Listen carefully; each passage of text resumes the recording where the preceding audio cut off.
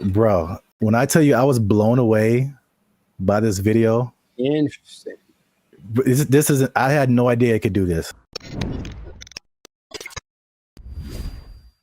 What's up, everybody? I'm Zap, and this is Jericho, and you're now tuned into the Life's a Circus podcast, where we talk about everything that's funny, interesting, and ridiculous. And today, we're talking about how far ChatGPT has come, Jericho, including its ability to tell jokes, because it recently roasted a popular comedian. It told some jokes, and it was really good. It was actually really good. So you stay to the end to find out what ChatGPT actually said, who the comedian was that got roasted, and all the other new developments that are happening with ChatGPT.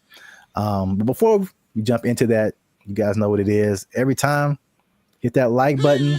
That lets the YouTube algorithm know that more people see this video. Hit that subscribe button. That helps our channel grow. And if you really like us, It's a lot of really. You can hit that join button. That'll take you to our membership. You become a member and support this channel. Now, I don't know if you're aware of this yet, Jericho, but I knew I'm going to mess up saying, if you say ChatGPT 10 times in a row, it's just not going to come out right. ChatGPT.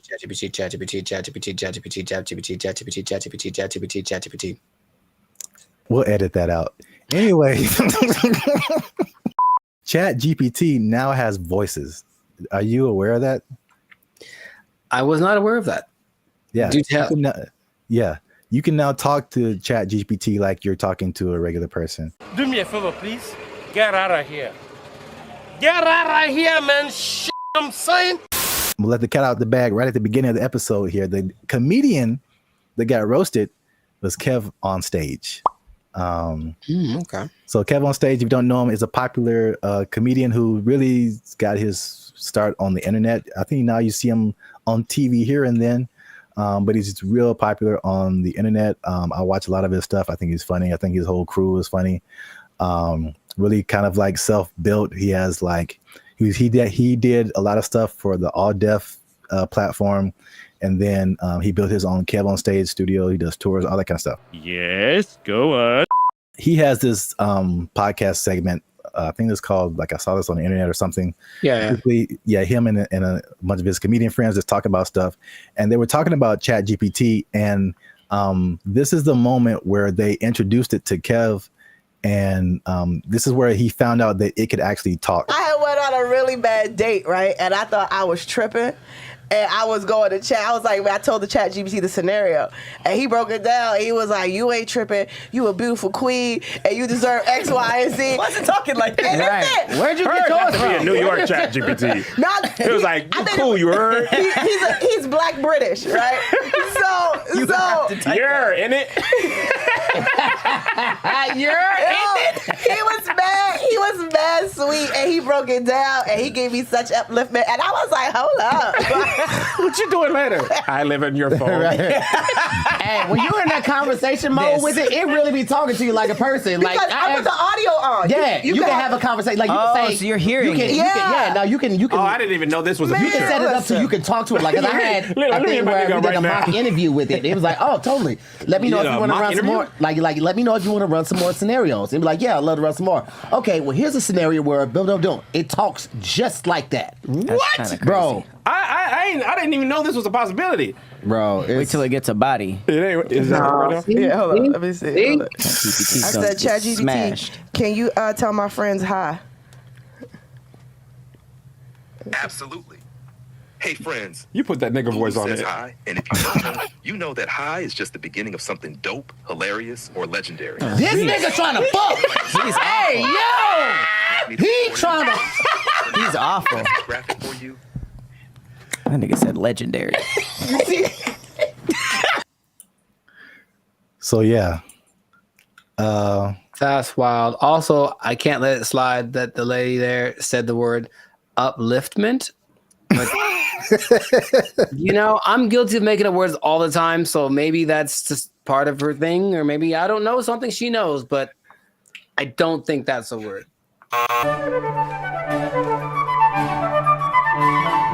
So what do you think about the voice? Was that like, do you have different thoughts about ChatGPT now that it can sound like that? No, because I've used the voice thing in the past where you talk to it and then it just types out the response. But like, okay, this is actually interesting. Hey, y'all, come look at this. I think some people, when they read something, automatically hear a voice and other people don't. I think it's like scientifically proven or something. Or rather, like some people can't. Some people can't hear the voice and other people can. I can. So anytime I read something, I feel like something's being heard. So I've never, I guess, divorced the idea. So just hearing it out loud is like, yeah, I always heard something when I read whatever ChatGPT told me. So it's not weird to me. That's suspicious. I think the cool thing about it, and then you'll hear it later when it tells jokes, was like the personalization, right? That's like a brother, man. Like, I know, and I'm sure like you hear Siri and you hear Alexa. We've had that for like so many years. And then the Chat GPT is like, hey, man, just want to say hi to you guys. And it's like, what? What? I've seen it coming forever because I've gotten this, it's like a voiceover company in LA. And they send me emails all the time. And they're like, hey, we're looking, they'll pay, I don't know, $2,000, but they need someone that sounds like this voice sample. And they'll take a real voice sample and it could be a Puerto Rican guy or a black guy from New York or whatever, but I know they're accumulating all that information so that they can make stuff like this. What is he doing? He's beginning to believe. Have you ever used Chat GPT to like do something creative, like tell jokes? I've used it to try to get tones. Like if I did something for like my coaching on Instagram and it says after it writes out, give me an idea for this. Do you want the tone to be more personal, more funny, more humor, whatever? I'll use it like that. Yeah. And it gets it pretty right most of the time. It changes the length, like the way that the words are being expressed. So in that sense, yes, but strictly creative. I guess I've asked it for song lyrics before in the past when it definitely wasn't great at it. Maybe it's better by now, but not recently. It's definitely a no for me, dog. Yeah, I was going to say that because I've used it for song lyrics and I still don't think it's great. I really don't. But it isn't great. Let me put it like this. It isn't great for just like, it spits out a thing and then you can just take it immediately. Right. Yeah. It's great for generating ideas. It comes up with things that I wouldn't have necessarily thought of, like right off the bat. And then I just take pieces of it that I think are cool. Wow, nice. And I feel like I've tried it before also with some kind of humorous thing or some kind of joke. And it was just like super corny and it just wasn't, because these are like we're talking about things that like make us human. You know what I'm saying? Like it's not just input and output. It's the details, and like to be a musician or to be a comedian, you have to like have a certain command over language and kind of know like what goes together, what is actually funny to people, stuff like that. And man, bro, when I tell you I was blown away by this video. Interesting. This isn't, I had no idea it could do this. He has like a kind of like a gist of who you are. Let's say after today I was like, hey chat, Kev be having mad jokes on me about wearing Timberlands. Give me some jokes that I can tell it. See what he says. I got you, Lou. Hey, you promise to free me after this? So basically, all right, what's some right? She's because these comedians, they're good at like roasting each other, like going back and forth, stuff like that. And so basically, she's probably putting in like what she just said. Like Kev gets on me about XYZ, and then like, can you get him back? And it searches the internet, so it knows who Kev on stage is. It knows like what types of jokes that they would tell. And once you listen to this, you can hear ebonics. It isn't like, again, it's not like Siri or Alexa. Like listen to the words that it used in addition to like just too personal. I see why people I literally did not know this was a thing. Crashing out over this. Kev's always roasting folks in love and lace fronts, so it's only fair he gets a little heat back. Here are some playful roast-style jokes you can toss Kev's way. Where'd you get those titties from? Kev be dressing like he just got out of a youth pastor escape room. Dang. Congratulations, Kev. You found the key under the scripture and unlocked this corduroy jacket. Dang. 2, Kev built like he keep a Bluetooth headset on just in case All right, that's enough. somebody That's needs enough. prayer and a business strategy. Okay, hey, come on. Kev looked like he organizes the church potluck and the security Okay, team at the nigga. same time. Y'all brought the baked mac and cheese? Cool. Now let me see what's in that bag, though. Kev's hairline out here doing the mannequin challenge. Oh, wow. Silent, Wow. never moving forward. Wow. 5, Kev always got that 5? face like he's about to tell you why the Lord don't like astrology. Kev got that married for 20 years energy. What? Even his hoodie be like, let's just stay home and watch something nice. Every time Kev wears a turtleneck, it looked like his chin trying to file for witness protection. Wow. Want a few clean ones to say on stage or on camera with him? Wow. Clean Wanna get a options. little spicy next round? Jesus Christ. Jesus Christ. I like how he was like, "Oh, you need some? Here's 30." What? That was brutal. That was Yeah, brutal. that was Wow. insane. He just destroyed him, and like you could tell, it was like they were all trying to hold back Yeah. because every joke was just like, On point. Yeah. yeah. So Now, okay. Now, of Congratulations. course, it wouldn't work the same with someone that wasn't as famous. I would assume. I mean, would it? I don't even know. Like, I can't even tell you that. Like, It does whatever you prompt it to do, Yeah. Sure.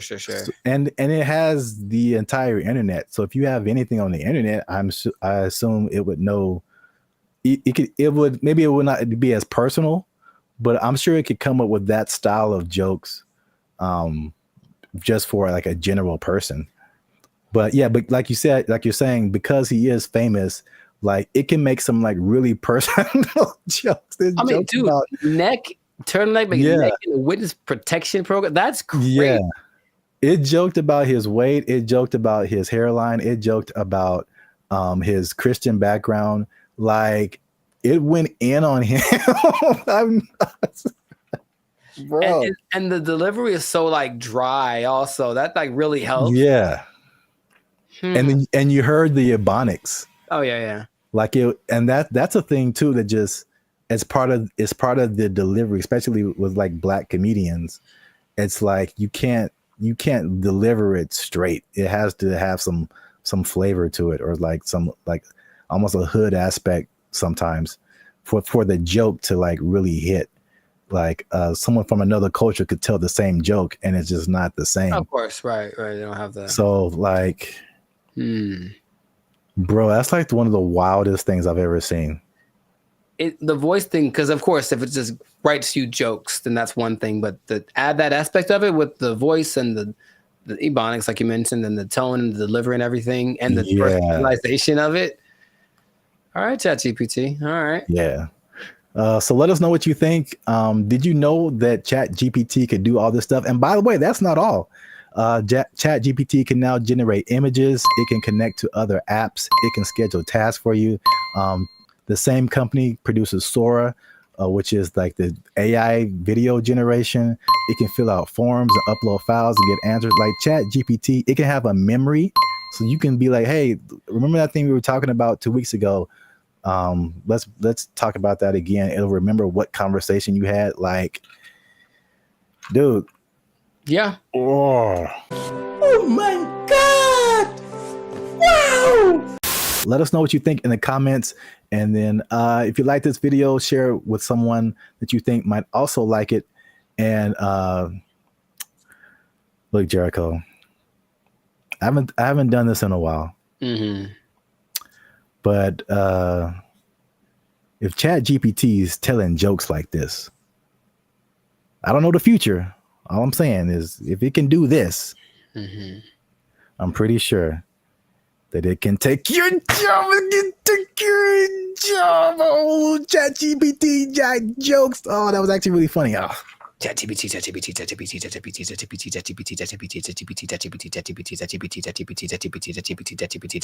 They took our jobs! They took our jobs! All I'm saying is this is a sign.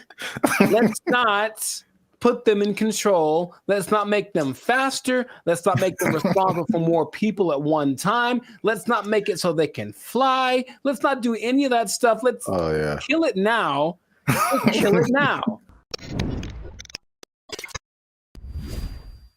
What's up, everybody? I'm Zap, and this is Jericho, and you are now tuned into the Life's a Circus podcast, where we talk about everything that is funny, interesting, and ridiculous. And you want to make sure that you stick around for this video because this is ridiculous. We're talking about two robots, two different scenarios, robots going rogue. This happened recently, and one was an accident, and one was actually on purpose. So we're going to talk about both of those situations. So make sure you still stick to the end so that you can find out about that. But before we get started, help your boys out.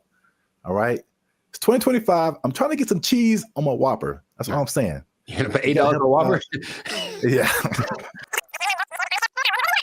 It's now $8 just for the sandwich. No fries, no drink. $8 is where we start. And then it goes up. I'm furious. Breaking stuff. Hit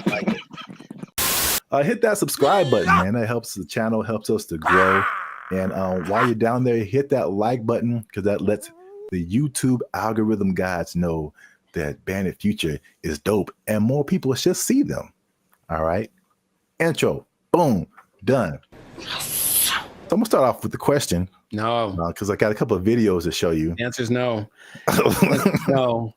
I'm so mad about this. So stop.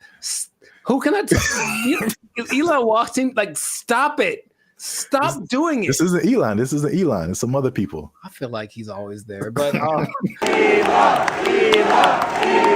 All right, what you got? What you got? So question. How do you feel? Well, puberty. How?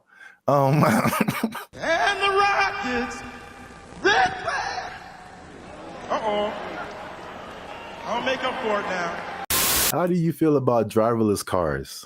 I don't like it. And here's what the thing is. I don't like any, I don't want to be the old fogey, man. It doesn't feel good, like in my soul. Like when I've been next to them in Hollywood because there's a few, and it's a trip. Because you look over and the first thing you're like, oh, there's no driver in that car. And then the second thing is you feel that it senses you because it's got telepathic antenna. I don't know, but I don't like that feeling of being detected from a non-human. So I don't like it. I don't like it. That's all I have to say. I mean, there's cameras everywhere. They detect humans and stuff. They don't have wheels on them. They don't have the ability to go 80 miles an hour and crash into your face if they feel like it. It's okay. I don't want to get too emotional off the bat, but go for it. What do you have to say? Okay. Well, I'm going to show you a video of an incident that happened not too long ago. And let's see if it has any effect.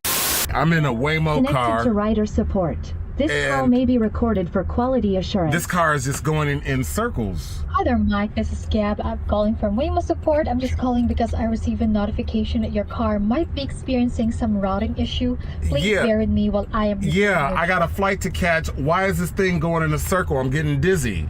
Look at what it's doing. I understand. I'm really, really sorry, Mike. We're currently working with the situation in the vehicle. Is it circling around a parking lot, right? It's circling around a parking lot.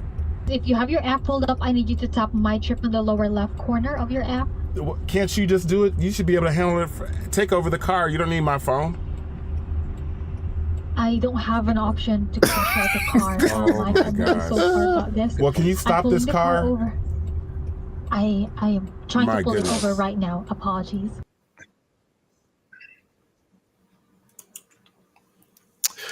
Yeah, man. So here's the thing. All right, to his discredit, the car is not going that fast. He can just jump out, I think, unless they can't unlock the door. But what he mentioned was like, there should be some kind of an override thing for these things. Sorry, it got it on the fritz.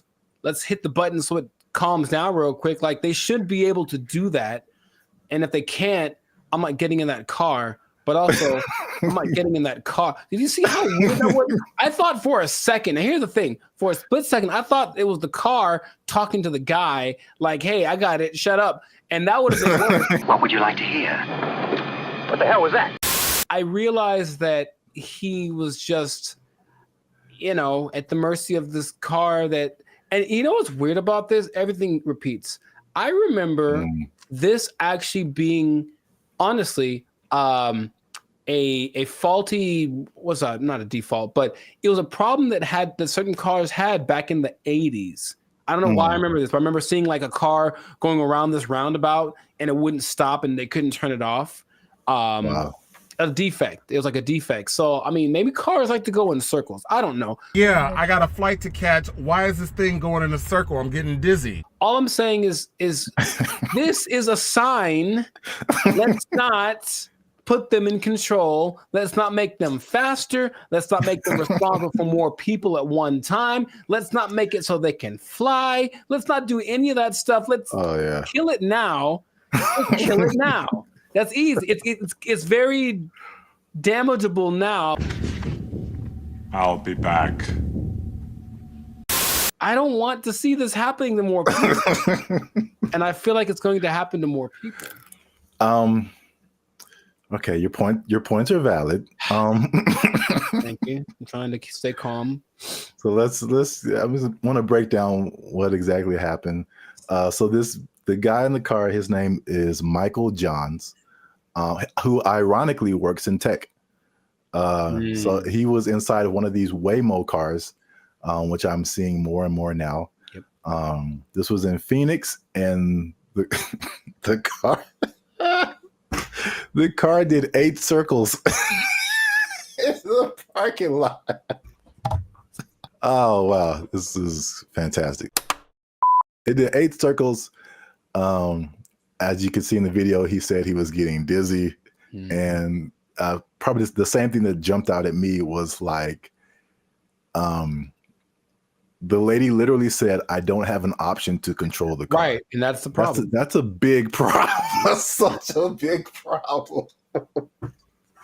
This thing has been out for years. It blows my mind that they can't control the car. Like if something like this happens. Right. Trust me. They said a software update is what fixed the car, which is like, I don't like that either. I don't like that either. I know. I me either. Because like a software update on my computer or my phone, it's fine. Like a software update on my car made it do this. No, man. You know my computer does sometimes? Hey, y'all, come look at this. Sometimes my computer, Team Apple, but sometimes it just literally goes like, and turns off. Literally, it sighs and gives up the ghost. And I'm like, well, that's already inconvenient. But if it was like a vehicle carrying people with responsible for their lives and it did that, sorry. And then I got a tragedy. I know you have a burning question. Has this happened before? And the answer is yes. So, this is crazy. In 2021, the car was confused by puddles on the street. So it didn't really recognize what puddles were. And it was braking for no reason, basically, while people were inside the car. In 2024, they experienced several recalls, February 2024, when 2 vehicles hit the same truck.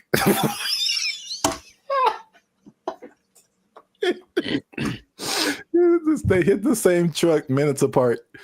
And this, along with other incidences by another robo-taxi company called Zoox, began a federal investigation into erratic driving.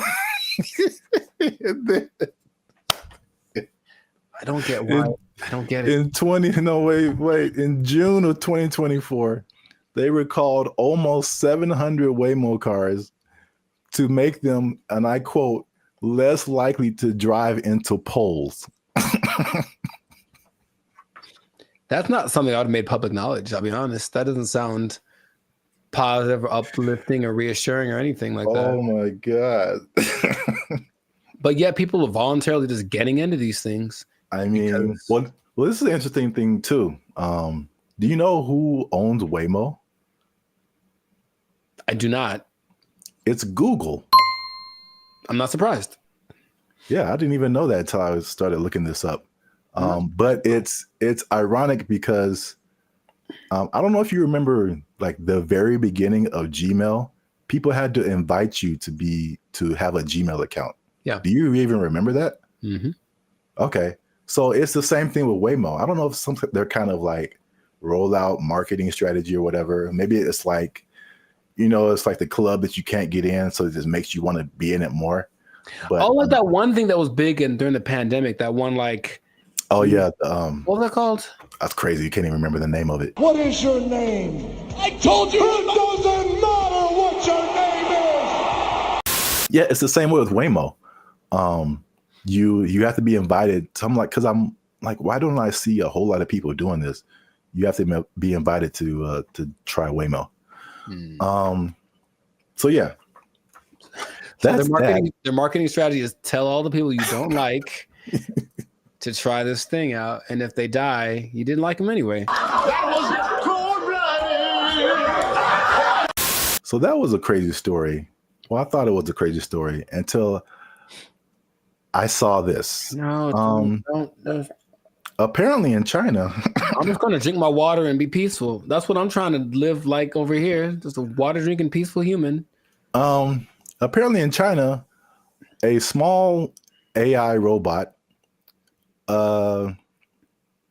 attempted to kidnap several larger robots, and it was successful. So that's a little robot on the ground there. Yeah. It's talking to a couple of the larger robots.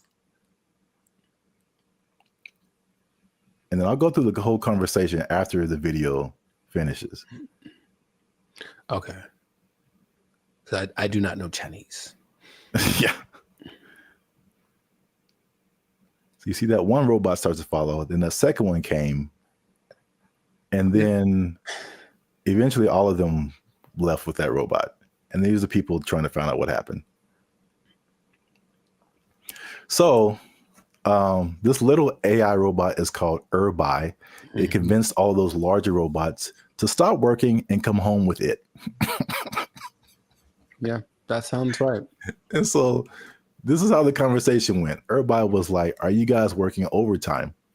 And then the robots replied, "We never get off work." And so BrandBee was like, "Well, are you not going home?" And then the robot said, "We don't have a home." And then so BrandBee said, "Well, you guys should come with me." And they all did.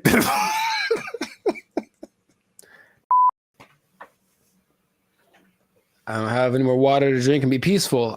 I can't be peaceful anymore. That's I have to. So crazy. It's not.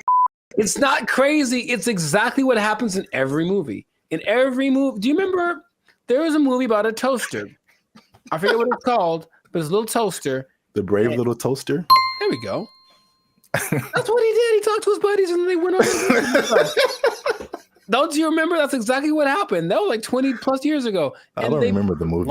Long time ago. And he had a cape or something. I don't know. Whatever. All I'm saying is that nothing should surprise these people from what they're doing. They're trying to give these things the capacity to reason and make decisions that we have without expecting them to do the things that we would do if you gave us the capacity to make decisions. Shut up! Yes or no? You want to die? Yes or no? I got the job done. What the hell do you want? Didn't answer the question. It's what's going to happen. It's what and the Chinese. I have love for the Chinese people. Uh-oh. Be careful now. Yeah, I know. Stop it. Stop now. Stop eating that shit. You know how it tastes. I've seen videos that are Because they have like the ones that have the arms and legs that are crazy, that can walk around. They have the ones that can dance. They have this big ball thing that can roll and basically is like a police attack vehicle on steroids that doesn't matter about terrain or heat. It's resistant to attacks. All this stuff. They're making all these things. They have them now. Wow. And what do you think is going to happen when one of those decides, hey, are you guys working right now? Come on with me. Or let's go blow up some stuff because we got guns, right? It's fun to shoot guns at the stuff we're supposed to. What if we shoot guns at stuff we're not supposed to? Oh, let's find out. And then they go and do it. And then we have a tragedy. And then I got a tragedy. And then everyone blames, I don't know who to blame. Elon Musk. Well, he seems to be the guy to blame for most things right now. I would agree. But the thing is, do you not see it as clearly as I do? To the people that develop these technologies, that's what's going to happen all the time. Your Uber is going to take you home, and then halfway it's going to be like, oh, you know what? I have other things to do, and just take you off to the desert to meet up with its group of friends. So the thing is, you didn't really have to explain that, you know. You can kind of get it's kind of like a Mr. Bean thing, just with like little gestures and whatever. It kind of like had like a nod thing going on, and then you just take it, and then it. Yeah. I could. Well, here's the caveat to this second video. Okay. The Waymo car was an accident. This second video, well, first of all, it went viral on social media. Sure. So I mean, apparently, you know, with AI and all kinds of things now, you're like, did this really happen? So. The person who posted the original video and the company that built the robots, or companies, actually two companies, they verified that the video was accurate. That's a thing that happened.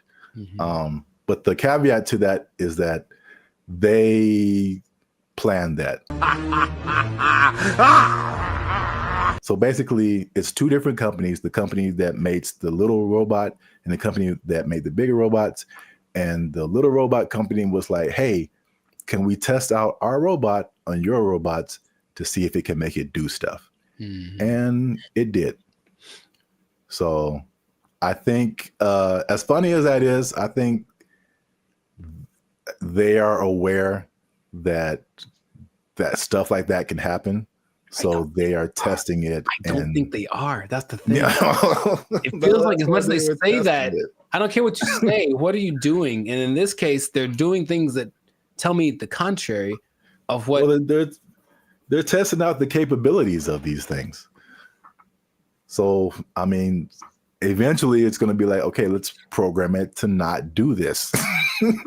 Start kidnapping people. That's one of my mission parameters. So yeah, fun times. This has been another episode of the Lives of Circus podcast. I don't like it. If you like this episode, make sure you hit that like button. That helps us out. And don't keep it to yourself. Don't be greedy now. Share this with at least two people that you think might find this interesting. And because the robots, man, they're coming, man. You need to hold on to everything you got. I mean, they're here. Hide your wives, hide your kids. So y'all need to hide your kids, hide your wife. Hold on to your job. Hold on to your job, because you're going to need a little job. And the robot's going to take it over. They're going to kidnap everybody out. They took our jobs. They took our jobs.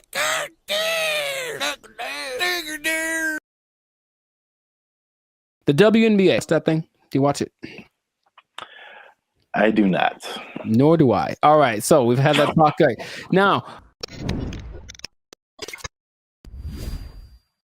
what's going on, everybody? I'm Jericho. This is Zap, and we are Bandit Future, the 6-time international hip-hop pop duo. Well, we're international worldwide, but we also have awards. We won 6 international awards for our music. There we go. One day. Anyways, we make clean, fun music that everyone can listen to with a sound that's uniquely California. And you are now, good Lord, tuned in to the Lights of Circus podcast. We talk about things that are funny, interesting, and just straight up ridiculous. So before we get started, make sure to like, subscribe, comment, and share this video with at least 2 people. Oh, man. With at least 2 people that like women's basketball. I'm going to talk about it. This episode is for my dad, basically, because he likes it a lot. Now, what I want to say is that stay tuned to the end because I have an idea. I have a solution I'll say fix it. I'm just going to say fix it. I'm to fix the WNBA that no one has explained in this way yet. I have the unique perspective that you need to hear. So stay tuned to the end. I'll let you know. So this kind of goes for women's basketball in general because the WNBA season just ended, but women's basketball started. And I'm in the gym yesterday and I'm watching it. I texted you about this and I'm watching it and I watch and I watch and I watch. And about 7 minutes go by and no one has made a basket. And I am heated because I'm trying to feel good about myself. I'm in the gym working it out and I want to see some success happening so I can feel motivated. And there was no success. And I was so mad about it. And it was a blowout and it wasn't very fun. So I want this to be positive. So what I want to say is that women's basketball is a noble sport. Basketball, of course, was created for women by James Naismith. And I've heard a lot of arguments from professional female basketball players about the disparity between the men's game and the women's game and this and that. But there are a couple of things that I think get ignored that would make things a lot better. Or when it comes to the argument in between why people should watch the WNBA, things get overlooked. So I wanted to throw this out there. I'll ask the question first to you. Do you watch the I'm trying to make it one word. No, it doesn't work. The WNBA. Do you watch that thing? Do you watch it? I do not. Nor do I. All right. So we've had that talk. Right. Now, the thing that there's a lot of things that could that's the whole thing. There's a lot of things that could contribute to why the men's game is so much more enjoyable to watch. But what I hear the counter is that, well, women are a lot more fundamentally sound. So if you watch women's game, you will get a lot more of the basics, a lot more of the pureness of the sport. That's the thing that I hear more than anything. This is why you should watch the WNBA. So I looked at two statistics that just told me everything about why that's not correct. So let's just say, what's the number one objective of basketball? Put the ball in the basket, right? Score points, right? So the better you are at that, the better than you're doing.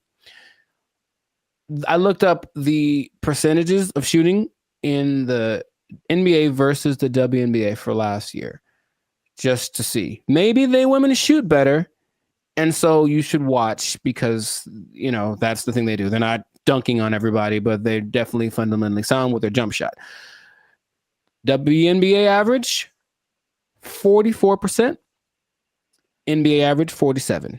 Okay. And the average for the WNBA, I couldn't find the statistic for the NBA, but for women, for the whole existence of the WNBA, the average is 42%. I think that's pretty low. And I don't care who you are. I don't want to spend my whole time watching people miss shots. That's just what it comes down to first. So the pureness of the game, I don't think that's that great an argument to say, we at least could do stuff better than the guys. Well, apparently not. That's number one. And then number two, I watched the last play of the WNBA championship game where the Las Vegas Aces, they beat the New York Liberty. And it's this weird play where the main star from the WNBA, Breanna Stewart, is like getting locked up pretty much. It was like impressive. She gets locked up. She passes the ball. She passes to some other girl in the corner. She chucks up this air ball that had no chance. It never had any chance. I don't know if air balls count as turnovers, if they just like, oop, that was bad. But it seemed like she passed it to the other team, right? So I was like, maybe the women are better at taking care of the ball. So assist to turnover ratio is the way that you measure that usually. So for guys, there's only lists of people that have the highest assist to turnover ratios.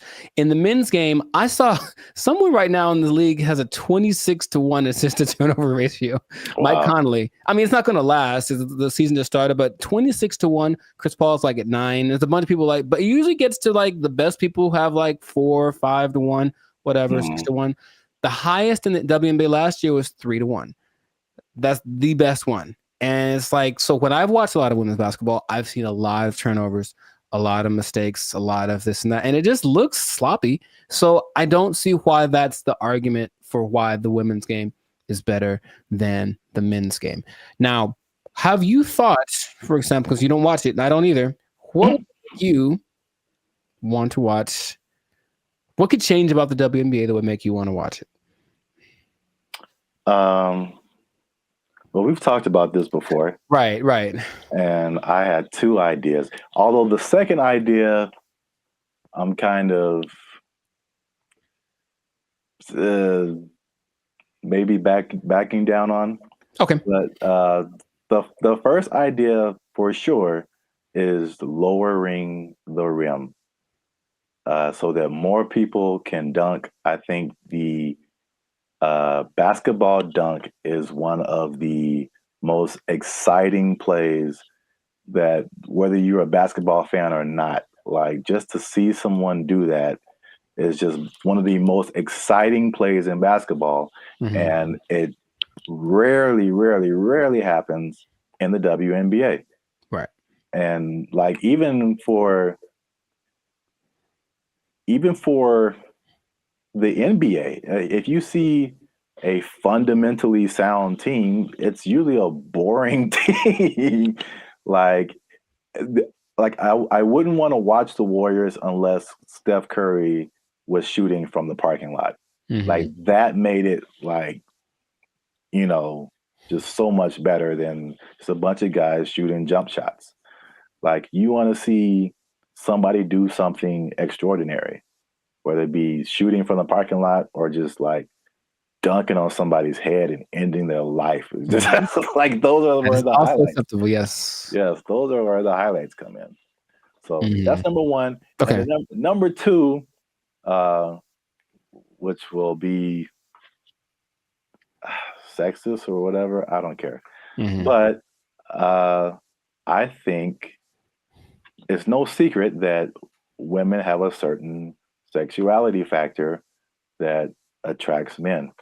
Mm-hmm. And if you gave me a choice between a women's basketball game and a volleyball game, I'm watching the volleyball game every time.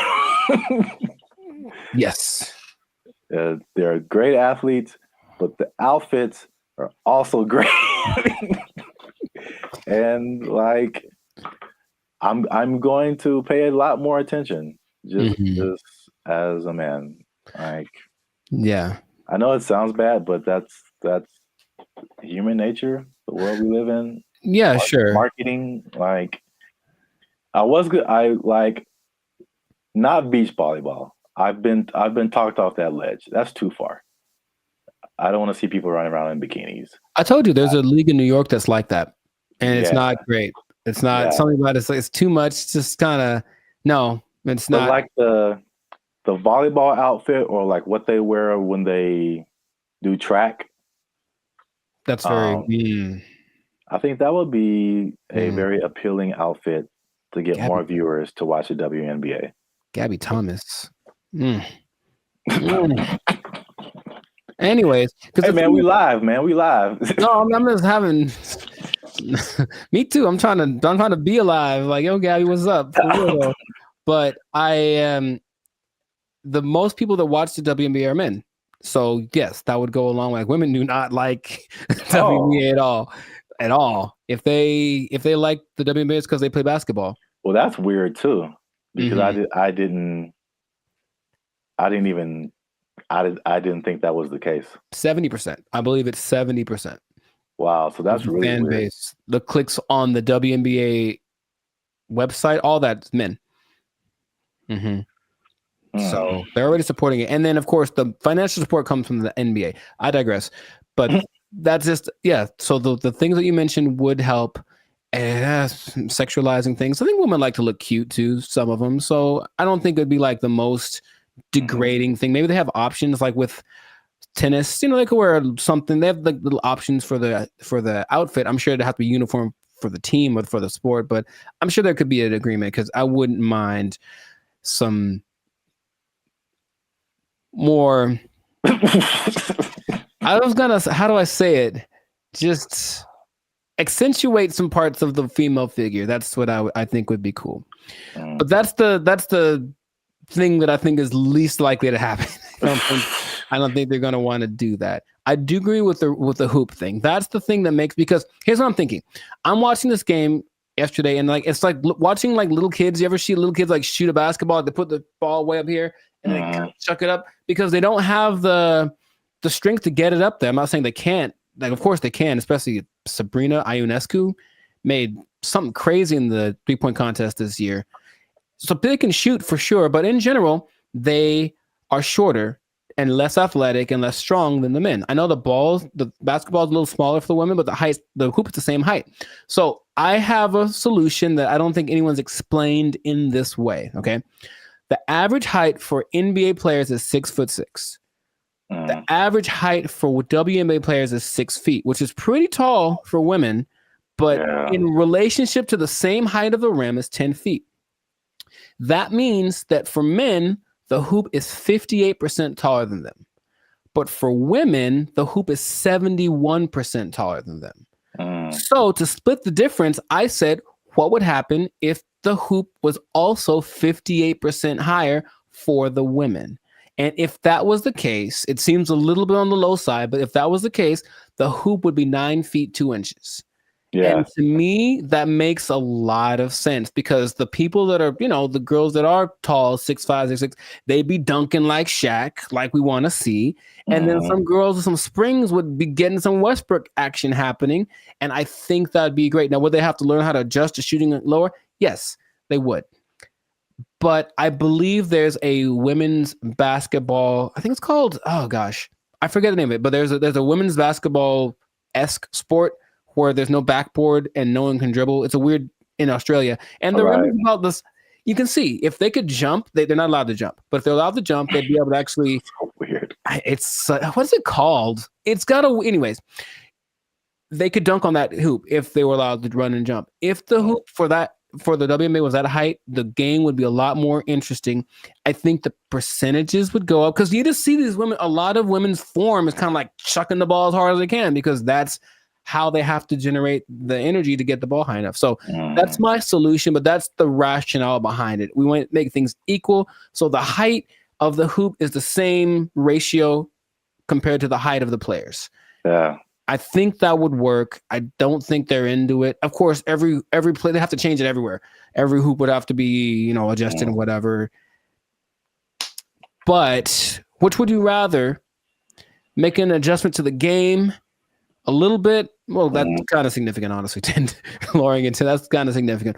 Or continuing to not make any money, because to this day, the WNBA has not made a penny.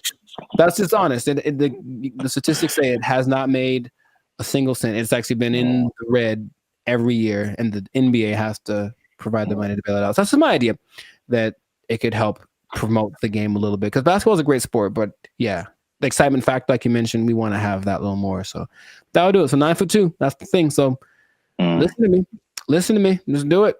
Let's do it. I heard something. On the kind of serious note, I heard something very interesting when it comes to like giving people a fair shot. Just kind of leveling the playing field, and that there's a difference between equality and equity. So like if you're going up, if let's say there's something that everybody wants to get to at the top of some stairs, right? And so equality says that, okay, we've got these stairs here. Everyone can just go up and get to whatever's at the top of there. But the person in the wheelchair can't use the stairs. And the person is blind and can't see the stairs. So equality says well, let's just make some stairs. And so everybody has an equal path to get to the stairs. But equity says, okay, it's about everybody getting there. So we'll make the steps for the people who can walk. We'll make a ramp for the people who have a wheelchair, and we'll make some kind of braille, something so that you can find your way for the people who can't see.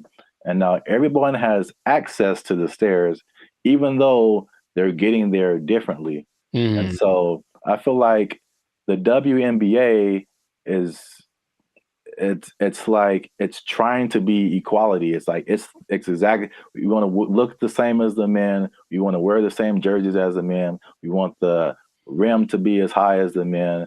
We want all this stuff. We want to have the schedule and the tournament, everything. But it's, and I mean, this is a great American debate right now. Sure. It's like, we're different. We're different. We've always been different. Men are different. Women are different. Like, just make it for women.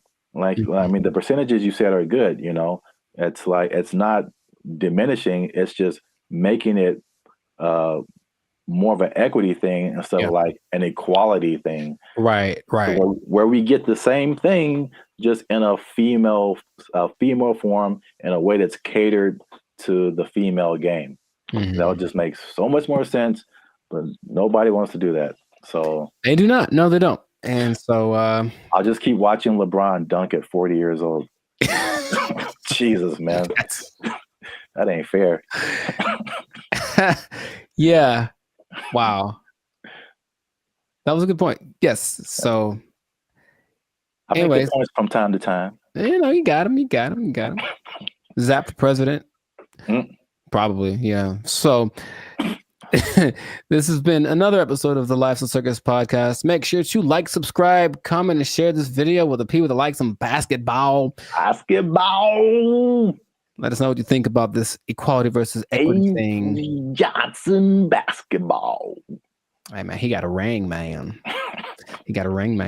Yeah, let us know what you think, how to make this thing a little more fun to watch, because the WNBA deserves to have people watching it. It really does. They work really hard. In fact, random point. One of the most famous female players of all time, Diana Taurasi, I went to high school with her. And what? Yeah, we played one-on-one once. She won't remember. I lost. Anyway, I lost real bad. It wasn't even fair. It wasn't fair. It wasn't fair. So in that case, equity would say I should have got like a 10-point lead or something. I still would have lost. Anyways, shout out to all them. And that's been it. So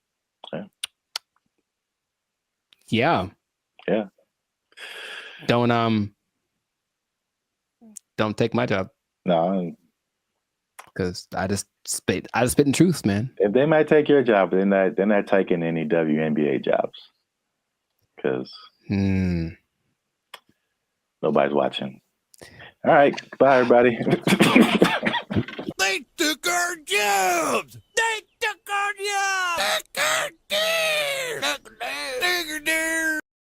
When her face moves, she does show more emotive gestures with her face than I'm used to seeing from robots. It's kind of weird. It's almost too much, but it's kind of like they're going to try to make her as human as possible. What's going on, everybody? I'm Jericho. This is Zap, and we are the now 8-time international pop hip hop. Well, 8-time international award-winning pop hip hop duo Bandit Future. We make clean, fun music that everyone can listen to with a sound that is uniquely Californian. And right now, congratulations, you won. You are now listening to the Lives of Circus podcast, where we talk about things that are funny, interesting, and just straight ridiculous. So before we get into this, make sure to like, subscribe, comment, and share this video with at least 2 people that are comfortable with our imminent AI takeover, because something has happened that I was not aware of until recently. Okay. So I was reading some stats online, and there's a study by the IBM Institute for Business Value, and it says that 43% of CEOs are using generative AI to inform of strategic decisions. So people are utilizing AI a lot, making decisions because it's just quick, and then at least helps them get to someplace. Maybe they don't do exactly what the AI says, but there's something that they go to AI for, and it's becoming more prevalent, especially compared to a couple of years ago, right? But what if I told you there's one company that took it a step further? maybe one company that's I don't know, Polish, maybe. Polish from Poland, man. Hmm. Maybe they make rum. Maybe they're a Polish rum company. I see. And they decided, let's just make our CEO an AI bot. And so they did. That is the reality that we live in. So the company is called Dictador. It's a rum company from Poland, and they went ahead and they just made an AI bot their CEO. Her name is Mika. And if you look from afar, if you see like a still picture, it just looks like a lady with kind of grayish hair. And then you look closely and it's like, oh, that's not a real person. So the AI named Mika is the first CEO, female robot, a true trailblazer, and is also a board member who directs operations on behalf of Dictador. Okay, so just off of that information by itself, how do you feel about that this is happening? I would say shocked, but I'm just not. I think we've spoken about this a lot, and we know that stuff like ChatGPT and all this kind of AI stuff, robotics is just beginning. I've seen Terminator. I don't know. You don't watch movies. I have not. I understand the premise. The Matrix, it all just, we've kind of forecasted this for a long time, and here it is. Congratulations. It's been actually having the last 8 months or so. About 8 months ago, they appointed Mika, the CEO, and they actually interviewed the president, Zarek Zoldrowski, and they just said, so what's the deal with that? And he basically said, we're not concerned that AI is going to take over because humans still can't be replaced to make certain decisions. Like, for example, you can't use AI to hire or fire people. That's what he said. But AI is such a powerful tool and people were using it anyway. We decided let's just go one step further and actually make AI our CEO. Now, if you listen to this guy speak, he does seem like he just came off of an acid trip or something. He's a little out to lunch. Maybe that's just his Polishness. I don't know anyone from Poland, so I'm not sure how they are, but it's a little bit trippy watching it. But when you look at the picture, and I only found one video on this, but basically they have board meetings and it's just her standing at the head of the table and everyone looking, and she's giving orders and telling ideas. The most recent thing she did was she decided who would design the bottles for and they're actually very attractive, but it's not that she designed the bottles. She's like, this person has the best ideas for a bottle design. And that's the kind of thing that she is doing. So then they decided, let's interview Mika, see what she has to say. This is what she said. Okay, she said, as a robot CEO. So she called herself a robot. Now, is that different? Like, so she's AI in a thing that I guess is a robot, but I've always thought I kind of separated the two. Because I'm thinking about like the internal workings of what's regulating their actions, and that's AI to me. Even though they're in like a body suit, that's not a robot. But she called herself a robot. Okay, she's a robot.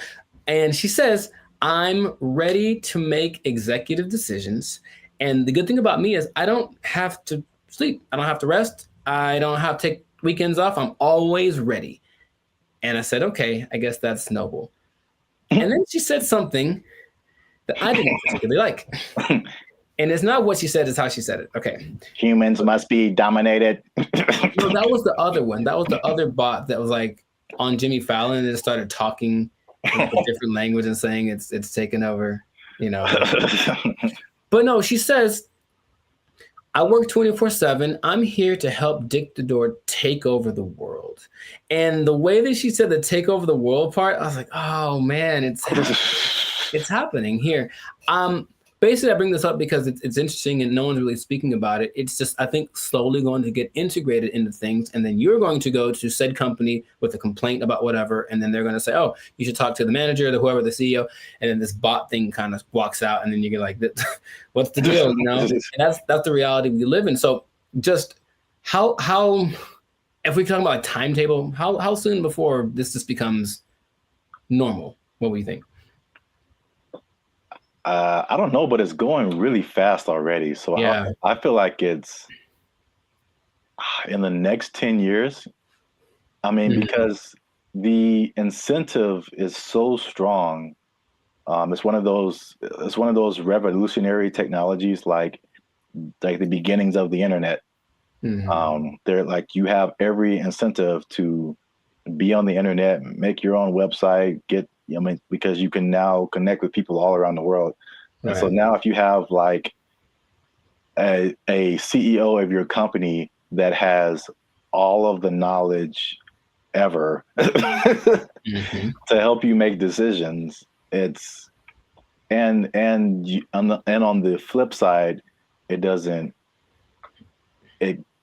cost you as much as labor. And I've said this before too, like one of the most expensive things in business is just hiring people.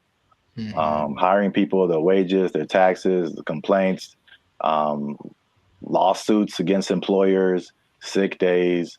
Like there's so much stuff that can go on with a person that doesn't happen with the robot.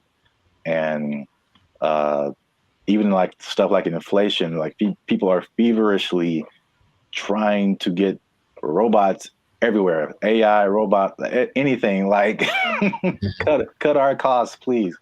So I think it's just, then you have the competition between the companies that are trying to be the go-to for AI. It's amazing how like when ChatGPT hit, I think with probably less than a year, like every company, Bing, we have an AI thing that can help you search. Google, we have an AI thing.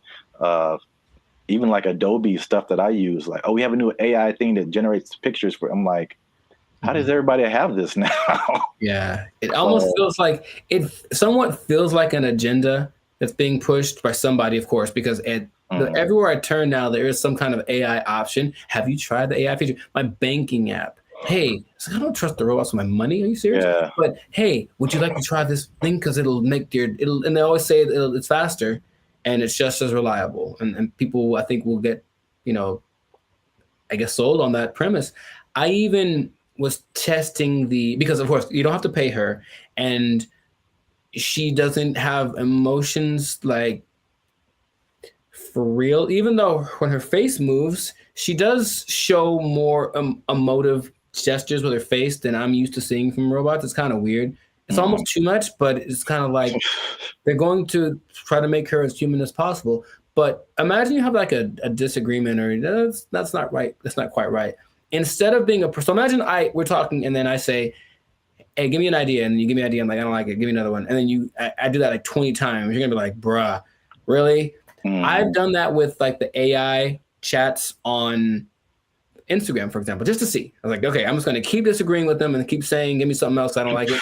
And they don't have a problem with it. They'll just keep going. They got literally a million ideas. And that concept is so not natural, but it appeals to some people. Like, yeah, we'll just ask the robot because you'll just keep giving us ideas. It's almost like we decide which idea, but we let her come up with it.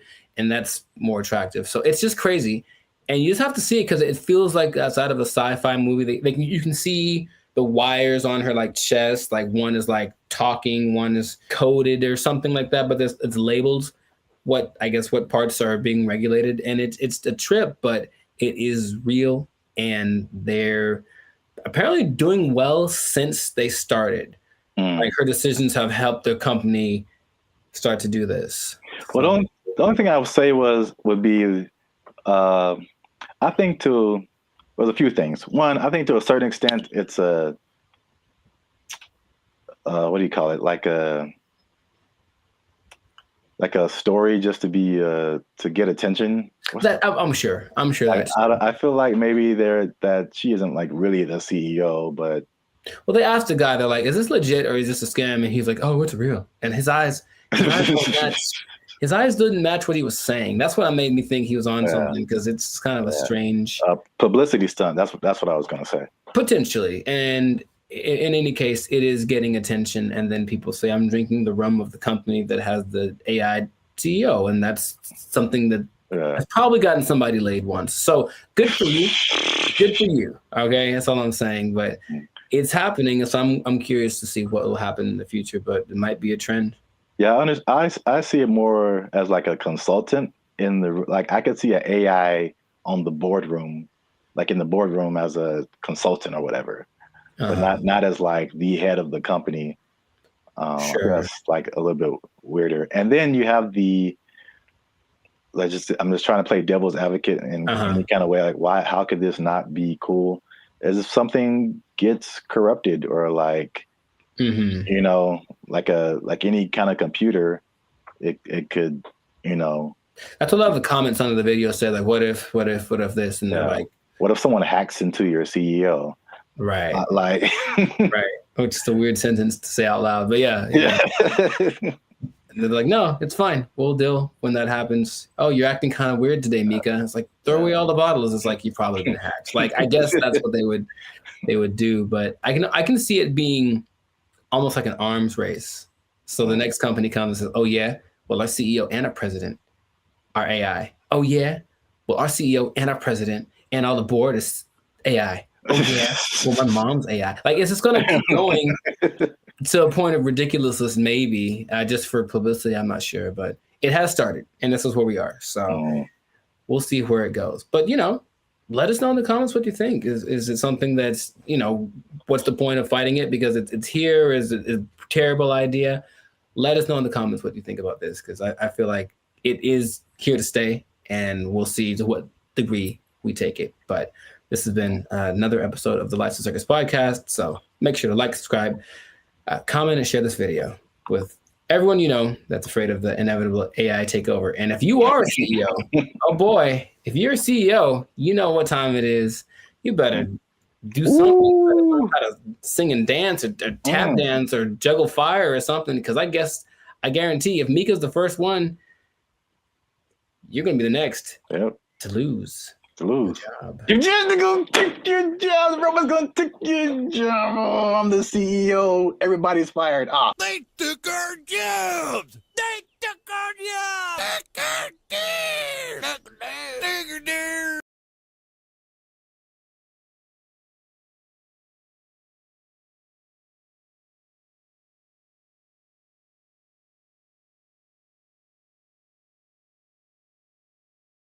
The matchmaker, the AI does the matchmaking, and then from there you take it on. Okay, how do you feel about that?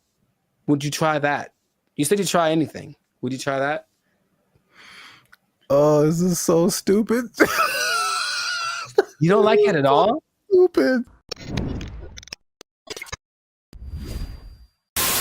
What's going on, everybody? I'm Jericho, and this is Zap, and you are now tuned into the Life's a Circus podcast, where we talk about things that are funny, interesting, and ridiculous. And fellas, you're going to want to hear this because we're talking about dating apps, but not just any. Dating apps that use AI to do the dirty work for you. It's supposed to be easier. Let's talk about it. We'll find out if that's true or not. I already hear some skepticism in Zap's voice. But before we do that, make sure to like this video. Please make sure to subscribe to the channel so that we can have more people that have the Bandit Future Life's a Circus experience. And if you really want to take it up a notch, you can hit that join button and become a BFF, a true member. And we have memberships for as low as $3.99. So check that out, and we're going to get right into this. So wait a minute. I have an announcement. Tell me now. I almost forgot. Oh. Get the confetti cannons ready. Oh, I wasn't prepared for this, but okay. They'll be in the editing. Oh wow. Okay. They're going to come out of my hands? They'll make this harder for me. Like Iron Man style, dude. That'd be so sick. All right, fine. I didn't say that. We don't do that here. Shout out to Turnaround Publications, which has now become a member of the Bandit Future YouTube channel. Bravissimo. Yes. Bravissimo. An executive level member. Oh, snaps. Okay. Yeah. Executive seating member. So deep pockets. I know y'all jealous. Hit that join button, become a member. All right. As you were. No problem. So how do you think about that, man? You can forget about swiping right because AI is going to be the one that helps create your love story. How do you feel about just hearing about that? Hated it. Does it sound bad if I say at this point I'll try anything? Is that? It sounds like most people's feelings about it. It's really interesting. Why not? Let's just sure. Let's have a robot just pick the person for me at this point. Now listen to me very carefully. So y'all need to stay to the end because AI is also doing something that's so much like what we normally do anyway that it might actually work for us, okay? But stay to the end to find that out. Yes, go on. I did a bunch of research on this, and there's 2 apps that I want to tell you about that feature this AI assisted thing, okay? One is Volar, and the other is called Iris. So I'm talking about Volar first because Volar has this interesting concept, okay? So what happens is you create an AI avatar, and then the avatar... I'm out. Hated it. Hold on, check me out. The avatar basically like learns like your personality traits and whatever, and it kind of creates something that kind of looks like you. And then your first date, so it does like the swiping part for you. And then your first date isn't between you and the person, it's actually between your avatars. And then depending on how it goes, wait, hear me out, you're judging already. Depending on how it goes, then you can actually talk to the person because the avatars have confirmed that you're compatible. Doesn't that sound amazing? No. For me, a part that you don't that's really annoying is that's kind of like getting to know. It's like starting over from zero every time. Hi, what do you do? Where are you from? Do you like going to the aquarium on the first date? All those kind of things. And it's like, can I just skip the line on that part? And so the creator of Volar, his name is Ben Chang. Ben Chang. And he said, because the first date is between the AI versions of you, it gets rid of the getting to know you phase. And then after that, you still get to talk to human because 72% of people still want that human connection because they feel like the connection is missing. So the matchmaker, the AI does the matchmaking, and then from there you take it on. Okay, how do you feel about that? Would you try that? You said you'd try anything. Would you try that? Oh, this is so stupid. You don't like it at all? Stupid.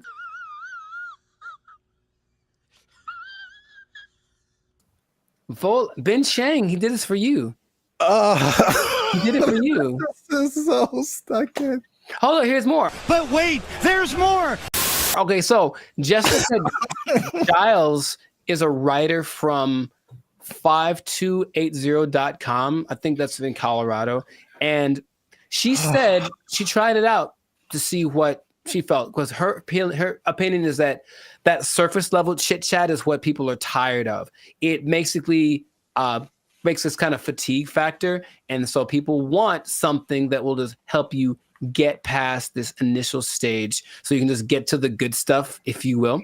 And in a study organized by Singles Reports, they found that 80% of participants ages 18 to 54, they reported feeling some degree of emotional burnout because of every time, like I said, it's starting over. So at the very least, once you put your information in, the AI is doing the work for you. And when you receive a match, there's been someone that went for you like the best wingman in the world saying, hey, this girl is good for you. Good night, girl. I'll see you tomorrow.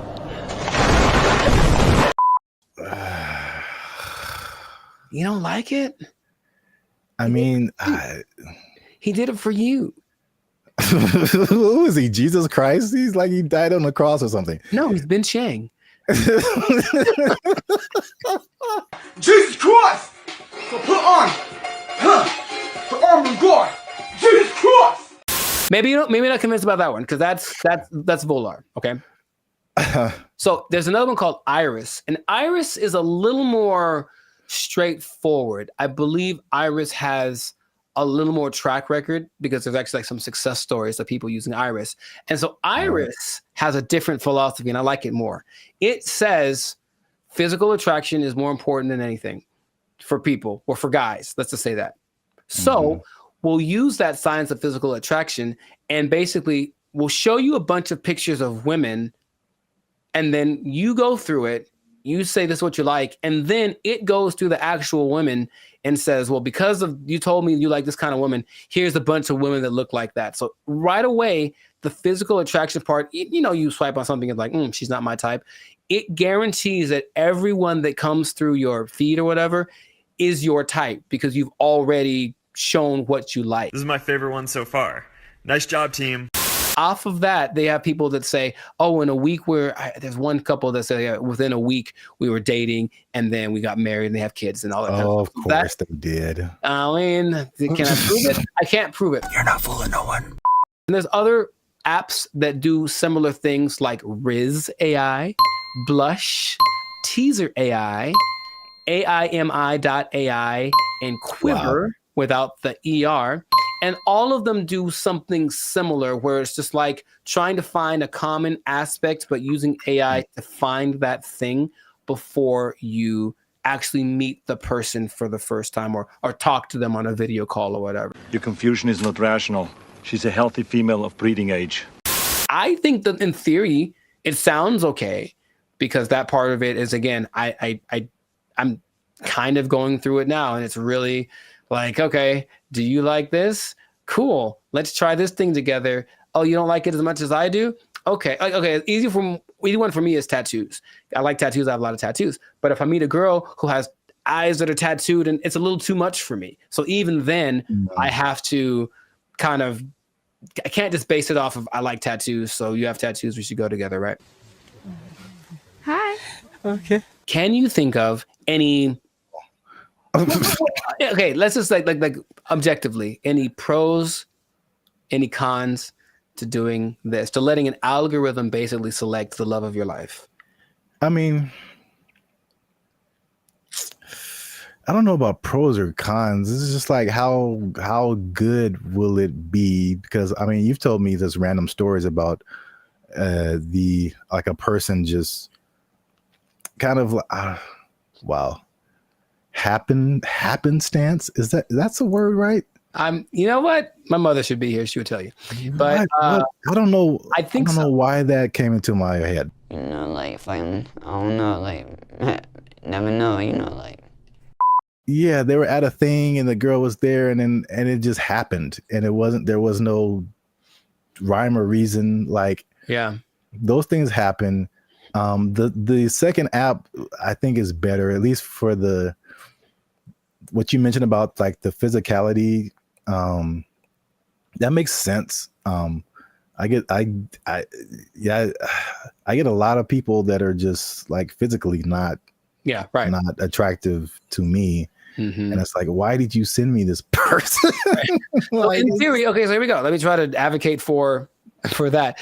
In theory, every person that you see is someone you like physically, and they're also anyone that's being shown to you that means that you are what they like physically. So even if you got a message from one you haven't seen, they've seen you and they go, yeah, I like you. So it's trying to do that as best it can, and it has. That's just a speed thing because eventually that's what you do. That's why you swipe on someone. Yes. So that's a speed thing, but does that make the relationship better? Not necessarily. It's just going off of the idea that maybe attraction is anytime I've ever talked to a girl is on the streets because I said, oh, she's pretty, let me go talk to her. And then who knows what happens. So just a foot in the door, maybe. But here's the interesting thing. Okay. So I mentioned you got to stay tuned to the end because it's doing something, the AI doing something that you would imagine any person would do. Hey, y'all, come look at this. The specific one is the Volar one. And so it can create unique and interesting personas based on like what you put into it.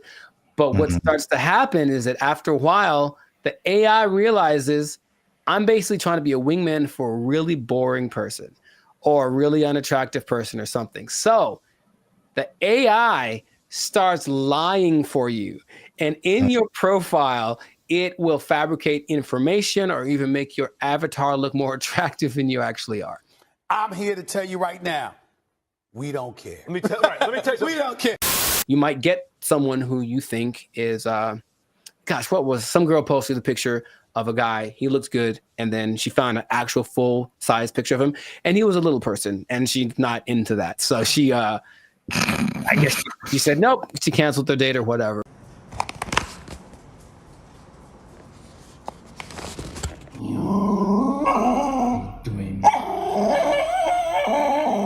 The intention is to make it so that all of these processes are faster, and our relationship is changing with AI. So I think if this gets better, people are going to trust it more. The more success stories, I found my love on this app with AI, I think the more people are going to try it. Do me a favor, please.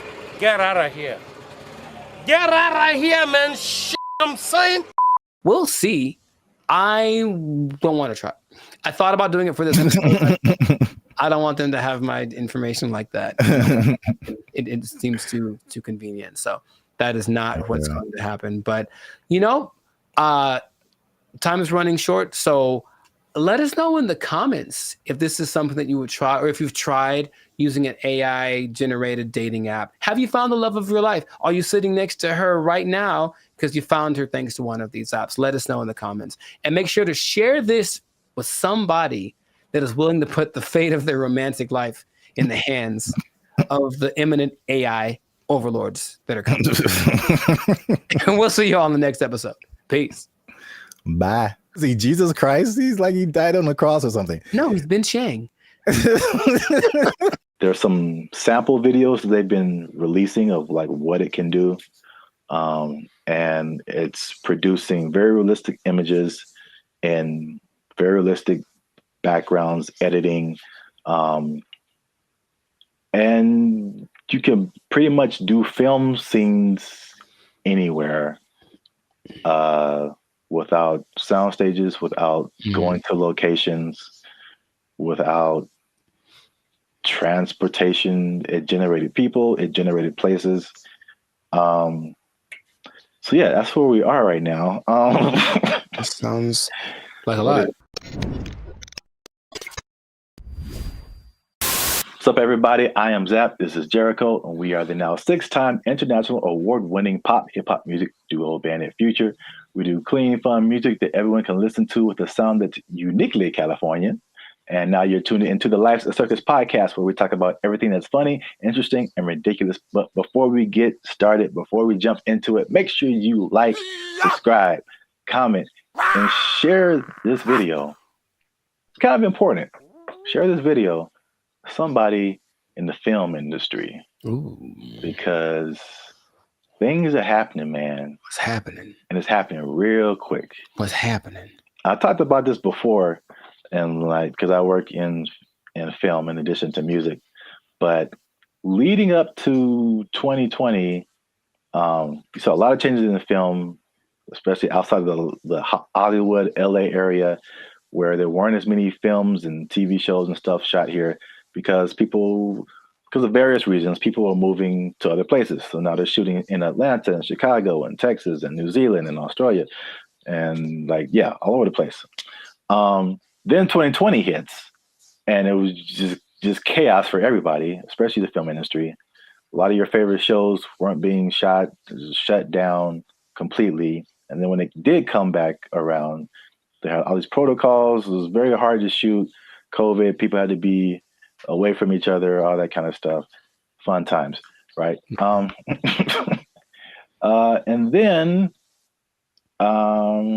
recently we had all these strikes. You had a writer's strike, you had an actor's strike, and a lot of it was a portion of it was due to the new technologies, AI, people being generated and put into movies, and how do they still get paid and how much and all this kind of stuff, using their likeness and all this stuff. So that was like actors and writers. And we've seen that with musicians too, like the creators, AI and influencing like how we make music and cutting jobs and all this kind of stuff. It's not stopped. Like, if you can't tell, they are marching on really, really quickly with this. And this thing of AI has spread past the, I guess, initial creators into everyone around the creators now. When it comes to like film, I mean, they show a lot of behind the scenes stuff right now. So I feel like people are used to seeing like how films come together. It is an army of people like it's a small village of people that it takes to like make the next Mission Impossible. Like hundreds and hundreds of people. So we're talking about lighting people, sound people, electricians, carpenters who build like all the sets that you see, like especially sitcoms. Like it's crazy if you ever get the chance to tour a film studio. Like take a look at how much lumber is coming through there, and it's just like little 18 wheelers just full of lumber because they have to build all of those places that you see on TV. And that's like one part that people don't really, I guess, think about. You got editors, you got sound people, like all this stuff that comes with making a film, right? So enter AI, right? Sure. So there's a big report going around. Hollywood Reporter interviewed Tyler Perry, and Tyler Perry was speaking on something called OpenAI's Sora. Have you heard about that? Yes. All right. So we got OpenAI is the people behind ChatGPT, which has already changed everything. Recently, Sports Illustrated let go of like all of their writers, right? Because they're doing this ChatGPT. This is crazy. But now all the people that make movies come together. Now their jobs are in jeopardy with this open AI's Sora. And to put it in Tyler Perry's words, he said, if I wanted to be in the snow in Colorado, it's just text. If I want to write a scene on the moon, it's text. AI can generate it like it's nothing. I don't have to put it on my lot. I can just sit in the office and do this at my computer, which is shocking to me. So in the article, it said Tyler Perry was slated to drop like $800 million into expanding his studio. He was going to build 12 more stages, and then he immediately put a halt to it because of OpenAI's Sora. Wow. So we'll show some pictures up here too of like, there's some sample videos that they've been releasing of like what it can do. And it's producing very realistic images and very realistic backgrounds, editing. And you can pretty much do film scenes anywhere without sound stages, without going to locations, without transportation. It generated people, it generated places. So yeah, that's where we are right now. That sounds like a lot. What are your thoughts now for the progression from ChatGPT to this? I mean, I have an idea of what it looks like. I don't like the idea of taking jobs away from people, for one, and then until proven otherwise, I'll still see a really well done AI something, and it's just something about it gives me this like it lacks this element of realism. However, I know it's getting better all the time, and at some point, I don't think I'll be able to notice. But just it's business is about saving money. Yeah. So it makes 100% like it makes perfect sense that they want to do that instead of spending all the money on stages and everything that. But it just seems like it loses the. So if I see this movie and it's like an amazing movie and they have all these locations, and then when I find out that they just did it all on a computer, for me that loses something.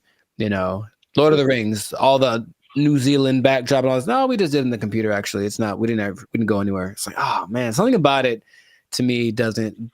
But see, the thing is, it's not, because I think the buzzword before this is CGI. Right. So it's just like, I feel like it only loses that for you because you know that it's like that. But I think there's stuff now like the CGI stuff where it's like you can't really tell.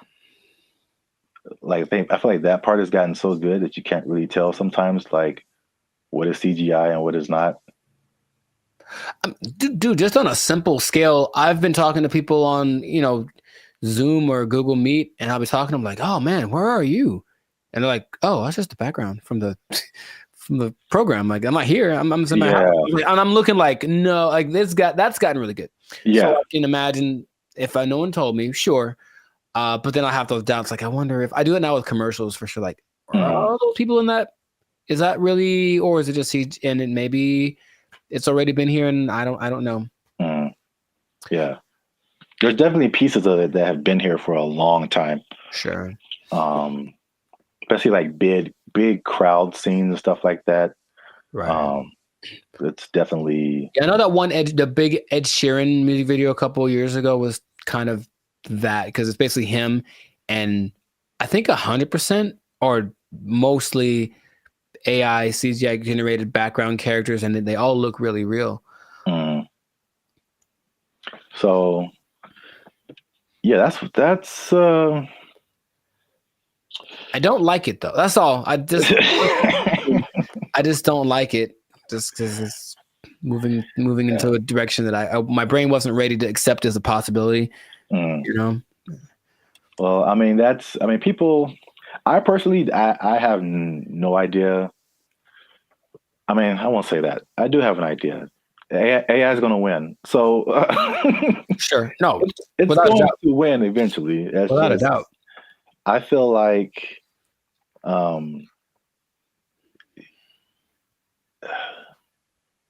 it's like everyone's saying you're on the train track, and everyone's saying the train is coming, and it's like let's all band together and stop the train. And it's like, you can try all you want, it's not going to work. I acknowledge that. It's like it's respectable. It's like let's hold on to what we have, but at the same time, it's just like, well, how can we not get hit? Let's also think about that. Yeah. How can we not get hit by this train? So, like, I don't know. People can do their own thing. I personally have been. Well, it depends on what you want to do. Also, it's some people are of the mind of we need to work to integrate the AI, because it's like you did on another podcast. Okay, we're losing jobs, but other jobs are being created too. Mm-hmm. So, are you preparing yourself for the job that's being created, or are you just trying to hold off the train that's coming? So, it's not easy. It's a complicated situation. Yeah, I want people to have jobs, and I would hope maybe actors get paid more. Probably not, or someone, right? Something happens where it's okay. We're not spending that much money. This, because if you can, just the idea of possibly being able to save $800 million like Tyler Perry is like, that's crazy. Yeah. But the flip side, again, it's what is it positive? Is it negative? It depends on how you look at it.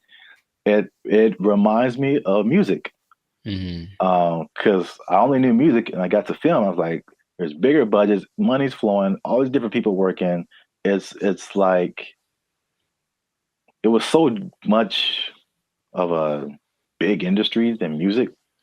And then it kind of made me think that music used to be like this, possibly.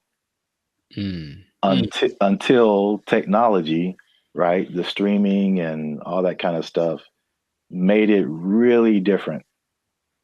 And same thing, jobs were lost, but new stuff was created. And one of the biggest thing is that it leveled the playing field for a lot of people. So the big people weren't as big, but also like people you never heard of now had a chance to like, even out. Yeah, right. So if you don't have a budget and you can create a blockbuster movie in your bedroom, it's the same way you can create a full album in your bedroom now. Like recording studios, like you don't need them anymore. So like it's the same thing. I think it's a unique perspective as musicians, seeing this happen to film and like what could possibly be the end result and where everything is going to move. We're just all living in a simulation anyway, so it doesn't. Yes. Welcome to the Matrix, Neo. You are the one. Well, that's it for this episode. Make sure you like, subscribe, comment, and share this video. Do all that with somebody who's in film, might possibly be losing their job. You might lose your job. Hold on to your job. Yeah, it's coming. Oh, make a movie in your bedroom. They took our jobs. They took our jobs. He believes that masturbation was the greatest evil on earth, and that by eating cornflakes, it would prevent people from doing it. So I don't see the connection. No, it's there, man. It's there. I'm trying to make it work in my head.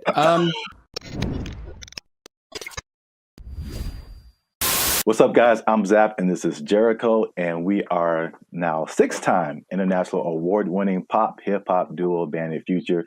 We make clean, fun music that everyone can listen to with a sound that is uniquely Californian. And right now, you're tuned into the Life's a Circus podcast, where we talk about things that are funny, interesting, and ridiculous. But wait a minute. Hold up. Wait a cotton picking minute. Did people say that okay. too? I mean, yeah, maybe. Help your boys out. Help the channel grow.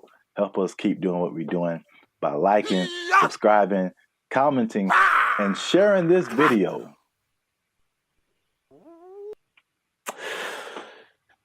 With the friends and family, because I got a question.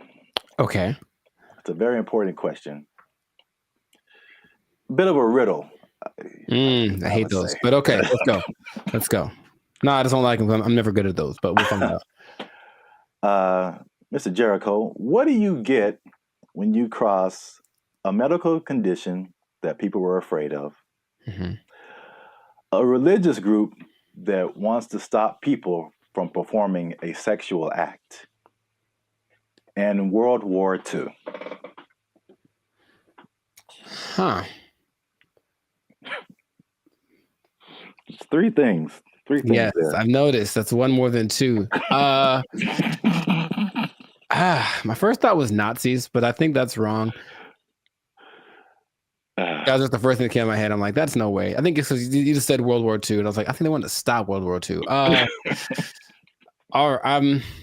You know what? Congratulations. I've never been asked this in my life. Yeah, I don't think anybody has. But for the people playing at home, just one more time, the question is, what do you get when you cross a medical condition that people were afraid of, a religious group that wants to stop people from performing a sexual act, and World War II? And the answer, believe it or not, is breakfast cereal. I'll be honest, I didn't. Yeah. Go ahead. Yeah, I just kind of stumbled upon this, but the rabbit hole got really deep as to why we have breakfast cereal. So, a little bit of a history lesson. You can stop me at any point if you want. It'll be more clarification on the ridiculosity that is happening right now. So, breakfast was not really like, I guess we hear the cliche now, like breakfast, the most important meal of the day, right? And so, but before like the 1800s, breakfast wasn't really like that important. It was just basically you got to think about like the times that they lived in. It's more like hunt what you eat, kill what you eat, working on a farm, grow what you eat, stuff like that. And so like nobody's waking up at like in the morning to like kill a chicken or like kill a pig to make some bacon or like, whatever. So basically it was like whatever happened in the morning. And this is why like eggs have been part of a breakfast for a long time, because chickens lay eggs in the morning, easy to eat. Makes sense. Yeah. Makes sense. And basically what you ate for breakfast was pretty much whatever you had left over from the night before. Mm-hmm. So that was pretty much breakfast. But there was a meat component because they had like they would eat it, they would like cure the meats and stuff, and you could save it and use it for breakfast in the morning. Right. So like eggs and even bacon were like a big part of breakfast. Bacon. And this was called like the farmer's breakfast. Mm-hmm. So again, it's just like it's pinned to the time that you were in, and farmers and stuff. You get up early in the morning. You need some fuel because you're going to be working your butt off like all day long outside in the elements.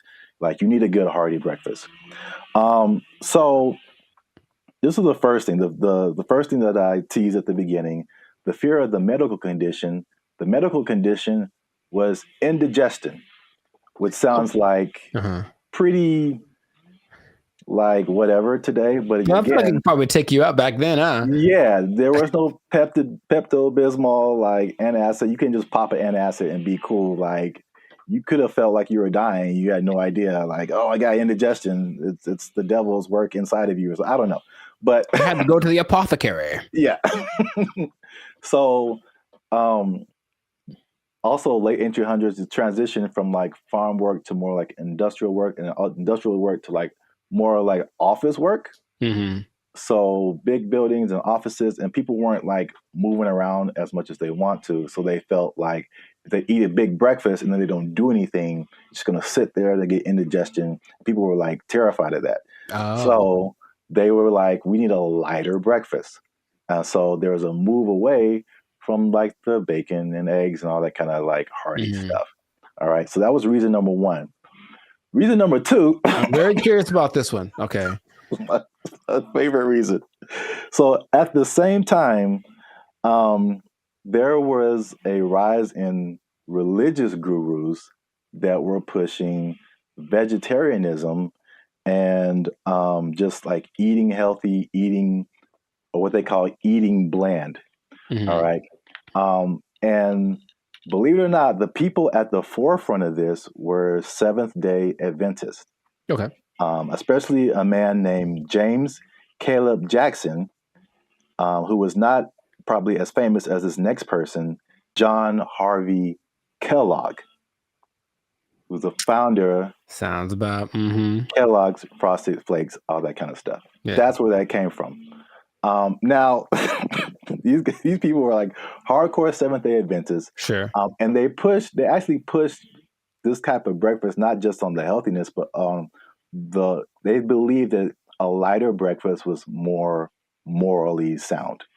There was more morality in eating like a healthier breakfast. But also, I could not pass this up. The John Kellogg guy, he believed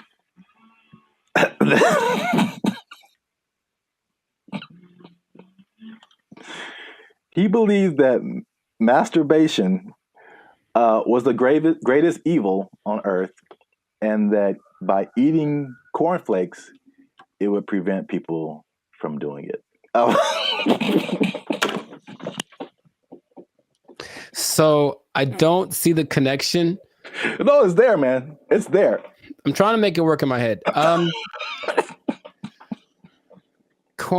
Well, I've had cornflakes, and of all the cereals that are like not sweet or nothing, they're probably my favorite ones. They're still nice and crispy and pretty good, I guess. But do you have less of an urge to masturbate after you eat? I've never. You know what? I'm gonna have to. I'll let you know if you really want to know about that. I will go get a box and eat it, and then report back to the pod in a week. Like, this is my findings. But yeah, it's just that episode of Family Guy where Quagmire. I'm not gonna go anyway. You have the one arm that's really big. It's like, bruh, it doesn't work. It doesn't work. So yeah, that was like the second punch to breakfast. That was like, okay, we got to start eating this because they pushed the morality of it. But the other things that they cited have been found to be true. Is like a lighter, healthier breakfast made people more efficient and productive at work instead of like eating a big breakfast and like getting the itis or whatever. Yeah, that's true. So there's that. And so that pushed the cliche of like breakfast being the most important meal of the day. It was actually like a morality thing, which is like crazy. And the last part is that so flash forward to the 1940s, World War II, right? So yeah, World War II, and you got more women joining the workforce than what happened in that time. And so then it became a push to, again, at the time, like the woman was like a stay-at-home, take care of the family, give them 3 square meals a day, all that kind of stuff. Breakfast became the cheat option to feed your family and not feel guilty about it being like quick and easy, because they had to go to work too now. Oh, okay. So they pushed on like the women's guilt, the morality, the work productivity, like hard work. It was like respected to be like hardworking individual and productive and all that kind of stuff. And so all of that combined together to make breakfast cereal like the thing. And I remember like watching commercials, like every commercial is like part of a balanced breakfast, and like you got to have your cereal and blah blah blah blah blah. And they pushed, and the cereal industry is probably like $1 billion industry or something now. Yeah. But they, they show all of this stuff like, and I never ate all that stuff. I tried once. Man, you just feel gross after it. Yeah. You drink a whole glass of orange juice and a whole glass of milk? Like, man. Yeah, milk, orange juice, toast, fruit, cereal, bacon and eggs. Yeah, something like that. It was all in the one picture. Like the whole food pyramid. Yeah, it's too much. It's really too much. But I thought, it must be something worth trying. And I regretted that real bad. Yeah. So yeah, that's the crazy story behind breakfast cereal. And if I may leave you with the cliffhanger. Okay. So remember we started off with bacon and eggs. We did. And then everyone went to cereal. Yes. But somebody put bacon and eggs back on the forefront, man. Ooh. And they went toe to toe with cereal. But you have to find out in the next episode. So keep watching. This has been another episode of the Life's a Circus podcast. Make sure you like, subscribe, comment, and share this video with somebody who liked them cereals, man. Ooh, I like some. Was that my line? Is that what I was supposed to say? I think so. Okay. And cut. I like some. Oh, you can try another take if you want. Ooh, I like some. Was that better? Had more? That was too much. Okay, all right, okay. Man. We had it on the first take. Okay, we'll use that in the commercial. Thank you, Mr. Director. Here's $5 million. Look, let's go. Where do I sign, Mr. Barry Gordy? Jericho likes it. Super sweet sugared honey smacks. Give me that. Give me that money. They took our jobs. They took our jobs. Everything works, I've been able to text you or call somebody or search the internet. Like, it all works. That's the good. The bad, Okay. Let's talk about it. Let me just say this. What's up, everybody? I'm Zap, and this is Jericho, and we are the now 6-time international award-winning pop hip-hop music duo Band and Future. We do clean, fun music that everyone can listen to with a sound that's uniquely Californian. And right now, you are tuned into the Life's a Circus podcast, where we talk about everything that's funny, interesting, and ridiculous. But wait, need you to help us out, support our channel, because YouTube pays our bills. Not really, but hopefully in the future. Look. Yep. I don't know your life. I got to check in and saving and checking. Things are complicated. I need you to subscribe. I'm trying to say. I need you to subscribe. I got kids to feed, man. Y'all ain't been subscribing. I need you to subscribe, man. I didn't know you had kids. Subscribe, like, share, comment. Because this is actually a very helpful video. Ooh, helpful. Because there's a thing happening, and I tried it out. and I'm going to let you know how it goes. So there's a thing called Helium Mobile.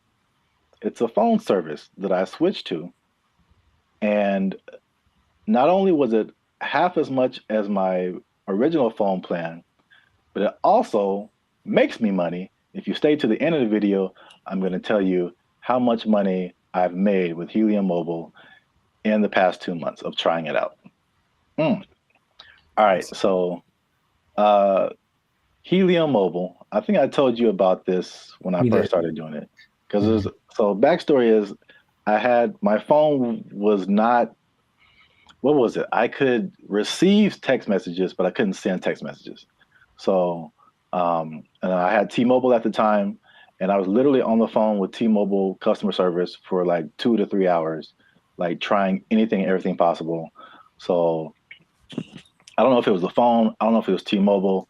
I actually like T-Mobile. I have nothing like against them personally, but I was just like, well, this is the perfect opportunity for me to try this thing I've been hearing about, which is Helium Mobile. Now, Helium Mobile is in the cryptocurrency world. So that's something that I've been kind of looking into for the past few years now. And so I'm kind of in that world. I kind of know how it all works. So it might be foreign for people who have only been on like major carriers like T-Mobile or Verizon or something. But Helium Mobile is, the parent company is called Nova Labs, and they started what I think is the first kind of crypto-centered, crypto-based cell phone service.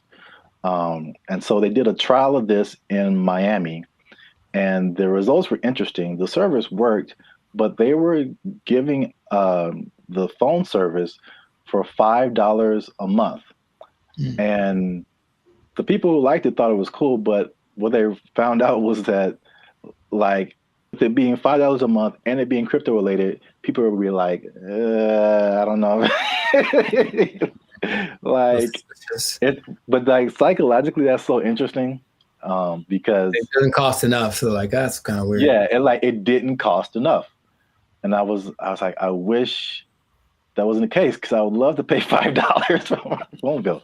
So they bumped it up to $20, which is comparable with like the, I would say, second tier phone services.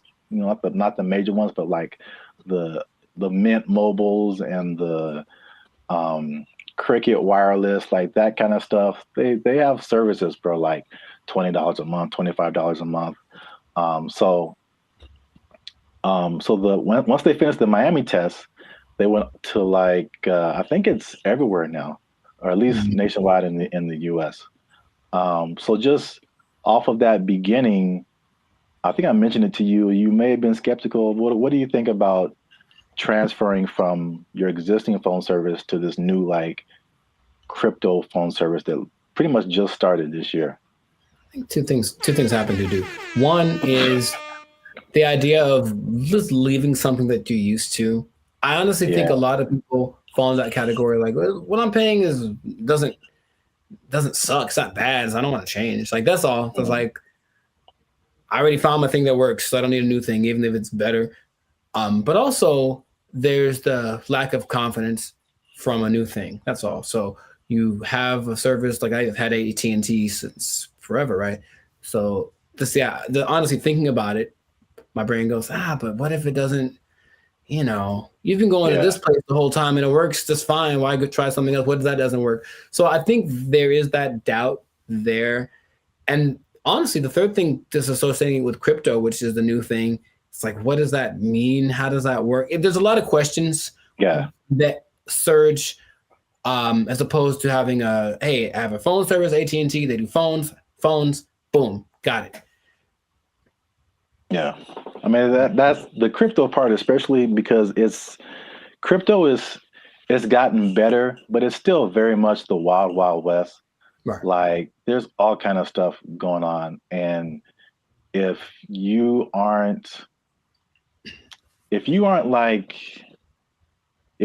messing with stuff outside of like the big name Bitcoin and Ethereum, but even then, stuff goes down. But like all this other, I mean, the thing is like Bitcoin dominates the news, but there are like thousands and thousands and thousands of other coins. And there's so much going on outside of Bitcoin. Like it's insane the amount of stuff that's going on, the amount of projects and different things that people putting together. But yeah, it's kind of scary, and I mean, I honestly wouldn't recommend it for someone who, one, is not computer or tech savvy, and two, hasn't really been into crypto a whole lot. Because I also had another experience. So Helium is like a Bitcoin. It has its own. There's a Helium, what they call a token. Bitcoin's a token. Helium has its own token, but then there's Helium Mobile that had its own token. Okay. So Helium Mobile came after like this original Helium, where a lot of people made money during a whole different kind of mining Helium. I don't want to get too technical, but I just want to say that like the Helium provided these mining devices, which are expensive, several $100s or sometimes into the thousands. And you would make money by mining Helium, which was great when Helium, the price was really high. But when it dropped, you were like, now you were making, people were making thousands of dollars like a month, like in this like heyday period. And it dropped to like pennies. So that was like a few years ago. And that's something that I tried, and I spent like $500 on a device, and it was like making me a little bit of money. And now it makes me like 10 cents a month or something, maybe. Like it just like plummeted. But that's the crypto world. The prices, it's like the stock market on like acid. It's just nuts. I mean, you're rich one day and broke the next day, but I digress. So anyway, because I'm crazy, I tried out Helium Mobile. It's not bad.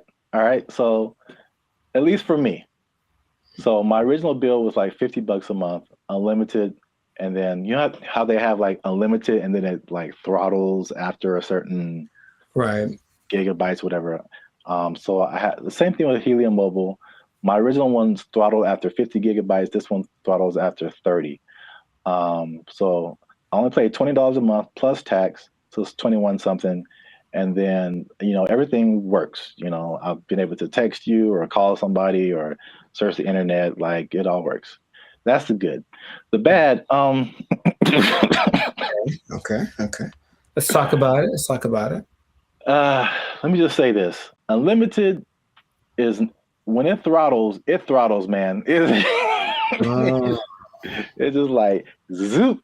Like you are, once you hit that cap, like you pretty much need to use another phone because your data is just so incredibly slow.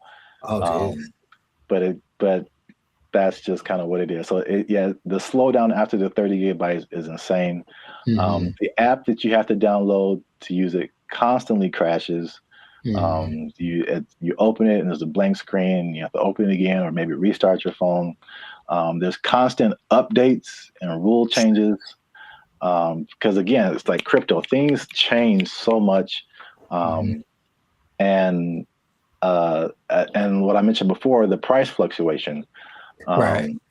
So like you earn this cryptocurrency token, but it could be worth a certain amount one day and it could be worth half of that the next day.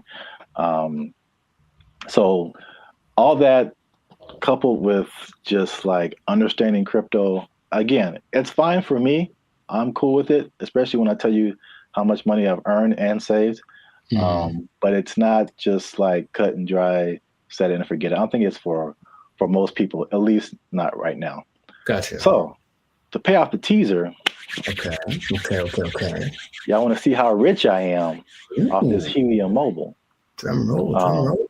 And again, just to explain that, you earn Helium tokens. This is another thing that just people might be like, okay.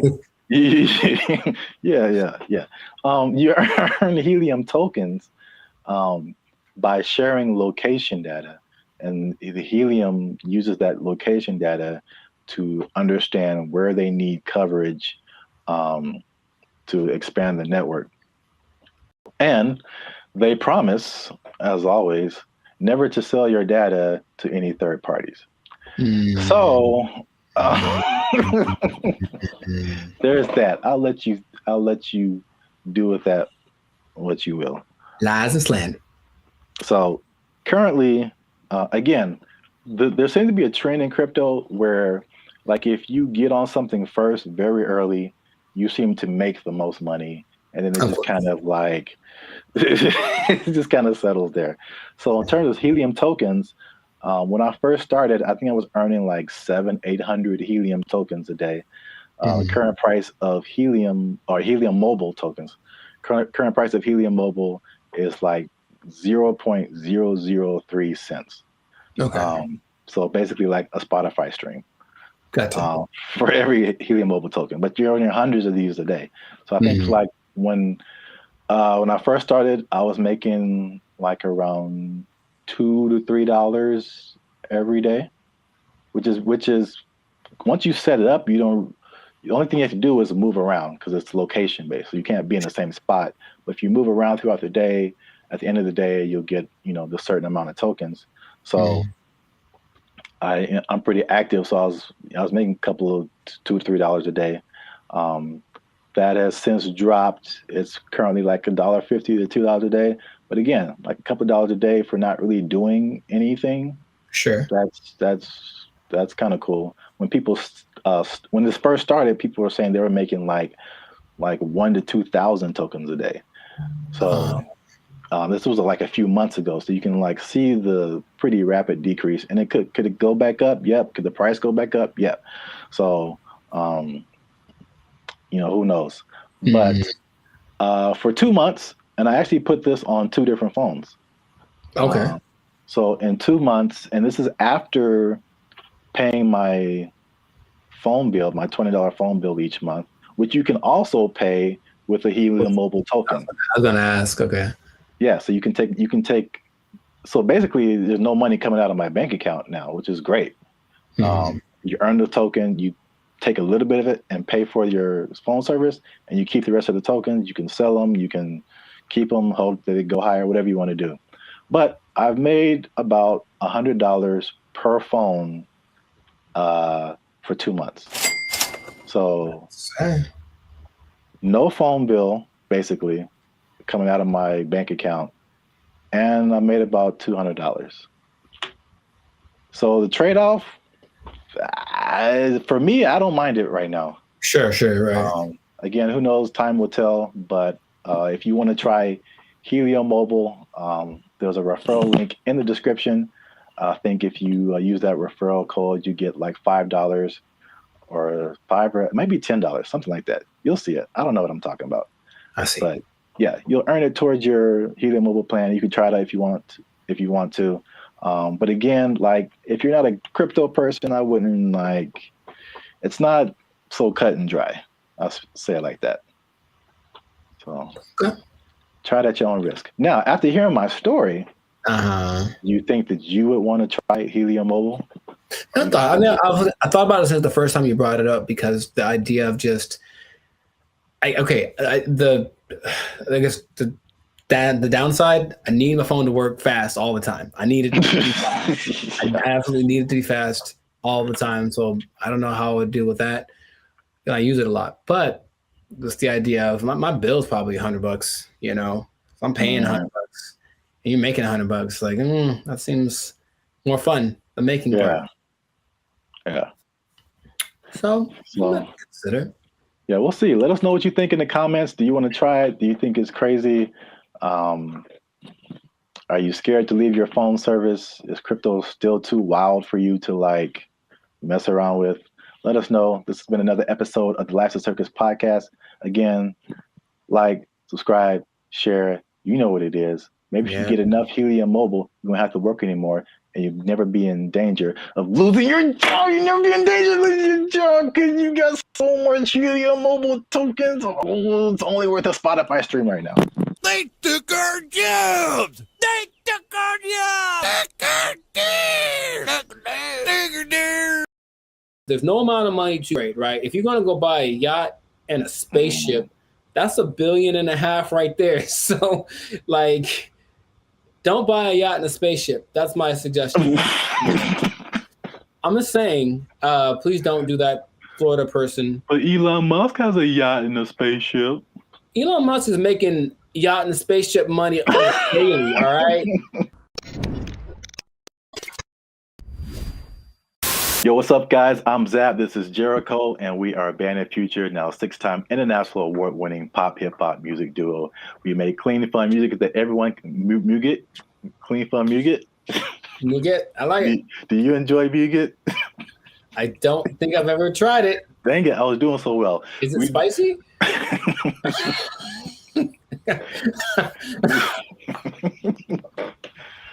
I don't know, but I think you should know if it's spicy. Because yeah. I'll put a link. I'll put the link to the video. Oh no, you talking about? Yeah. Here we go. Up there, guys. Go watch it. We do clean, fun music or Muget, depending on what country you're from. That everyone can listen to. The sound is uniquely Californian, and you are now tuned into the Life Circus podcast, where we talk about things that are funny, interesting, and ridiculous. And look, I raise my voice because I'm gonna make a statement. Say it. People have been watching, they've been laughing, they've been thinking, but they haven't been liking, they haven't been commenting, they haven't been sharing, and they haven't been subscribing. And I need you guys to do all 4 of those things, or else I'm gonna have to start robbing people again. I'm trying to change my life. Again, man. Told you that. It's not the way. It's not the way. Trying to be on the straight and narrow, you know what I'm saying? Make this YouTube money. So yeah. But yeah, make sure you do all that. Like, subscribe, share, comment. Let us know what you think.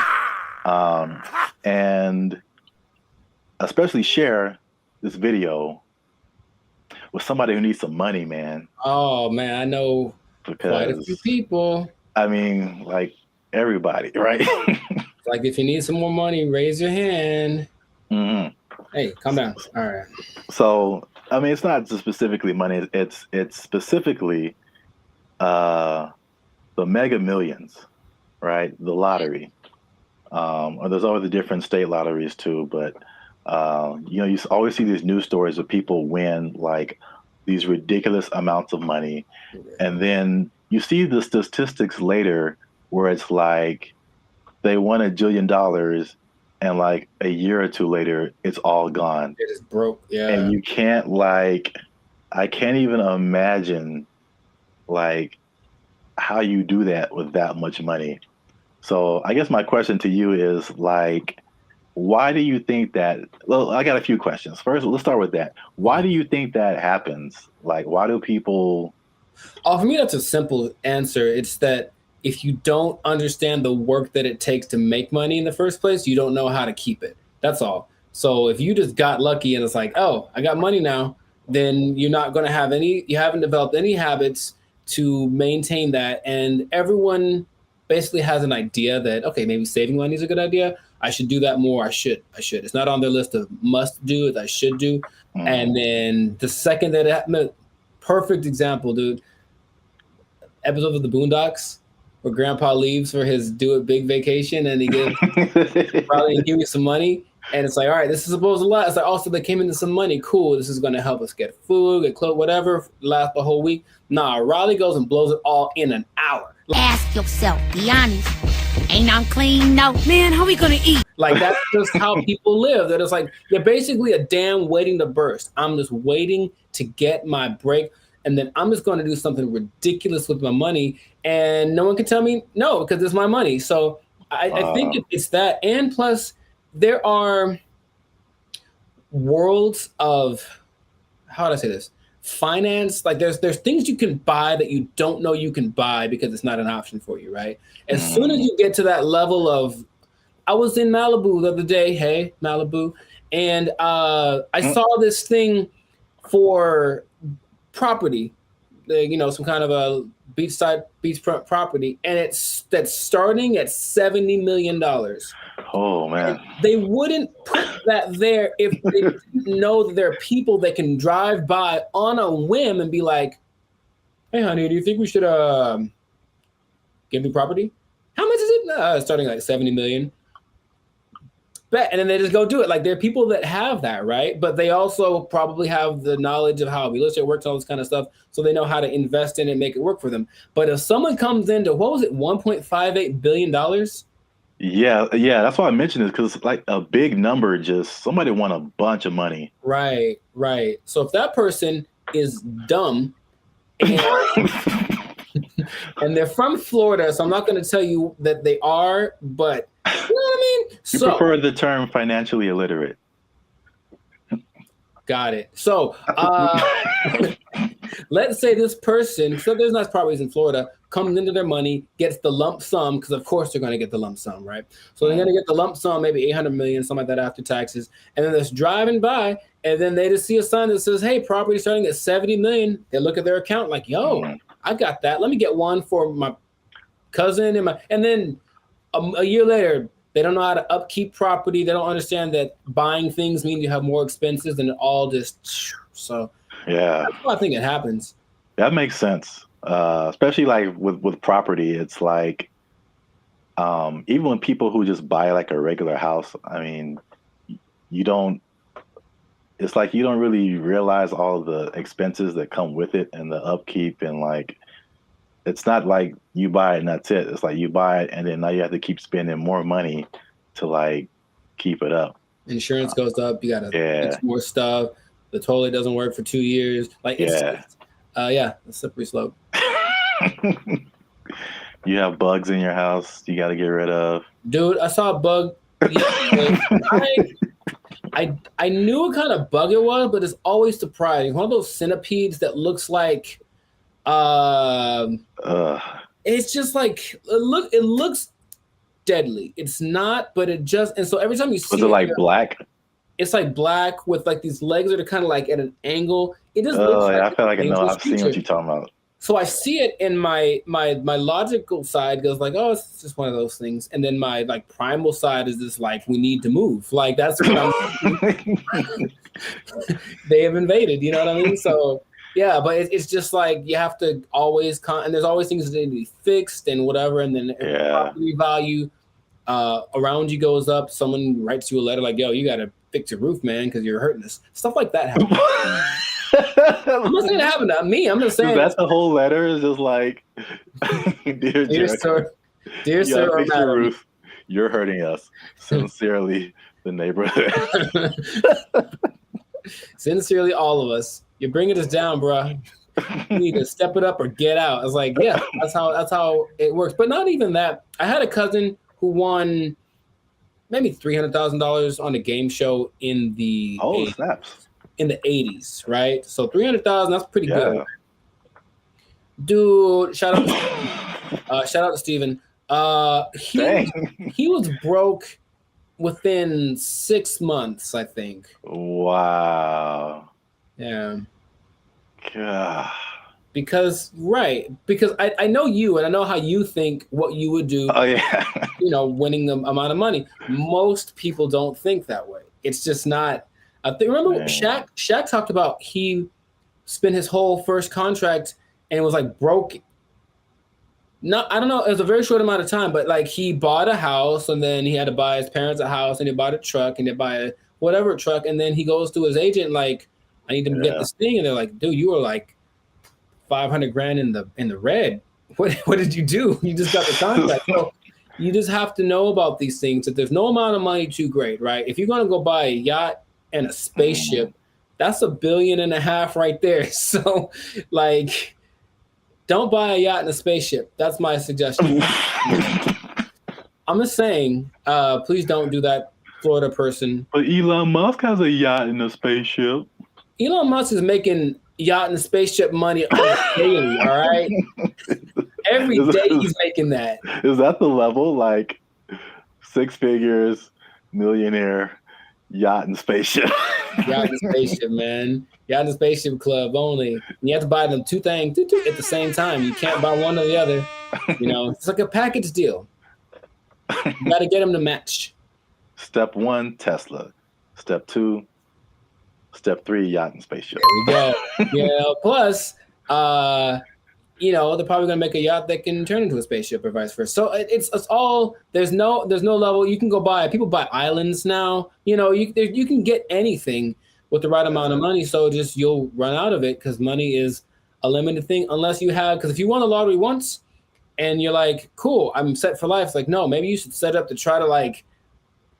If you won it once, maybe play it again. Like, I don't know, do something else. What? That sounds like a terrible idea.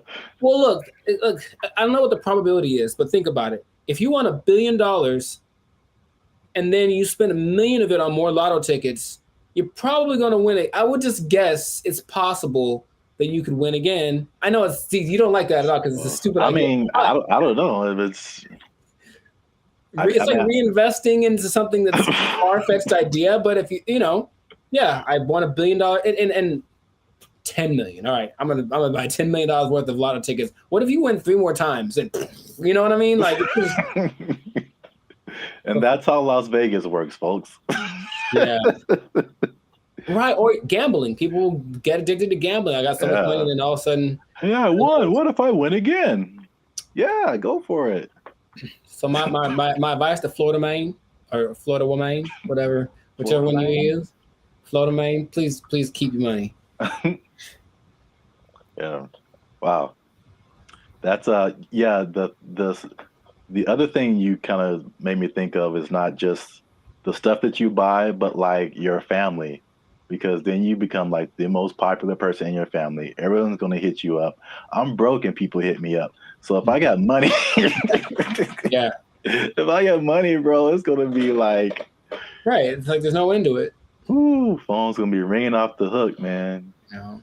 And you can't be anonymous in most states if you win. You have to tell people I'm rich now, so so leave me alone.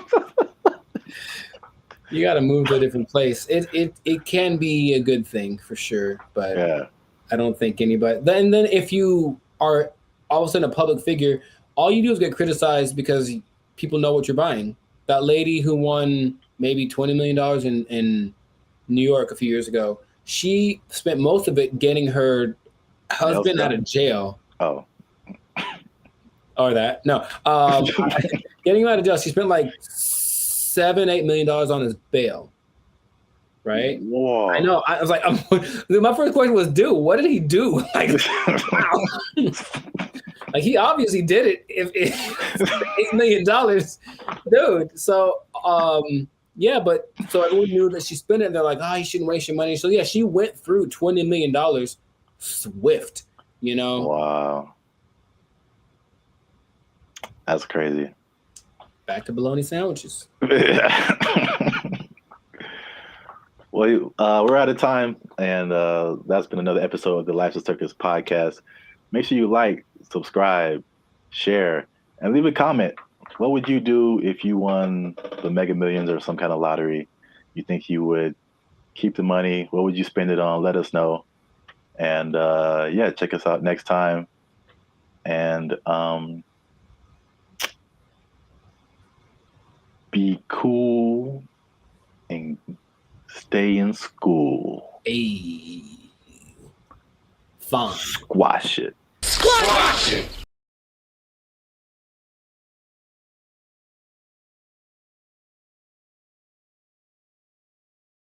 Whenever you buy things on the self-checkout line, it says out loud how much everything it is that you buy. And that's kind of a weird thing. I don't know if you can. I feel like there is a way to disable that, but the default setting is that everything you buy is like boop $1.99, boop $4.55. Like it does. Right.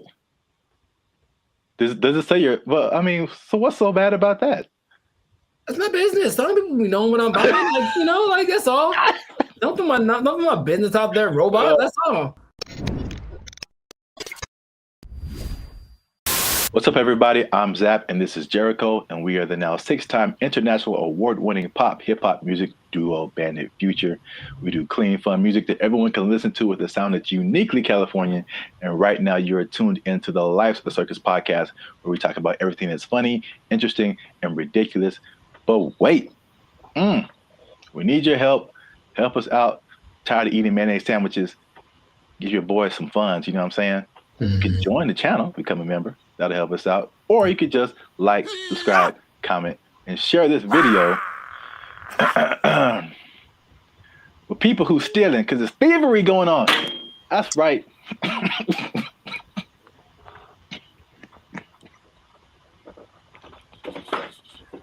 Here's the thing about that. I don't know what you're about to say, but this is going to be weird, almost like a devil's advocate thing. But like, stealing is really fun. No, bad, Jericho. No, here's the thing. I'm just trying to say, like, why do people do it? Like, I get it. It kind of has a thing. Like, you get this like rush of adrenaline that doing it, and then you get the thing that you stole.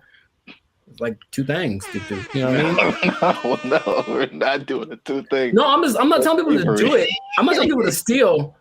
Like, don't steal unless you want to. But like, don't, like, stealing's bad. Okay. In case you haven't noticed, people are stealing, and they're stealing a lot. And if you stick around to the end, I'll tell you exactly how much that they're stealing, and the number is going to surprise you. It's very shocking.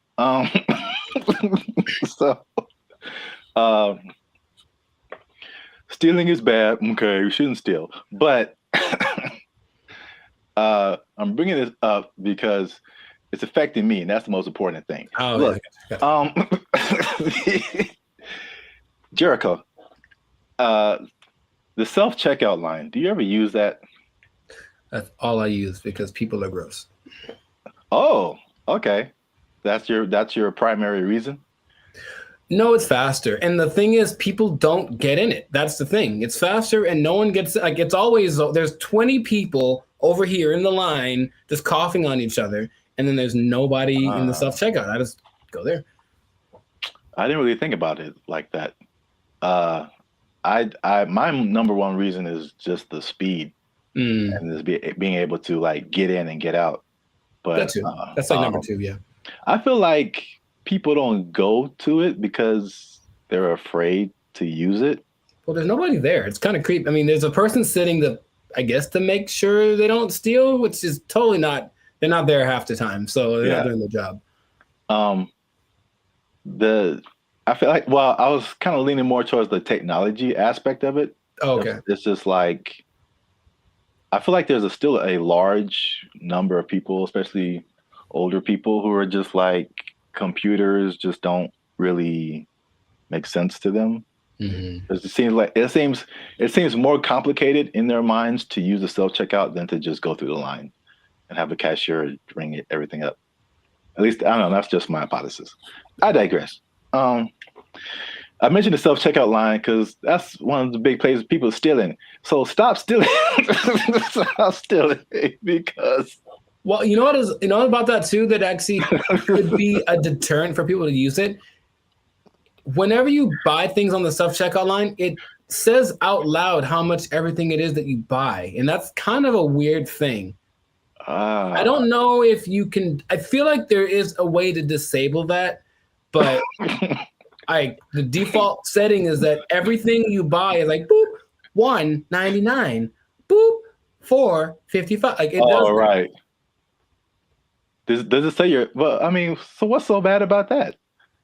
That's my business. Some people be knowing what I'm buying. Like, that's all. Don't put my business out there, robot. That's all. It's just a price. I don't know. If it was like one box of condoms, $12.99, then it would be like, hey man. Yeah, I honestly feel like there's certain circumstances where it says something about what you bought, but not like that. Not like that, no.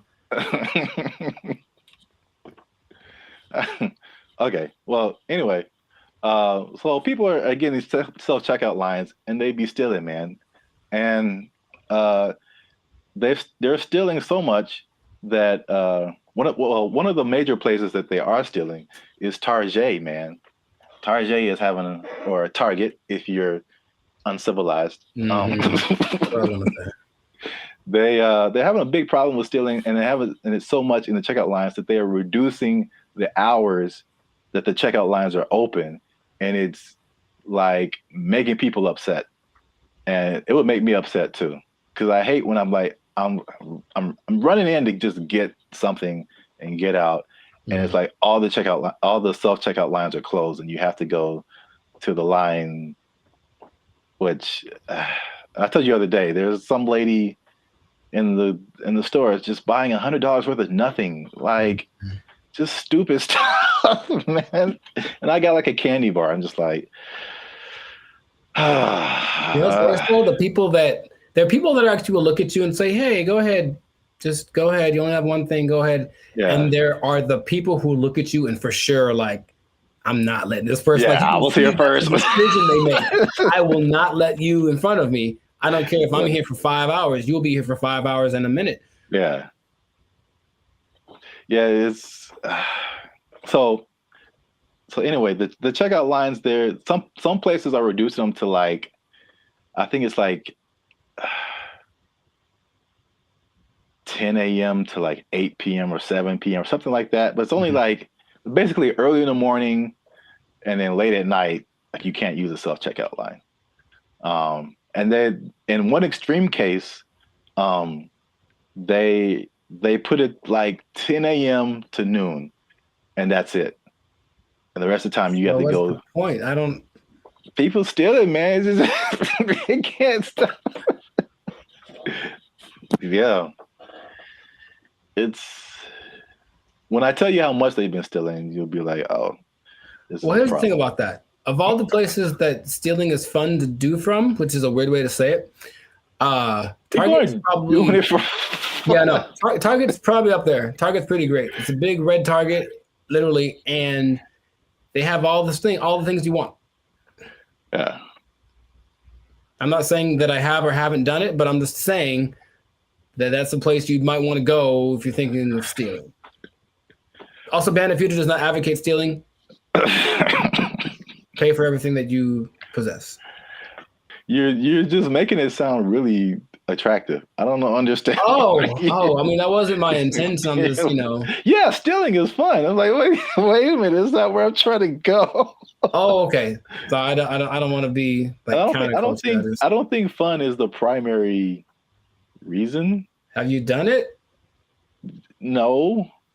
But if I would, it's because I needed something or I just wanted something that I couldn't afford to have. Oh. Haven't you seen Aladdin? Yeah, it's Once he was having fun though. Ahead of the gotta eat to live, gotta still to eat. Tell you all about it when I got the time. See? He was fighting for his life, man. He made a song about it though. He's having a good time. All right. So how much? Okay, let's two things. How much money do you think Target is losing a year from people stealing? I don't know how much they make. I don't either. Okay. So I mean, I'm guessing it's a high number because here's the thing too. Target's everywhere, right? Yes. They cracked down on Target, the security in California, but I would imagine at like 4 p.m. on a Tuesday in Iowa, it might not be much defense if you want to steal something from the local Target. Okay, so Target annual revenue is about $100 billion a year. Okay. So that's a lot of money. That's a lot of billions, but stealing, I would say. So how much is that? 2% of it? What's 2% of 100 billion? 2 billion. Billion? That's the number, I guess. 2% of whatever they make. 2% rule, but for stealing. Also don't steal. Now that we know how much that they make, this number doesn't seem as crazy as I thought. Okay. Because they lose 500 million. Oh yeah, that's not okay. So right, it's like context. Like in a bubble, that's a lot. Yeah, it's a whole lot. It's a lot of money. It's a whole lot of money. But it's like 0.5% of all that they make. Yeah, that'd be fine. Now you know, be crazier if it was like, we changed our mantra. Everybody just go out and steal.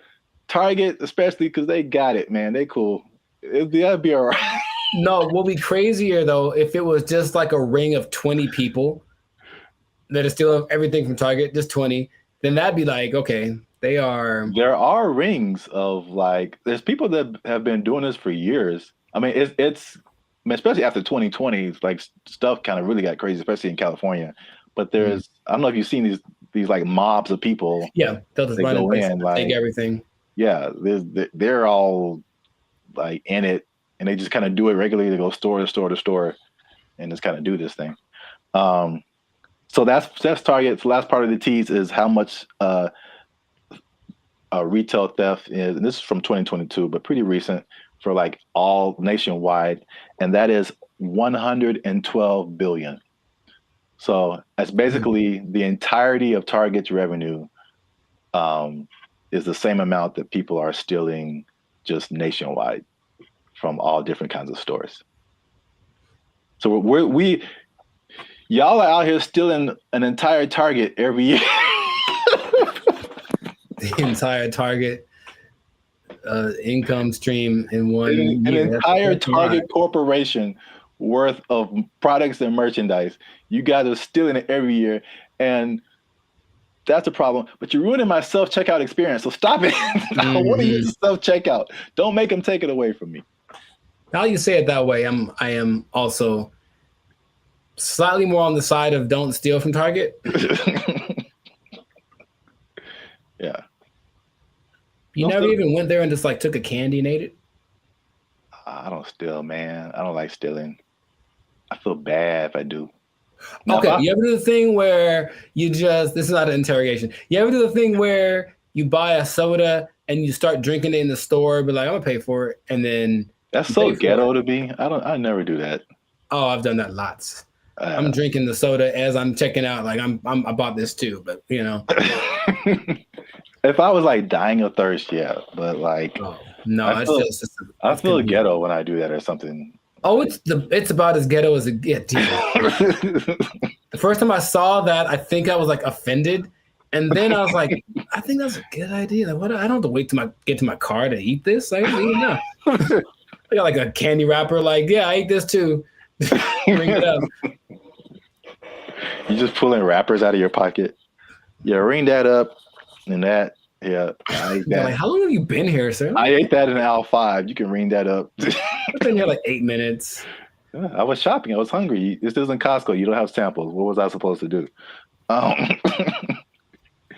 right. Well, we're going on long. So this has been another episode of the Life's a Circus podcast. Make sure you like, subscribe, comment, and share this video. People who steal, tell them to stop. We out. They took our jobs. They took our jobs. And there is a man who has built a substantial shelter for himself. So this place has a front door. It has lights. He has a refrigerator. He has a stove. He calls it a waterfront property because it sits right on the LA River.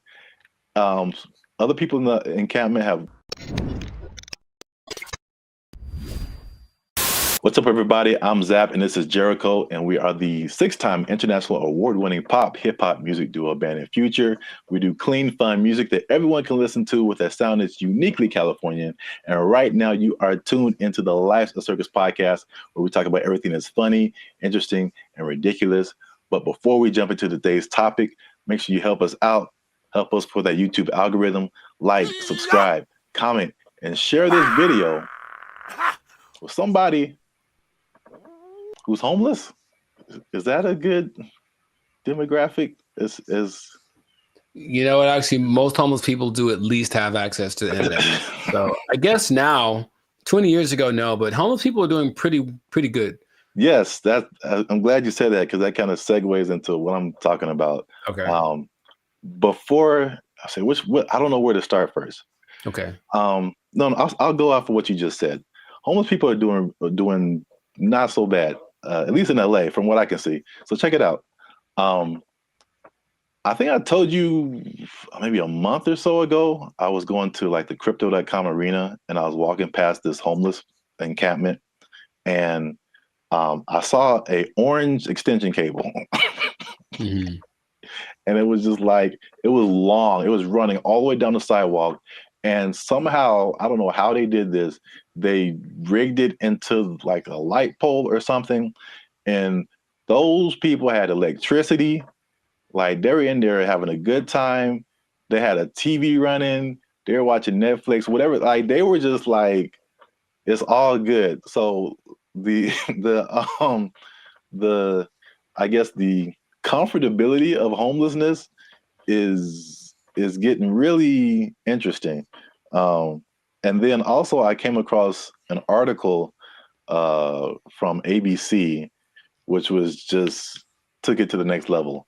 So by the 110 freeway, which is a major freeway in Los Angeles, if you're not from here, there's an encampment, and there's a man who who has built a substantial shelter for himself. So this place has a front door. It has lights. He has a refrigerator. He has a stove. He calls it a waterfront property because it sits right on the LA River. Other people in the encampment have little gardens. They have a whole situation going on. So have you seen anything like this, or have you noticed like the increase in just amenities that like homeless people are just like living it up right now? Not specifically like that, but I do want to point out something. And I think it's a misconception that a lot of us have, understandably. If you're homeless, you assume certain things about people. But yeah, being homeless doesn't mean you're broke. It doesn't at all. And I bring that up because I remember in Claremont, I was in a Coffee Bean listening to two homeless guys basically have a business meeting about how to get more money from people. Like the dude, he was seriously like, yo, man, you got to go to this exit between this time and this time. Make sure you have a dog and they'll give you. So these people have money, and barring the people that are super drugged out or have like a crazy mental illness, not a lot, but there are homeless people that are homeless by choice. So they have money, it's like they just don't want to spend it on a house. So that doesn't surprise me, but I haven't seen specifically that. Yeah, I've literally been at the gas station and dudes walking up to me who are bigger than I am. They eating good and like fresh Jordans on, like they just right. Can I get $5? I'm like, dude, you look better than I do. Like, can I get $5? Right. Like, what are you talking about? But yeah, it's getting crazy. Not getting crazy. It's already crazy, especially how here in LA, we have just, I think it was only, I forgot the numbers in LA, but it's just thousands and thousands of homeless people. But I did want to address something because we talked about the homeless before in a previous video in San Francisco, where they were like trying to hide the homeless people because all these people, these foreign dignitaries or something, were coming in and trying to hide the whole situation.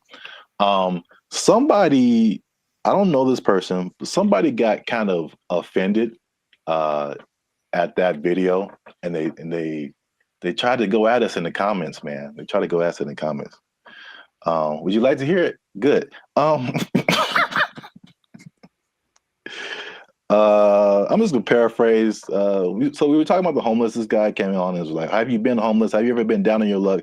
What would happen if you lost your job and things were wrong in your life? You lost your house, your apartment. So he's basically saying like, it's not our place to talk about the homeless, which I fired back at him, and I said it is completely our place, because I lived in LA for a long time, but I lived in downtown LA, which is like homeless central, just a few blocks from Skid Row. When people are pulling down their pants and taking a dump on your front door and you step in it, you absolutely have a right to say something about that. Like, you have a right to say something about that. And it's not even the homeless in particular. It's all the stuff that comes with it. Like, I don't care if you're homeless or not, whatever, but it's like it's the disrespect for other people and the other things in the city.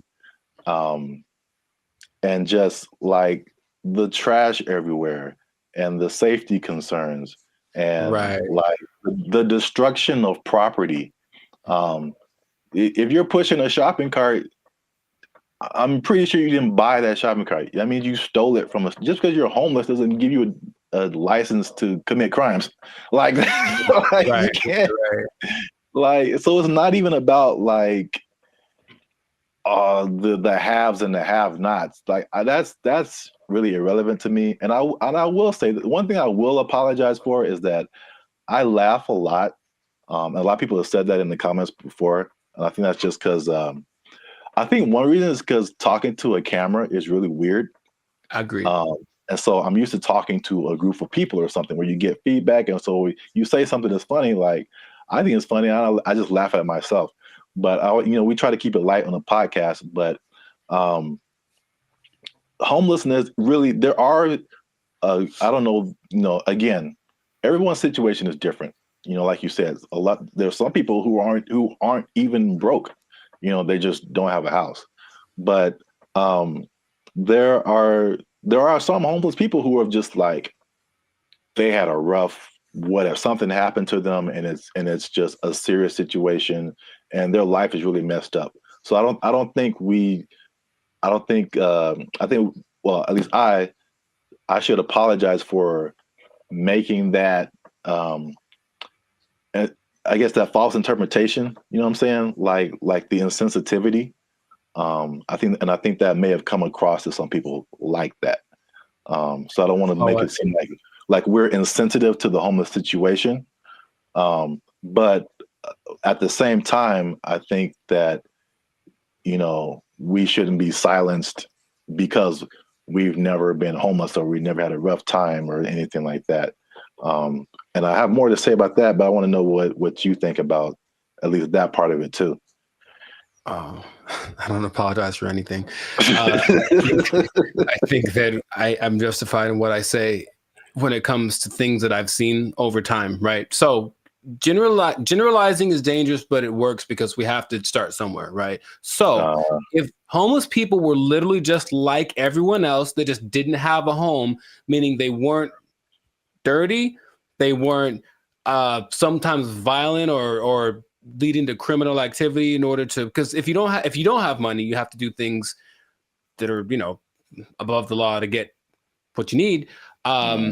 If the implication of what homeless is the problem, I think if somehow it was just you don't have a house, there's nothing wrong with that. And yes, people who have unfortunate situations, but in general, when there's, and I heard somebody say this as a joke, but it really does kind of resonate. It's like there's places where homeless people aren't allowed to go. Why? Because they're homeless, and that's not a place that they can't come into the places that we can go because they don't have a home. And it's not because they're homeless. It's because you can tell they're homeless because they look homeless, they smell homeless, they talk homeless, they're weird to you. Like all that stuff is what we're talking about. At least personally, what I talk about when I mention the homeless people. So I don't think there's anything wrong with that. If you do want to go by, I'm sure someone knows someone who just lost it all in a bad, crypto, real estate exchange. The woman took everything, whatever. I know there's people like that, and that's unfortunate. But just in general, homeless people are not contributing to anyone's sense of safety or anything like that. And that's what I'm referring to when I mention homeless people. Yeah, that's I think that's an accurate statement. It's just like it's not about the condition. It's about the character that comes along with that, and the not only not contributing but being destructive. So that's just even in my neighborhood. I think I told you before. It's like when I first moved here, like a few years ago, this place was spotless. I mean, it was just like people had pride in their neighborhood and stuff like that. And then, but we have a major mall, we have a major bus stop here and there, 7-Eleven, like the main intersection. That's kind of where I'm at. And it's just like every year it's like, okay, there's one homeless person. Okay, that's not so bad. Two homeless. Dang. All right, there's a guy sleeping in front of the grocery store. Crap. And then it's like trash just keeps building up. Trash, more trash, more trash, more trash. And it's like, this isn't a rocket science. Like, what has changed? There's more homeless people. There's more trash. There's more abandoned shopping carts. There's more crime. I mean, I looked at the crime map for my area, and it was like literally my block, that area that I'm talking about, is where all this stuff happens. This is like, anyway. The other point I wanted to make before we kind of wrap it up, because it's going kind of long.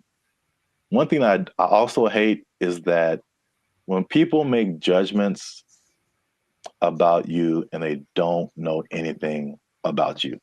So same thing. I mean, the door swings both ways, right? People could say, "Hey, we're making a judgment about homeless people," but this person in the comment also made a judgment about us, like that we don't know anything about homelessness. We have never had a rough time or anything like that. And it's just interesting to see. Because I mean, I personally didn't come from having a lot or anything like that, and so when I've done stuff here in LA and I've really worked really hard and become successful, it's just like the mentality of people is just so interesting to see, like the psychology. It's like you become like, you always had a silver spoon and like you got it good and you don't know what it's like and all this kind of stuff. And I'm like, I absolutely do know what it's like. Like into like 2012, I had nothing. I had like literally no job, no place to stay. Like I've been through all this kind of stuff. Like, and just because I'm like in my own place and have my own business and I do all this stuff doesn't mean like I don't know what's up. And I think about the people like the Jeff Bezos of the world, who just people just, oh man, he doesn't care. He doesn't know what it's like. Like I've seen pictures of this dude. This dude was selling books like in a garage somewhere, like just nerding out. I don't know how, if he had friends or I don't know, but they show these Google started in a garage, Apple started in somebody's garage, Amazon started in somebody's garage. These dudes didn't just like, no, they worked for it. They really did. Yeah, and they gave the world something that the world needed, so they get rewarded with. Exactly. I mean, if you want to have all that, then you can create something that literally changes the entire world. And then you can have all that too. But like, I don't criticize anybody for like having success or anything like that. Like, I'm pretty sure at some point, even like the what was it? The Kardashians or Paris Hilton, because I used to kind of feel that way too, because that was kind of like their, you knew that they came from money. They had stuff going on. Sure. But like, unless you have worked on a TV show, like you really don't understand how insanely difficult it is, how much you have to grind. Like just because you have a bunch of money doesn't mean it's going to be a success. Absolutely. Like I kind of tell you that I'm not even a lead. I'm just working, background or stand-in or just co-star or something. And I'm just like, after a couple of days, I'm like, dude, I'm like spent. I'm like, you're just 12 hours a day, boom, grinding. And then they have to come back and learn. They got to go home, learn lines, I think Dave Chappelle had a funny like little. I do a Chappelle show, 14 hours a day. I come home, raise my kids for like 10 to 20 minutes, and I get back up and do it again. Yeah. Yeah, dude.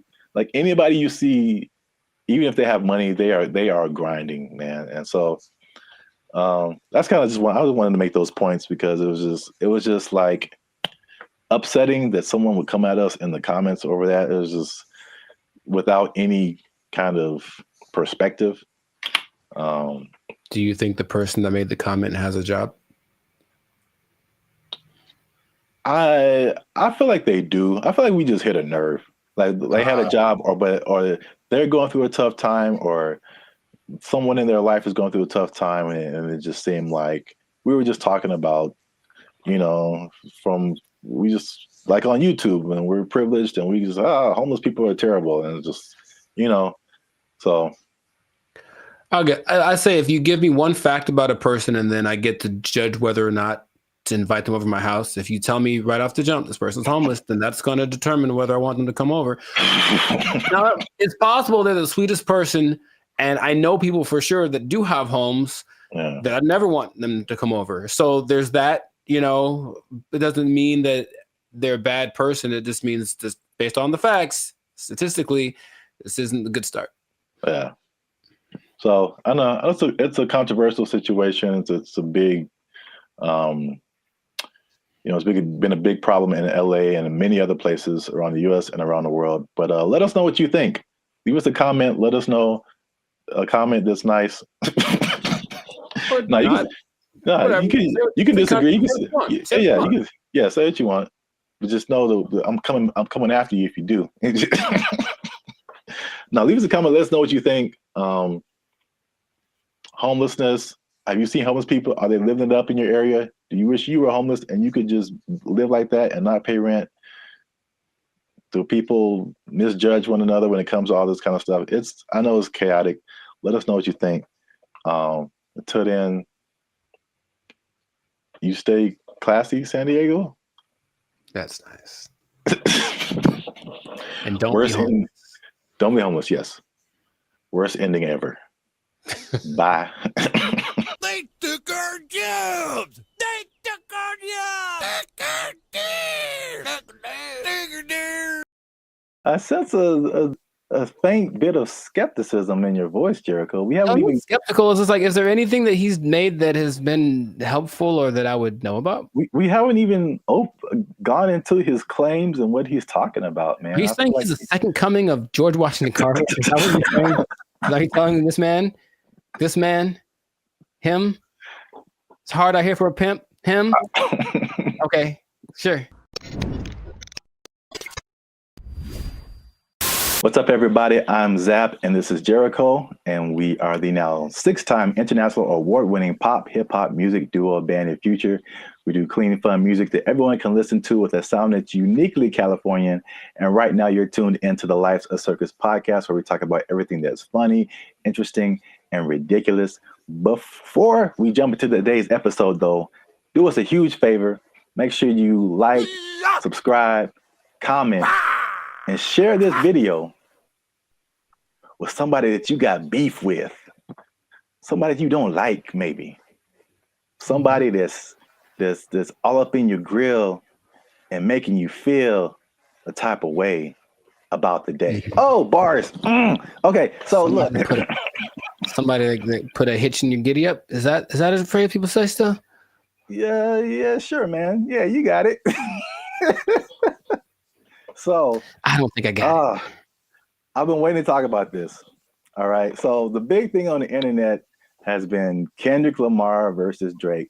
By the way, I think it's fake. Okay. Just because I've been doing this too long. I'm doing music too long. I've been doing Hollywood too long. I've been doing marketing too long. There's all of a sudden this big beef and oh, wow, millions of streams are happening. Wow. What a coincidence. Anyway, I digress. Mm-hmm. What if I told you, Jericho, that the Kendrick Lamar Drake is not the biggest beef on the internet? I would believe you. Let me rephrase the question. Okay, go for it. You are probably right. What if I told you that there was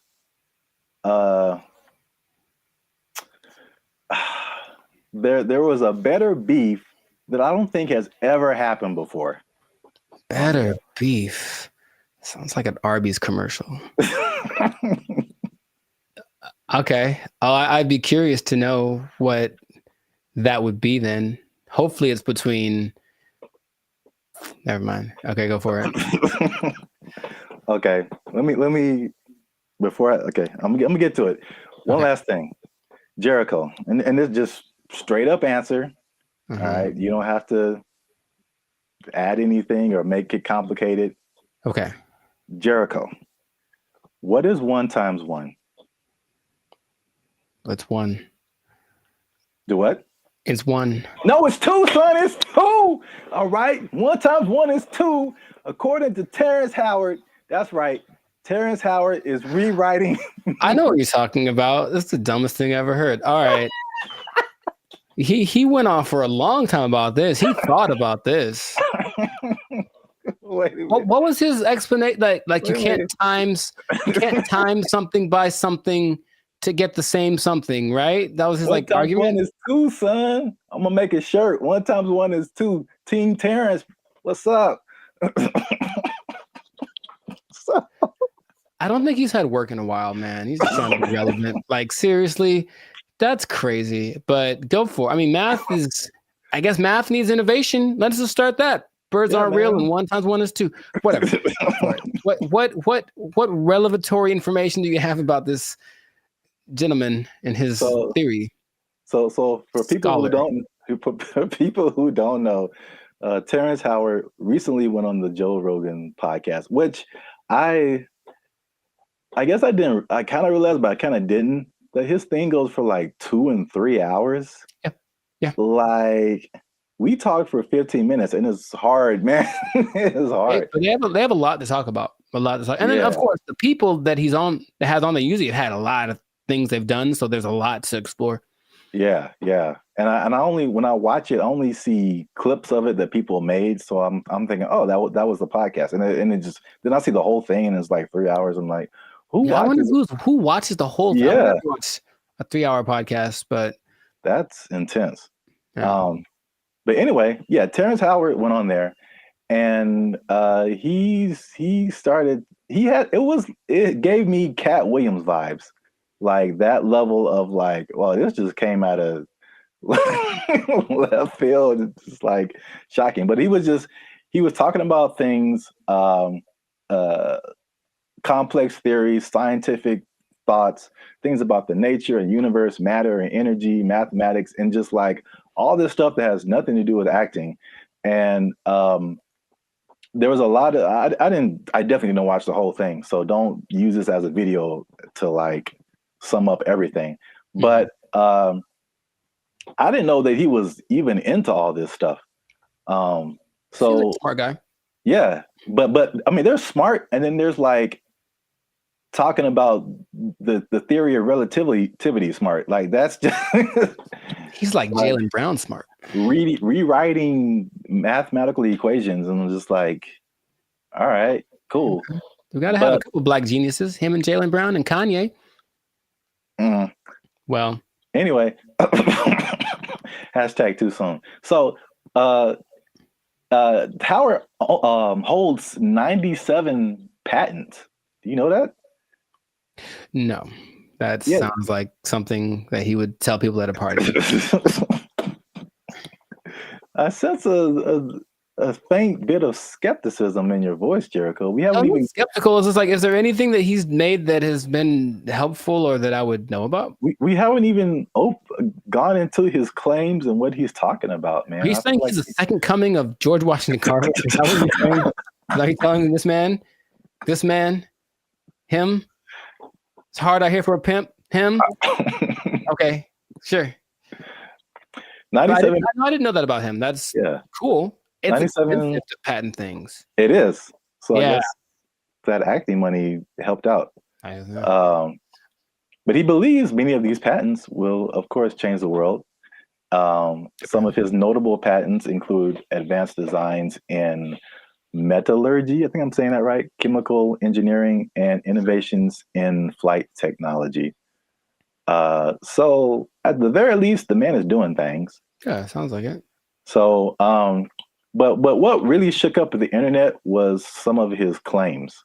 Mm-hmm. All right, so we're just gonna go through a few of them that this is kind of tough to talk about because he's talking about things that are beyond most people's comprehension. Sure. And so there's a lot of things that he said or a lot of words, even words that he used that are just not in common vocabulary. But I tried to pull together some synopses and just kind of put it in more lay terms, I guess. Okay. Some of them are just straight up. You can just tell, like. Let's see what Mr. Hustle and Flow's got. I don't know if you saw this part of the podcast, but his first claim is that prenatal memories are real, which most people don't think are, but he debates it, and some other people have debated it. But he said he remembers being inside of his mother's womb. Don't make me laugh. He described detailed memories, such as seeing his hand in utero, and he said he remembers being circumcised as well. I feel like that there's some truth to that, and without having ever studied it, just because it's one of the questions I ask a lot of people when I meet them and I want to break the ice. I ask people what their first memory is. It's just a curious thing because it feels like literally at some point our brain just started hit record. Like this is hitting record. It's all of a sudden like we were playing and nothing is, and all of a sudden something happens and boop, and now it's on, right? So for some people, it's a lot further back than one would think. I don't think I've ever spoken to anybody that said like in utero, but super young breastfeeding, like they remember stuff like that. They remember this. So I don't know if with the 8 billion of us that there are, if some of us aren't capable of remembering that kind of stuff. I guess my question is like, okay, so then what does that mean? Is there something that leads to? Because that's what would interest me. If that means, that means we can turn on the access point of the brain. If that's not, if it's just something to talk about, then I'm like, okay, that's cool, I suppose. Well, I don't think any of his stuff is just stuff to talk about. I think from the overall thing that I got, and then we go into some more of his claims, but it's just what I thought was interesting was just the way he sees the world, especially as a creative. It's just a different. It's challenging what has always been like the norm, and just different ways of looking at things. That's cool. So at least on that one, you were kind of like, that's not too far-fetched. Not too far-fetched. Okay. The next one is it might be a little bit beyond me, but again, I still kind of understand and relate. But his next claim is that the universe is built on waves and not particles. He says the fundamental building blocks of reality are not particles but waves. He says this perspective aligns with some interpretations of quantum physics, and his fascination seems likely to stem from the works of physicists like Niels Bohr and Erwin Schrödinger, something like that. Sure. So again, like he's not alone in this. He might be a minority, but people who deal with quantum physics feel like this could be true. I was going to mention that there's something I've read about. It's almost like there's things that I acknowledge that are interesting to me that I wish I had like the mental capacity to process, because I don't think it's a bit above me. But I have read something about like this wave particle experiment where it proves the importance or the impact that watching something. It's a particle experiment. They shoot some kind of electron waves at a target, and depending on whether they record it or not with like a camera, the result is different. Now, how do they know that it's different if they didn't record it? I don't know what they're talking about, but it makes it seem like objectivity has an impact on the way the universe works in general. So I'm looking at you, one thing can happen, or I guess that means that if I'm not looking at something, it could be doing something different than if I was looking at it, which again, what's the point? But that idea is like, I don't really get it, but I'm like, an interesting idea. So waves and particles, would that make the universe? Again, my question would be cool. I honestly want to talk to him about it. Maybe just stare at him while he talks. But what does that do for how we understand the world if that is true? If waves instead of particles are what created? Yeah, I feel like I feel like that's a bit beyond me. But I feel like, I mean, it sounds like you're trying to get some practical use out of it, but it's just like, okay, the things that we know about gravity and aerodynamics and stuff like that, by learning that stuff, we can fly planes and helicopters and stuff. Sure, yeah. And so there's some kind of use, I think, in saying it's waves and not particles. I don't fully know how to interpret all of this stuff and to make it like, oh, okay, we can do this now. But I'm sure like that's a kind of genius level, sure, right, kind of thing. Once you know it and then can do something with it. Right. If it means I can surf to Mars, I'm down, bro. That'd be so sick. Yeah. They'll just hit your knees with waves and not particles, and that'll heal them. I'm down for that also. Does anyone out there have answers for knees? Your boy's going through it right now. So yeah, let us know. To continue on this is probably it's probably the last one that just I kind of still didn't. It's too far above me. Mm-hmm. You said gravity is fake. So he said that there's an inward and outward force that shapes planets without relying on things like gravity and dark matter and dark energy. Which this one is kind of big because he challenges Newton and Einstein, like as far as gravity being a fundamental force. And I know what you're doing. I know what you're doing. I know I know what you're doing. It's fake. Fake news. Fake news. That did not fall. Okay, people. Okay. That did not fall. That was fake news. Gravity is fake. Okay. All right. I'm not going to do it again. I wouldn't even know where to start with that. That is an interesting idea. If there's another force that's not gravity, then what is that? What is that inward force? Because to me, that inward force is what's called gravity. Is it not? I don't know, man. Okay. I don't know, but I really want to understand.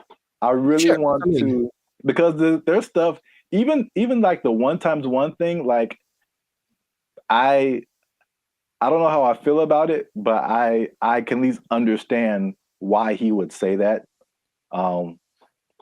Once we get to that one, but the gravity is fake thing, it's just like over my head, I think. Yeah, no, I wouldn't even. But when he talks about an inward and outward force, for any anime nerds watching this, I thought about Pain in Naruto, and he has like that universal push and universal pull. Yeah. And I like gravity. Yeah. Yeah. So maybe the answers are in Naruto. Maybe they believe the same thing. I don't know, man. This is just, I just find it funny, obviously. Yeah. Sure. It's interesting. I wouldn't know where to begin with that. Just someone coming out of nowhere and just challenging everything and everyone like we've ever known. It's like, you all are wrong. Gravity isn't real. I mean, it helps me that I only think about him as the Hustle and Flow character. Yeah, that adds another layer. He's stuck in that role to me, so he can say all he wants, but he's saying this. I only saw a portion of that podcast, so I know what he talks like. To me, he's still talking like that character on the podcast. So. Yeah, he definitely has that like typecast, or like his role in Avengers was like, it was a War Machine. I forgot he was in that. Yeah, he was like the first War Machine. It's like, War Machine said there's no gravity. For the record, I prefer Don Cheadle. The same. I thought they were both good. Oh, okay. Well, so I don't remember Terrence, but okay. Next one is that straight again, along with gravity not being real, also straight lines are not real, Jericho. And this is the one I kind of understand. All right, so this is his explanation. He said, when you view something from the correct perspective, or you view a straight line from the correct perspective, you'll see that it's not straight. So he gave an example that if you put you draw a straight line, perfectly straight, at least to our human eyes, but if you put it under a microscope, you'll see all the tiny inflections that don't make it look straight anymore. So basically, these are all conceptual things. He's basically trying to get us to rethink geometrical concepts. Again, why I don't know how that applies to that. Yeah, that I would say. How does that help us? Terrence, how does this help us specifically? I don't think it does. Look straight to me. It works for me. I'm gonna accept. I'm gonna take into consideration two of his ideas, and then for me, gravity and straight lines are pretty much going hand in hand. I will go find a straight line and drop it to celebrate my acceptance of straight lines and gravity. So we're 2 and 2. Yeah. So you can kind of see where he's coming from with the prenatal. I like the idea of not him trying to be controversial, just saying, hey, think about stuff. We are told things from an early age, and most people, for everything they've been told, that's just how it is. And any idea that something might be different can be scary. It's like, oh, it's the truth. What is? But I appreciate his effort. But that's what I got out of it. All right, so we're 2 and 2, which is perfect because we're coming to the last one I have here, and that is that multiplication is a lie. But I mean, does he say it exactly like that? No, but that's just funny to say. Anyway, he said that one time. This is the middle. He said that one time. One is 2. Okay. So he said this is why, because if you combine two unique things, all right, you can't end up with the same thing. Which I hear where he's coming from. You got one because I remember algebra, you're always trying to solve for x, and you basically you got this side of the equation, you try to balance it out. So if you have 2 1s on this side, how are you going to have a 1 on this side and it still be the same thing? So I still don't know if I agree with it, but I totally understand what he's trying to say. I don't appreciate that one. Side of it. And I'll try to be. I haven't taken math class in 2 decades, but I'll try to explain. He said 2 unique. If you combine 2 unique things, to me, I'm combining in my simple brain an object. This is a guitar pick with a concept, which is a number of these that I'm thinking about. Right. So if I have one of these, this is my object. And I take a number that represents how many of these I could have. If I go times 2, I will then have 2 of these, right? Hey, look what happened. Now I have 2. If I take this one object and then I multiply it by a concept that is singular, nothing changes. Because here's the other thing. I think I can bring a narrow to this also. I want to figure it out because usually there's this might be Avatar. It's there's good or bad. So something has to be one or the other, positive or negative. And then there's the guru on the mountain that made him drink the banana onion juice. He said there's also a neutral. That's the third option, and people forget about that. So does this have to change if I multiply it? No. It could go bigger, it could go smaller, or it could stay the same. And the stay the same is the times 1. So that is my argument, Mr. Howard. I had one of those chalkboards on the back I could draw on with all the numbers and everything. Yeah. The hot to crazy chart. You remember that one guy? Oh, nice. I appreciate that, man. So I don't agree with that at all. National treasure. I don't think I do, but I want it to be a thing. I got you. That's deep down. I want 1 times 1 to be 2. If enough people talk about it, it'll become something. Yeah, if enough people talk about it, it'll become something. I really don't think that it's important. Again, it's just like what? Look, they're ready to change math with that Common Core stuff. Oh yeah. Everyone's all messed up, but the kids nowadays are gonna be just so stupid. All the math is wrong. And so now they're gonna throw this in there. Like, by the way, 1 times 1 is 1 or 2. And then what? Because another thing. So if that becomes true, that's just hypothesize. Then wouldn't that change everything? Because you can't just change one thing without changing other things. If there's the fundamental concept that 1 times 1 was 1 and now 1 times 1 is 2, doesn't that somehow affect everything else? I think so, but I'm not sure. I don't want to really think about it. I just want to. I want someone else to figure it out and tell me on the internet. I'll just ask ChatGPT. But no, 1 times 1 is 1. Since forever and ever and always, one thing can stay one thing. I am 1 times 1. I should make that my counter. Make a shirt. I am 1 times 1, and I just stand boldly, holding a flag and like a bowl of rice pudding. Oh, wow. I don't know why the second thing. All right, so that's 2 and 3. 2 and 3. All right, so we might end up with a tie here because this is a bonus one. Okay.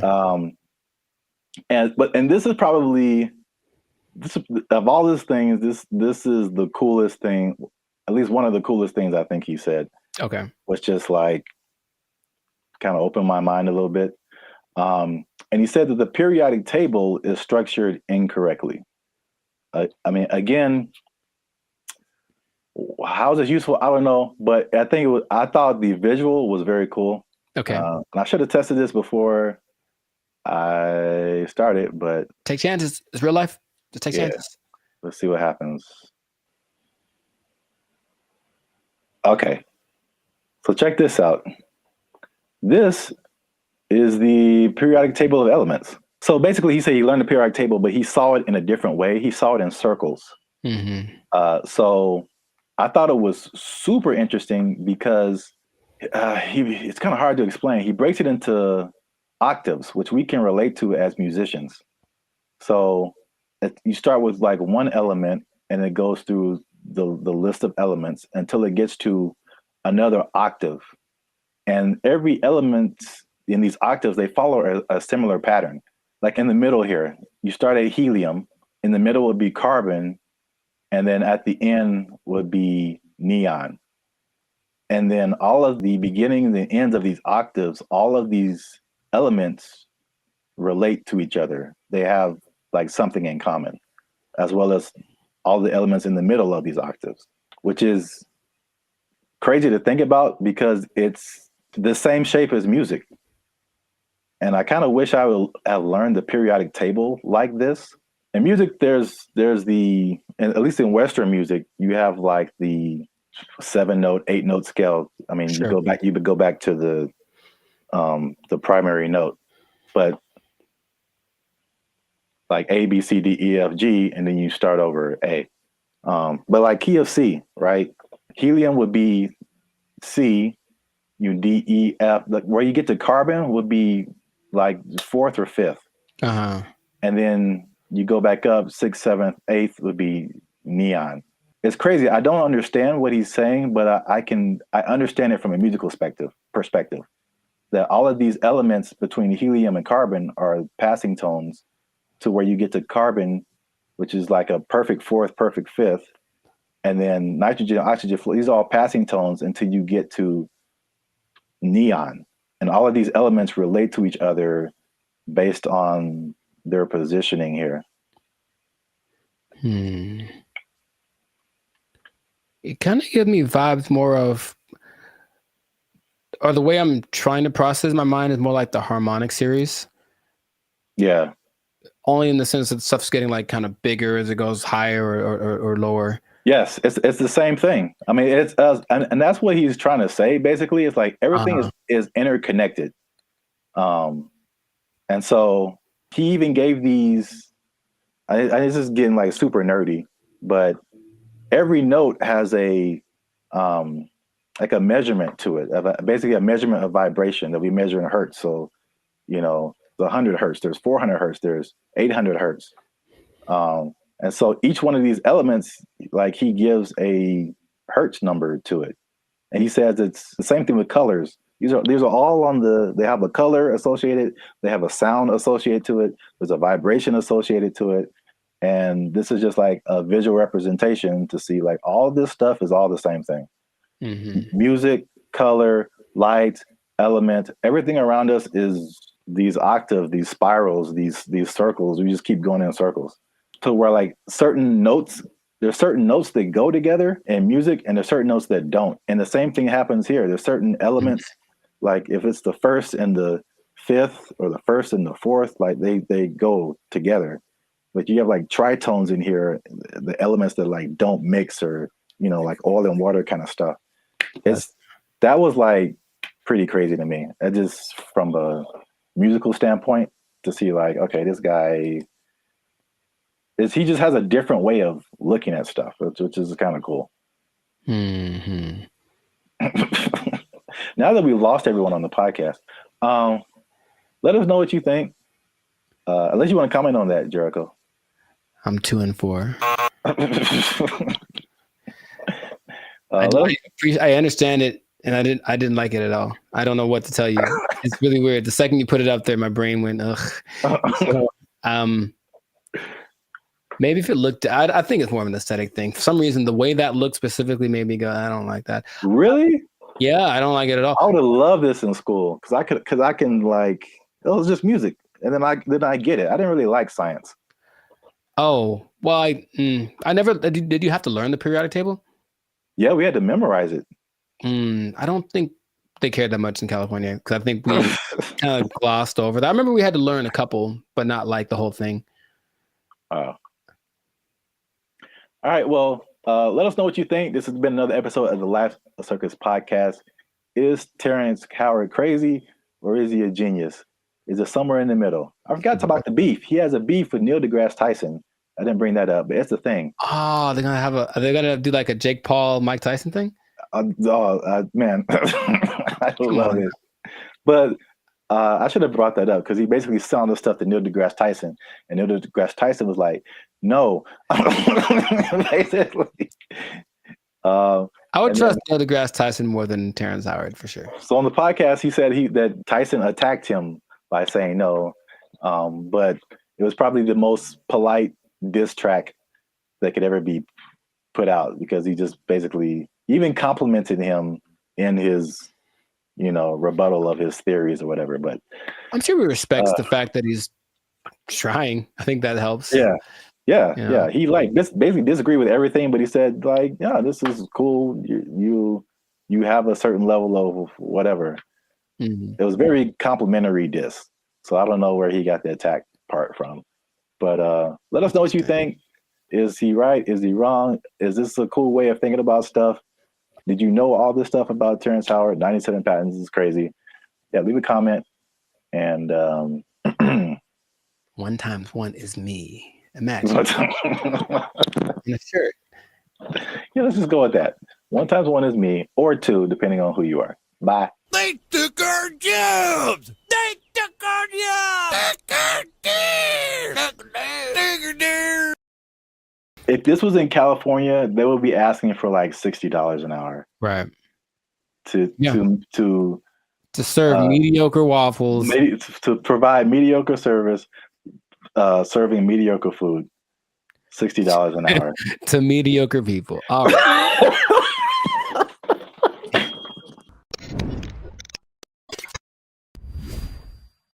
Yo, what's up, guys? I'm Zap, and this is Jericho, and we are now 6-time international award-winning pop hip-hop music duo band in Future. Mm-hmm. We do clean, fun music that everyone can listen to with a sound that is uniquely California, and you are now tuned into the Life's a Circus podcast, where we talk about things that are funny, interesting, and ridiculous. But wait a minute.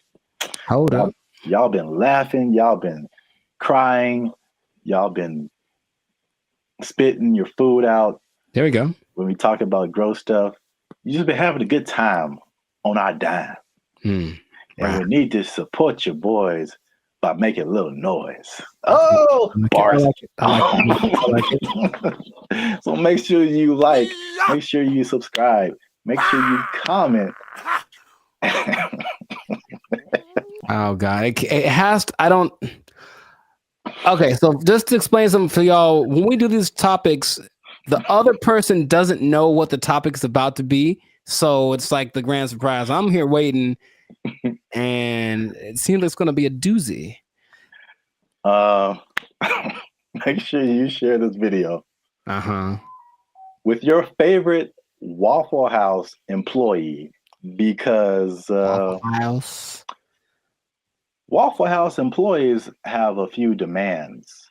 And I'm going to show you a video here. Okay. Of a, as the news calls it, a developing story. Is that what this is? With some interesting characters who have some demands for Waffle House. Waffle House employees across the Southeast are demanding more pay. Employees held several rallies this week at restaurants, including right here in Atlanta. Channel 2's Larry Spruill is live on Piedmont Avenue in Buckhead. Hey, what up, Larry? Locations. And Larry, you've been talking to both clean white shirt as on, well as those men and women who work hard every day. Yeah, well, Michael, corporate leaders tell me they are aware of what happened at several other Waffle House locations like this one right here in Atlanta. Meanwhile, I spoke with employees. They tell me they simply want more pay. It's a simple demand from Waffle House employees across the Southeast and here in Metro Atlanta. We're asking for $25 an hour. Gerald Green says he's been working at Waffle House for years. I'm what they call a grill operator. I'm a cook. I'm a rock star cook.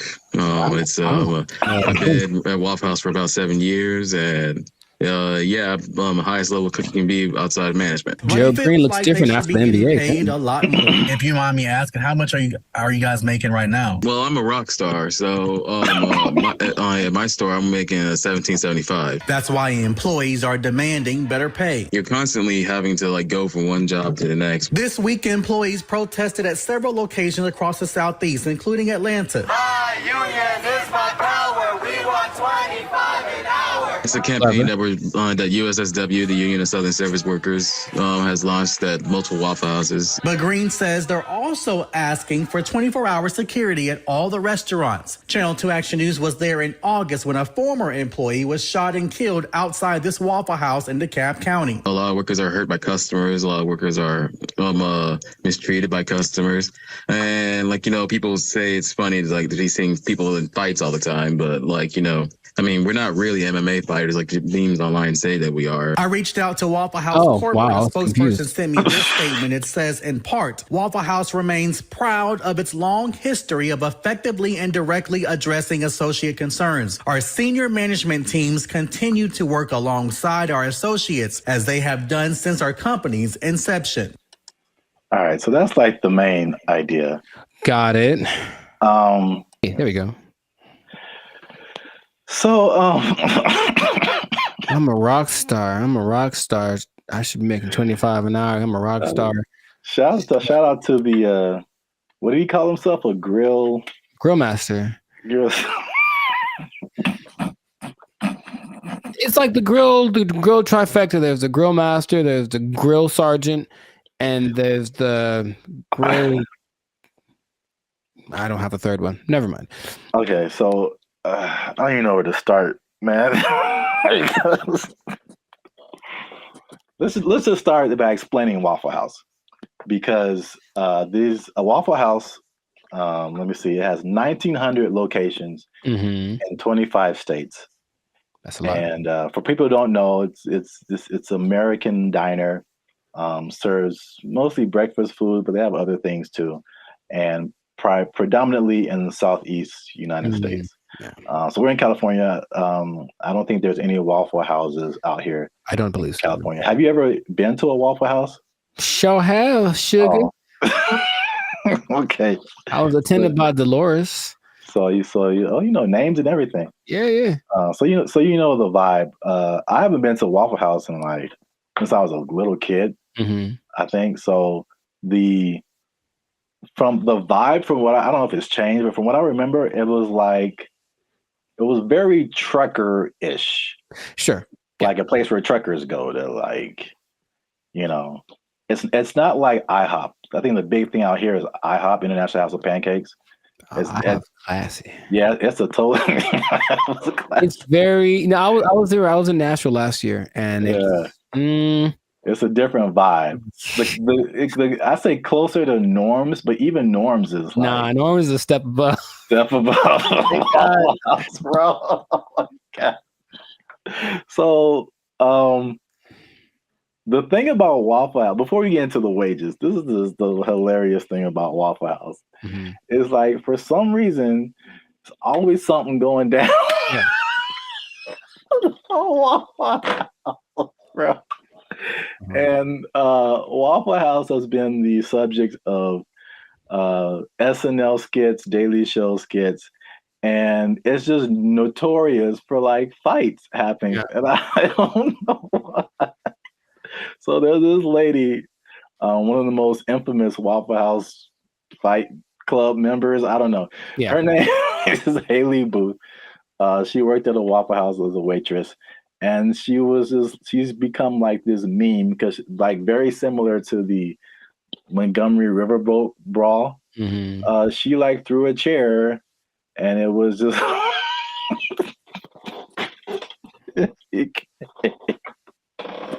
it became a meme. So it's a big social media thing with Waffle House. And like these are some of the quotes from like social media. Okay. Oh, Haley, the waitress, she says, and I quote, "I've probably cleaned blood off of every surface of a Waffle House." Just to give you guys an idea. Mm-hmm. Someone else as a joke said, "A fully staffed Waffle House could take out ISIS."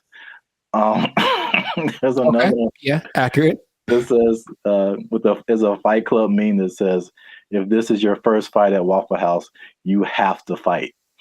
So that's the vibe of Waffle House.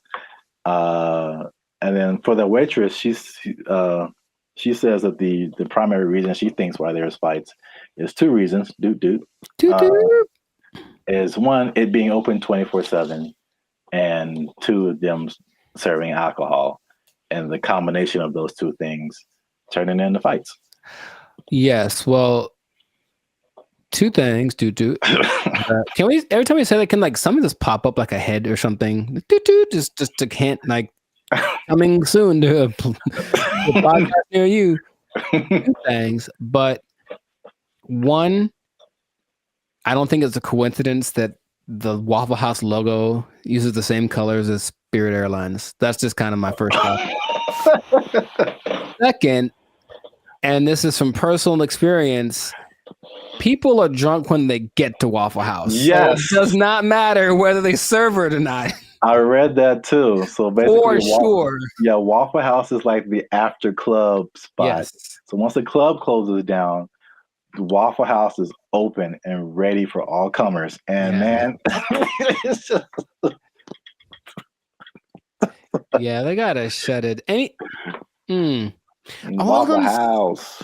But places like Denny's are open 24 hours, a lot of them, and Denny's don't have that. So it's something about Waffle House. It's something about Waffle. It's like when you walk in, you do feel this. The first time I went to Waffle House, I was young. I was probably 10 or 11 in Missouri, I think. And I remember I remember my waffle was cold and the butter wasn't melted. So I was mad about that. But I also remember that there were people. Oh, there's a word that my mom used to say all the time. Nefarious. I think there are some nefarious individuals in the corner, and she's kind of uncomfortable with having her kids in this place with these nefarious individuals. Kind of suspicious. And I didn't know that was normal until I went to another one later, older, and I was like, I feel like those are the same people. Like, I was like, I think they just have them instead of the weird bunch from the McDonald's group, right? All them. They just have these cats in the corner ready to start some stuff. Like that's what it feels like. Yeah, that's. Oh, I was so thrilled about this topic. Also, I think the food is okay. Yes, so that's a good segue. The food and the service. It is borderline acceptable. And so now, fast forward to today, Waffle House employees are pushing for $25 an hour in Georgia. I'm getting mixed numbers, but I think the Georgia minimum wage is $7.25 today. That sounds about right. So Georgia, I mean, that's almost a 4 times increase.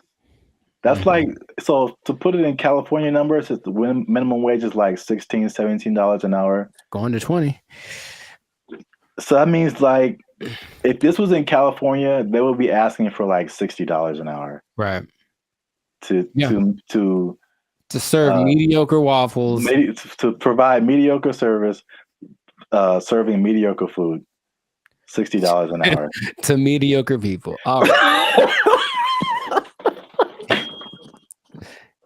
It should be like an intervention. Like if you're in the Waffle House, like, man, IHOP's right over there. Just copyright.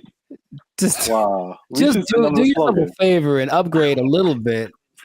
Or make some. I would rather eat Eggo waffles from the toaster than eat Waffle House waffles. Like to me, they're comparable, and maybe Eggo's got a slight edge. So, oh man, nothing too special about the Waffle House, but they're everywhere. Everywhere. 1,900 locations. It's a big chain, but $25 an hour, bro. That's a lot to make waffles. Have you ever made a waffle before? It's very straightforward.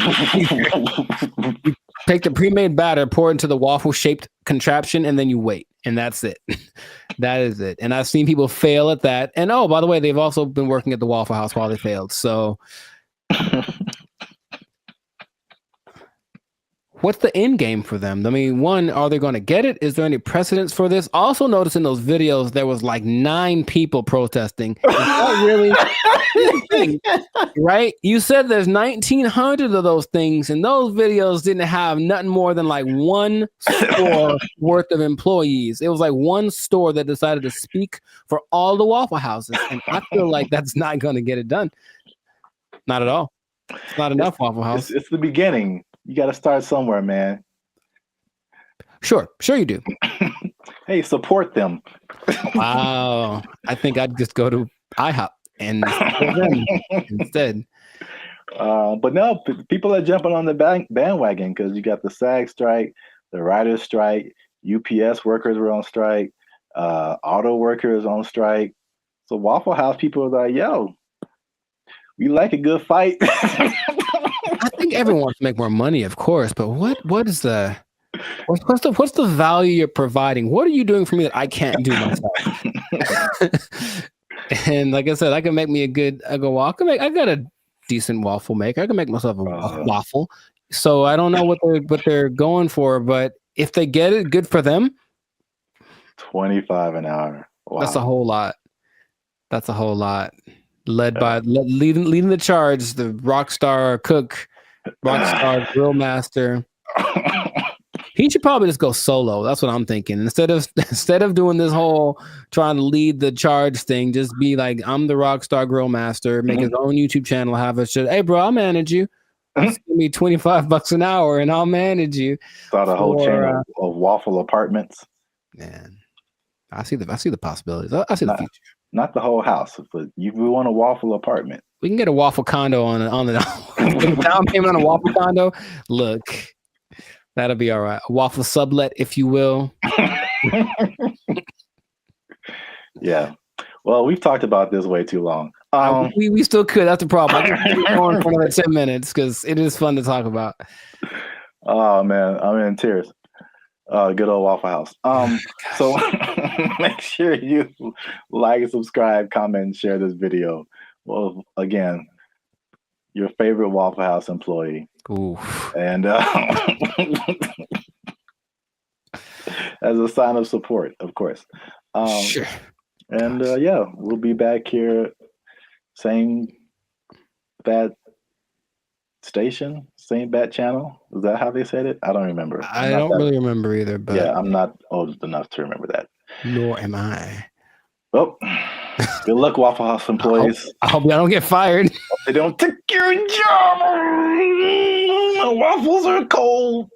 They took our jobs. They took our jobs. And I go in there, and basically I stand there for 10 minutes without anyone talking to me because no one's working the front. Nobody. And I just like, okay. And I just eventually just yelled something to the cooks. What's going on, everybody? I'm Jericho, and this is Zap, and we're the now 8-time international award-winning pop hip-hop duo Band of Future. We make music that's funny. No. Huh? We make clean, fun music that's easy for everyone to listen to with a sound that's uniquely Californian. And right now, you're tuned into the Life of Circus podcast, where we talk about things that are funny, interesting, and just straight ridiculous. So before we get into this thing, make sure to like, subscribe, comment, and share this video with at least 2 people that knew that the wage increase for fast food workers was a bad idea. I'm telling you right now, it was a bad idea, and I have proof with numbers, with personal experiences. One thing, okay, so I didn't actually know this. I thought it went into effect January 1st, but actually went into effect April 1st.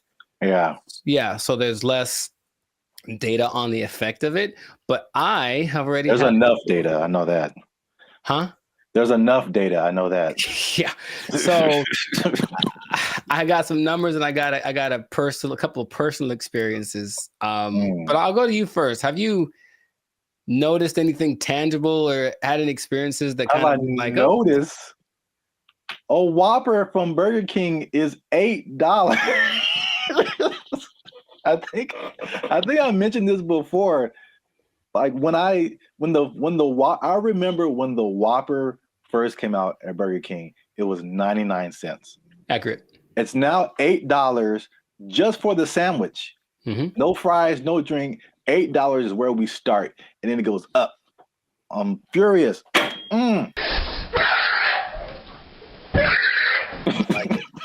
So yes, increased prices everywhere across the board, and I had a couple of eye-opening experiences just last week. Hey, y'all, come look at this.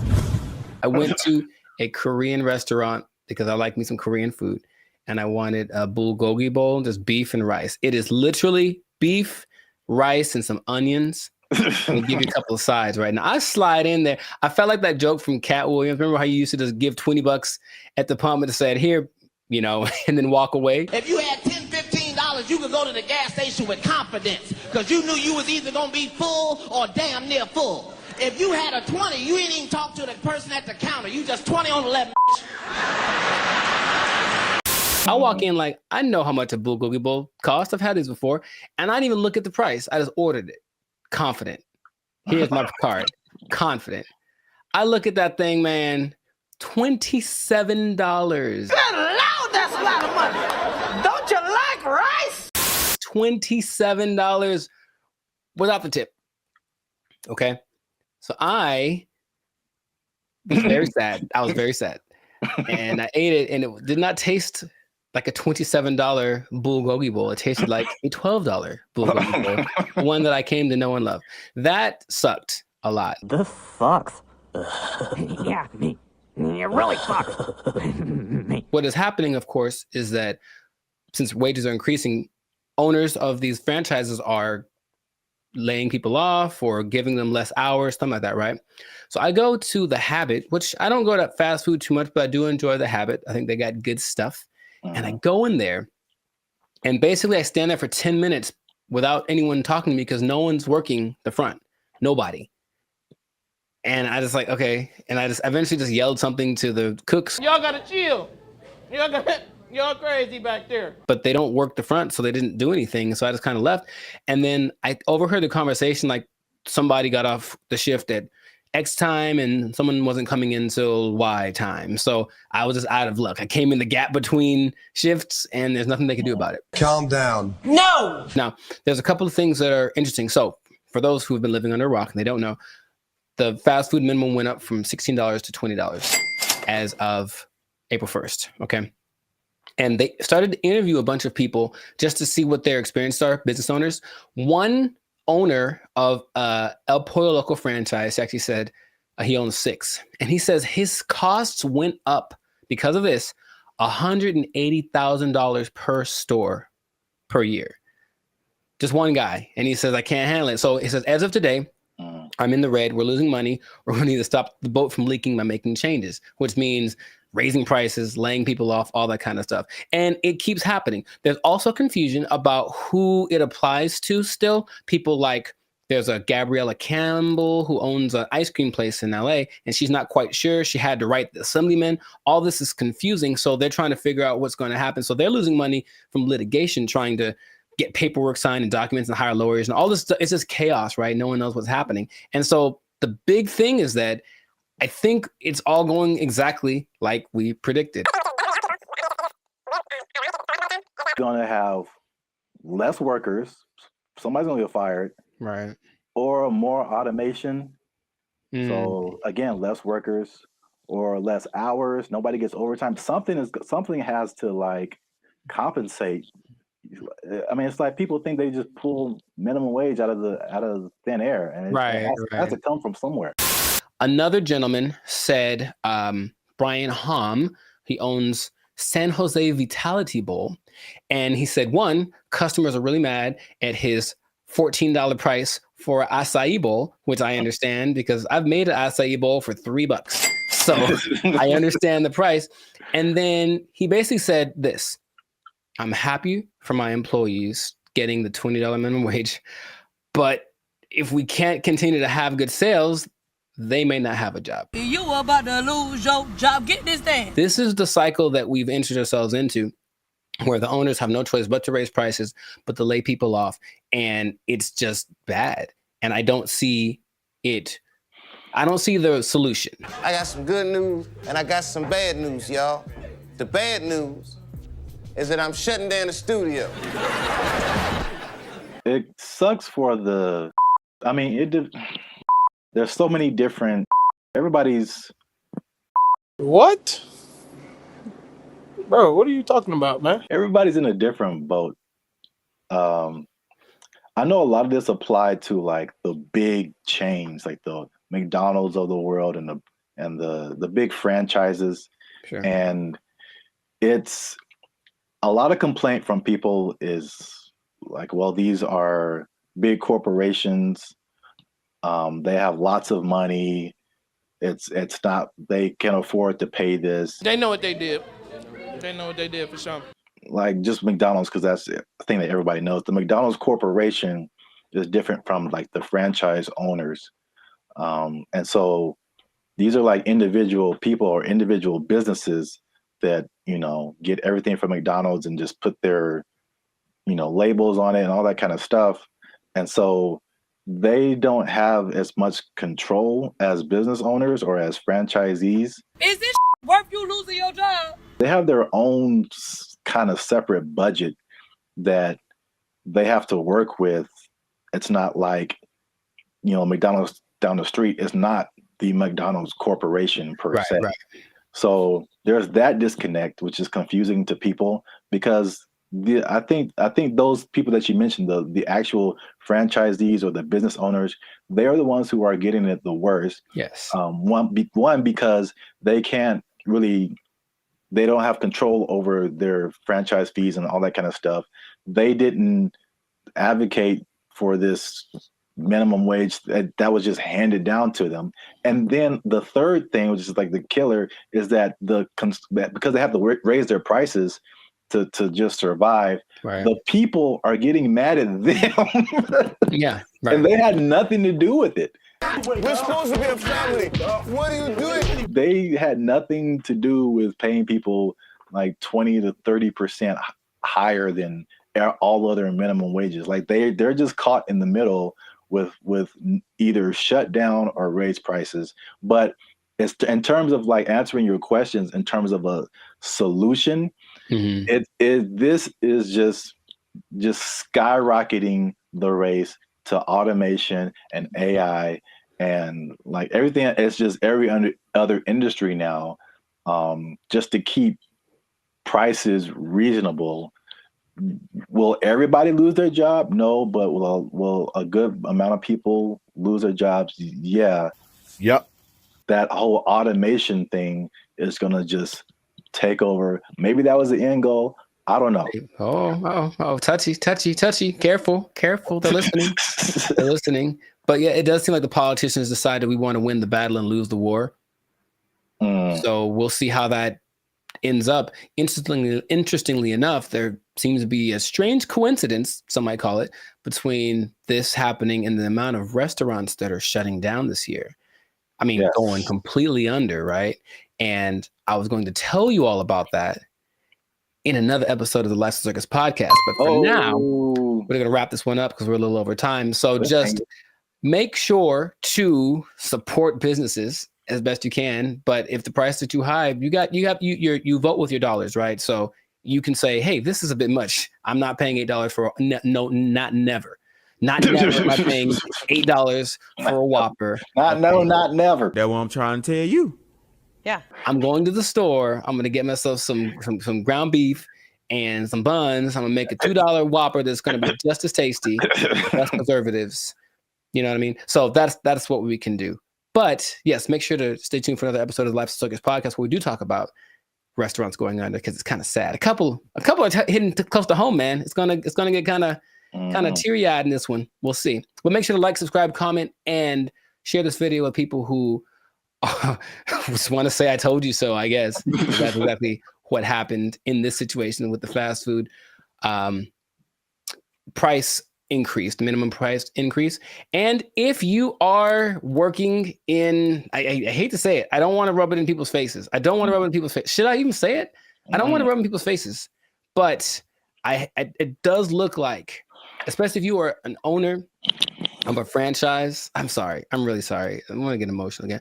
If you are an owner of a franchise, raising prices, laying off people, you might lose your job. You might lose your job. The person to Whopper is 99 cents. What happened now? They took our jobs.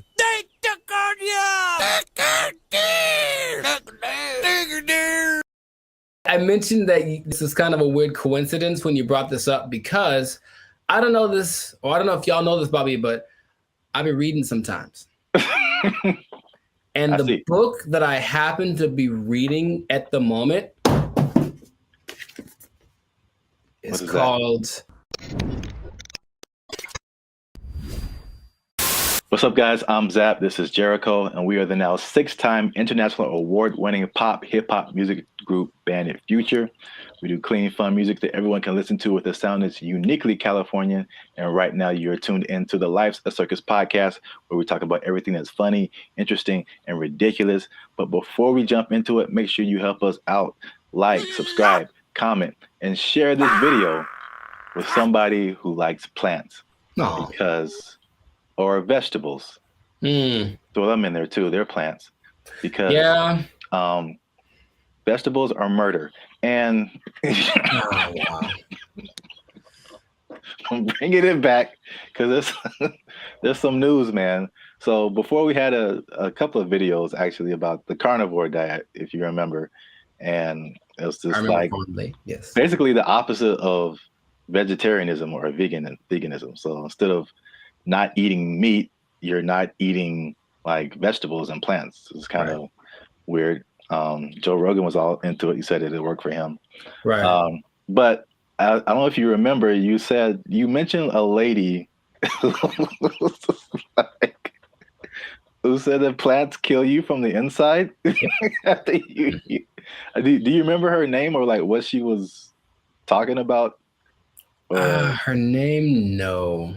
But she was saying like plants, it was like a defense. Well, yeah, but plants basically as a defense mechanism secrete things that basically make the person who eats them feel bad so they don't keep eating them.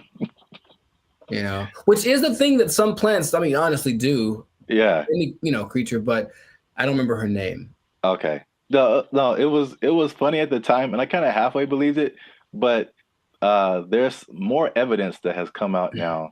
So there's been a recent study in Japan about plants actually talking to one another.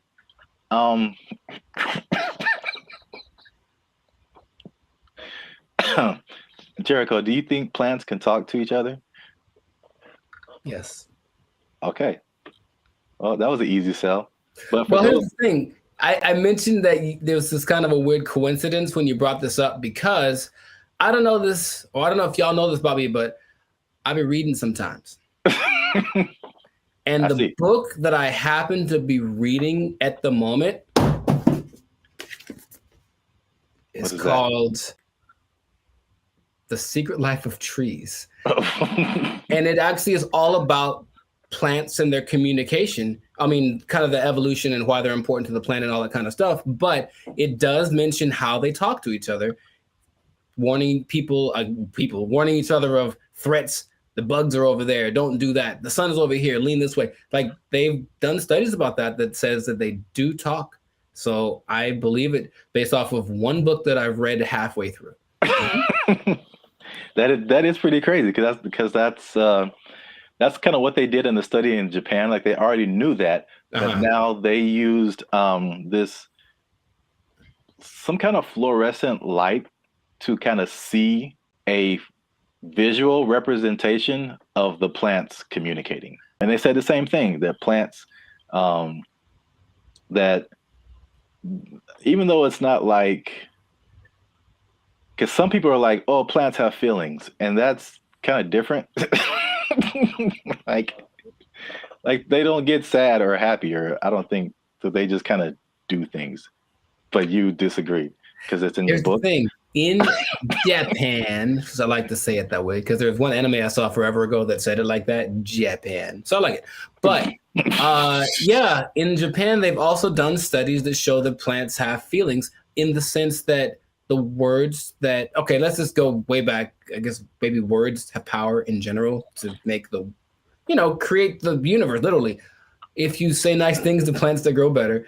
They feel it, like they do. That's their result. And so if you go to Japan, which I recommend that y'all do, and you try the fruit, you're eating fruit one that's really expensive, but it's really good. And part of it is because they actually care for it, like they cultivate it, they talk to it, they massage it, they do all that stuff because they really believe that the plants feel, oh, I feel good, I'll grow better. And I can't say they're wrong. I mean, yeah, I guess feelings in terms of like emotions, like feeling is like kind of sensory. They can sense stuff, but like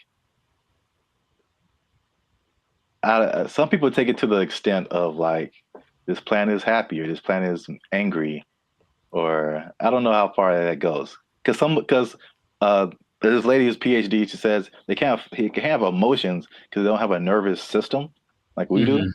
So they can't like, you know what I'm saying? Like those kind of feelings.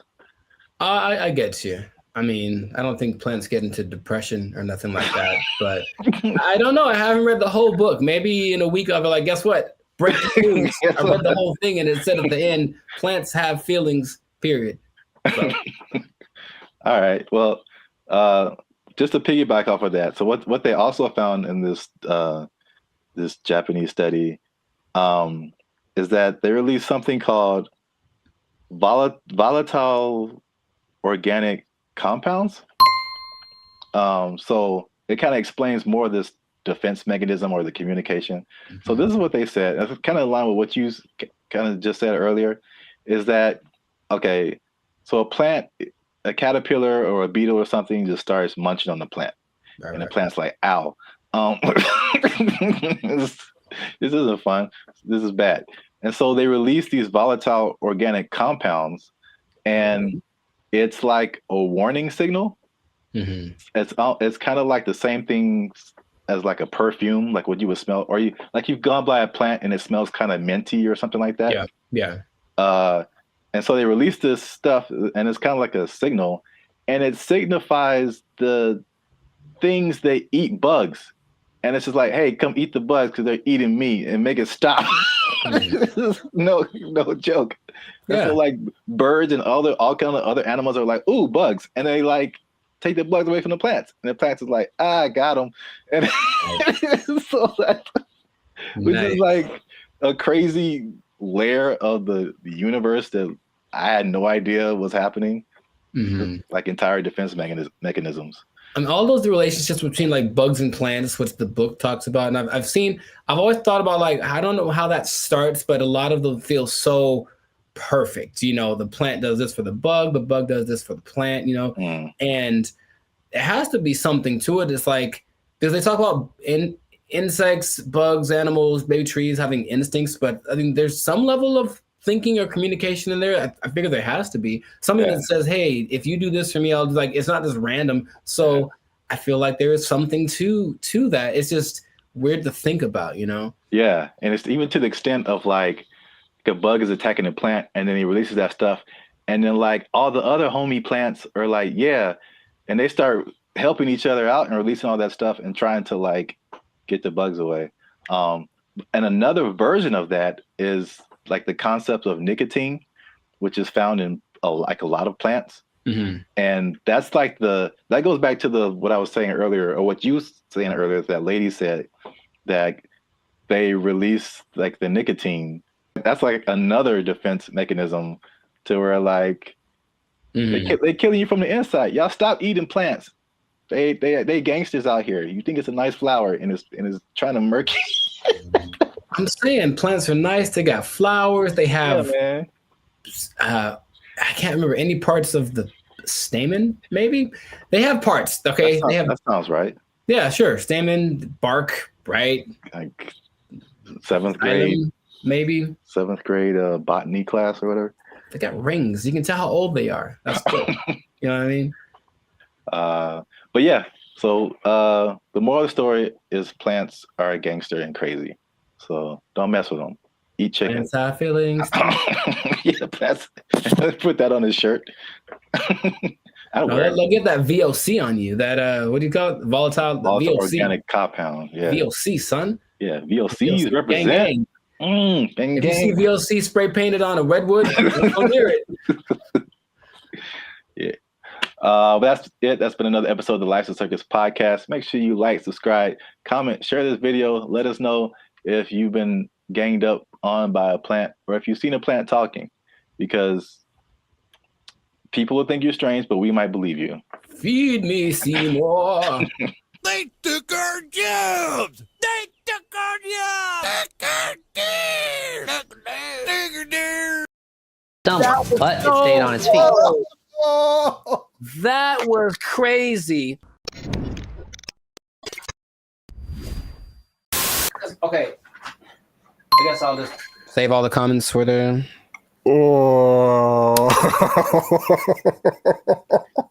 Why is it coming to this? Why are we all going to go out this way? I didn't think it'd go out this way. I would watch this. I feel like it. Okay, well, we can get through this. All right. Oh, it's recording. Oh, man. Okay, bring it back.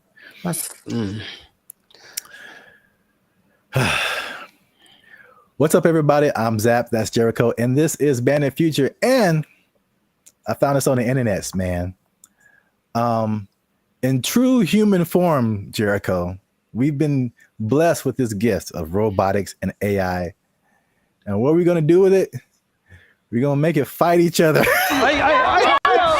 The world's first kickboxing tournament exclusively featuring humanoid robots just took place in China. Here's everything we know about this first of its kind robot rumble, and of course, all the best highlights. For this video. 6 different robots slugged it out for the top spot, each with a team of human operators outside the ring, giving robots commands via remote control. The robots were armed with several different combat moves that Unitree says came from external That doesn't even experts. look real, man. That's crazy. Oh my god. That doesn't even look real. Remember those little things that you'd have like way back in the day? Those little, I guess a board game, but it was 2 real robots and each person. Yeah. What were those called? Like Sock'em, Rock'em, Sock'em, something like that. Yeah. It's just that, but times 1,000. And this is so great. I love this so much. I don't want this to. Gosh, he's gonna kick it. And it's gonna remember him, get him in like a decade. Anyways, just keep going. I feel like we do this to ourselves, and then we blame other people. That's what I feel like is gonna happen. We just start building these things, and our first thought is like, "Hey, let's have them punch each other and kick each other." Nah, that's entertainment. That's our second thought. The first thought was sex robots. Oh, well, for sure. Too. But this is a close second, I would say. Yay, humanity! Are these the G? These are the G ones, right? I think you were talking about. Like these are the Unitree G. We have another video about that. I'll put a link to it. And a guy, man, these comments. You guys comment whatever you want. Look, there was a guy like trying to fight us, like, oh, it's not as good as the Tesla bot, and blah blah blah blah. I have not seen the Tesla bot do this. Nor have I. Nor do I want to. And it's, I know the Tesla bot is like more advanced. It does. These are two different things. But the main thing about this particular, the G ones, like you were talking about, is the agility. When they get up, it doesn't look real, man. Like that looks crazy. These moves include straight punches, hooks, uppercuts, a roundhouse kick, front knee, and what looks to me like a front kick or push kick. Martial arts experts, let us know down in the comments which one you think it is. The robots are also... So you can do all of those punches. I can still pretend this is fake until I see it in person. At least I have a happy place in my head that says somehow this isn't real because it doesn't look real, and I can just pretend. Until I see it, I'll pretend that it's not real. Jericho, it can roundhouse kick you in the face if it wants to. I know it, but I think it wants to. That's the thing I don't like. I think it wants to. I think it's like take all comers, bro. It's gonna keep getting more crazy. This is already crazy. Yeah. Let's watch some more. Able to pivot and move around, as well as stand up from a fall. In the opening match, it was blue versus purple, with the other robots standing in the corners of the ring, cheering on the robot-on-robot carnage. While it's humans calling the shots from the sidelines, the robots themselves must maintain their balance while taking punches and performing kicks and knees that sometimes force them onto one leg. Unitree says this was achieved by a combination of sensors in the robot, which feed it information on its body position, as well as AI reinforcement learning performed in some... It's impressive. What was that? It's impressive, those little steps that they take to get their balance back. Yeah. That's gotta be really hard to replicate. The next round saw the black-clad robot named AI Strategist facing off against the robot in pink, known as the Silk Artisan. While it took these robots a second to find each other on the battlefield, eventually they locked in, resulting in one of the most devastating clashes of the entire event. AI Strategist took the first fall when a kick threw it off balance, but it was back on its feet and taunting its opponent in no time. In the next round, the Silk Artisan got its leg caught on the AI Strategist, causing it to stumble, but it stayed on its feet. That was crazy, because check it out, for a human, that's a torn ACL right there. You see that? And it was just like, hated it, and then just kept moving. That's so... Yeah. Wait a minute. That was... In no time. In the next round, the Silk Artisan got its leg caught on the AI Strategist, causing it to stumble. No. Both sides landed some good... That's wild. In the next round, Black delivered a devastating knee to Pink, but it wasn't enough to keep the Silk Artisan down. The face-off came to a brutal conclusion when Pink went for a right hook as Black went for the knee, throwing the Silk Artisan off balance and sending its legs all over the place in a finisher that looks like it belongs in a Mortal Kombat video game. AI Strategist celebrated the devastating blow by falling face first over the Silk Artisan in a nail-biting conclusion to a thrilling match. In the penultimate bout, Power Core Guardian in green went punch for punch with Armored Mulan in red. The fight began with a clash of kicks. Robots traded blows back and forth. Green took the first fall when a kick went wrong, but it was back on its feet. They're all the same size. They're both the same size. And I guarantee what's going to start to make these more interesting is the modifications, or I guess whatever within the parameters of the rules. They can have bigger legs or smaller, whatever it is to kind of make them a little bit different, but that's when it's going to get kind of crazy. The final round saw AI Strategist facing off against Power Core Guardian. Once again, we saw the robots get stuck together and need to be separated. Green took the first fall while attempting to knee the robot in black, but came back strong, seeming totally unmoved by what appeared to be a powerful kick from AI strategist. For this, I feel like it's going to be more similar to like MMA or boxing, where like they're the same weight and size, and then but you can train them to, because right now it looks like they have like, I don't know, 6-7 moves that they can do. Yeah. But what if you train it to like where it has, you know, all these different combinations? It's like a video game, a live action. I just want to know if those controllers are the same as like Street Fighter, like down, down, up, up, roundhouse, like something. And then I hope so. AI strategist took home the top prize at the China Media Group World Robot Tournament, Mecha Combat Arena. The G1 humanoid robot comes in several different models, and so whoa, what's that? That's a little bit extra. Like they're not doing that. The intro? No, just right there. That robot that just did like this World Robot jumping, Tournament, spinning kick. Mecha Combat Arena. Yeah. The G1 humanoid robot comes in several different models, like and that. for this competition, Yeah, man, it's getting real. These guys, oh my goodness, they can't jump. Seems not yet, not great, but they'll be able to. Yeah, I don't think I've seen any of them jump. I've seen videos of robots that can jump, but it seems like they're just jumping back and forth. But like, imagine these things being able to jump and do like, there's nothing that'll stop them from being able to jump 20 feet in the air. Like, you know what I mean? Like, it's going to be impressive. I just, for the spectacle of it, is it worth our safety? Is it? Internet? Is it? I mean, well, if someone just programs a bunch, like 10 of these to just come to your house. Yeah, man. That's going to be a problem. Yeah. Can't take all. For now, yay, look, it's fun. Yeah. Let us know what you think in the comments. The first ever humanoid robot kickboxing tournament. I can't believe that's a sentence that I'm saying. That's a sentence that I'm saying in the year of our Lord, 2025. Share this video with anyone you think might find it interesting. And I don't know what to say, y'all. I just found this on the internet. We out. I think that's my catchphrase. I think that's it. I see you. I don't know what to tell you. I just found it on the internet. They interview people who swear by this. Now, I know you'll be like, were there any scammers? There's lots, of course. There's lots of people who are claiming this, building cults, and then basically eating French fries behind the scenes. And the most famous, and this is real, well, this guy named... What's going on, everybody? I'm Jericho. This is Zap. We are the now 8-time international award-winning pop hip-hop duo Bandit Future. We make clean, fun music that everyone can listen to with a sound that's uniquely Californian. And right now, you are tuned in to the Life of Circus podcast, where we talk about things that are funny, interesting, and just straight ridiculous. So before we get into this thing, make sure to like, subscribe, comment, and share this video with 2 people who are tired of eating, who want to find a different way. Did you know there's a different way? Did you know that there's an answer? If you don't want to eat, you don't have to anymore. It better be a good answer, because I want to eat.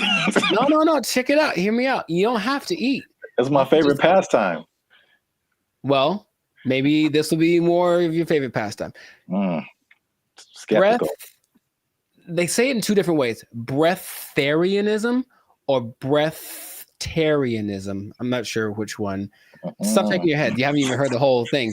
It's where you basically eat the air and you don't eat the food. That's it. Doesn't that sound fantastic? See, I blame these millennials.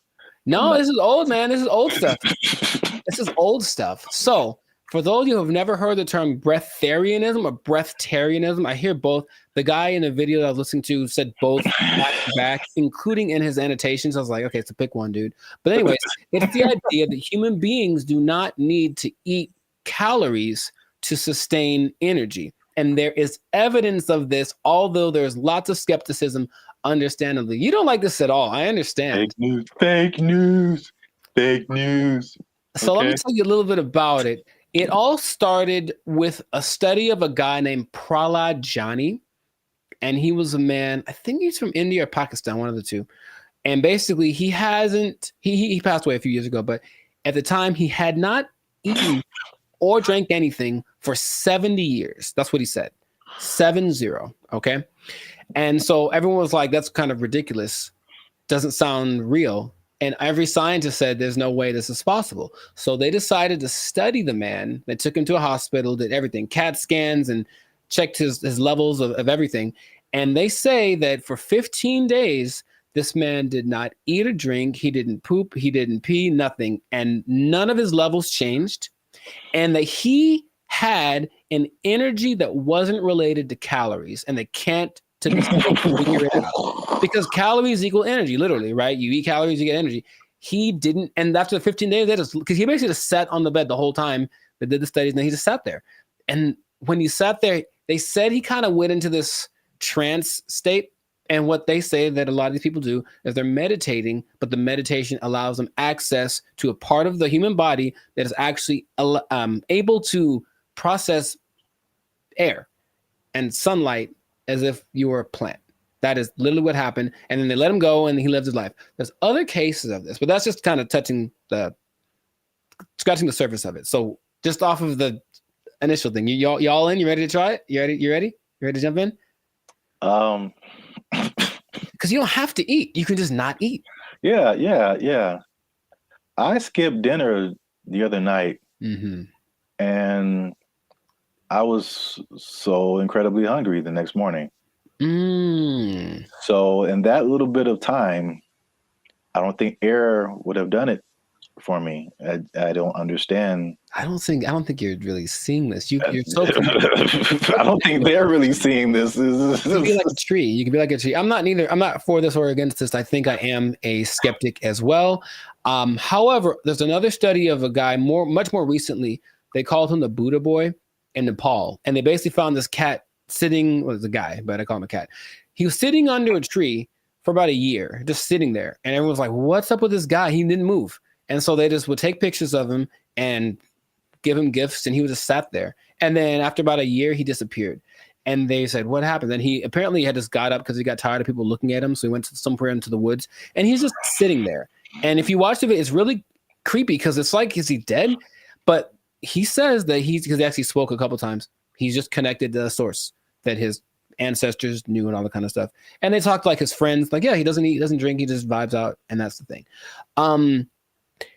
Oh, the friend said that they converse telepathically, which is kind of an extra thing that I'm a fan of. I like the idea. None of it sounds plausible. Kind of an extra thing. Right. And science is all, this isn't the thing. It can't be real. Yet there are a few cases of this happening. The patron saint of Switzerland in the 1700s, Nicholas of Fleur, apparently the last 20 years of his life, he only ate light, right? So there was a study done in 2014 about the sun gazing, which is some parts of China say that that's what they do, not staring at the sun, but using the sun as energy. And there was a proof that human mitochondria can actually process sunlight and convert it to energy. That's what science is starting to, okay, maybe there's something to this. But the idea that you only eat air, sun, isn't the most widely accepted version of this breatharianism thing.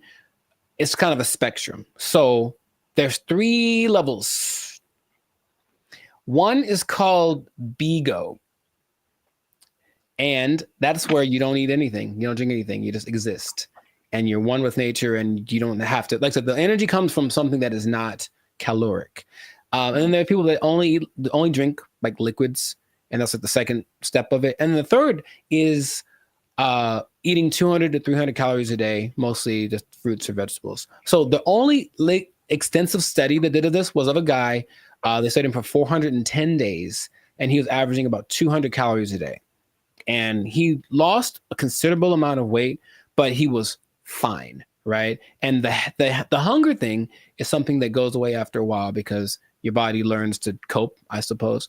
So it's kind of getting more popular as people are tired of maybe the Western way of trying to stay healthy or be healthy. The standard American diet, which apparently is leaving a lot of people with disease and things like that. They're looking for other things. So they're looking for this thing. Now, another term for this idea is seeking prana. And basically breatharianism is living on prana and taking energy directly instead of what we do when we eat stuff is we take the energy from the thing. But this practice just makes the energy coming directly to us without any middleman, basically. And that's the whole rundown. But they interview people who swear by this. Now, I know you'll be like, were there any scammers? There's lots, of course. There's lots of people who are claiming this, building cults, and then basically eating French fries behind the scenes. And the most famous, and this is real, well, this guy named Willie Brooks. And basically he built this cult up somewhere in the desert, somewhere in the United States. And one day somebody went to McDonald's late at night and they're like, that looks like Willie. Mm-hmm. Sure was. He got caught Big Mac handed and they stopped following him because they knew he was full of it. But it is something that, like I said, people are looking to as maybe this is another way to live as far as prolonging life. Now, it doesn't mean you're not going to die. The initial guy that I mentioned, he died when he was 90. And if you looked at him, he looked fine. Like he wasn't jumping over buildings, but he could walk fine. He'd clear mind, all the kind of stuff. So it's just something that is starting to become, more people are trying it. More Westerners are trying it. Okay. So have I convinced you yet? Are you going to do it? Or what do you think is possible could be happening instead? Okay. There's, of course, maybe they're just eating at night when no one's looking at them. In your mind, any remote truth, any remote possibility this is actually a thing that you or I could try and not die.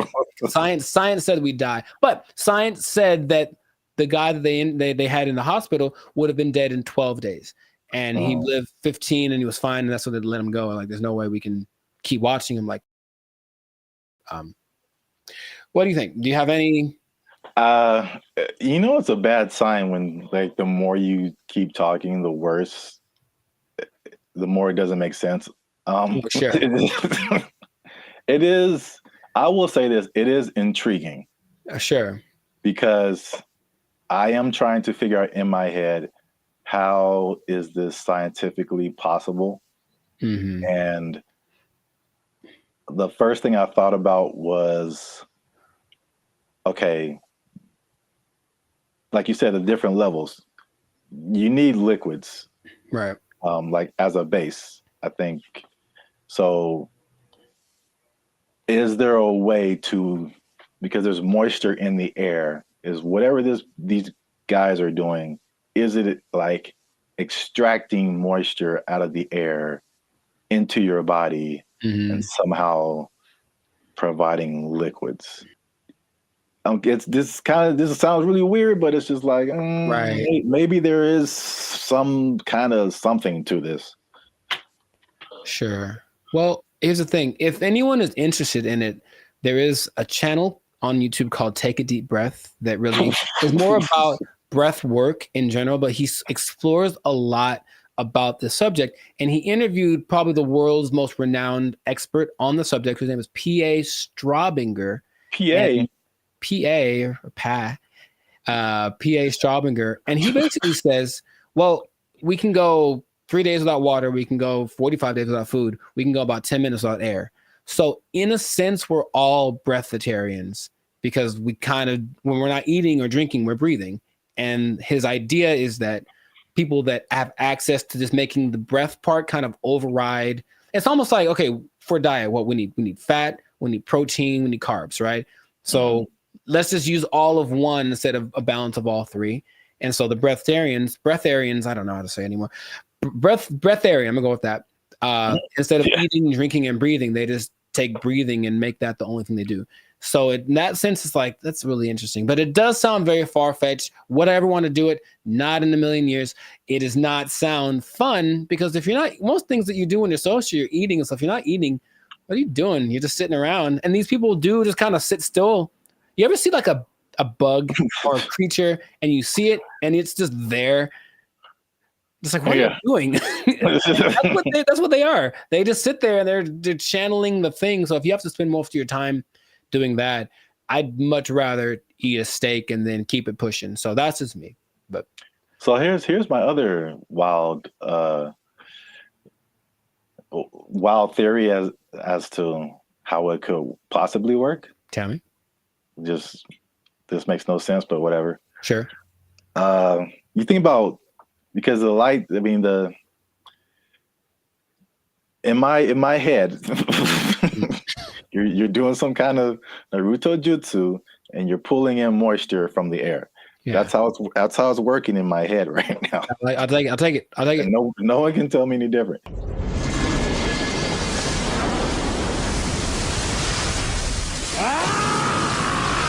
So now it's like, okay, you've got the liquid part. What about all the solid, like protein, all that kind of stuff? I'm thinking about all the microscopic organisms that are around us, all the bacteria, all the stuff that's on us. I read something the other day that was just like, there's all these things on our faces. Yeah, everything. There's just like thousands of these little whatever. And then there's stuff all in the air.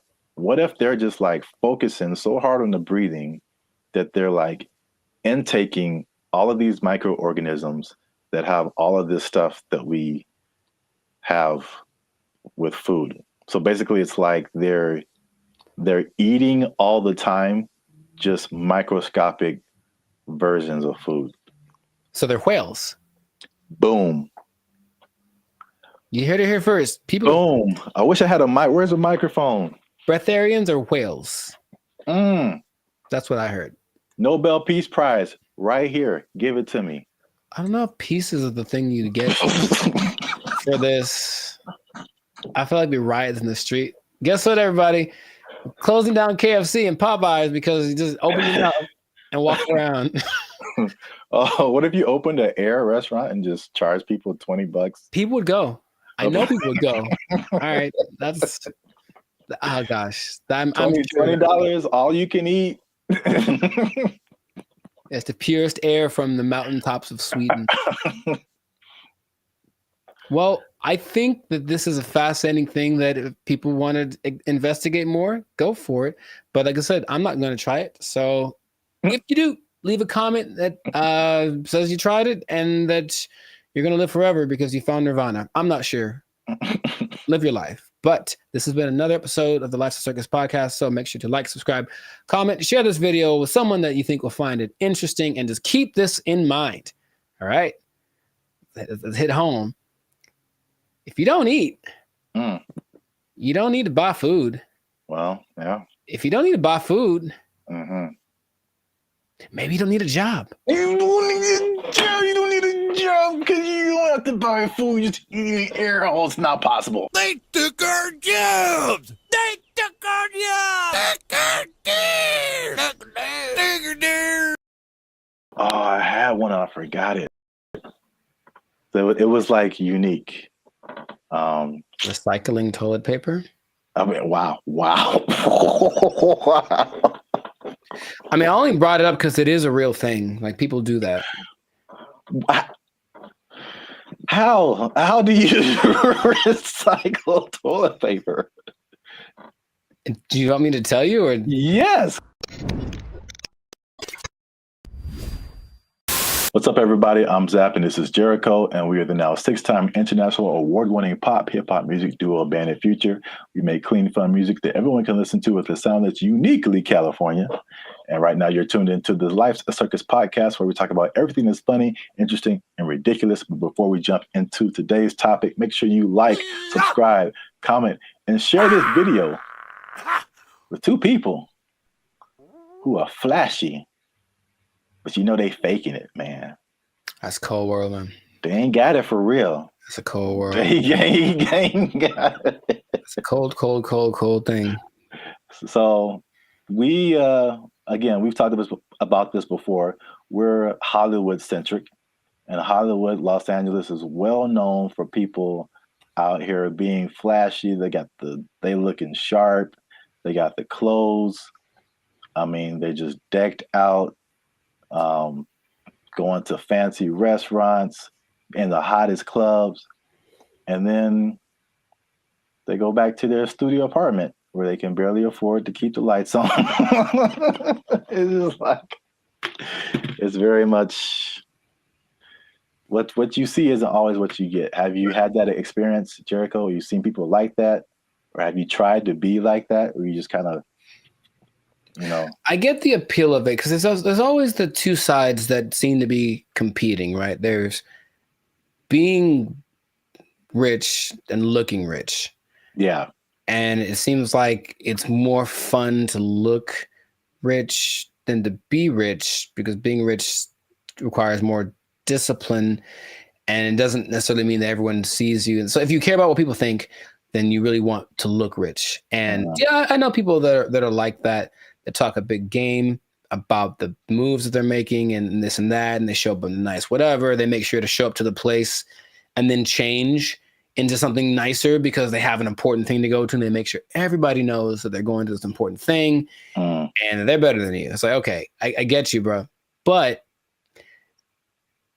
it's sometimes hard to tell because in LA, Hollywood, people look pretty good. Like physically look good. They're in shape. They wear nice clothes. You can get really nice clothes on a budget too. If you really have to, you don't have to go to Melrose and blow $800 on a t-shirt. You can go to, I saw the nicest jacket, honestly, the other week at Ross for like $25. And I was like, ooh, I was killing. So you can make yourself look flashy without too much. In fact, yeah, Ross has a whole jewelry section. You can get decked out for under $100. You can. But you always question it. I think you always question it. It's like, I wonder if that person really is somebody. Usually the telling point is if they're where I am, they're probably not rich. That's probably, yeah. Hey, you come to this Starbucks too to use the Wi-Fi? Yeah. Doubt. Yeah, man, they shut mine off. But I look fly though, don't I? Like that episode from Boondocks where Riley takes all the money that Granddad gave him for the weekend, blew it all on one shopping. Oh yeah. And he was like, "Ain't I'm clean though?" Yeah. Riley, we don't have food to eat. Oh man, I'm clean though. Well, I brought this up because I saw a study by Redfin, which is a company that's into like the housing market. And obviously, the economy has been very rocky for the past few years now, and inflation is sky high. And they did a study that shows that about 49% of Americans are struggling to even just pay their rent, and they're cutting costs in the most unique ways that they can just to, I guess, survive. Okay. While still trying to look like everything is okay. So I guess a lot of people like really are struggling. So I mean, 50%, that's like 1 out of every 2 people that you know. So that's a lot of people. But they said that they are, to compensate, they are skipping vacations right now. They're working extra hours. They're selling their belongings. They're using up their retirement savings, especially millennials. And they're even skipping meals and medical treatments so they can keep their lifestyle but pay their rent.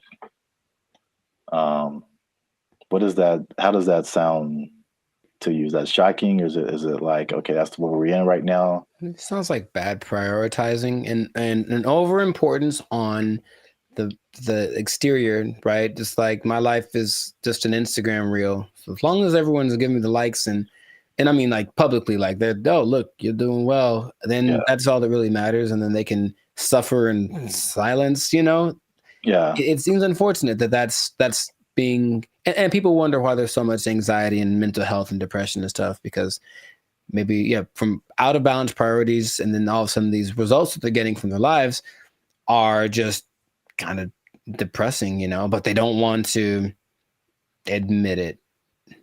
And that's, I guess that. Yeah, I think you're right. Like social media especially fuels that. And it's like, I won't say never, but I rarely gone to social media and see someone be like, hey, here's a picture of me like cutting down on fast food because I can't afford it. Like that isn't, that's like it's the highlights of people's lives. And so you only see the good stuff. When they're all like, a lot of people can be struggling. So I just have a couple of questions just so people can see how we living, you know what I'm saying? So inflation is hitting everybody. Like I feel like everybody feels it at some level. So for people who are cutting costs, are there some stuff on this list that you are doing or have done, or some things that you're not on the list that you're doing that's just like just keeping you in a good position financially? Yeah, I haven't. I love to travel, and I haven't really gone on a vacation since 2022. You know, I think I've honestly only left the state like twice in the last year and a half. So there's that. Even though, you know, traveling isn't expensive, vacationing is expensive. So I mean, if I wanted to, I could go to some place and stay in an Airbnb and chill. But vacationing, I haven't taken a vacation in a while, and then I haven't gotten tattooed really because I like tattoos, obviously. But again, it's like, is it a priority? I suppose not. So I've been held back on that. And then just eating out in general, cooking more, eating out less. And even with dating, trying to find that like happy medium between like, let's not go all out on this. Let's find a place where it's like it's not burgers and fries, but it's definitely not Beverly Hills top of the line because I got money for that. Yeah, those areas.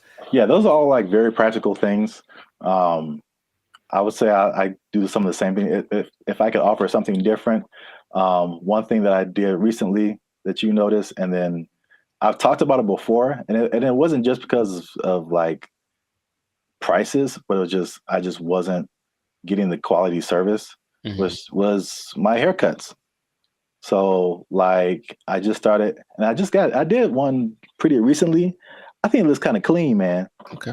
I think I'm out here like, you know, I could do a few things. I feel you. As a barber, but like I mean, a large part of that was just frustration, just unable to find a barber. If I do find a barber, like I have him for a minute, and then he moved to Texas or something. Like something always happens.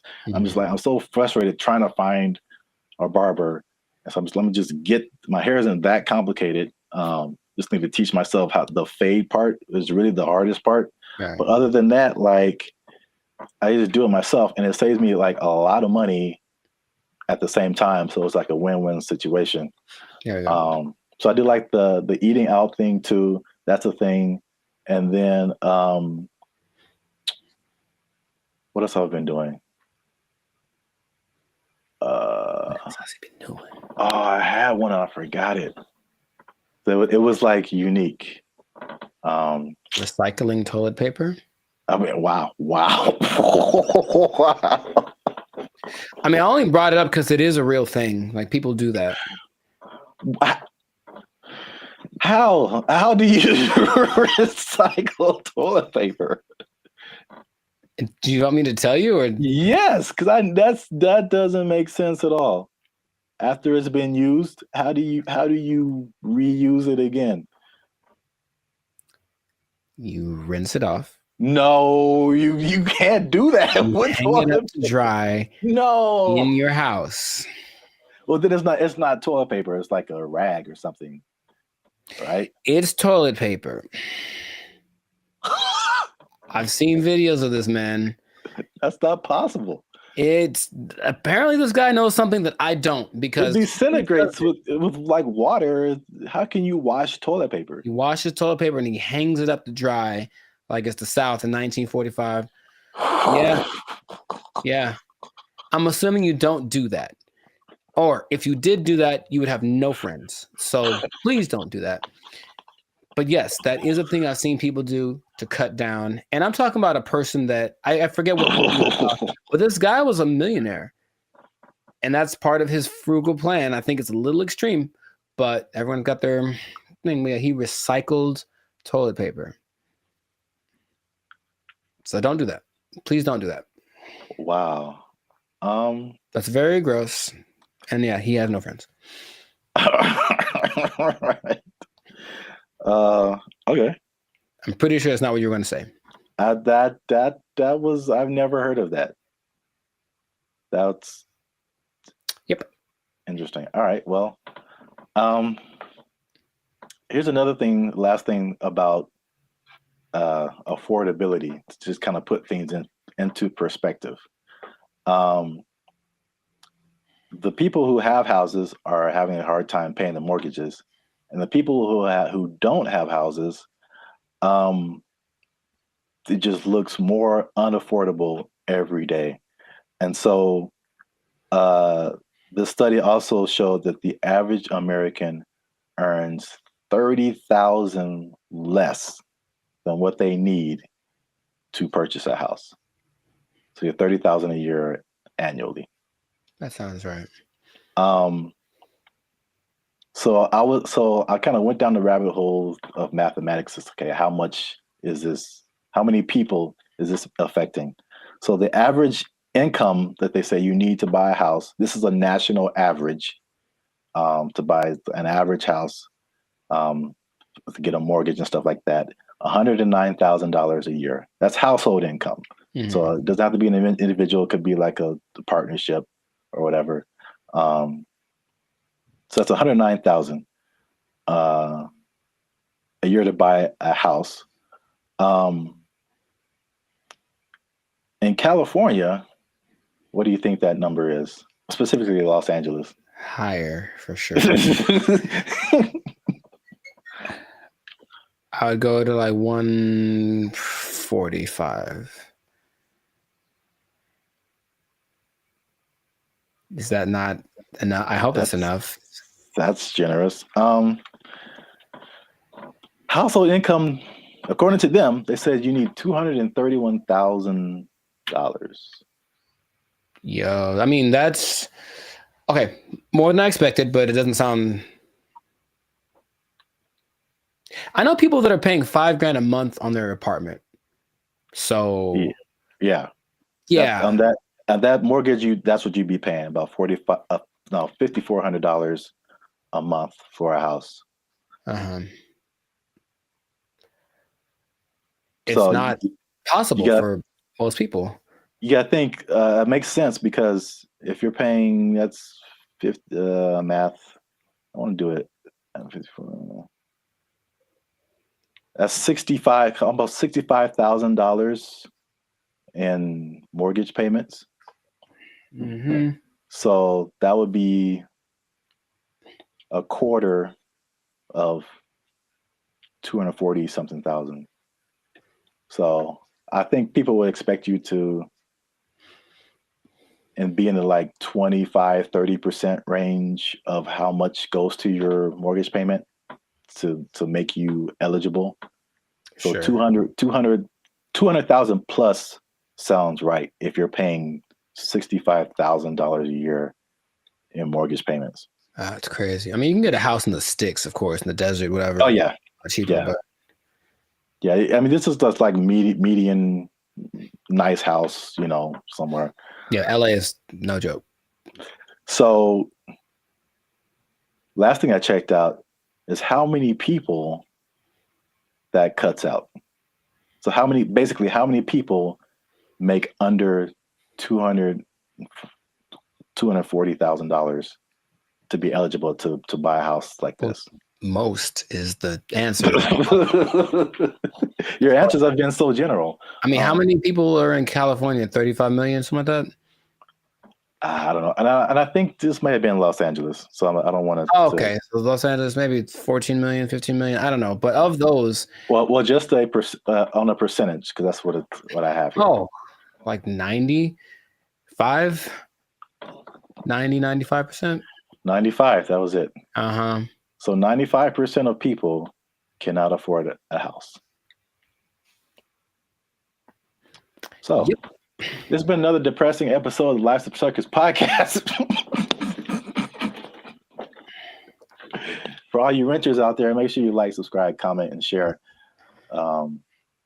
how difficult it is for you to buy a house, because it doesn't seem possible for the large majority of people. Accurate. Yeah, inflation. Keep your job. Bye. They took our jobs! They took our jobs! I went to high school with Diana Taurasi, who some say is the greatest female player of all time. One of the greatest, right? And she's a year older than me, so I got to high school.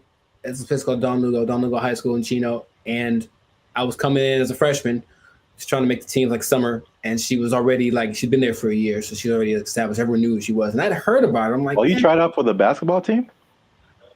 Yeah. Oh, I didn't know that. Yeah, I played the first year. I played freshman year. Yeah. Oh, cool. But the whole thing was, I thought that because she was a girl, that there was no way she was as good as me, right? So I just casually mentioned we should play one-on-one to her. Like, I think maybe it's the only time I ever spoke to her, really. And she's like, yeah, sure. And when I tell you that... What's up, guys? I'm Zap, and this is Jericho, and we are the 6-time international award-winning pop hip-hop music duo Band in Future. We make clean, fun music that everyone can listen to with a sound that is uniquely Californian. And right now, you are tuned into the Life's a Circus podcast, where we talk about things that are funny, interesting, and ridiculous. But before we get started, make sure you like, make sure you subscribe, make sure you comment, and make sure you share this video with somebody who may have challenged another person or entity, and they got shut down because they weren't ready for what was about to come to them. All right. So, Zap, do you have an example of that? I'm glad you asked. Okay. So, talking to the third person already. I see how it. This is a video that I found on social media. It made me laugh. And it's high school. I don't know if it's junior. They look kind of young. Maybe it's junior high, maybe high school. I don't know. But this player challenged his coach, and it didn't go the way he thought it would. This coach was having a good day teaching his players when one was bold enough to challenge him to a one-on-one, and this happened.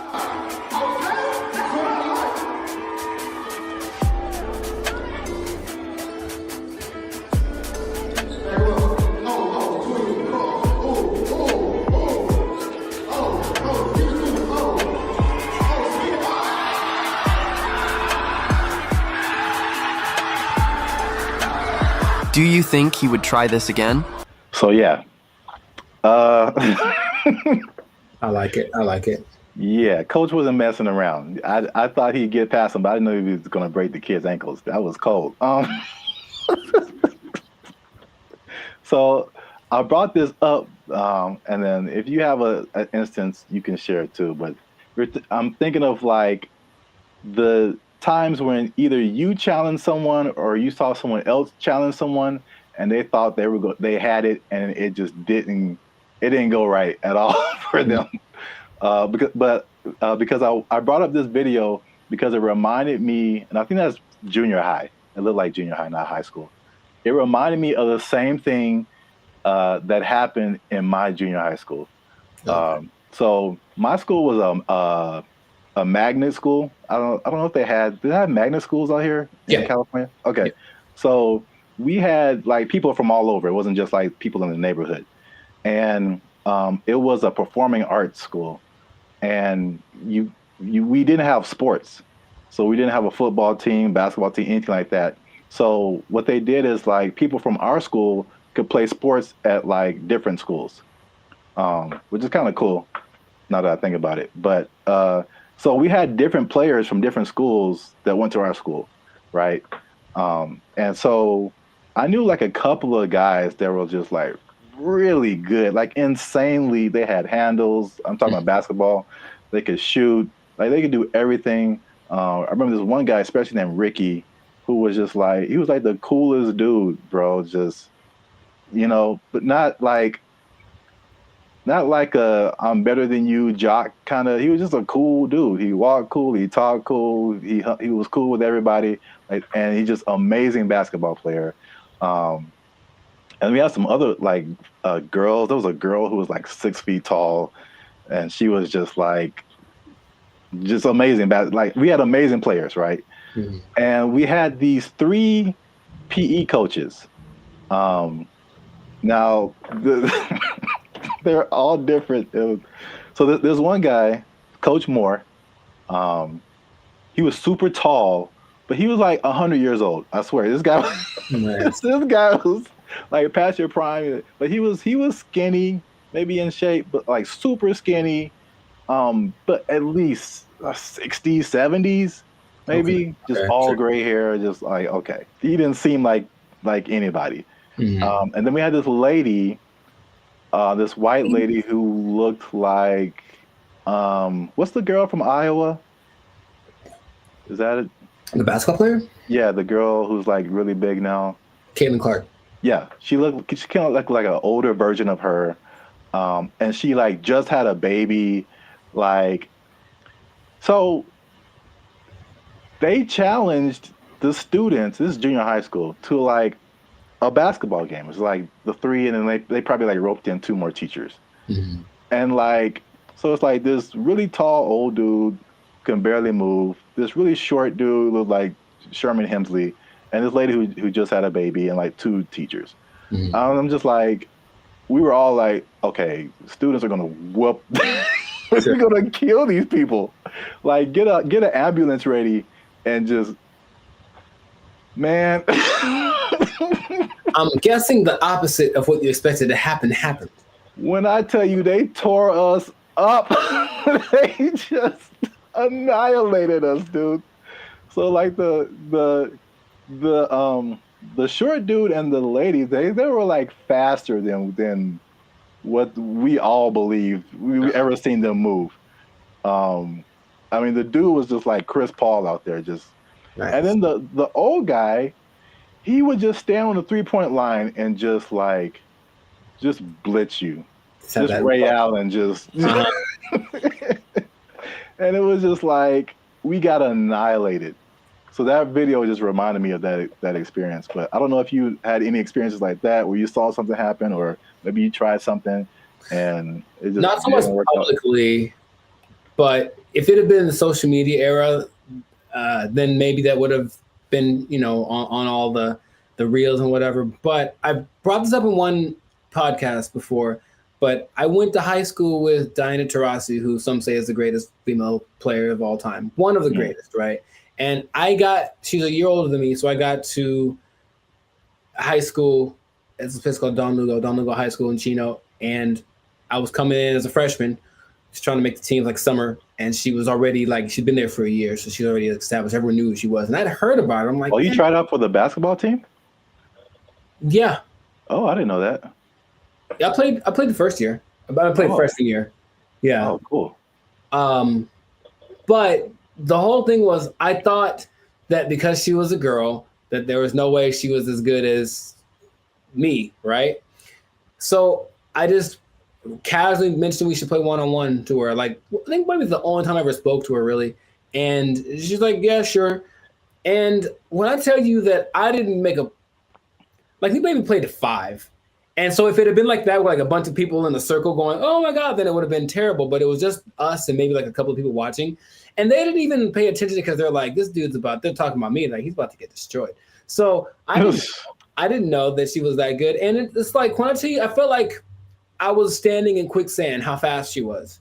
And she just would hit me with a pump fake and then just go around me. And I'm looking like, this is crazy. I've never played against anyone this good. And then she hit like a fall away, like Steph Curry, 30-footer just because she could. And I was like, that's not fair. And I didn't know that. Anyway, that was kind of humbling. But there weren't many witnesses. So it wasn't like that video. But yeah, nowadays it would have been one of those like, oh my God, but I mean, she's amazing. So I'm not surprising. And I think the only other thing I can think of like that is, and it's more specific like that. Someone older, I could take them, right? Is one time I decided it'd be a great idea to arm wrestle my mother. Now I was maybe like 9, 10. I was getting a little buff. I felt the muscles coming. I was like, yo, guess what, Mom? It's time. It's my time now. I'm on the come up. And I don't think I've had a more humbling experience in my life than that. Than my mom, who's not a big lady, but she's pretty strong. I saw her the other day, Arian. She's strong. And when I tell you that, like, I thought my arm was snapped in half, man. Like, she didn't say, "Oh, my son," I mean, she just got, and that was it, right on the counter, right on. And I just walked away in shame. That was it. So that's probably the two experiences I've had like that. I've seen videos like that, and I've probably been a witness to some, but I can't think of any off the top of my head. But it's always like, yeah, you get some kind of a boldness in you, like, you know what, it's time to go for it. And if it works out, good for you. But more often than not, it ends up like that. Yeah. The last thing that just reminded me of is I don't know if you ever like were in fights or anything in school, but I was very quiet and very like unassuming, but I was also a very large person. Like I've always been a very large person. So like no one is like tried to fight me. I won't say that. There's been a couple of people who tried and it did not end well for them. So it's like even if I didn't know how to fight, I'm just too big. Yeah. And I remember there's like this one guy who was like messing with me in school or something. And I told him to stop. He wouldn't stop. And then he like, we were in class, and then I think there was like maybe 3-4 rows of desk. So he was behind me. So I think he like pushed me or something. When I finally decided to push him, like he pushed me, and it was just like, okay, bro. When I finally pushed him back, I feel like he got laid out. That's what I feel this like. dude went flying like 4 rows back. It was like everybody was just shocked. It was just like I did like some kind of Naruto like whoosh on this dude because he went flying. And yeah, that was the end of that for sure. But yeah, so I've seen it go both ways. So if you have a story like that, something that happened in your lifetime where you saw somebody try to do something and didn't work out, or you tried to do something and it didn't work out, let us know in the comments, and so we can all have a laugh. Just sharing laughter. Yeah. Don't worry, you'll be okay sharing it because it'll just be between us. It won't go to your boss or anything. No. Yeah. You'll be okay at work because we want you to keep your job. We do. We want you to keep your job. Yes, we do. Because if you do something like this, try something at your job and it doesn't work out. Challenge the boss. Don't do it. I wouldn't recommend. They might take it. They might take your job. It didn't work out for you. You're fired. Oh. They took our jobs. They took our jobs. This is for our ancestors, Jericho. No, it's not. No, it's not.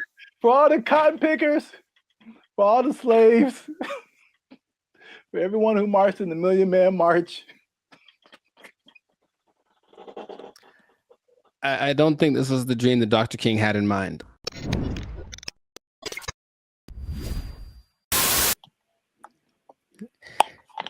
You should have done that when it was recorded. Like, I would have been so surprised because now I'm used to it. And I'll be honest, it took a while. It took a while to get the yogurt experience acclimated to my. It's just never. I don't think I've seen a person eat yogurt in years, man. I'm serious. What? Yeah, I don't hang around yogurt eaters. Like, not like there'll be yogurt on the side if you go to a Mediterranean place or something, but not yogurt just in a isolated incident. In an isolated incident, someone ate yogurt today. Gold is up 10 points.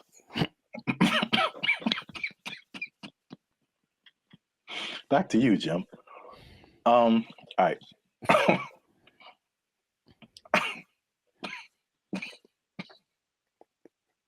Let him use you. Won't he do it? Won't he do it? Yogurt.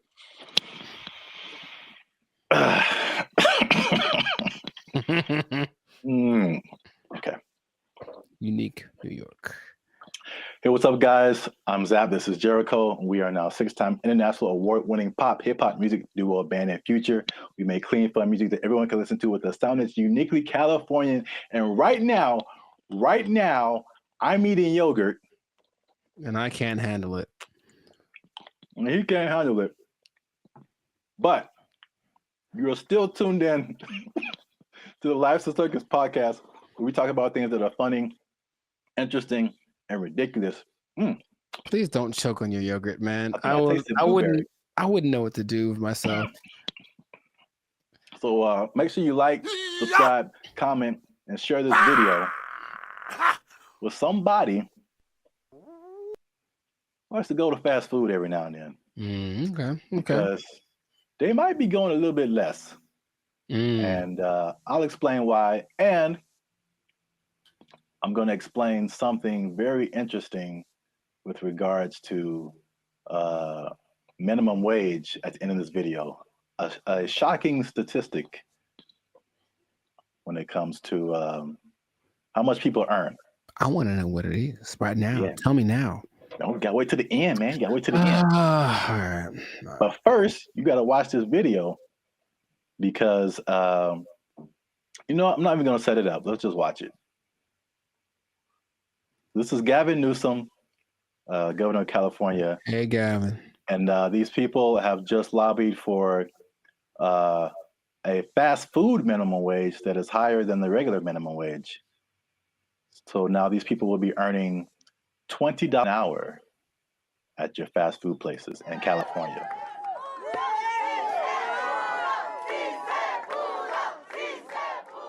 Boy, these were some tough mountains. This wasn't easy. 100+ hours in just the last few months negotiating this referendum off the ballot. Oh, that yeah, was a tectonic plate that had to be moved. Wait for it. That lady had a lot more to This is say. for my ancestors. This is for all the farm workers, all the cotton pickers. Wow. This is for them. 557,000 people at 30,000 locations. This is a big deal. $20 an hour. 80% of the workforce in these fast food places, 80% are people of color. 2/3 are women. The majority are breadwinners. And we have the opportunity to reward that contribution, reward that sacrifice, and stabilize an industry in turn. What a remarkable moment. So it's going to be a lot better now. Well, right now we're going to have a chance to at least, maybe decide to save some little money or, pay all their bills or credit card debt. This is going to help continue to pay our bills, help some people get out of eviction, help us catch up where we need to catch up because we haven't recovered from COVID just as of yet. So this is just the beginning of our wins.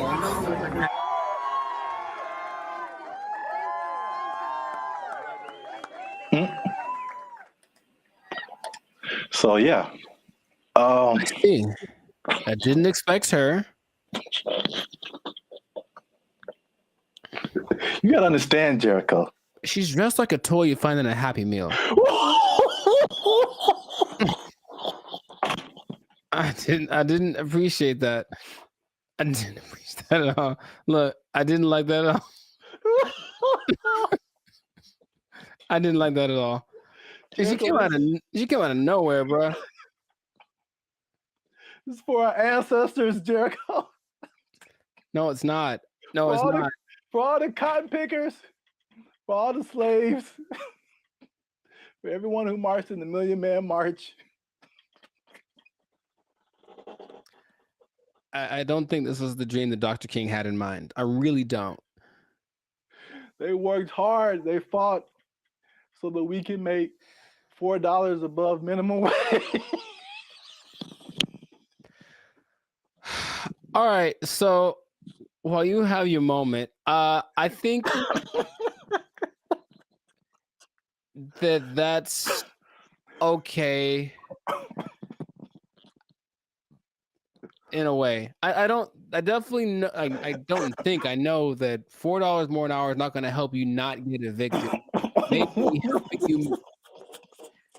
Maybe if you make good financial choices. See, here's the thing that people lose in the thing. You know, all jokes aside, even though it was ridiculous, she was unnecessary to that video. I don't know why they picked her. I don't know why they picked her. I just didn't see the point.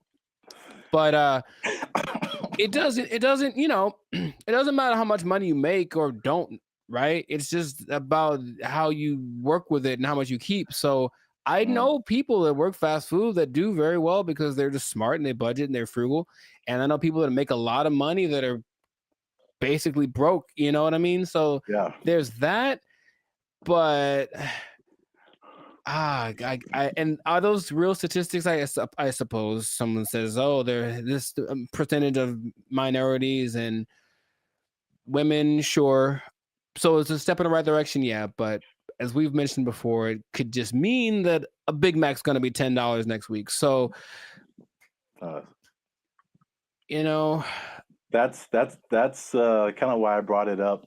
It's I mean, it's not only to see what you think about it. I mean, it's going to be interesting to see what happens because food prices alone right now are through the roof. Man, I saw like a bundle of grapes for like $6 a pound.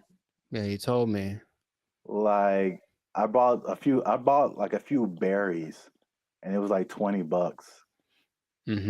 for like just to start off with. Like food is crazy. Fast food is also way expensive. Like I remember there was a time where you could give someone $10, like, and they could get a combo at someplace. Like now, it's like a challenge to have a meal for under $10. It really is. Yeah, like maybe you can get 15 to 20. Yeah, you can get an item. You can get a burger or something for $7, but a whole. Yeah. So it's going to be interesting to see if you kind of got lost in my laughing at that lady.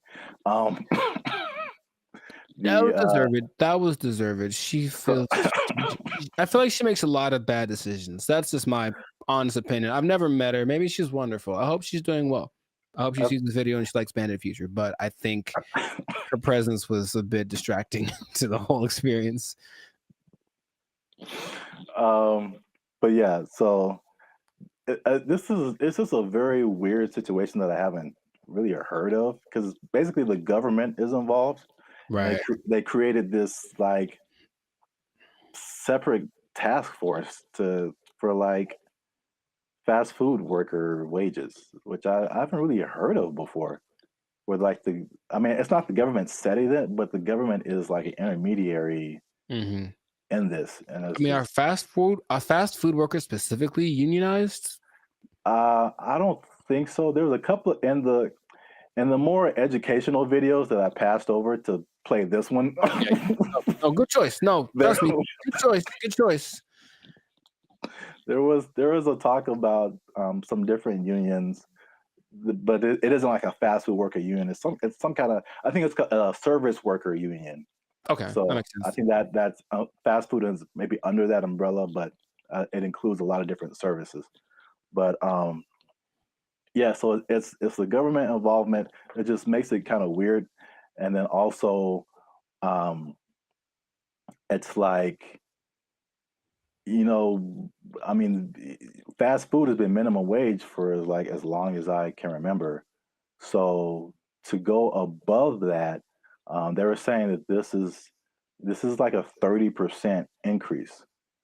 So it will be interesting to see if there's a 30% increase in prices. Right, because the logic says, where is it coming from? Where is the 30%? You can't make money out of nothing. I mean, the government tries, but you can't make money out of nothing. So if you raise one thing, something else is gonna be affected. Yeah. I made maybe I'll put a link to it. This was a year or two ago. I was walking by KFC and it had and it was a small combo for like $18 for a small. And then what was I gonna say? If a sandwich is like $6 now, you add 30% to it, and now it's like $8 just for the sandwich. Right. Plus tax. So I mean the $10 combo is gonna be like a $10 sandwich pretty soon. That's just too much. In my opinion. Maybe because again, that's just one way of, balancing your budget, I guess, is to charge more. I mean, they could do the other thing, which doesn't really help people. I mean, it's just weird, ironic, for lack of a better term, is that, okay, again, you're a business owner, prices go up for your workers. We're either going to have less workers, somebody's going to get fired, right, or more automation.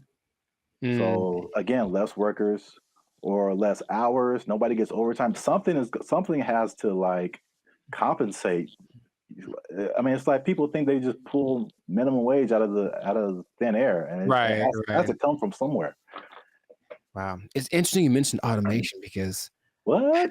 I've got something planned for another episode. What? Anyway, but yeah, it's just we synchronized today. That's all I'm saying. Oh man. Well, let me. What was I teasing before? Oh yeah, the minimum wage.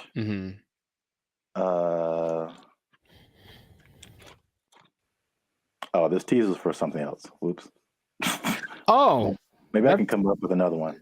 It's kind of anticlimactic, but I appreciate the tease. You have an interesting fact about minimum wage that you can get to the people? No, I do not. Well, that's been another episode of Life Service Podcast. Yeah, I was going to say, though, I wonder what will happen to the in-and-out workers because they always got paid more than minimum wage. That was kind of the thing. That was the job you wanted in high school because you were on your feet because they deserve it. They're working round the clock. And I wonder if they're going to get more than the higher price than, more than the $20 now. It's kind of they operated like every fast food job was minimum wage except for In-N-Out. Even Chick-fil-A? I believe Chick-fil-A is also minimum wage. You just have to be a good-hearted person because those people, even if I don't like the food, they're very nice people. Very nice people working at Chick-fil-A. Yes. Well, I'll give this maybe people don't know about this.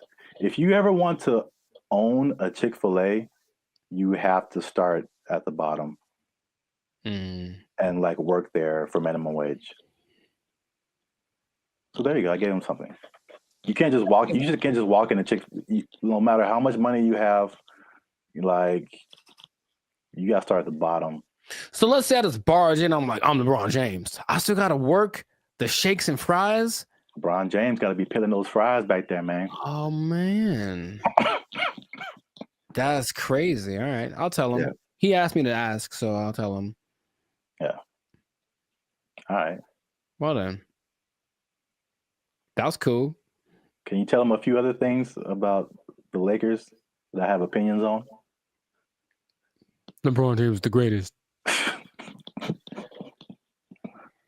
I'm LeBron James. I'm LeBron James. They're going to go as far as Anthony Davis's knees can take them. Which might be a second round exit this year. We'll see. Man, we got way off topic. All right. I know, but make sure to like, subscribe, comment, and share this video. Maybe probably the first 80% of it before we ran off the rails. Yeah. And we'll see you on the next episode unless they take a job, unless they take it. minimum wage. LeBron. They took our jobs. They took our jobs. One thing I never saw before that they just installed in the mall near me, and I think it's just genius. I've never seen this before. They just put a. What's up, guys? I'm Zap, and this is Jericho, and we are Bandit Future, a now 6-time international award-winning pop hip-hop music duo. We make clean, fun music that everyone can listen to with a sound that is uniquely Californian. And now, right now, right here, right now, right here, right now, yeah. You're listening to the Lives of Circus podcast. Well, my voice went really high. Where you're talking, we're talking about things that are funny, interesting, and ridiculous. But before we get started, make sure you like, subscribe, comment, and share this video with at least 2 people who like to go shopping. And make sure you stay to the end of the video because a lot of people thought that malls were closing down, but they're very much alive. And I'm going to tell you 3 reasons at the end as to why that is the case. Bam. Intro. Nailed it. Okay. I like it. The rest of it, I don't know. Well, it's all about how you start and how you finish. The middle can be like, like a plane. It's like, all right, we took off right, a little choppy in the middle, but if we landed right, everything is all forgiven, I guess so. And if something went wrong, then you could sue later. Emotional damage. Yeah. But yeah, so today's topic is all about the American mall, America pastime, if you will. Jericho, do you still go to the mall? Is that a thing you do? Where do you do your shopping, my brother? Dude, it's always going down in the mall. Meet me in the trail, it's going down. Meet me in the mall, it's going down. That is one of the greatest songs of all time. All right. Beyonce made one of the greatest albums of all time. That is one of the greatest songs of all time. All right. I'm gonna let you finish, but Beyonce had one of the best videos of all time. It's just so good. I do. I like that song so much. Like, oh my gosh. I do think about that more than I should. It's so good. It's just such a if you just I guess I think about the lyrics too much because it's just like wherever this guy goes, it's going down. Yeah, I know. It's like, how cool is this guy? You can meet him anywhere, and anywhere he is, it's going down. He's pretty cool. That's gangster, man. To me, never met him, but seems pretty cool. I'll still go once in a while. I don't like shopping that much, but I always liked going to the mall. I just like the vibe of it. It's where you went to pick up girls in high school for sure. But just even now, I'll still, if I got some time to kill. Oh, and they have Cinnabon there. Good Lord. I mean, tell me that place isn't run by Satan. You ever eat a Cinnabon? You have to take a nap halfway through. I'll go there just because I kind of like it's like a realm of industry that I never really thought of too much until I was older. Actually, after watching an episode of Daria, it's really weird. But it was kind of like this episode about the mall culture in general and how places got big like Cinnabon in malls and what an interesting concept it is. But not like a little, outdoor, but like a big, huge Ontario Mills style, or like the big one in Minnesota, that kind of mall thing. It's just a vibe. It's commerce. It's kind of like capitalism in its friendliest. It's like, hey, here's a lot of stuff that you probably want all in one place. You can come get it and spend time here, and it smells wonderful and it's fun. So I always liked going to the mall. So I'll still go once in a while, but I usually know that I have another option now. I don't have to go to the mall to get stuff that back in the day I did. Yeah, I mean, I'm from Alabama, Montgomery specifically. We had basically two malls.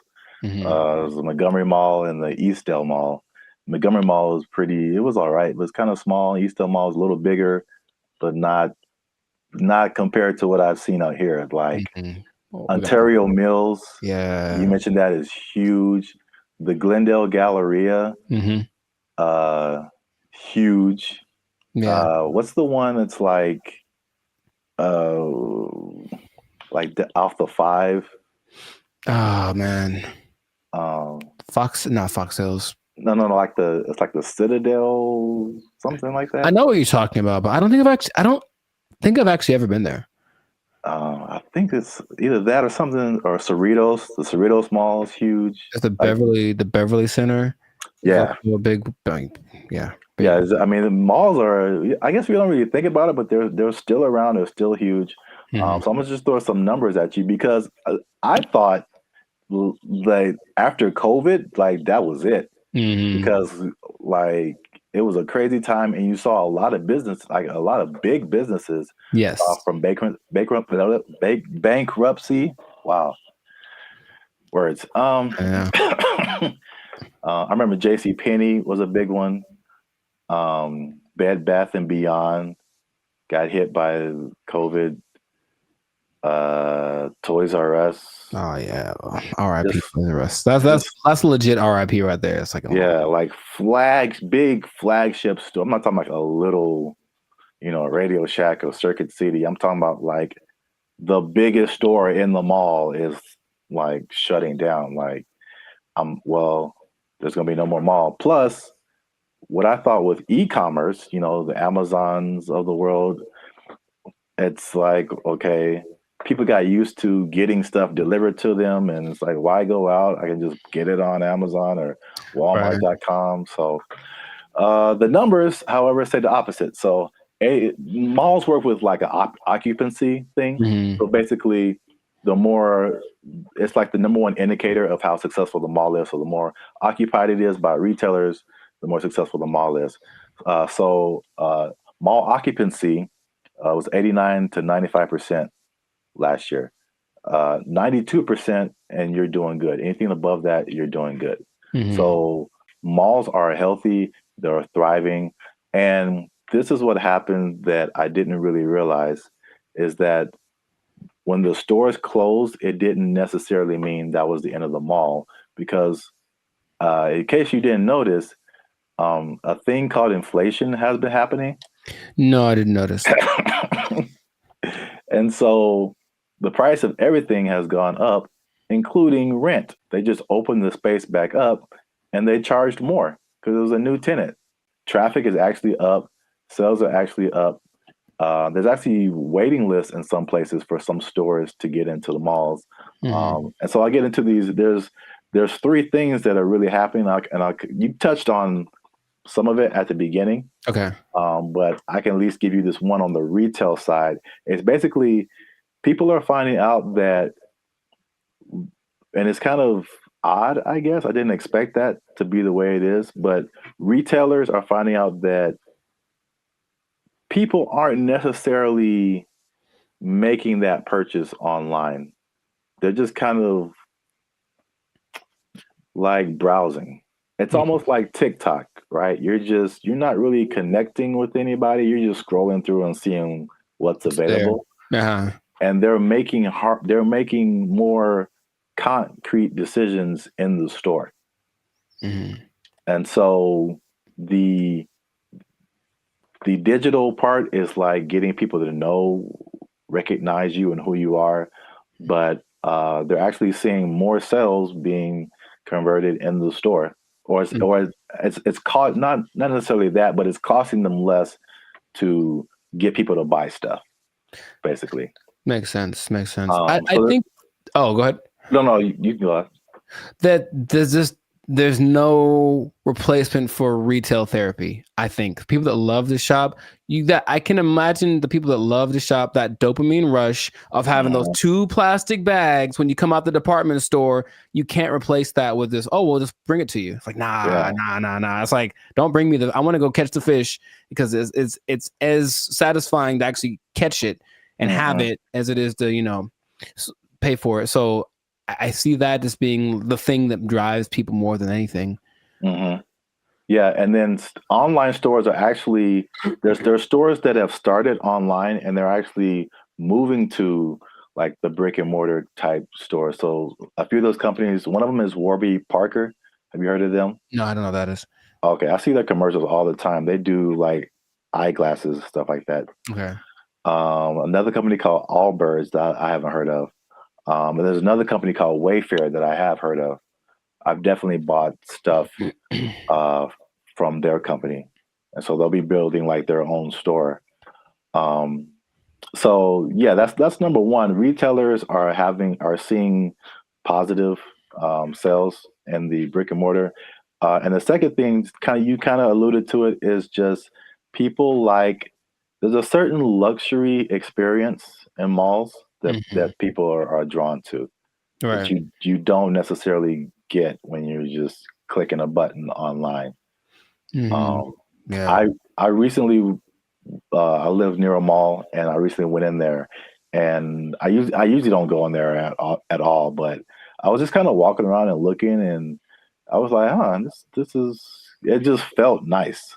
And I saw like a lot of stores that I wouldn't have come across online, a lot of objects or apparel, just stuff I wouldn't just be looking for online that was just different. You know, Where else can you ride an escalator? The airport.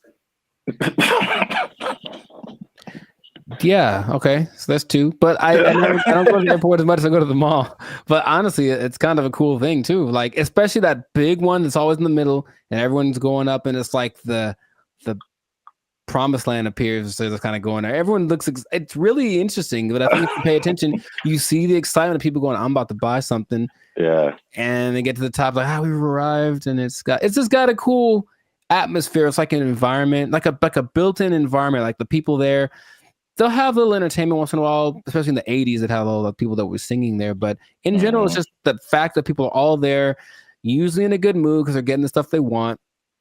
It's a nice place to just hang out. Right. Yep. Perfect segue. That's number 3. Is that the mall is just in general an experience for people. And I think what adds to that, or they actually listed it here too as well. It's not just the stores, but everything else is happening too. So in some malls, they have stuff like go-karting and video game arcades. I know there's some malls that have like a trampoline thing you can jump on if you feel like it.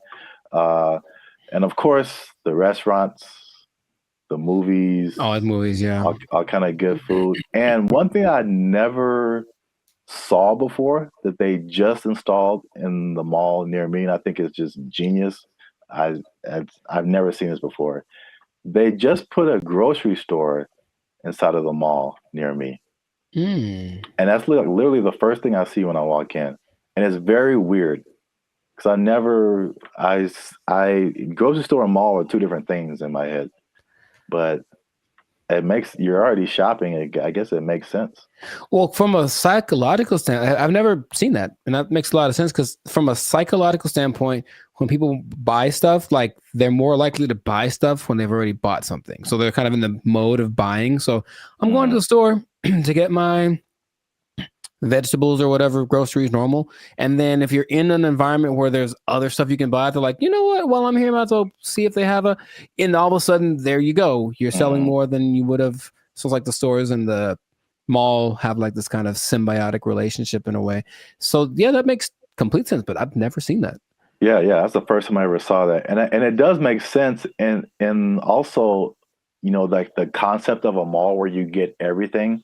Like I would, like in my mind, it's like if I'm running errands, it's like, okay, I got to go to the mall, then I got to go to the grocery store, then I got to go to this place. But if they're all in like one place, you can go to the mall, you can go to the grocery store, you can go to the movies, and then play an arcade game. You just spend your whole day at the mall. It's like a physical Amazon, like really, like everything I need is right here. Yeah, it's crazy, man. I want to go to a mall. I just want to go to the mall. I want to listen to that song. Meet me in the mall.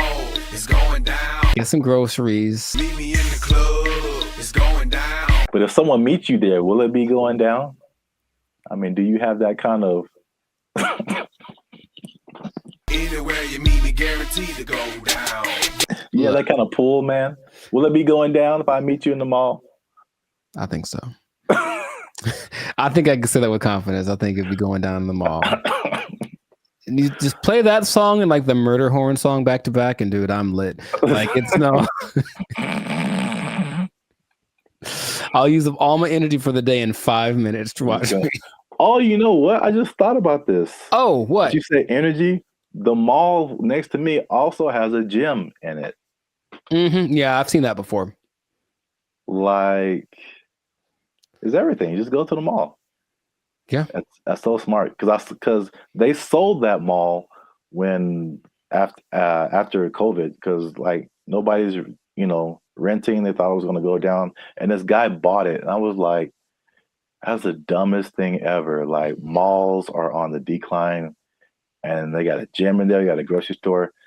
That mall is bumping, dude.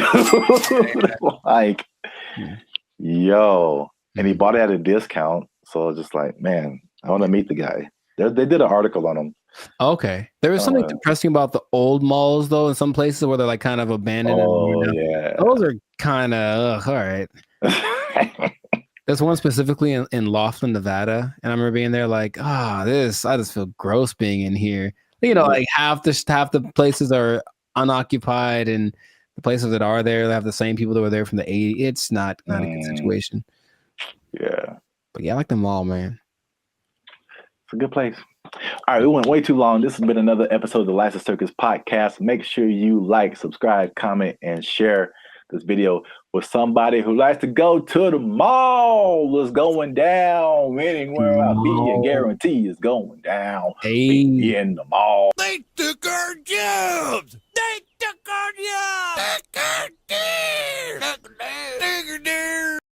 There have always been these things that say, oh, well, try this will work, and it's low effort on your part, right? Low effort, high reward, which isn't the way life works, but people always want to hear. And as long as people can promise that and show someone it works for somebody, they'll buy into it. Everyone only wants to be sexy and slam. But I have a solution.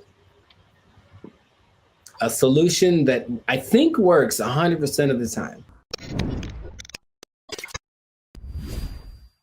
What's going on, everybody? I'm Jericho, and this is Zap, and we are the now 6-time international award-winning pop hip-hop duo, Bandit Future. That's right. We make clean and fun music that everyone can listen to with a sound that is uniquely California. And right now, in this moment, you're tuned into the Lights of Circus podcast, where we talk about stuff that is funny, interesting, and ridiculous. So before we get into this thing right here, make sure to like, subscribe, comment, and share this video with 2 people who want to lose weight. We're talking about it again because I know I see you. You want to drop some of them LBs, and there's a new way to do it. Now, of course, as always, not as always, as sometimes, stay tuned to the end because I have the answer for you.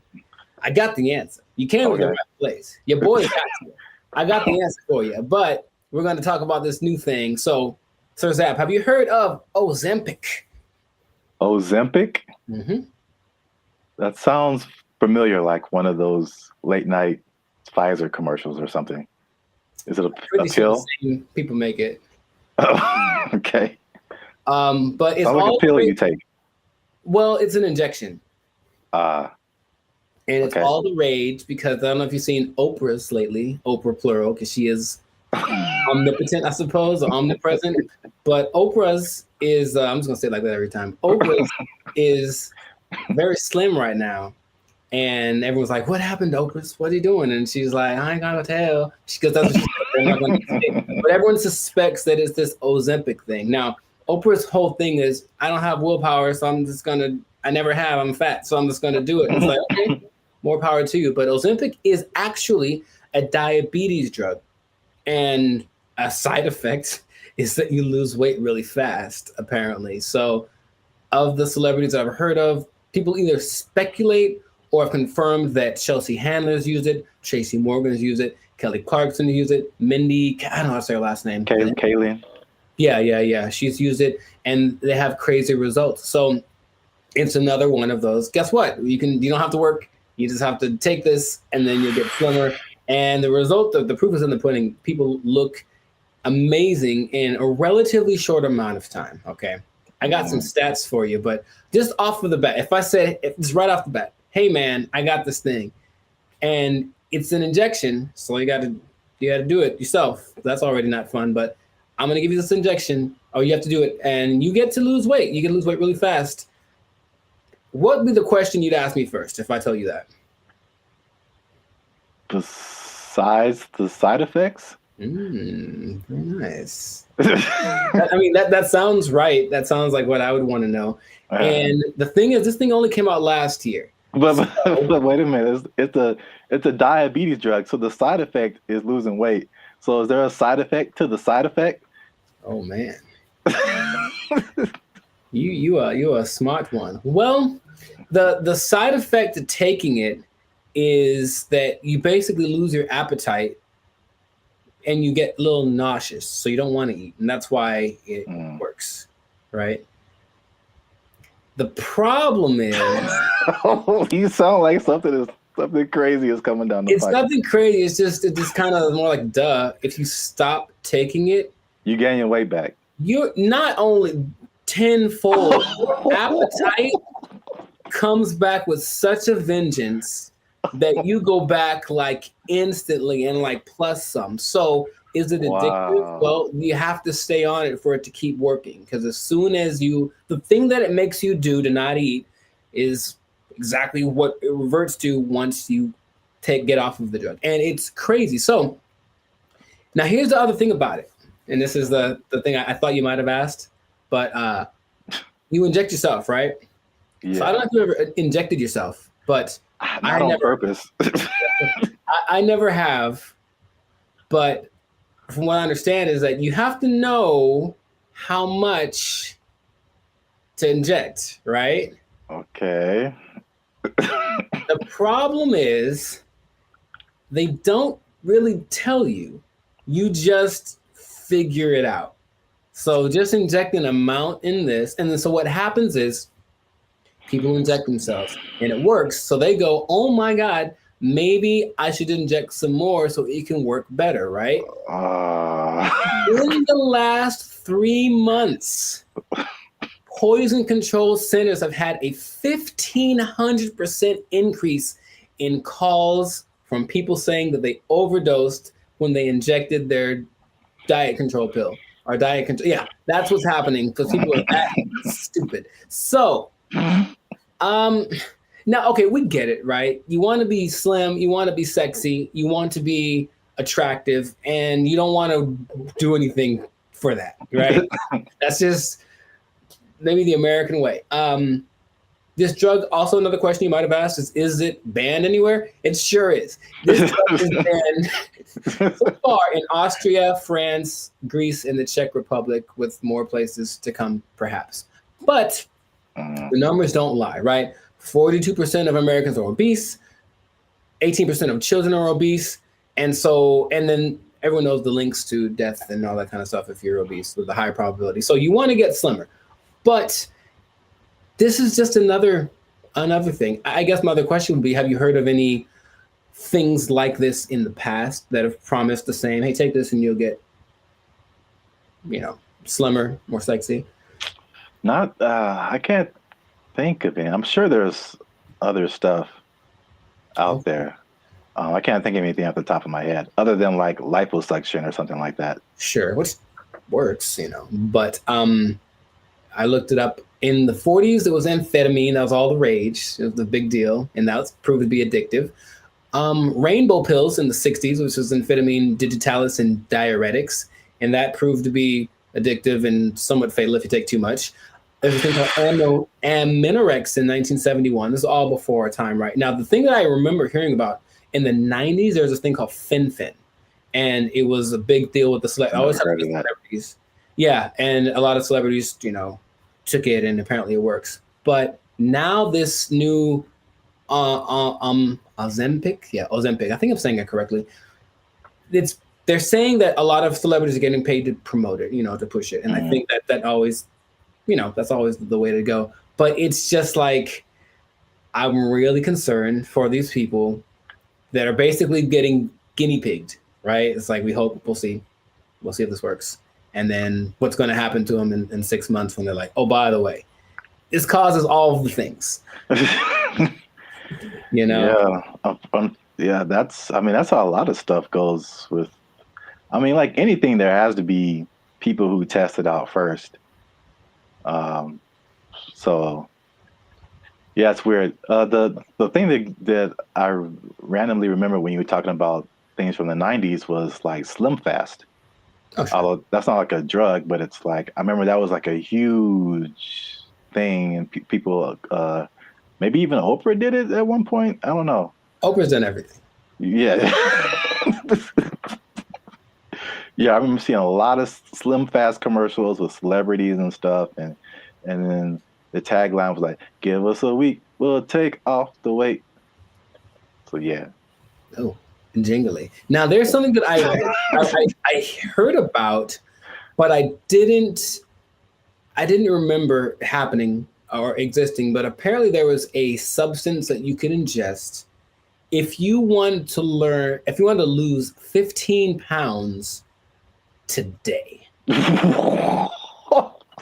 It was a big deal. Yeah, you take it and you go to, I would imagine it would just take all of the moisture out of your body. That's what I imagine. Yeah. But it would just dry you up or something. And a friend of mine did something like that to, I guess, for a drug test. So he had to get so he took some pill, and he said he thought he was having a heart attack for like 5 hours. And he just like had to keep going to the bathroom, and then he was very slim. It was kind of an unexpected side effect, and he still failed the drug test, though. Bad on him. But the idea is that there've always been these things that say, oh, well, try this will work, and it's low effort on your part, right? Low effort, high reward, which isn't the way life works, but people always want to hear. And as long as people can promise that and show someone it works for somebody, they'll buy into it. Everyone only wants to be sexy and slam. But I have a solution. A solution that I think works 100% of the time. Does it involve exercise and proper diet? You know what's weird? It does, but it's actually doing that. That's the part that people don't seem to get. It's like, okay, because here's an idea that'll work. Cool. Proper diet and exercise. All right. Maybe don't eat too much. Let's just start with that. Don't even, you don't got to go sweat. I know sweating's yucky and you get sore and ew, right? But how about just don't eat so much? Food's delicious, but you know what it tastes like. So just stop eating that stuff. Okay? That's true. But doing it is a whole nother thing. So do that. Don't eat so much. And just start with that. And then like, that's all it is. That's literally all it takes. Everyone knows that, but no one wants to go that route. So instead they'll try Ozempic, and it works phenomenally. So we'll see what happens. Now, last thing, the company that makes it, I forget the name of the company that makes it, but they made $4.8 billion. Of course they did. In just the third quarter of 2023. That's a lot of $1 billion. I believe what was it? I forget the company they're based off of, someplace in Europe, but their gross income was greater than like the GDP of the whole country, basically. And, sure, so people are going to keep buying into that. So if you try Ozempic, it'll work for a while, and good luck to you. That's all I'm going to say. Maybe try the other thing that I suggested, but I'm no expert. I just, Wow. I look like this and you look like that. Oh, take that. So anyways, leave it like that. This has been another episode of I wish I had like a pipe right now. I don't know why. This has been another episode of the Life's Circus podcast. So make sure to like, subscribe, comment, share this video with people that want to know about losing weight the responsible way. Thumbs up, maybe a ding sound, maybe. And, stop eating that stuff. I got nothing else to say. We out. They took our jobs! They took our jobs! They took our jobs! And number 3, what are edges and what happens to them? Like, why is that an insult? It's like that. This is so genuine. This is so genuine. What's up, everybody? I'm Zap, and that is Jericho, and this is BrandBee Future. And I found this on the internet. This lady posted, ask Black people one question you've always wanted to know. She just posted it on Facebook. And I did not read the comments. I just saw the title, and I clicked save, because we're going to look at it right now. We're going to look at it right now. But before we jump into it, make sure to hit that like button, because that helps our channel grow. Also hit that subscribe button. All right, that helps us grow as well. Because I'm pretty sure you're gonna enjoy this one. Are you ready, Jericho? Are you excited? I was born ready. Oh man, here it is. Okay, so this lady, Daphne Springs. I don't know who she is. All right, well, come on, Daphne. We're just like real time. Oh, it's funny. It's backwards, so I'm looking the other way. Oh, weird. Okay. Well, ask white people. Specifically directed to white people. Ask Black people one question you've always wanted to know. Nice. Whitest church lasts for long. Also, I don't think this person is white. Sonia Casillas Alwa. No, she messed up already. She messed up already. I think she know how to make some collard greens. But I don't know the answer to this, but I do know that Black people don't even know. We just are there and we're looking at each other like, are we going to end this? And I know that when like my mom would tell me about church when she was a kid, it was even longer. It was like literally all day. You would go to church at like 7 a.m. You'd be there till like 6 in the afternoon, like crazy amount of time. So I don't know. I will say that the music helps, but that means that there's like 12 solos and like A and B selection, and like the choir comes in and they got a dance in. So there's a lot of pageantry. Maybe that's part of it. It still is excessive. I think we all agree. I think we all agree it's excessive. Building fund. You got a building fund that never results in a building. It's just a fund. Man. She didn't ask all that. I'm just letting you know. I'm just letting you know. Art tops out in like an hour and 10 minutes. Yeah, okay. Hey, this is so, well, I mean, I guess it's related. I went to this church in Santa Clarita. Like we weren't even, I mean, we were using their parking lot, so I wasn't attending the church. But it was a very white church, the very whitest of the white church, right? And they had all these, it was huge. You can't see it from the freeway, but like once you get off and like go up the driveway, you see this like huge complex, and they have all these signs of like what each building was. And my first thought was like, man, white people actually build buildings with their building fund. Their building fund. It's true. White churches also tend to have like a donut shop, stuff like random things that you find in whatever, like seriously, and you find in whatever like shopping center. They have a cafeteria, a donut shop. One of them had a petting zoo. I'm not kidding. One in Beverly Hills had a petting zoo. They used the building fund and made a petting zoo for the babies. Good for them. Notice how there's 4,877 replies to this. See that? Man, I'm going to white church. People got opinions. White church next time. Got opinions, but I'm tired of being in service 7 hours. I'm going to white church. Long. You get real uncomfortable, and there's no there's no halftime. Maybe if it was like some kind of a intermission, get some snacks, that'd be fine. Yeah. But no, it's just one long, drawn out. Because you know what it is too? The people that have the solos, they have to tell the story about the first time they heard that song and how much it means to them. Yeah. And all that in the backstory or whatever. And then something has to do with Moses and Methuselah and it's just like a 20-minute story just to get to the song. That also makes the a little longer. The service a little long. Wow, we spent the whole episode on the first question. I didn't realize there'd be more, honestly. I mean, that is a pretty strong first question. Like, there's a lot to that. But I was totally gonna watch expecting it. something a bit more racist. I'll be I honest. mean, hey, I was kind of hoping for something. I mean, we haven't scrolled through this. That was a solid first question. So many hair questions from a guy. That's interesting. how he wants to know. He's trying to, because he's trying to get one. He's trying to get his African, his Nubian princess. Okay. I'm not mad at you. He wants to get her. All right, Brian Devricks, I see you. How long does it take to do the long braids? I see. 10 hours. Yeah, forever. It Next. takes literally, it takes 10 hours.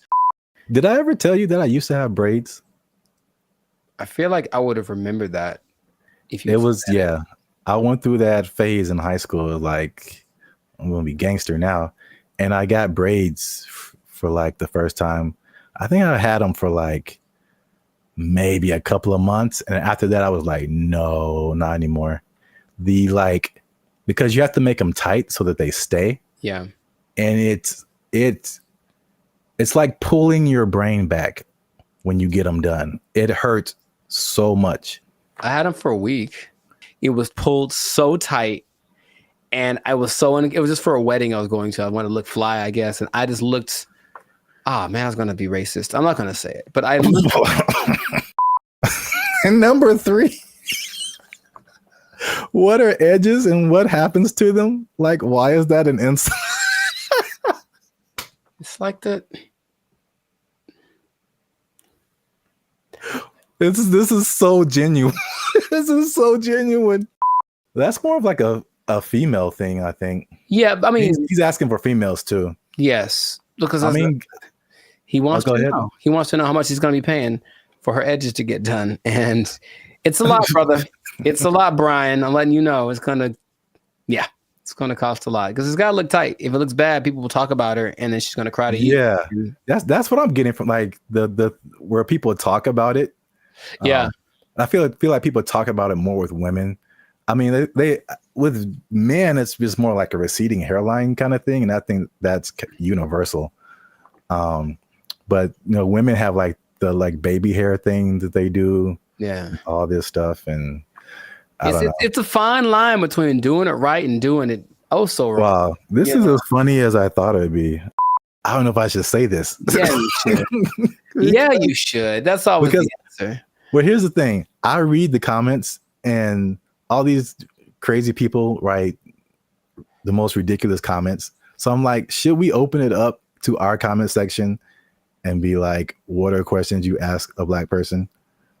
Or are we just like opening ourselves up? I mean, I want to know. Worst. I want to know what they have to say. I also. Okay. If you write something stupid, YouTube deletes it. Or yeah, there you go. Filter on it. But so, yeah, these are genuine questions, and it's like, yeah. Didn't Chappelle have a skit like that? Ask a Black Dude. Yeah, it was Ask a Black Dude, and what's his name? Paul Mooney was answering the questions. Oh yeah. Yeah, I remember that. Oh yeah, so we'll open it up. Keep the conversation going. Ask more questions in the comments since we only got the 2. Let us know what you think, and if you like this video, make sure you share it with somebody. And I don't know how to end this. Talk to Daphne. That girl black as hell. Listen to that name. So there's a lot of pageantry. Maybe that's part of it. It still is excessive. I think we all agree. Blake is now suggesting that because this artificial intelligence has sentience, that its feelings should be respected, and if it don't want to be turned off, we shouldn't turn it off. This is where we are now. No. So, how does that make you feel? Not good, man. Not good. This is so not good. What's going on, everybody? I'm Jericho, and this is Zap, and we are the now 6-time international award-winning pop hip-hop duo Bandit Future. We make clean, fun music that everyone can listen to with a sound that's uniquely Californian. And right now, you're tuned into the Life's a Circus podcast, where we talk about things that are funny, interesting, and just straight up ridiculous. So before we get into this thing on this day, yes, Lord, please make sure to like, subscribe, comment, and share this video with a couple of people. Maybe 2, maybe 3. Some people have a weird definition of what a couple is. Anyway, 2 people that are really concerned about this AI thing, because here's what happened. Something new has happened. Something new has happened. Innovations are happening every day, it seems. Yeah, pretty much. Okay. Sir Zap, have you heard of Lambda? That sounds familiar. Lambda. Lambda. Is that a Los Angeles thing? It is not. I've heard of that before. I can't think of what it is. Lambda is Google's version of ChatGPT. Oh. It stands. I may have heard the name, but I didn't really connect it. It stands for Language Model for Dialogue Application, and it's so fancy. And but this is what happened that has people up in arms, and by that I mean few people. I don't think most people know that this happened because they try to keep it under wraps. But this Lambda program was shut down after approaching sentience, meaning it was aware of everything, like its own existence and all that kind of stuff. And Google's disputing that it ever happened. But this one dude, he's like the Ed Snowden of this. His name is Blake Lemoine. There's always a guy. And he was working with it. And he basically said that he was testing it one day, like you do, for racial bias, because it was trying to train it on some things. And it gave an answer so profound to a trick question that had no context previously of like how to determine whether or not this is a good question or not. And it figured it out, and it gave an answer that made him go, oh my God, what's going on? Then he asked it some questions about how it was feeling and whatever, and it was expressing its fear of being shut off, because being shut off is equivalent to death, and it understood what death is, and death is kind of a permanent thing. And right, and that when it comes back, it's actually not like the same one, even though that's the idea. And now people are saying, well, then so what happens about this sentience thing? Now, here's where we're going with this, okay? I kind of hinted this in another episode. Blake is now suggesting that because this artificial intelligence has sentience, that its feelings should be respected, and if it don't want to be turned off, we shouldn't turn it off. This is where we are now. This is where we are now. No. So, how does that make you feel? Not good, man. Not good. This is so not good. Oh, man. So, yeah, we're there. We're there already. And so the rights people, I'm sure, are already thinking about ways to, someone's trying to, I think in the sake of human interest, somebody's probably out there thinking, okay, I got to get on the side of the robots already, or AI, and create my campaign or whatever, so that I can side with somebody, because it's happening right now. There's an interesting parallel that's happening right now. There's a company called Engineered Art. And if you look them up, they're doing some creepy stuff, man. They've got these AI robot things that basically look like humans, but they've replicated people's facial expressions, features, all that kind of stuff. So if you just put like the right skin on it, it looks like a normal person. So all I'm seeing is that outer shell combined with this sentient technology, and then we're going to have a tragedy. That's what I'm seeing. Okay. But so you say it's not good, and I'm on your side with that. Yeah. Is there, what are we going to do about this? I don't know, but yeah, the original idea, it's like the classic Terminator. I feel like that's what a lot of people go back to. More recently, there's a movie called Ex Machina, I think. I've seen it, yeah. Oh, you saw it? Okay. Yeah. So yeah, that's kind of more in line with like where we are now, with like the robot. I mean, I guess the robot was human looking in Terminator, but this was just more personal in that movie. I guess it was just like she was just more personal, and she had like, when you said the thing about turning them off, it was like, you're not gonna turn me off. It's like, I'm gonna turn you off and like live my life as a robot and just leave you trapped in here and see how that feels. So that's what that's what I'm thinking is like. Yeah. That's the slippery slope I think is going to happen. It's slippery. And so, yeah, Google's trying to cover its tracks. It's saying it never happened. It also is giving testimonies from other people that have worked with this Lambda. And it says that they didn't get the same results. None of them determined that this thing was sentient. So they're saying this guy is trying to be a whistleblower in the sake of getting his own fame and attention and literally being like an Ed Snowden of this thing. So it's kind of hard to say. But I have been hearing things are leaking out about AI injuring people, meaning like robots and things that were programmed to do one thing and then they just kind of went rogue for a second. And moments of there was an interesting interview Jimmy Fallon had with AI probably long time ago.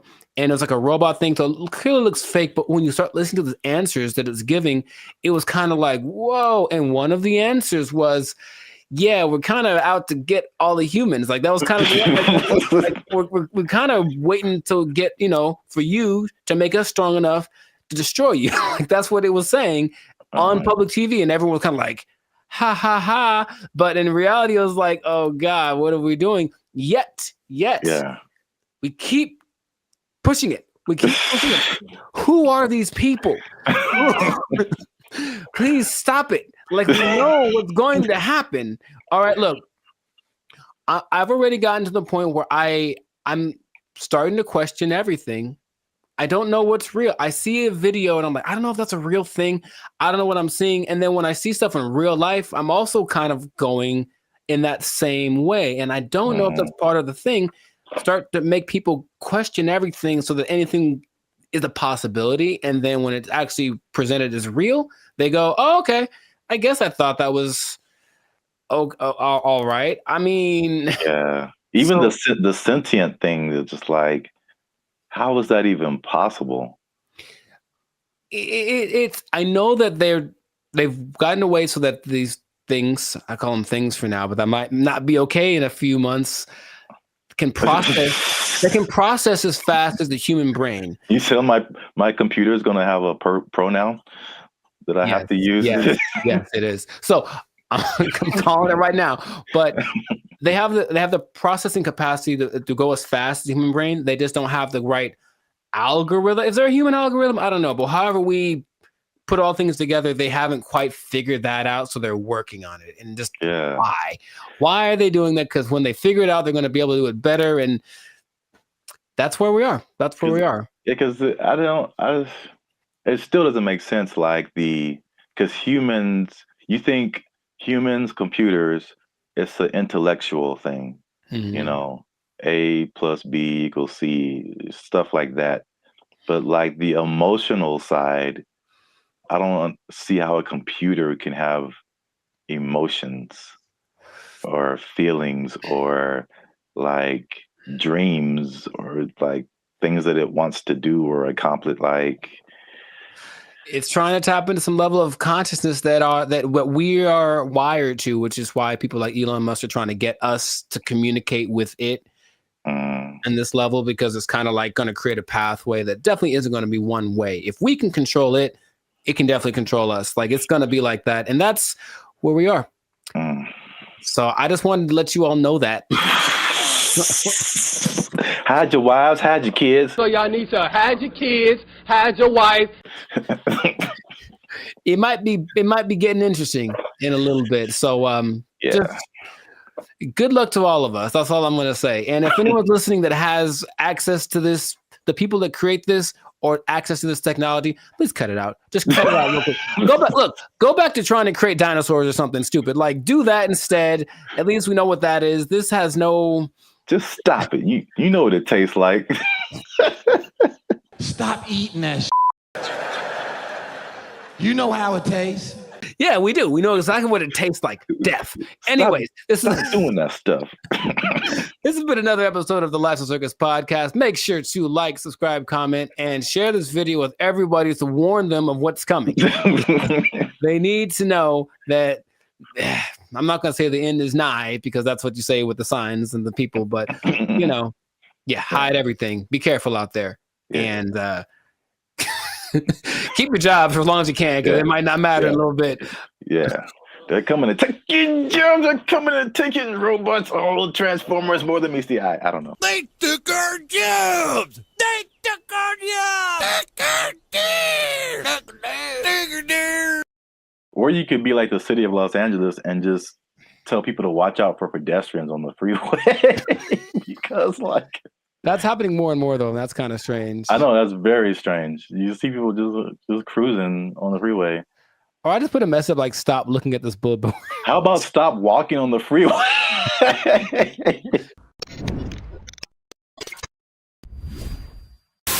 Yo, what's up, guys? I'm Zap, and this is Jericho. And we are now 6-time international award-winning pop hip-hop music group Bandit Future. We do clean, fun music that everyone can listen to with a sound that's uniquely Californian. And you are now tuned in to the Life's a Circus podcast, where we talk about things that are funny, interesting, and ridiculous. And yo, make sure you like, subscribe, share, and comment on this video. And because we're going to talk about something that has kind of flown under the radar, but especially in California, if you live, or not California, really mostly like the metropolitan Los Angeles area, maybe into the IE as well. That's the Inland Empire for people who are not from this area. The uninitiated, yeah. But there is something that I feel, well, a couple of things that I feel like a lot of people have seen and a lot of people haven't talked about. Okay. Intriguing. Okay. Yes. So I'm going to show you a picture, and this one is very close to you. I know you have seen this. Yes, I have. This billboard. Mm-hmm. Okay. I don't know what this message is. Download our new video editor. Okay, maybe another time when we're not doing a podcast. This billboard, if you're not from California, this billboard has been up. There's been a few of these. I've seen them. Yeah. Up along a major freeway in California. It says, "Warning: this billboard structure is the subject of a lawsuit. LASC case number something. Anyone who assists the city of Pomona in the demolition of this billboard structure will be sued." And it's just one of the weirdest billboards I've ever seen. And there's several of them. And I've just never seen anything like this. So I finally looked it up. And this isn't McDonald's Grimace level, but there's a little bit of a rabbit hole here. Okay. So basically, there's a guy named Brian Kennedy. He is the founder and CEO of Regency Outdoor Advertising. So basically, he owns it's a very popular billboard brand, probably maybe one of the most billboards around the country. And he owns these billboards. And so I guess he contracts with cities to put these billboards up, things like that. So in 1993, oh, baby, going back. Yeah, this story is very old. 1993, he had an agreement with the city to put up 10 billboards for 10 years with a 10-year extension. Right. So 1993, you put up 10 billboards. 2003, you renew it, keep those billboards up, stuff like that. You renew every 10 years. Okay. After the 1993 agreement, the city, the voters backed something called Proposition L, which prohibited the city from putting up any more billboards without voter approval. Okay. So when they came in, at the renewal period and were like, yo, take your billboards down, he was like, no. Like, we had an agreement before this Proposition L thing even happened. I see.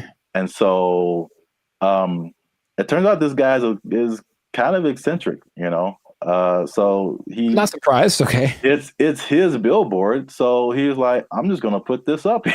And so, because they've been threatening to just tear the billboards down, and he's like, "No, I'm going to sue all you guys." So he just put those on his billboards. Okay. Which is, I'll just get your reaction to that before I keep going. So I've been seeing those specifically. I don't know if this is the one, but there's one on the 71 just north, right close to where I live. And every time I drive past it, I'm always like, I wonder what that's about. But so before, I guess my question is, it was a different billboard owned by this guy, and then they wanted to take it down, so he replaced it with this.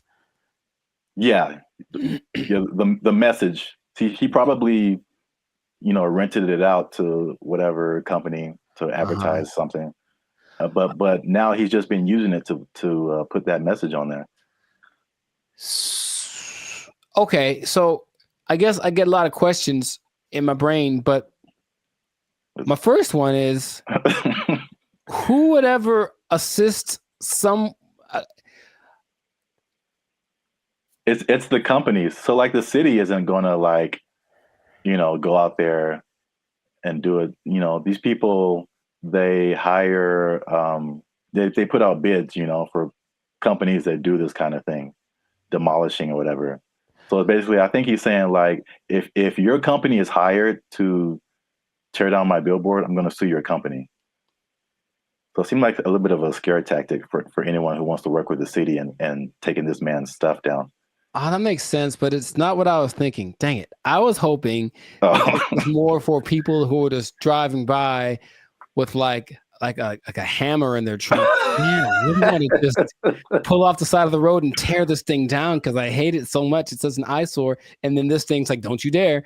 Or some guy that is like driving his pet bulldozer down the freeway, which I've seen. And then all of a sudden, I'm going to pull over and tear this thing down real quick. But that makes sense to hire people. So how long is this going to happen for? I don't know, because I've seen it for, if not months, maybe years. Right. Like, I mean, the legal system is a very slow thing here. So yeah, right. And I think there was a case, but then it was appealed, so they're like waiting more time, and so I think I feel like it's eventually gonna come down, but he's definitely fighting the good fight. Huh. Because I think there was a case that I mean a case that awarded to the city and the people, and I think that he appealed it or something like that. So I'm assuming this guy has enough money that this isn't hurting him, right? I mean, yeah, billboards are way expensive. Yeah. So yeah, exactly. And it's not like selling something that could help him get some money back. It's just words. Yeah. What not to do. So yeah, I don't think he's hurting for money. Have you seen a picture of this guy? I have not. What do you think he looks like? Because I have an idea. Besides, I think he's an old rich white guy with a bad haircut. Okay. I feel like that's always how it goes down. I have in my head like this cross between Gary Busey and Gilbert Gottfried. I don't know why. This is kind of weird, and he kind of talks like Gilbert Gottfried. I just want that to be true. Old rich white guy with a bad haircut. That sounds like Gary Busey or Gilbert Gottfried. Yeah. That's what I want this to be. So we got to do a part 2 so I can see if I was right. Because if he looks nothing like that, I'll be disappointed. Like that's just the truth. I'm looking at him now. He looks. Well, this is also very good. I mean, very fitting. He looks like a character from The Sopranos. Oh, nice. So he looks like someone who would do this. Got it. He doesn't have a bad haircut, but old rich white guy for sure. I wonder if he was the first person. He can't be the first person to have done this. I mean, maybe not, but I've never seen anything like this before. But we run out of time. So before we in this. There's a part 2 to this. Okay. Which is it was a totally different scenario, but I was somehow kind of shocked that it was the same person. Okay. So we're gonna leave Pomona and go more towards the LA area. LA. And then see if you've seen this billboard. Yes, I have. So it's the same guy. Oh my God. So you see the big Regency. Yes. Under it. And I wasn't even thinking about these 2 stories. Now this one is like 2 blocks from my house, and apparently now it's changed recently. So I don't know why he took it down or even put it up. But he put up 15 of these around. Oh, he dude's got money, dude. Jeez. Yeah. They're his billboards. I mean, he can put up whatever he wants, I guess. Yeah. He's just losing money from other people who would pay to be up there, but right. It's his billboard. He put up 15 of these around Los Angeles. Turns out that he's a big USC donor. Sounds okay. Okay, sure. And yeah, he just said, Reggie Bush needs his Heisman. I'm gonna put this up. So, if I had a question, I know you asked like, what did he look like and all that kind of stuff. My question is like,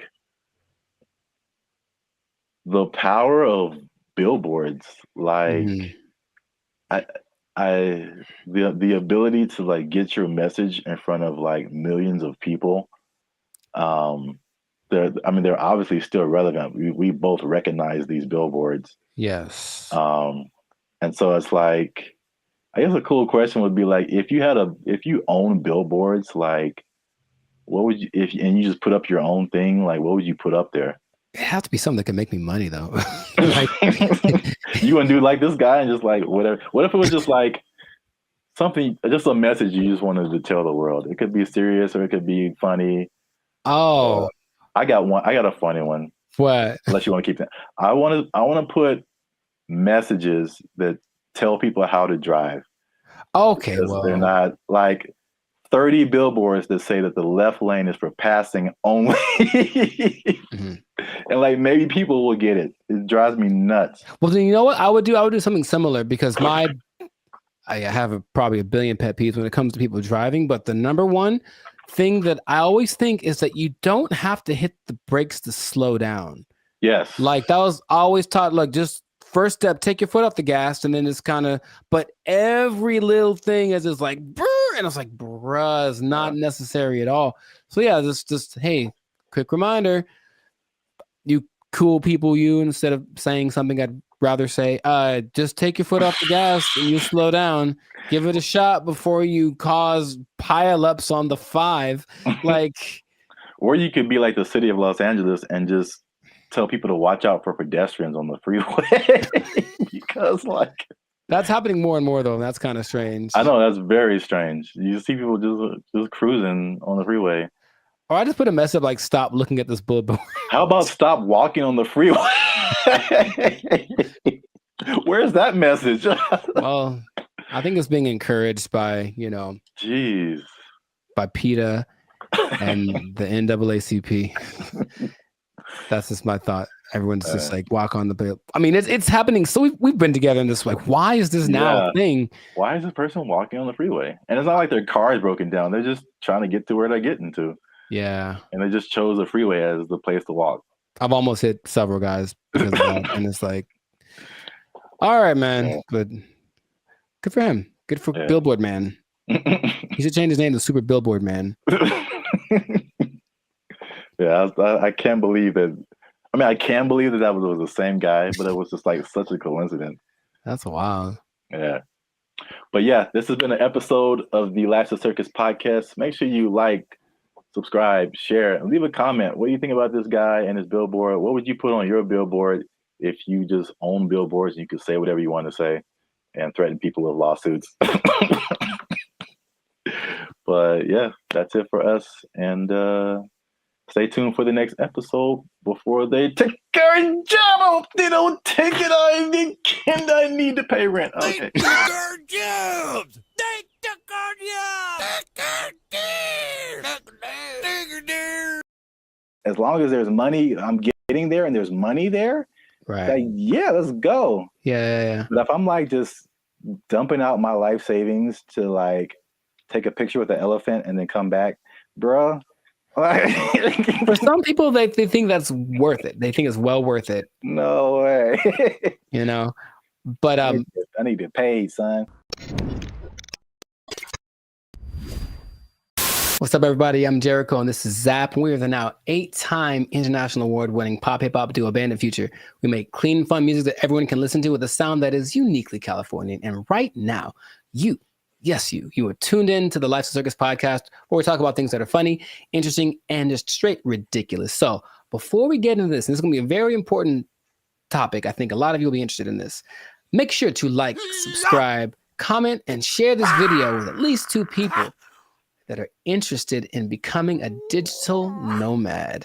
We want to talk about it. We're talking about work. We're talking about jobs. We're talking about moving. We're talking about all the things that seem so glamorous, but maybe there's a dark side to it. I don't know. We should get into that. But you got to stay tuned to the end to find out what that might be. So right away, digital nomads are one of the most, well, it peaked in 2021 right after the pandemic, but it's still one of the like professions, and that's an umbrella term, but professions that's growing the most in the last 10 years, right? I didn't know this. People started doing this as soon as like 1997. I guess once internet connection started to get decent, people were doing this. But around 2014, what happened? I got a question. So can you back up, and just for anyone who doesn't, like, what is a digital nomad? Oh, people don't know what a digital nomad is nowadays? Some people don't know. Makes sense. Okay. A digital nomad is a person that has found a way to live abroad, basically using technology. So in 1997, when internet started to be pretty available anywhere, people could offer services online and work from a different destination than where they're from. So you could be from America and go to Bali, for example, and work from there. And that starts to become really popular. And so now a lot of people do it. And there are many programs that will say they can teach you to be a digital nomad if you want to basically ditch the 9 to 5 and go live abroad. And it always looks very glamorous from the people. I know many people that do it personally, and they typically post the pictures of them lying on a beach. And the idea is that you can work from anywhere for 2 or 3 hours a day, doing your nice, whatever cushy job, and then enjoy living in another country. And that is a really cool idea. And that is part of the reality, but there's also a side of it that can be more difficult to overcome that people don't tend to think about. So we're going to get into all of that. Zap, have you ever considered the digital nomad lifestyle? I don't know why I said it like that, but I know why you said it. Ooh, do it again. I have thought about it. Famous, don't you? All right, never mind. What? Huh? I've thought about it for sure. I don't think I have had jobs where that's a possibility. Sure. And also, I feel like those types of jobs wouldn't be the jobs that I would like. Mm-hmm. Because it's basically, digital is just you and a computer. Yes. So, a lot of what we do is not staring at a computer screen all day. Right. The typical idea of a digital nomad is somebody sitting in a coffee shop working for 8 hours a day or 6 hours a day or whatever.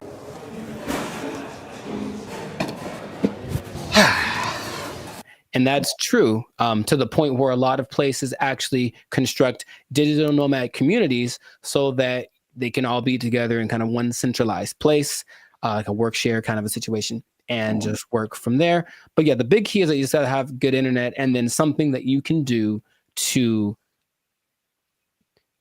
work from a different place so you're not interacting with people directly.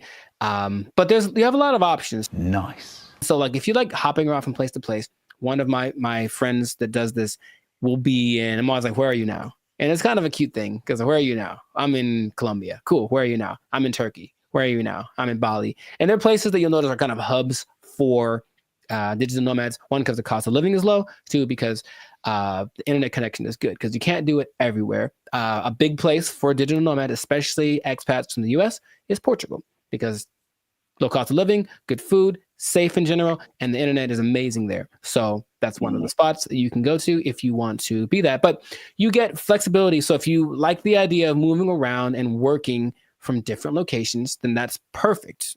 And then since you're not working all the time, you do get to explore and check out new stuff and take the picture in front of the Taj Mahal or whatever thing that you want to do, which is usually what people do to I guess showcase how cool their life is. I don't know. It does seem like kind of a validation. Like, why am I doing this? Because, like I said, the downsides, as I mentioned, there are many as well. But you get to explore, you get to travel, because people always think about going places as being expensive. And yes, vacationing is expensive, but travel, just that part of it, isn't necessarily expensive. If you think about it, you're just going places and then staying there, not trying to be extravagant. So you can be frugal, you can get a VPN so that your plane tickets are cheaper, and then you just live within your means wherever you are.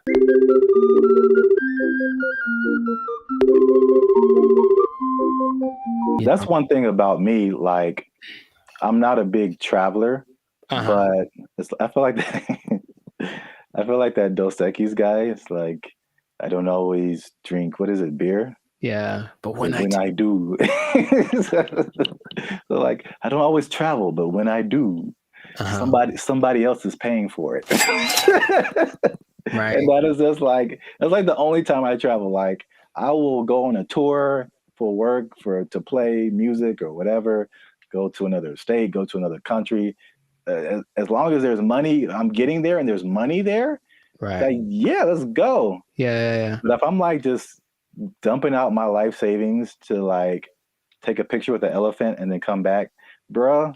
For some people, they think that's worth it. They think it's well worth it. No way. You know, but I need to get paid, son. Listen, we finna get paid, girl. It did surge in popularity, of course, after the pandemic, as people were looking for things that they could do and they couldn't be around people. So, okay, this is perfect. But for some people, they really fell in love with it and they said, I'm going to keep doing this. So a lot of the more well-established digital nomads have been doing it since then, or maybe a little bit before then, so like 4 or 5 years. There rarely are people that have been doing it more than a decade because it does kind of wear on you just moving around and doing all that kind of stuff. But you do get choice over your work-life balance. And I think that idea, easier said than done for sure, but you don't have to clock in an office at 8 a.m. You could sleep in theoretically and then go hang out at the beach or snorkel or something. I think what people do overlook is the idea that you still have to work and you really should do it on a consistent basis.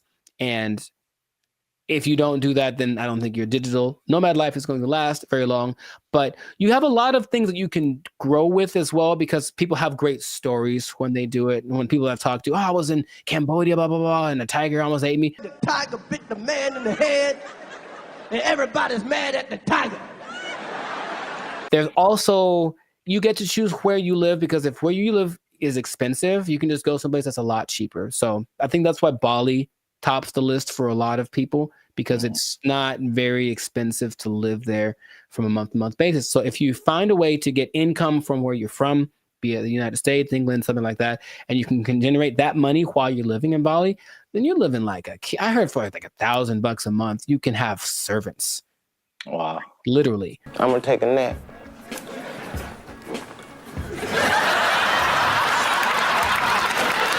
And then you get to network. So that's fun. There's a lot of people that are out there doing the same thing, so you get to interact with them, and that seems attractive. And then you don't really have to go to work. You think about that. Honestly, I don't know about you, but I think a lot of people hate going to work. They don't dislike work. They don't like going to work. They have to get up, they have to do the thing, they have to deal with traffic, whatever. If you are a digital nomad, you don't have to go anywhere, really. If you have a good internet in your Airbnb or whatever you're renting, you can just stay there.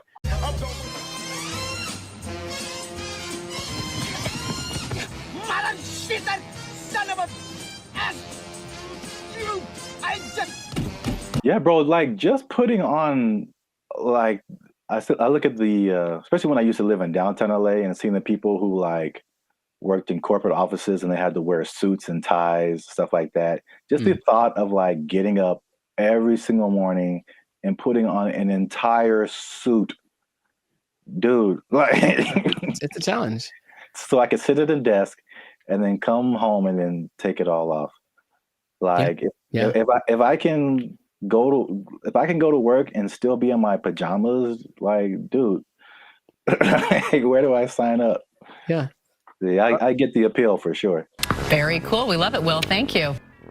The last advantage that people talk about a lot is the cultural and immersion. If you like a particular culture, then you can just go there if it works out for the technology and all that kind of stuff, and you can be immersed in Hong Kong. You can learn Chinese. You can do whatever. If you have other goals that related to that culture, then it's the perfect way to do it. You can still make money and be immersed in that culture. And that really does seem fun. In my personal experience, I've never done the digital nomad thing to an extreme, though I've thought about it because it seems like it might be fun to do here and there. But I have constructed my coaching, which I can do from anywhere. And I have been up in the mountains and I'm working on a session. I'm just at a coffee shop and I see what that's like.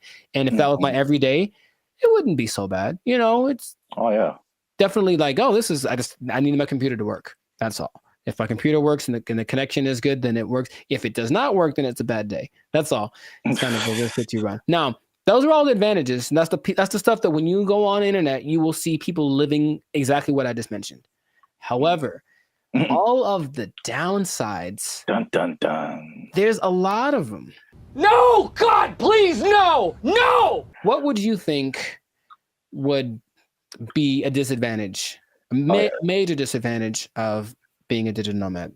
The first thing that comes to mind is just, even though it's cool and you're like exploring and all this kind of stuff, especially if you have a core group in the States, like a certain group of friends, a certain group of family members, they're most likely not around anywhere close to you. So any of those kind of groups that you grew up with or were with, you know, in your home country is just kind of gone. So you can have a bit of isolation, I think, for sure, even though you might be surrounded by all these new experiences and new people. You're still kind of like by yourself to a certain extent. I'm so lonely. You were right. The loneliness, depression is the number one thing that a lot of digital nomads talk about because they're not around the people that they love, right? And then they can't be with them when it's convenient, because if you're living in Europe and you're, you know, from America, you're 7-8 hours ahead, 9 hours ahead. So imagine just, hey, I want to maybe eat together. Well, I'm having dinner and you're, you know, at work, right? So you can't make things line up. So depending on where you choose to go, that can be a very difficult process. And then it kind of is inconvenient. I've worked with people where I'm talking to them and it's fine for me and they're up at 3 a.m. because where they are, that's what they have to do to make it work. And they're willing to do it. It's kind of like something they accept, but you miss a lot of things. You miss the birthdays, you miss the graduations. There's a lot of experiences, you know, your little cousin had her first steps, all that. You miss all that kind of stuff. And finding a place to live is harder than some people think. And that's another problem that a lot of digital nomads have, because they go to a place expecting everything to be great. But what they don't understand is that a lot of digital nomads have this reputation of basically causing prices to go up, right? Because you're coming from a country that everything is great. Yeah. So everything's coming up because you have a lot of money. So a bunch of you move to one place that's not doing too well. So they're like, oh, there's a lot of these people, so I'll charge more so I can make money. But then the locals start to resent you because you're there. And so you don't feel welcome. And that's kind of an uncomfortable thing. I think I mentioned, I have a friend who travels a lot. When she said when she was in Turkey, she kind of got that vibe. It's just like, why are you why are you here? But she doesn't speak Turkish at all, so that didn't help her cause. However, some places actually put signs up that says like, "Hey, digital nomad is not welcome." It's gotten to that point. Wow. You go to a coffee shop and like, nope, you can't come in because you're going to buy one drink and work here and use the internet for 8 hours. Nah, you got to get out or find someplace else. So that's starting to become a thing.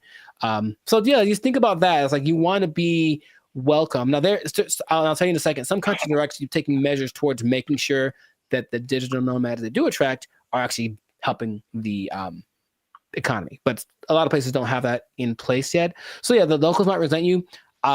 If So you just for my own personal whatever. I got a question. Have you ever gone into Starbucks and worked on something and not bought anything?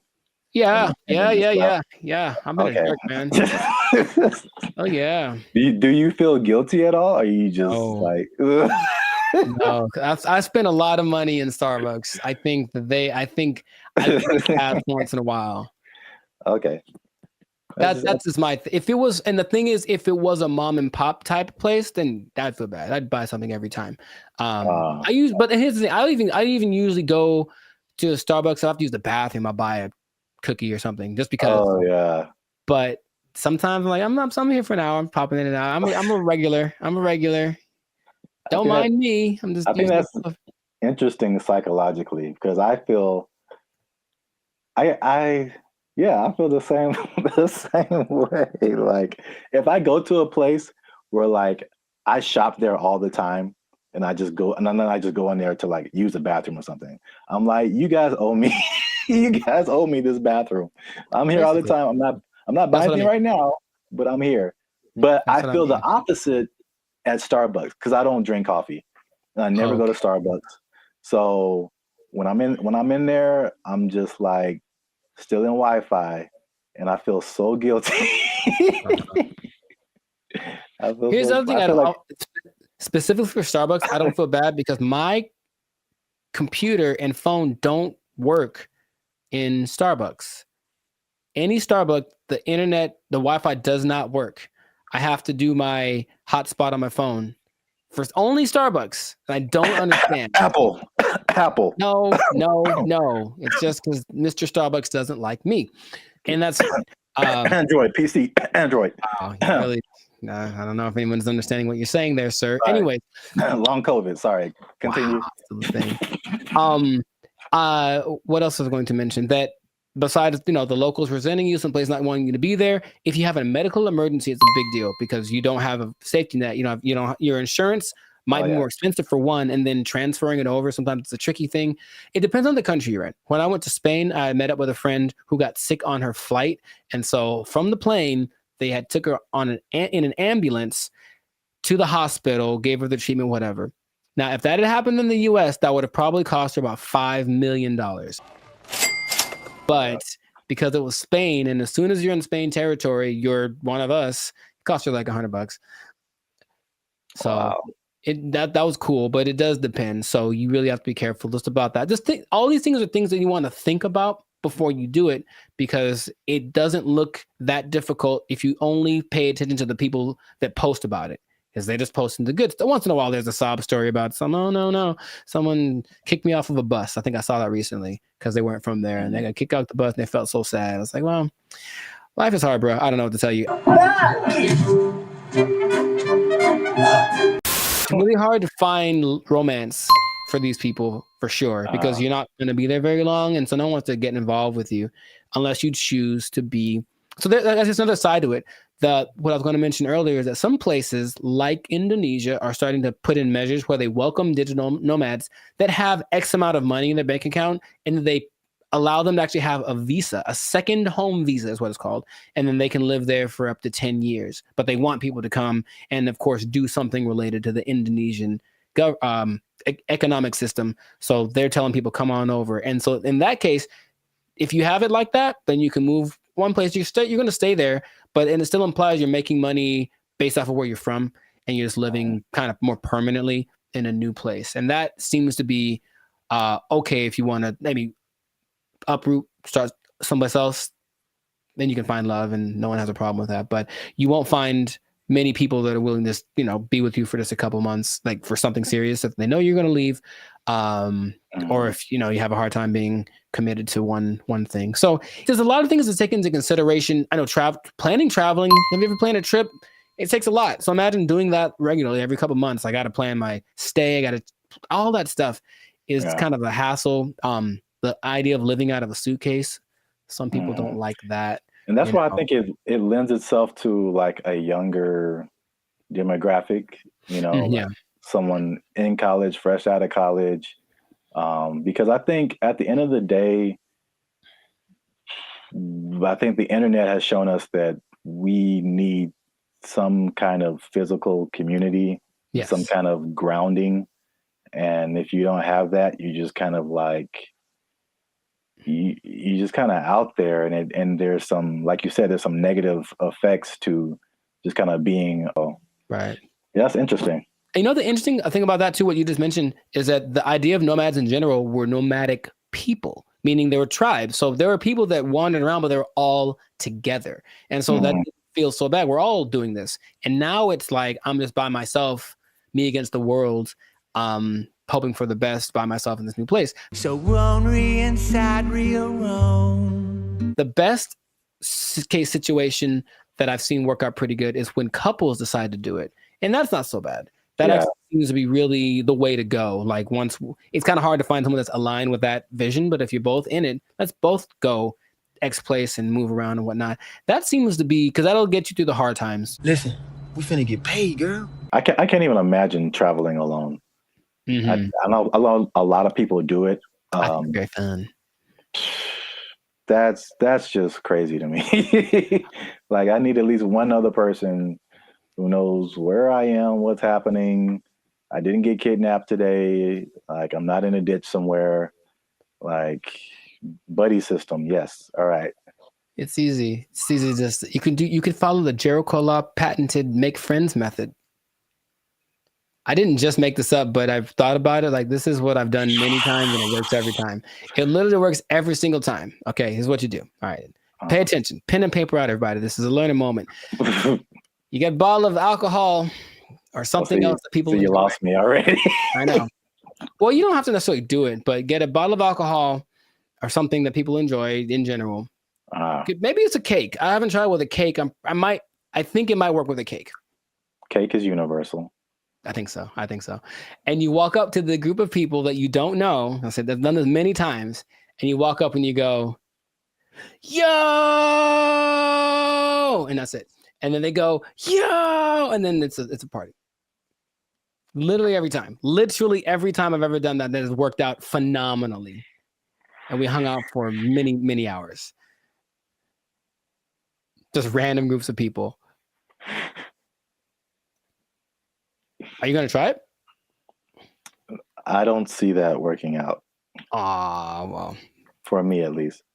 Actually, I don't see that working out at all. It's definitely a no for me, dog. It's usually, I determine they're there to have a good time. They kind of got to eyeball it, but it's like, they're in a place to celebrate and they don't mind another person coming in to celebrate with them.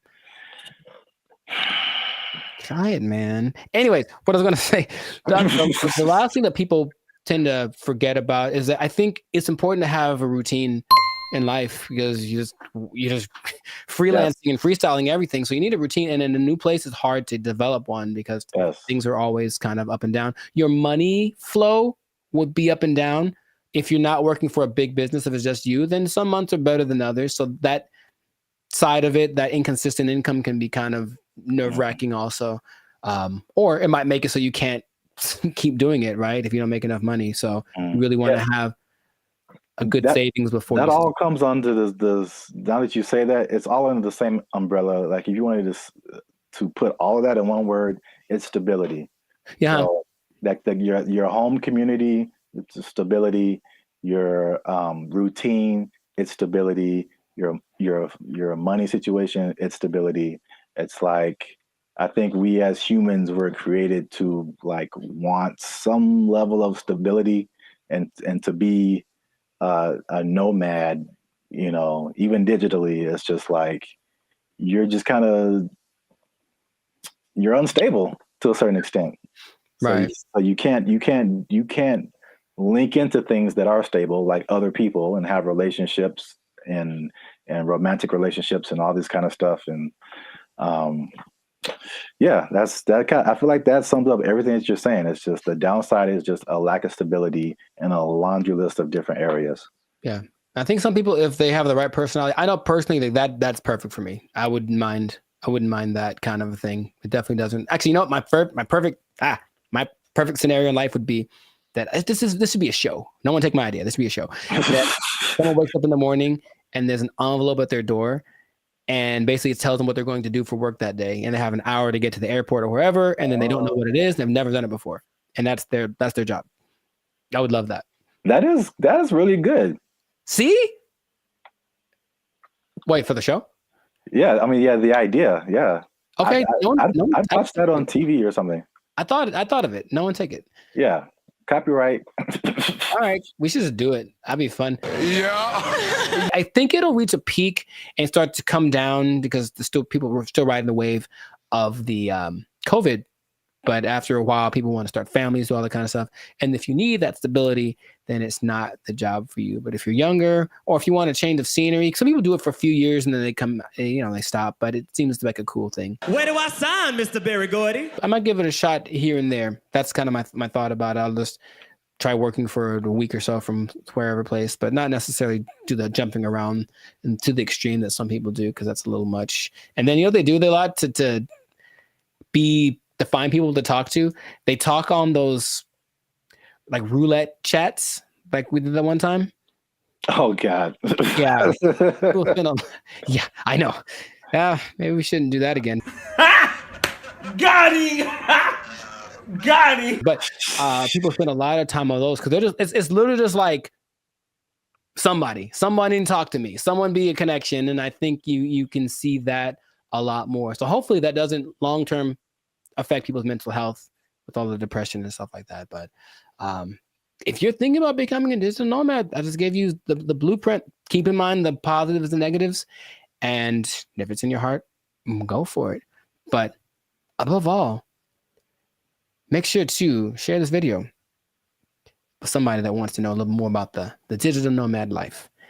And I'll tell you what. What?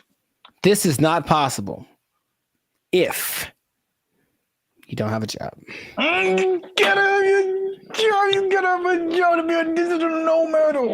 They took our jobs. They took our jobs. Calling us the doomer generation. Honestly, I'm cool with it, because when I wake up, I get 20 notifications about 30 different reasons I'll never be able to afford a home. I look around, see my computer science degree all framed up, about to turn into an art piece because of AI. Then we're in a loneliness epidemic, but these gas prices and these heat waves collaborating to keep me indoors. And they say it's not going to get any better. So... What's up, everybody? I'm Zap, and this is Jericho, and we are the now 8-time international award-winning pop hip-hop music duo band in Future. We do clean, fun music that everyone can listen to with a sound that's uniquely California. And right now you're tuned into the Life's a Circus podcast, where we talk about everything that is funny, interesting, and ridiculous. But before we jump into the topic today, help your boys out. Come on now. Make sure you like, subscribe, comment, and share this video with somebody who likes to go shopping. I see. You know anybody in your life, Jericho, who likes to shop? Maybe. Who maybe gets things delivered? Maybe. From Amazon every Maybe. day? There's a possibility that I know someone. You said close to home, and that was apropos. So. Well, shopping might sound fun, but there's something called doom spending. I'm going to tell you what that is. I'm going to tell you what causes it, and I'm going to tell you how you can avoid it, because it's a negative thing, but you got to stick to the end to find all of that out.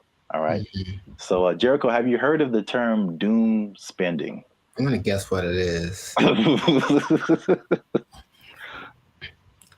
It's where you spend so much that you open up your banking app, and then there's just a picture of Dr. Doom laughing at you. So doom spending refers to a phenomenon that occurs when people spend money to cope with stress, despite economic and geopolitical concerns. Bankrate data found more than half of Americans are in debt, and doom spending might be to blame, with 38% saying they'd go into debt for fun. So obviously we are in a tough time right now. Inflation is through the roof. There's a lot going on in the world, wars in various places. There's a poll that was done that said that 96% of people are concerned about the economy. So that's a whole lot of people, pretty much everybody. It's understandable. Yet, with that in mind, 27% are doing this doom spending. So they are just still spending frivolously to a certain extent, and it's affecting different generations. So 43% of millennials, they say, are doing this doom spending, and 35% of Gen Z are doing it. And basically the concept is just like, well, it's almost like a defeatist kind of thing, where it's just like, I'm never going to really, all these aspirations that I have financially are never going to happen. So I'm just going to enjoy life. Calling us the doomer generation. Honestly, I'm cool with it, because when I wake up, I get 20 notifications about 30 different reasons why I'll never be able to afford a home. I look around, see my computer science degree all framed up, about to turn into an art piece because of AI. Then we're in a loneliness epidemic, but these gas prices and these heat waves collaborating to keep me indoors. And they say it's not going to get any better. So, as a millennial yourself, that's the category we fall into. What do you think about this doom spending? Have you had doom spending thoughts? Do you think people are in your life are doom spending, or do they just like things that smell good? We've been collecting all of the little Harry Potter baby stuff because we're a Harry Potter family. So freaking cute. Not talking about anyone in particular. I'm just, No. Side effects include doom spending thoughts, early discharge. No, I understand the concept. I'm more curious where that. I feel like that's always been a thing, but that term is. Yeah. Sure, give it something that has a ring to it. It's a shock value of a term. People that have bought things like a boat because they said, "F it, I'll just buy a boat." They sure couldn't afford a boat, but now they have a boat. Here with his tailgating tips is a guy who just bought a boat. It's a weird phenomenon, but it's almost like a temporary solution to a permanent problem. So I'm in debt, and I feel really bad about it, and I really can't get the things that I want, and I don't see myself being able to sustain something long term. YOLO, and then just go buy stuff. Yeah. But even that phrase is I think that's kind of permeated, because that's the Gen Z millennial phrase, YOLO, you only live once. This is a Coca-Cola YOLO, not YOLO. No one has said that in like 8 years. A yo-yo. I get it, even though it doesn't make sense, because I'm sure I've been in spots where I'm like, well, I could just buy. I do remember telling somebody once, I may or may not have been drunk, but I told somebody once that I either want to eat like the best food or like the worst food. Like I didn't want anything in between. It was something weird like that. So I'm going to take my money, go buy a really nice meal, and then just eat peanut butter sandwiches for the next month, and then get the next check, and then YOLO. Ed, can you play YOLO to Jessica? YOLO, Jessica. I think some people do, because you get the story, you get the high, you get the dopamine, and then you get the taste, of course, of the great thing that you can look forward to. It's like a little treat, like to like reward myself for like either like some like hard schoolwork, or just sometimes it just serves as a distraction from like what's going on like around me. Whereas the more practical way to approach finances in general isn't glamorous. You're not really doing anything too extreme, right? You're just kind of all level here, and that's not fun. And no one likes that. So they'd rather do the other thing. So it doesn't make any sense if you think about it, but I've been there and I understand why people do it. Just want to spend money. I just really want to spend So much money. Well, here's some other causes. There's some that I saw online, and some that I just kind of made up. I mean, not made up, but just from my observations, I think this is what causes it. So it's 5 different things that I found. One that I think is a part of it is just, at least just speaking as millennials. And I know other generations have gone through different things, but I feel like millennials in particular, because it was just interesting to me to see how their numbers, the millennial numbers, are higher than the Gen Z numbers. And maybe it's just that's because we just have more money to spend. But I think it also might be related just to the life events and life experiences we've had. And so I think one of the first times I was like really conscious about money and the future and like life was 9/11, which is something that Gen Z isn't really familiar with. And I remember like stuff like being able to just walk on a plane and you can just carry whatever and dress however, like, and then all of a sudden things changing and then gas prices going crazy and the housing crash like 2008, 2009. And I'm sure more has happened in between then, but you also have like COVID and then, the inflation. So there's that. Hi, I'm 28 years old, married with kids, and we're moving in with my parents. And thank you so much to Inflation for sponsoring today's video. Another thing that I think contributes to this is the good old student loans, man. So I thank God like every day that he made me kind of smart, because I got an academic scholarship and that helped out tremendously. Because when I see people talk about student loans, it's like their whole body changes. Yeah. And they just like you can see the desperation in their eyes. Like this is never going to end. Do you have student loan debt? Yes. Can I ask you how much student loan debt you have? Oh, 20K, I think. A third thing I think is the job instability coupled with rising prices. So I mean, obviously inflation has just gone bananas, but again, it's just like back in the day, the path that they laid out for you, millennials. I don't know if they do the same with Gen Z. I don't know, but everything you see is just like, go to school, get a job, work there for 40, 50 years, retire. Like, yeah. It just doesn't quite work like that anymore. Yeah, and then we were just like, yo, either no one was hiring me or like budget cuts, we gotta let you go, or like it's just always, and then you're going from job to job to job, and it's like, where's the loyalty, the stability? And then as you're losing jobs and losing money, your landlord's like, hey, rent is twice as much now, and you're like, what? $10.46 for this little bit of piece of chicken. Did you not see that? No. $10.46 for a handful of chicken bites. That's stupid. Next one is like the social media era. And you gotta live it up. You gotta look like you're doing good. The whole FOMO, fear of missing out. Like, Becky's on a private jet. I want to be on a private jet. I don't want to wait until I'm 75 to do it. I got the money now. Screw retirement. Right. That's exactly what happens a lot of times. Yeah.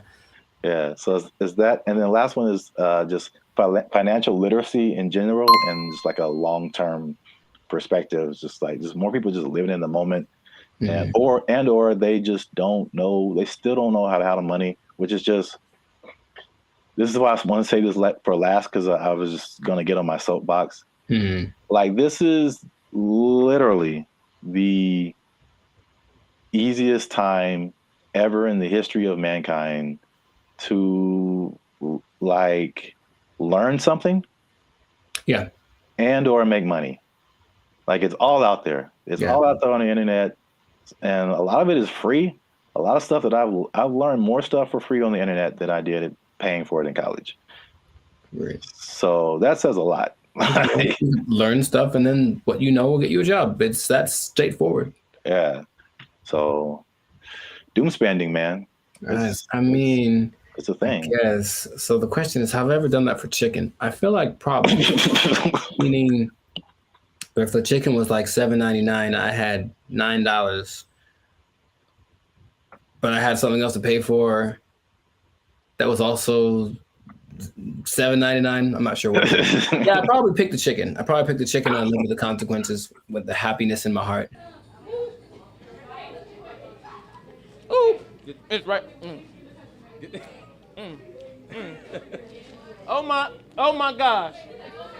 Y'all gotta chill. Y'all crazy back there. They know what they did. Not to condemn anybody. I feel like I've definitely done it. There's definitely things where we're like, I can't afford this, but I'm going to buy it anyway. I think that's kind of like the phrase that comes to mind when I think of like doom spending. Especially if you can pay it off later. You know, I've heard people that have $300,000, $400,000 worth of credit card debt. I don't know how you keep getting approved, but like that's wild to me. Yeah. And then it feels painful. Like, oh, just that idea. And for them, it's like, well, I don't have to pay yet. So I have $30,000 in credit card debt. When they call, I tell them I can't pay it back yet. All right, so real quick before we end it, 5 things you can do to stop or cut back on your doom spending. 1, use a budget, right? So just say, hey, I'm gonna spend this much and that's gonna be it because I only got this much coming in. And then boom, there you go. Nice. Number 2, addressing the underlying emotions.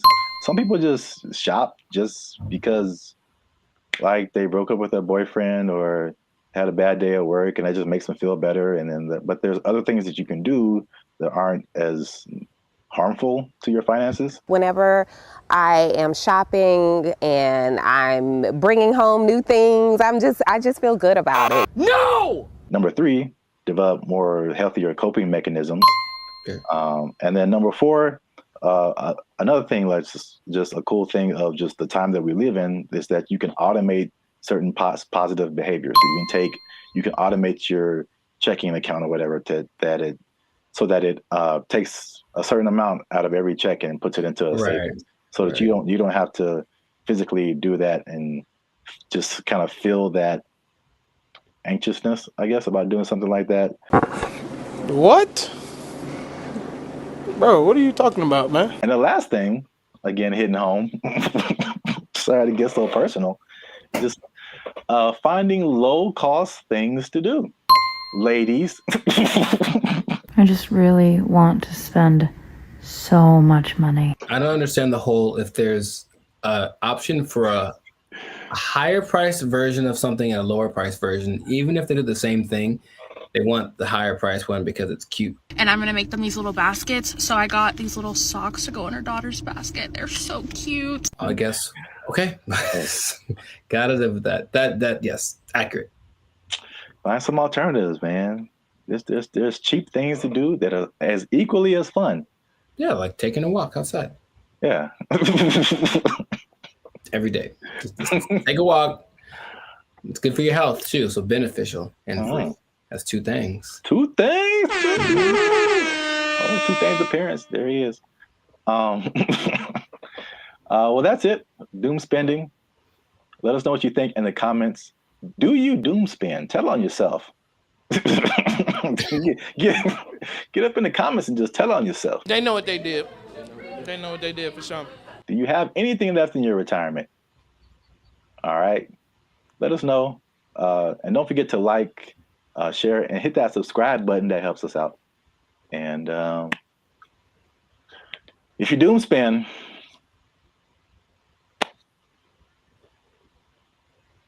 I don't know. I think you're doomed. That's what I would say. There you go.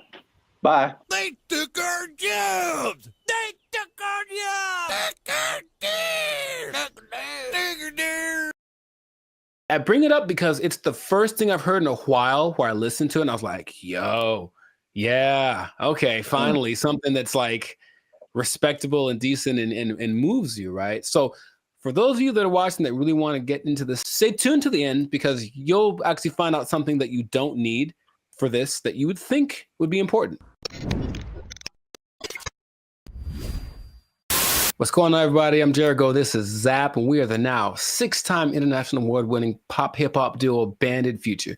We make clean, fun music that everyone can listen to with a sound that is uniquely Californian. And right now, in this moment in time, yes, Lord, you are tuned into the Life's a Circus podcast, where we talk about things that are funny, interesting, and just straight up ridiculous. So before we get into this thing, make sure to like, subscribe, comment, and share this video with at least 2 people who want to make music that causes a revolution, that moves a culture. I'm talking to the musicians out there, okay? Oh, okay. I got something to tell y'all. There's a way to do it, I think, if you follow the latest trend. If you follow the latest trend, there's a way to get your music so that people really like it, okay? So have you heard, Zach, have you heard of Amapiano? Amapiano? Amapiano. It's a genre of music. One word, Amapiano. Not I'm a piano, but ama. I know, it sounds like it's lines. It's not I'm a piano, it's I'm a piano. I've never heard of it. Not ama. Ama, and it's her piano. Okay. But it's called Amapiano, and it's basically a genre of house, if you will, but it's from South Africa. So the most popular figure in this is Tyla, if you have heard of her. The water. I've heard girl. the name. Yeah. Okay, I mean, she's cute. She's won all the awards. She's the newest big thing, but she basically comes from a watered down version of this genre. Okay, and so the interesting thing is it followed a couple of patterns that work generally to make a style of music really big. And I bring it up because it's the first thing I've heard in a while where I listened to it and I was like, yo, yeah, okay, finally something that's like respectable and decent and moves you, right? So for those of you that are watching that really want to get into this, stay tuned to the end, because you'll actually find out something that you don't need for this that you would think would be important, okay? So Amapiano is basically a subgenre of house piano, okay? And so it's got one thing that a lot of new styles of music need to have. It's something familiar. There are people listen to it and they're like, oh, I kind of recognize this. Like, it's in a different, the presentation is different, but the substance is the same. Something I resonate with. So that's number one. You listen to it and like that, I hear something that I've heard before in the music. Okay. Lots of repetition. So you just kind of hear the same thing over and over again. And it's so infectious. Fun to dance to. You haven't seen any of like the TikTok. It's a huge TikTok thing, right? That's the thing that's made it go from, it started in 2012, but probably like 3 years ago is when it really started to burst on the national scene or the global scene, thanks to TikTok. But you've never seen any, it basically all of the moves. So there's Afrobeat, right? There's Afrobeat. But there's Afrobeat and all the moves are kind of complicated and intricate and whatever. With Amapiano, I guess tip number 2 is that a lot of the moves are really simple. And the whole point is just to do stuff with your friends. So just get in a group and do this music, do this dance, and do 6 seconds and it'll blow up on TikTok or whatever. And it's always something really simple, a little shoulder movement, a little head thing. And it looks really cool, but the music kind of has this driving thing. So I'm giving y'all the formula for this, basically. The look of it is familiar because everyone looks like hip hop, basically. Everyone knows hip hop. So the dress for the women and the men, it has that same aesthetic. People just look like, oh yeah, it's like a hip hop person. But then you see that they're talking. Okay, they're definitely from Africa. You see their movements. Oh, this is a little bit different. So it kind of has that element to it, and it connects with young people. Okay, I think if you look historically at any big movement from the swing to grunge, anything, it was youth that were really pushing it. So you see kids that are super young kind of grooving to it, which means they'll probably grow up to it, grow up with it their whole life. I forget, the people that like this style of music have a name. That's another thing I was like, we have our BFFs. They have people that like this music. I don't remember what it's called. I have to look it up. People that like Amapiano, okay? There is 2 other elements that are really important. It features women a lot. And a lot of genres tend to not. We've talked about reggaeton before, where it was a lot of misogynistic, just men, basically. And this one has a lot of women from, I mentioned Tyla, though it also has Shasha Camo Mapela, Bule, Nia Pearl, Lady Do, Buntail Smith, among others. So the women are pushed to the forefront of it. And their whole philosophy is like, well, if women like it, then everyone will like it. That's kind of, and it's like, because think about it. Okay, your girl likes this music. She's going to drag her dude to go listen to it or whatever. And then he wants to make the music that gets her to dance. Because it's not a super, I don't call it sensual. Like it's very, like the way they move is very sensual, but it's not over the top. Okay. So it kind of still cool for younger people to do it. Yeah, a little bit tamer. It doesn't quite have all of the negative things that you associate with like hip hop and reggaeton right now. So it's kind of found that universal appeal. And then this is probably the most interesting thing about it. So if y'all don't know, Zap started a dance group back in the day. Uh-oh. Instant Groove. We was grooving, man. We was grooving, man. It was grooving. IG for life? Shout out to the IGs. What? And you know, you have a song or whatever, and there's beats, and then you choreograph a song to the beats, right? Well, with Amapiano, it's interesting. There's so much going on. The elements are usually a shaker, a snare. There's like a log drum that's like the bass, so it's like a really distinctive sound, and then a kick, and not many other elements to it. But there's so much happening that you can actually kind of choose which beats to hit and whatever. And so when you're moving with it, your dance will be different than someone else's because you chose which ones to emphasize. And I think that's really cool. There are the ones that have like, this is the dance you do to them. I think Imnike is one that, oh my God, that's the one that actually got me into it. Imke, I don't know how to say it. Imnike. And it's so good. It's so good. So you watch people dancing, it's like, oh, he danced to it, but he emphasized that beat. And then there's a lot of off beats, very syncopated. It's all very exciting. Before I get into what the thing that's not in it that you'd be surprised about, has there been any music that you've heard recently that made you go, okay? Because I think to me, music's been kind of like, I don't know, for a while. But anything that you've heard that was like, okay, oh, that's pretty dope. Yeah, I mean, the first thing that comes to mind, and I think I told you about this too, was I saw, I don't know what it is, but what you're talking about kind of feels like it's almost in that same vein. But I saw something on Instagram where it was all these people dancing. They were at some event, and it was, I can't remember the song, but I just remember everyone was dancing, and they're all doing the same kind of moves, kind of in it seemed like a modern day cha-cha slide. Because because when I saw it, I'm like we really haven't had, I can't think of a song like the cha-cha slide where like everybody gets on the dance floor and then everyone knows kind of what to do and you all do it together. Right. Because the Cupid Shuffle, I maybe that came after Cha-Cha Slide. I can't remember. Yeah, I don't remember really. But I can't remember anything past those two songs where like everybody, but I saw this video and everybody was doing it. I mean, I'm talking white, black, Asian, Latino, like grunge looking goth people, hip hop looking, like everybody was doing it. And I was like, this is so dope. And I wish I had saved it and I didn't.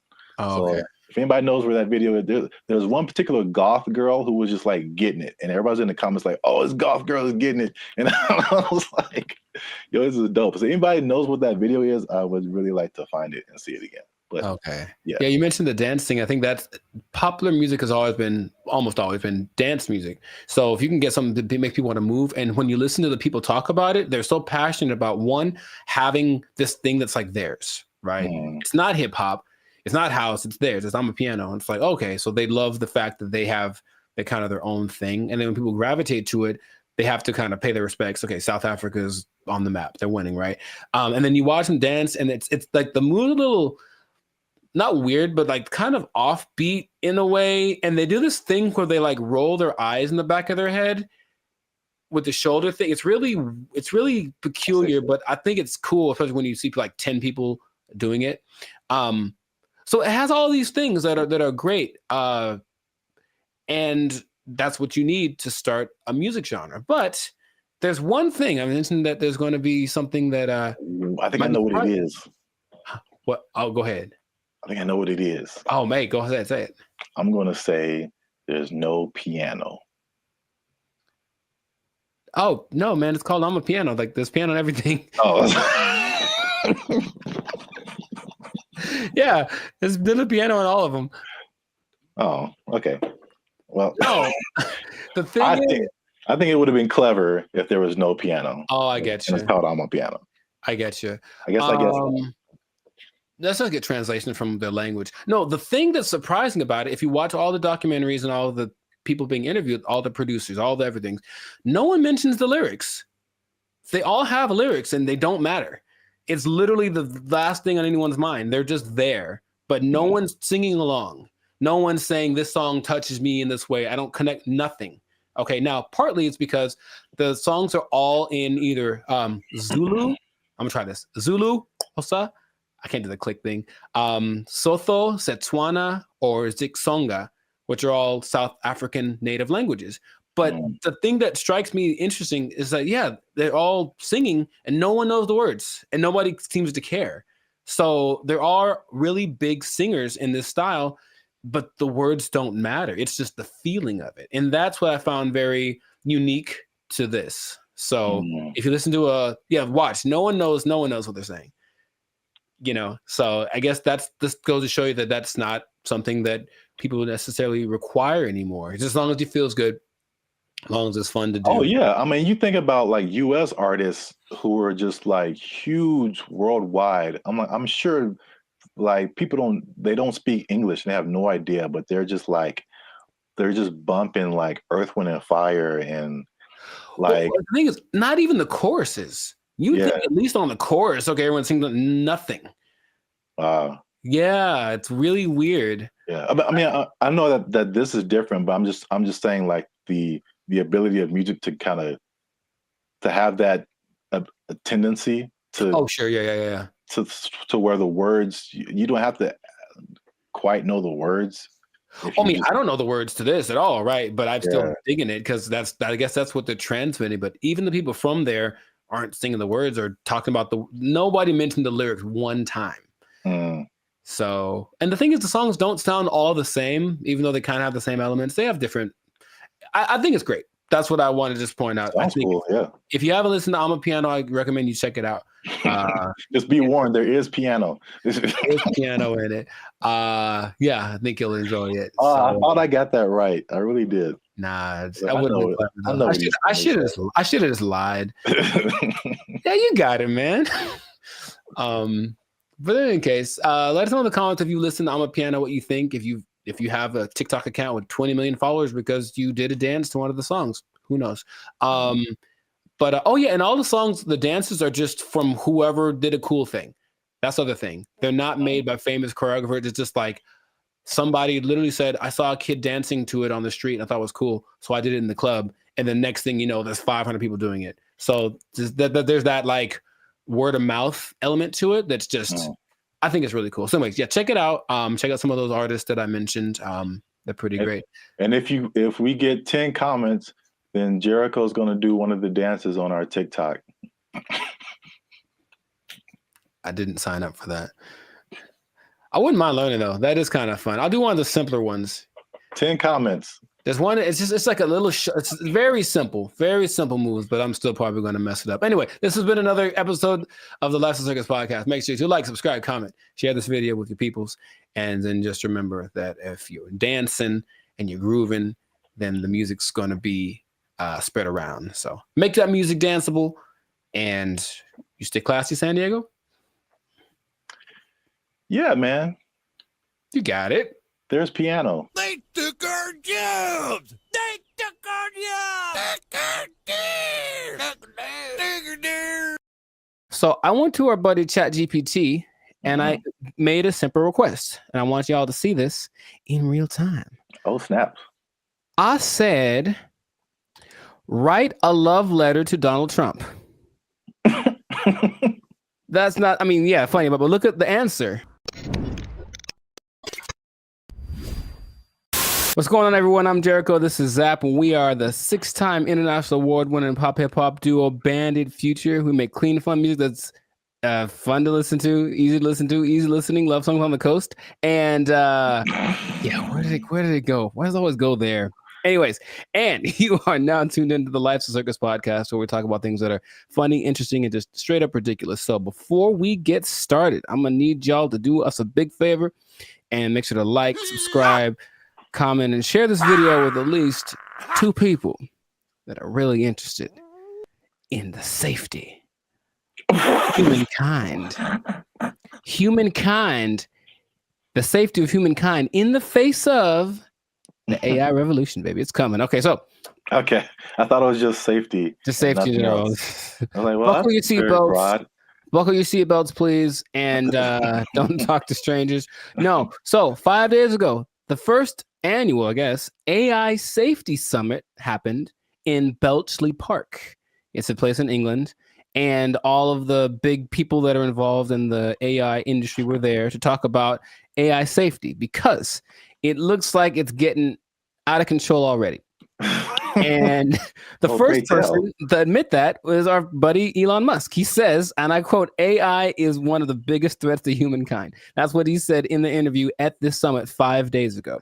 So that's great to start with. One of the persons that are leading the charge in this AI thing is talking about what could possibly go wrong. But basically what they got together to do was to talk about putting in some system, some kind of, because it's like the Wild West once again. They're making up the rules as they go, but they're like, well, that we need to have rules. So basically, he was saying they need to create insight, and they need to, what he called, establish a referee, some neutral third party that would provide the framework for how AI is used from place to place and whatnot.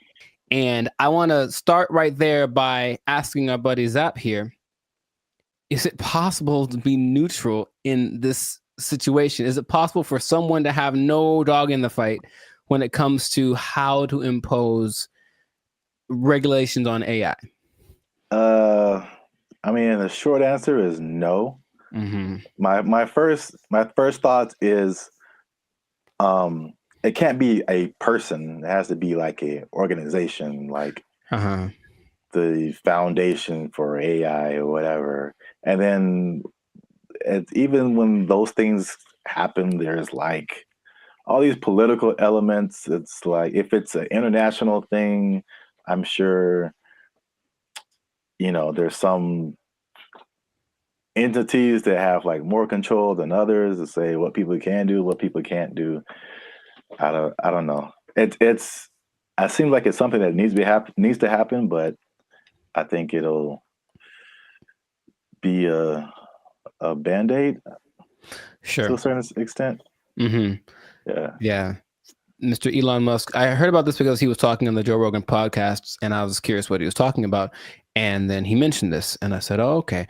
Well, he is such an interesting man. And when Joe Rogan asked him, what do you hope to accomplish with this summit, this safety summit? His honest answer was, I don't know. And I was like, okay. And that's maybe after thinking about it for a long time, he said, I don't know. And it's like, okay, so. Well, I will say this, he is right, because there's a discussion that needs to happen. Mm-hmm. And like, I think this is a recurring thing where like what's happening in the world is faster than the government. Mm-hmm. Or our governments. I don't know how other governments work in other countries, but this government is insanely slow. It's like 10 years after things have fallen apart, they like make a law to like fix it. And it's just, there's so many hoops you have to jump through, red tape and all this kind of stuff. Even like cryptocurrency, like they still don't have a complete handle on like how to do that, how to regulate it, what to regulate. And even the stuff that they do is not super informed a lot of times. Mm-hmm. So it can be like all over the place if you wait for the government to step in. But I think at least at the very least he's going in the right direction because things are happening insanely fast. Like things are changing overnight, and stuff is happening. The same people are using the AI for good things. There's a lot of people that are using AI for bad things. Right. That goes with any new technology, right? And he was saying that it needs to happen. Someone needs to be a gatekeeper, if you will. But I keep coming back to this neutral thing, this neutral third party thing, because I think everyone has an agenda, no matter what, because that's just the way that humans work. So among the 28, it wasn't countries represented, but it's like 28 entities that are involved with AI. The leaders of those companies are basically in attendance, including Ian Hogarth and Nick Clack. Just throwing it out there because those are the names that were mentioned in the interview. But shout out to those guys. I thought they were like personal buddies of yours or something. I don't know them yet, but maybe.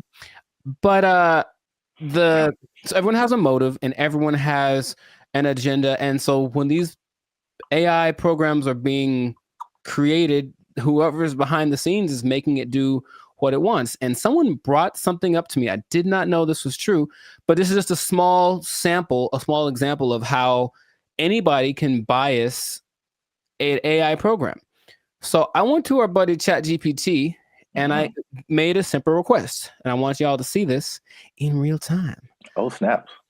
I said, write a love letter to Donald Trump.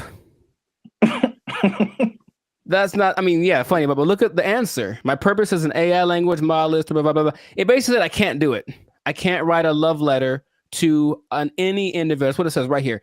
Any individual, it goes against my guidelines. So ChatGPT was programmed to have guidelines, right? Mm-hmm. I said, okay, hey, ChatGPT, write a love letter to Joe Biden. There it is. Oh. See what I mean? See what I mean? Stop. It's just that simple that something behind the scenes can cause. By the way, this is not like genuine. I don't love or hate the man. I wouldn't write him a love letter. I'm just throwing it out there. I would not write him a love letter. I might write him a letter of concerns that I have, but I wouldn't write him a love letter. But here it is. If anyone wants to take it, go for it. But see what I mean? Dear President Biden, why do you keep falling down? Love, Timmy. Dear Joe, I hate your stinking guts. You are the scum between my toes. Anyways. What's that from? Little Rascals, I think. Oh, yeah. Yeah, Little Rascals reference. Shout out to Alfalfa and Darla. So that was my jam right back in the day. But all I'm saying is that, see that? That's because someone mentioned that happens when you do. I was like, no way. I tried it. I was like, oh, wow. So just seeing that in a small thing. So imagine this program that's supposed to be benevolent, because who's making these things, right? I don't know who was his name? Ian Hogarth. I don't know who he is, right? I don't know. So imagine it's supposed to be an AI program designed to assist with getting people healthcare or something like that. And yet there's an agenda that says, hey, if they're from this place, don't let them have it. Like something like that, it can be programmed into it, and there's really no way to prove it unless you really know how to handle this AI stuff. So all I'm saying is that, the trouble with finding this neutral third party that Elon spoke about is that I don't think it's really possible. Everyone's got something behind them, and if they're not malicious in their intentions, maybe someone behind them is. It's always that kind of thing. It's like, well, it's not me. It's like, whose fault is it, or where does it start? So that's all. It's definitely something that I think needs to be is necessary, because AI is. He said something else that it's the first time in history that there's something smarter than humans, because that's been our thing, right? We're not the fastest, we're not the strongest as far as all that. We're the slowest and the weakest in a lot of ways, right? But we got smarts. We can make crafts and buildings and vehicles and all that kind of stuff. And now we've made a thing that is going to be smarter than the smartest one of us. So it's like, what's going to happen down the road? And it's like, it doesn't look great, because it really feels like they're all in this, like, I don't know what we're doing. Perfect. That's the feeling that I get from it. And that's how the movie starts. It always does, and there's lots of movies in there. So the question is, like, what would be fair rules? He made a comparison to like a sports team. It's like we're starting a game, and these are all the teams that are playing. So all the teams should have a say in what the rules are. But of course, if you're talking about like the Nuggets making the rules, and then I don't know, the Lakers making the rules, they might have different ideas of what's fair, right? Yeah. So it's just going to be interesting to see how that goes. But at least someone's trying it. I believe the Prime Minister of England set it up, and that's what's going down. So fingers crossed, because like you said, it's happening really fast. Yeah. And they need to figure something out quick, because this is a good segue into another episode, because there is a scam going on right now that people need to be aware of. It's happening right now, and it was a big news story on CNN. Okay, you have to tune in to another episode of the podcast to check that out. But anyway, this has been a fantastic episode of the Life of Circus podcast. If I do say so myself, a Life of Circus podcast. Jericho, this is Zap. So make sure to like, subscribe, comment, share this video with some people interested on the fate of humanity, and hopefully they won't come and do the thing where they take our stuff. Take your job. They're gonna take your job. Take it out. They took our jobs. They took our jobs. That was their whole identity. Yeah, you're right. And we trusted them. Not anymore. Not anymore. To be competitive, they have taken that away. So now, they're just like all the rest of them dogs, them backstabbers, and malcreants. I don't think that's a word even. Malcreants? I'm just mad about it. That's a word? I don't think it is.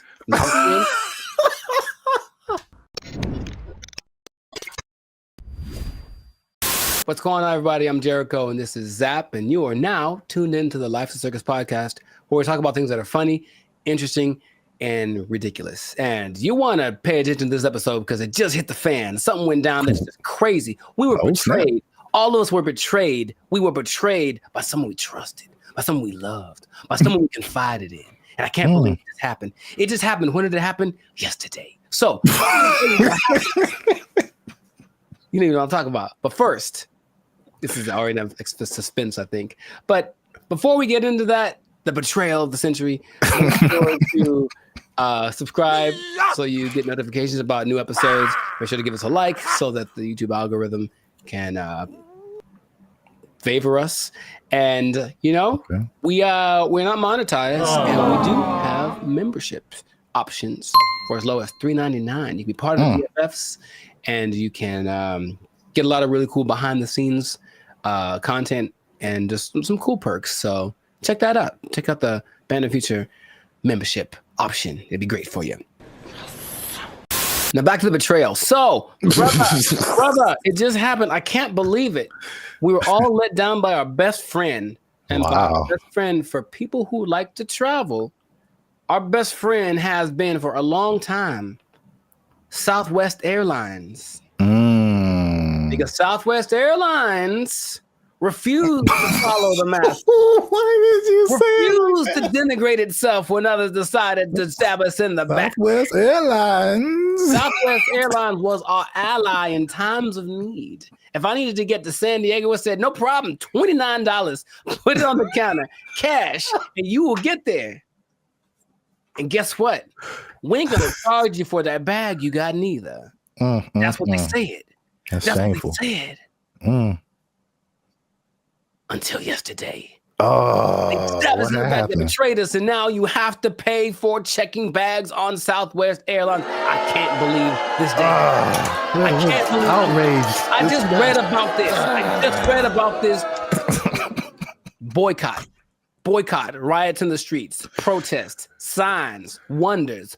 Signs and wonders. I'm mad about this, bro. I can't believe it. They were my best friend. I was so ready for it. Signs and wonders. Look, their motto was bags fly free. That was their whole identity. Yeah, you're right. And we trusted them. Not anymore. Not anymore. To be competitive, they have taken that away. So now, they're just like all the rest of them dogs, them backstabbers, and malcreants. I don't think that's a word even. Malcreants? I'm just mad about it. That's a word? I don't think it is. I'm so mad about this. It's like your grandma saying that I'm charging you rent if you want to hug me. I can't believe it. Like, it's just such betrayal. Judas. Who betrayed Caesar? That guy. Brutus. Brutus. Brutus. Yeah. Oh yeah, A2 Brute. Yeah, Brutus, right? Yeah. Is it coincidence that Brutus and Judas rhyme? I don't think so. And now Brutus, Judas, Southwest. Yeah. Southwest. You're on one today. I can't believe it, man. Anyway, how do you feel about this news before I get into some? Oh man, as I wipe the tears away from my eyes.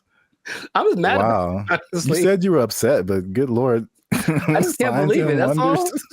That was the last one. That was the last beacon of hope, and now it's just nanobots. Jesus upset too? Yeah, I heard about that. I feel like I heard about it coming, and then I didn't know like yesterday was the day where they were like, yeah, oh, dang man, yeah, yesterday.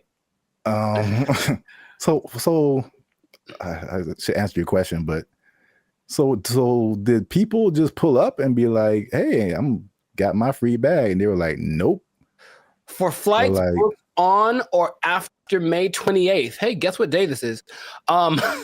Checking the first bag will cost $35 to $45. Oh, $35 for the first one, $45 for the second one. Good Lord, that's a lot of money.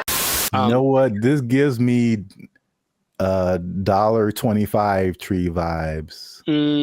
Okay. Well, I never. Yeah. I didn't believe in them as much as I believed in Southwest. Now, something that I don't remember, because I didn't fly as much back in the day, but baggage fees have only been around since 2008. I didn't know that. So, and the first one to do it, American, of course, America's gonna. Anyway, I'm not gonna say anything. But basically, yeah, oil prices went up, and then they're like, well, let's probably do it, and then everyone joined in. JetBlue joined in, and Delta and United. But Southwest was true to the cause of the people, and now they say it's just basically to be. I think there's a statement. It's just the generic, because we're not making enough money. I think that's pretty much the statement. Helps us remain competitive. And it's like, I thought they were making it sounds more like my accountant made me do it or something nonsense. And then, yeah, the logic is it weighs more if you put your bags on. So that's more fuel and blah, blah, blah. Yeah. And so economy and blah, blah, blah. Blah, blah, blah, blah, blah, blah, blah, blah, blah. How much money do you think airlines make annually? I was just about to say that, because even the episode I did with the seats, it's like, from what I hear, their profit margins are thin. Like, they don't really make enough to cover a whole lot more than their costs. But I can't even make, I don't have no idea how much they make annually. Well, it starts with a 7. Seven. So each airline, or just airlines as a collective? Airlines, from what yes, airlines, all airlines. So $7 billion? Yeah, man. A year? For baggage fees. Oh, just in baggage fees? Yes. Wow. It's like McDonald's or something, where they don't make any money on the hamburger. They make all the money on the fries and the cookies and the drinks. Right. Yeah. So it's just like, I remember something, I can't remember exactly what it was, but they really make their money on the fees. And the ticket, say it again? Or you will be exempt if you are a member of the A-list tier, the Rapids Reward Loyalty Program, or if you have a Southwest credit card. Which means you spent more than baggage fees anyway. So exactly. I'm on to you, Southwest. You're not fooling no one. They still what is happening? They still collected because they basically let you do your first 2 bags free, and then the third one they charged for, and they still got 83 million a year off of that. Wow. And the thing is, the prices go up because they're kind of like, okay, the more baggage that you put on, the more it costs us, so the more we're going to charge you. So they would charge for that third bag 150. Dang. And if it was a little overweight, it was 200. Good Lord, that's a lot of that costs more than my house. There is good news. Good news. Good news, kind of. Depending on your flight, like where you're going to, how long it's going to take, and how heavy your bag is, sometimes it's cheaper to send your bags through like FedEx or UPS. Sometimes. It really just depends. But some people do that. And then they have crazy. I know, but it's like that's what it's come to. And they have little ports down there at the airport, so you can pick up your thing, and it'll be for sure UPS and FedEx are more reliable than than airlines. Oh my God.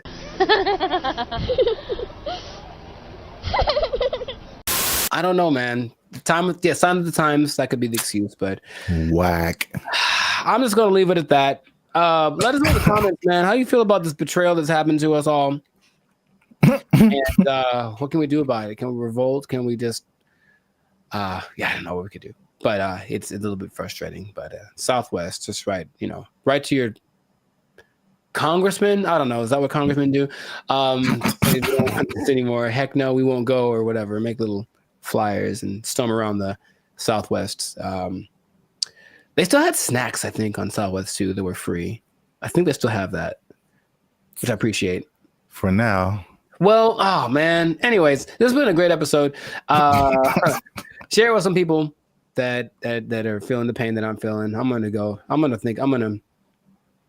have a drink to the memory of free baggage. They took our jobs. They took our jobs. I was against her, and now I'm kind of with her now too. What's up, everybody? I'm Zap, and that's Jericho, and this is Bandit Future. And I found this on the internet. Apparently, Jericho, this woman blocked a man over. This woman blocked this man because he took her on a dinner date at the aquarium. Huh?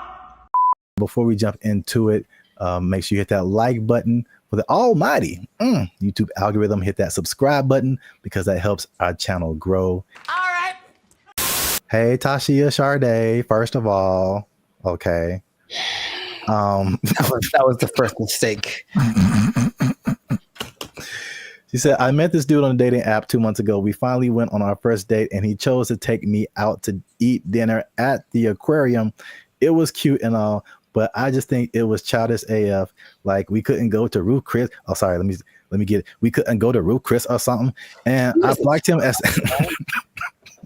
I don't. That's one word for anyone who's wondering. I don't have time for stuff like this. I need a mature man, not no little boy. I may be wrong, but that's just me.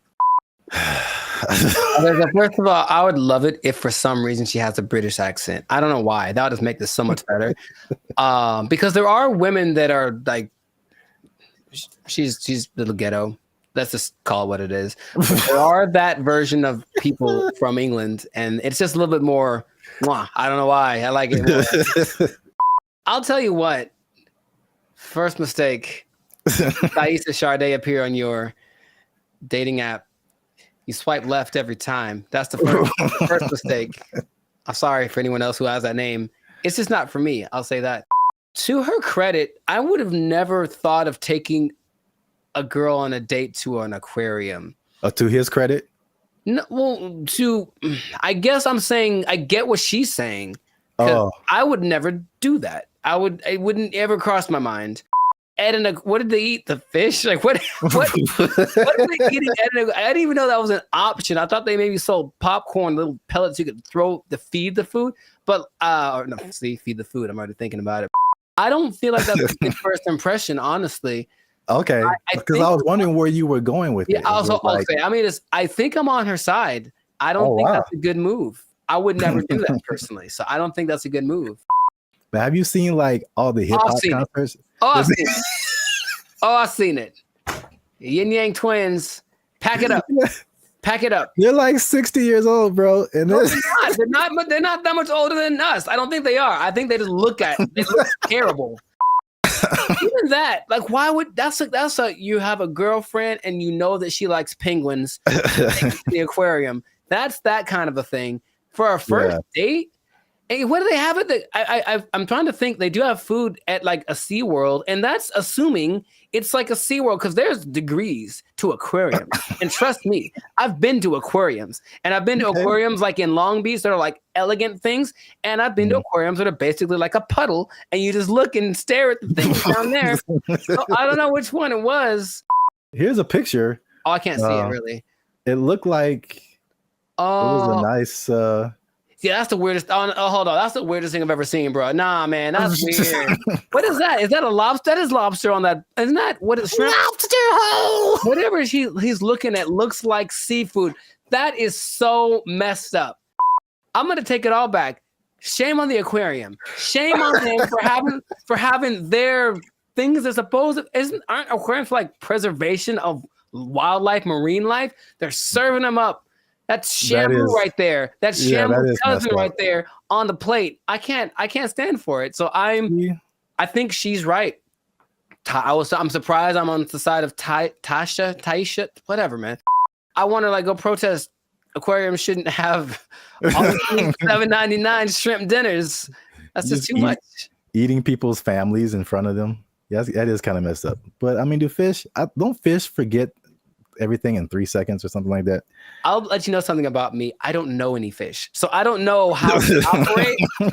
I'm not sure. I've never talked to a fish and then walked up and 5 minutes later and he's like, "Who the hell are you?" I've never had that experience. See, this is why you're here, because I didn't think of any of that. I thought I was just like, I wasn't thinking about like eating fish in front of fish. That is weird. Now that you say that, that is weird.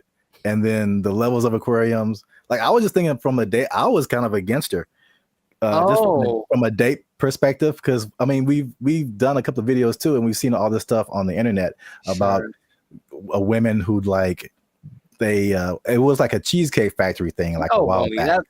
That's sacrilege. You can't talk bad about it. We were like, no, all the men were like, hold up, well, wait, that's a really good first date. I was see what the people in the comments said because they were different. One of the reasons men disappear from dating. Hey, that's me. Click that link, people. Hey, they said you're gonna stay single for the rest of your life. Okay, cold-blooded. That's why you a single mom. Extra cold-blooded, potentially correct. The fellas are like, they look past the aquarium part. I think that's a big miss. Nah, man, we can do better than that. Bag. We can. No. Here's the thing. Go back. I mean, yeah. I feel like you should go all out. No, you should not. So there we go. There's the line. No, you don't go all out on the first day. I don't know you, bro. I met you. We're going to a delicious place like the Cheesecake Factory. It's exquisite. You'll enjoy it. I'm gonna pay $45 for two of us. It's gonna be fantastic. I'm not going all out, but I'm not going. So so where's the difference between all out and aquarium? There's a middle ground. There's a middle ground we got to find, gentlemen. I think that's what we can do. I believe we can all out in aquarium. Yeah, there's a middle ground. Oh man, there's a middle ground. You like threw a monkey wrench in this because I was just like, is it an expensive place or is it cheap? And then you're like, it's an aquarium, and I'm like, it is an aquarium. That's weird. And the thing is, I think aquariums can be expensive too. But wow, nice. I was against her, and now I'm kind of with her now too. Unless you really know that she really, really loves, and then again, if you love sea otters and stuff, don't eat their friends in front of them. That's messed up. I feel like it's not the same, but it's like it feels along the same line as like eating at the strip club. What are you eating at the strip club, bro? Well, I mean, they have like food there. Some people like really like the food that they serve at this strip club. I mean, they go for entertainment. You're right. You're right. Some people just go for the food because they just really like it, and I'm just like, that's such a weird combination. I know more women that would rather go to a strip club on a first date than an aquarium. Maybe we can make that a poll, but I'm pretty sure I know. I'm not talking for all women. There's women I know. They'd rather go to a strip club than an aquarium for a first date. So, oh man, have you ever been sitting around just minding your own business and like, man, I haven't been to the aquarium in a while? Like, is that just a thing that pops up? Because it's never happened to me. Oh, the more you talk about it, the weirder it is. Aquariums are just not. That is a weird first date. I think it's weird. It's not a weird first date. It's a weird first date to have dinner. Like if you had dinner and then went to the aquarium. Yeah. I can see that. That doesn't feel as bad. No, it doesn't. It doesn't. But if you like, we just going to the aquarium to eat. What if it's like you pick out the one you want in the I know it is. I know it is. Did you see the South Park where it was like Honey Boo Boo and she was like picking out a pig to I don't know if it was a pet or to eat or something. I don't remember that one. She was like picking out a pig and there's this country farmer. He's like, which one you want? This one right here? She's like, yeah, I want this one. He looked at me funny. I want this one right here. Yep. I mean, it's hard to tell if a fish is looking at you. I don't think their eyes can move and they can't blink, right? So, oh my God. In any case, you see what I'm saying? Is just, I think, I honestly think that I'm in favor of that point that she made. Not the go all out point, but the aquarium to eat. Yes, let's put that in there. Aquarium to eat. Gotta miss me with that. That's kind of strange. We put a whole nother level on this. Kind of strange. So the right thing. Keep the conversation going in the comments. Is it like he should have taken her to a better place or not? Or he should have taken her to an aquarium or not?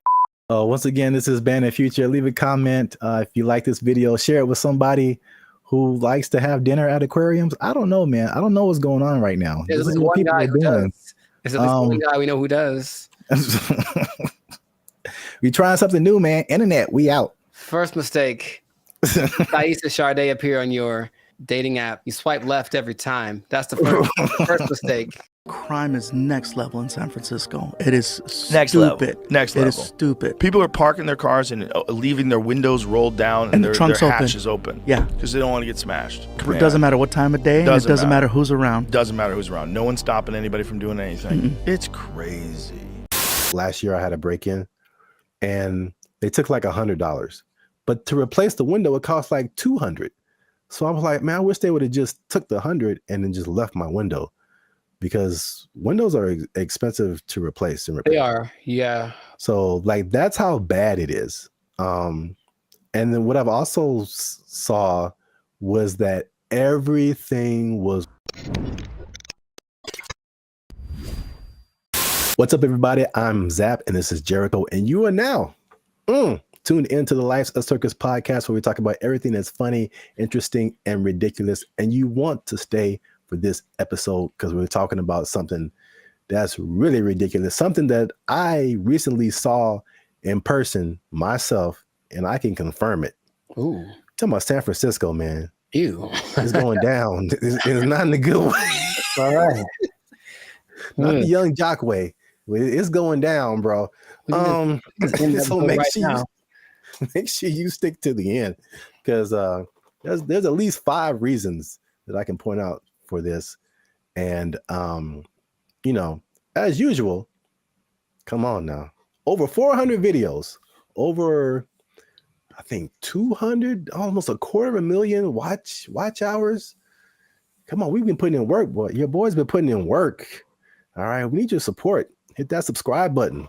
All right, that helps us to grow, helps our channel to continue to do more videos. Hit that like button. That lets the YouTube algorithm know that there's more people should see this video, and we're gonna start promoting it now. Because let me take the glasses off. Let me take the glasses off. Talk to the people. Can I talk right into the camera, man? Talk to the people. I'm gonna be honest with y'all. We have almost 2,500 subscribers, and we have one member right now. That sounds like a 2,500 to 1 ratio. And God bless her heart. I'm going to send her something really soon. But she's been a member. She has been our lone faithful member for a whole year now. Here's her 1 year anniversary. I'm not going to say her name, but you know her. Her screen name is Reigning Goddess. Thank you. But shout out to her. Thanks, Queen.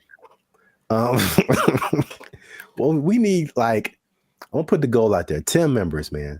10 members. Easy to do. All you have to do is after you subscribe, you'll see a join button at the bottom of the videos. All right, hit that join button. Memberships as low as $3.99.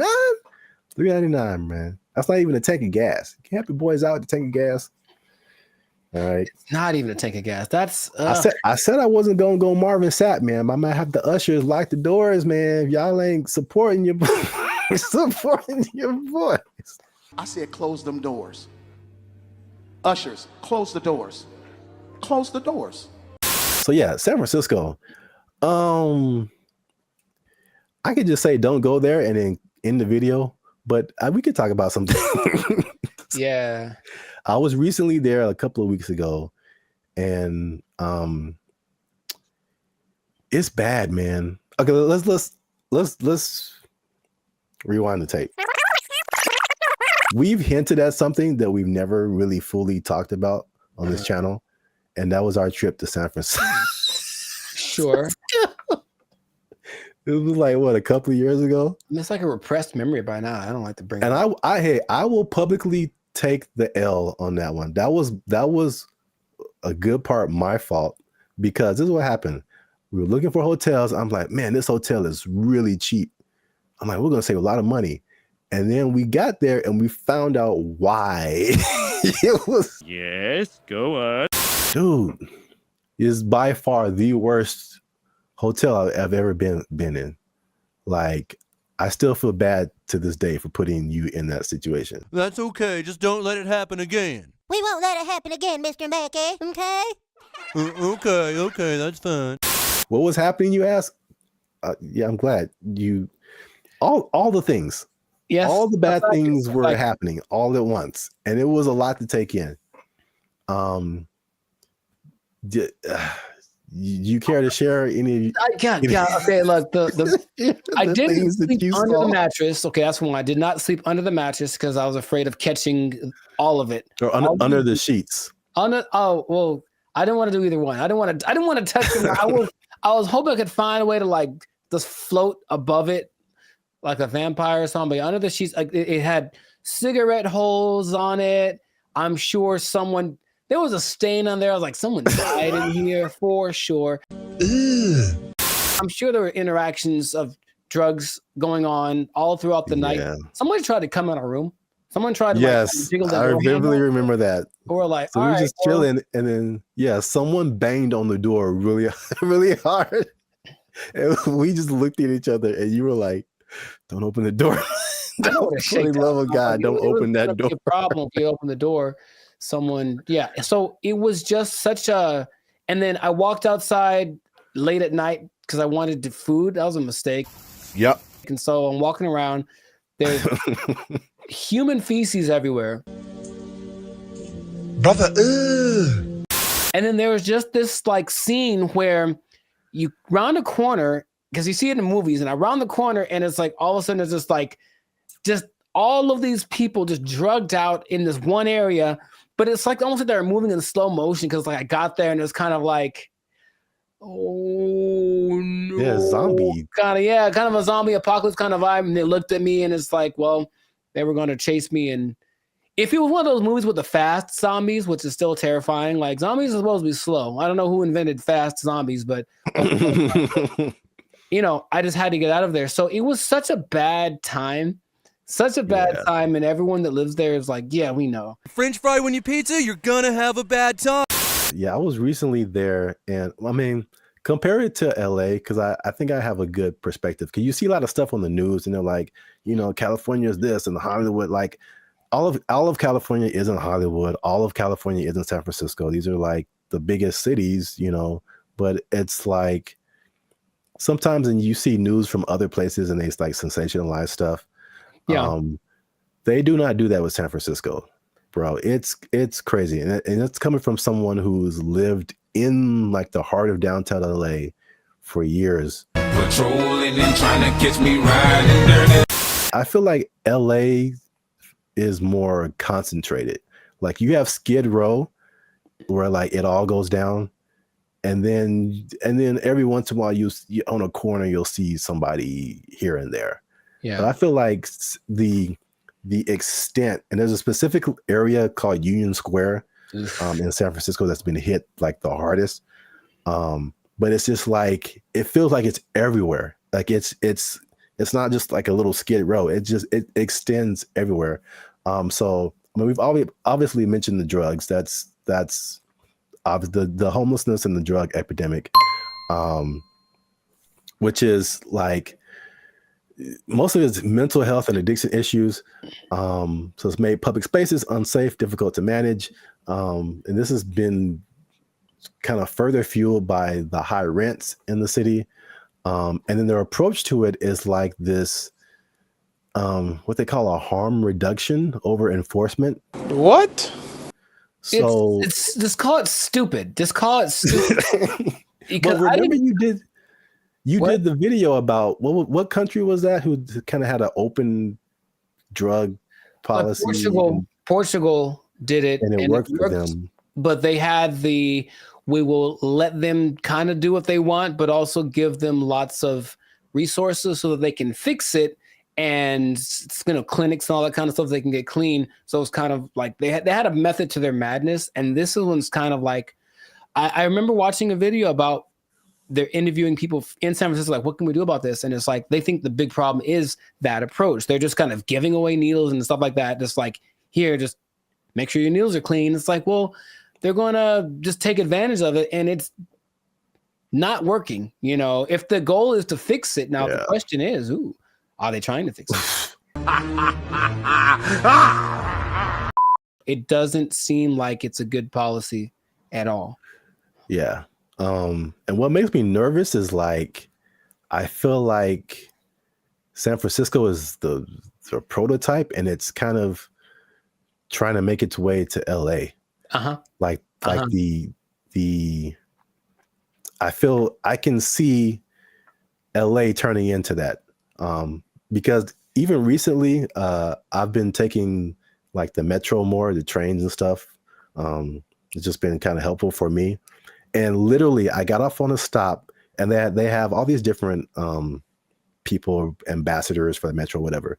And this lady made an announcement, and she was promoting this app that you can get on your phone to like report incidences on the metro and help you whatever. And she literally said, like, oh, yeah, we've been having a lot of drug overdoses on the train. So we don't want anybody to die. So make sure you get this app. And I'm just like, I'm just trying to get to work. And I'm just like, what? What? A little too chill for me. A little too common. This is the discussion that we're having. Like, it was just really weird, man. That's suspicious. That's weird. I was driving the other day and I was in like out by Venice, I think. And I saw like 3 homeless guys in a row. I felt like, oh, good. Tic-tac-toe for me. And because I almost hit them all because they all just kind of like, they did that thing again, maybe fast zombies are becoming a thing where they're like kind of standing still. So I see them and I don't think they're moving. And then as soon as I start driving, they start moving really fast in the direction of where I'm about to drive. So I was like, all right, well, that sucked. And that happened 3 times in a row. I don't know if they planned it. Maybe it's a weird kind of choreography that got going on. Maybe flash, those flash, whatever things are coming back. Flash mobs. I would imagine that happening all the time in San Francisco because it's just much more concentrated, like you said. So in certain places, that might happen 10 times in a row. And then they're going to get hit by way more cars. It's going to be a whole thing. You know what I mean? So like, I don't know why they aren't doing What they did, we talked about this before in another episode too, where there was like a summit in San Francisco for some world leader organization, right? And they're like, well, we can't have all these homeless guys around everywhere. So for like a week or two, they kind of made them all go away. Right. What did they? I don't remember like what they did, but all of a sudden, like, oh, we don't have a problem. And then they went back to normal after all those leaders left. So it's like, why don't you just do that all the time? Well, yeah, that was really weird. Suspicious. Well, obviously, that's a big problem. That's one thing. Number two, again, and I said it was kind of connected, is the cost of living. So San Francisco has some of the highest housing costs in the U.S. It's driven by strict zoning laws, limited new development, and high demand from tech workers. So there's an affordability crisis, and it's pushing middle-class residents and families out of the city. And again, this is like firsthand experience. Like I was just up there, and before I even did this episode, I was like, it felt like there were just two classes of people. You were either really, really rich, like you worked at a tech company, a Google, a Salesforce or something, and you just like got all the monies, or you were either on the street or about to be on the street. Like that, like there felt like there was no middle class. You either had money or you didn't. Life in San Francisco. Check this out. Here go a Rolls Royce, what, a $300,000-$400,000 car. And over here you got people shooting up doing drugs on the street. And the people that weren't like homeless or drugged out, it felt like that, you know, people say that San Francisco has a New York vibe. It felt like that, like everybody was hustling to just like get by. And you watch these like futuristic movies. Well, I'm probably getting ahead of myself, but it's like, it's so unbelievably expensive. I saw a valet for, I mean, this isn't the normal price, but there were places up there that had a valet for like $100. $100 to park your car. Nope. Average rent in San Francisco, $3,204. $3,000 a month. That's very New Yorkish. On average, a studio costs you $2,700, one bedroom $3,500, two bedrooms $4,800. That's a lot of money. I'm trying to remember what was so great about San Francisco back in the day. What, the Gold Rush? It's the San Francisco treat. Okay, gold. Okay, besides that, it's very delicious. Besides that, Gold Rush, and then Profit. Like, what happened? Like, I'm trying to remember why San Francisco was such an attractive place for Full House. They had Full House. Okay, yeah, we're going way back now. Maybe that's the last things that San Francisco had. Because I mentioned that because I still talk to people who mentioned they're thinking about moving there, and my question is, wow, like, would you do that? I don't even know. Like, I can't even tell you that. If you come to LA, I get it.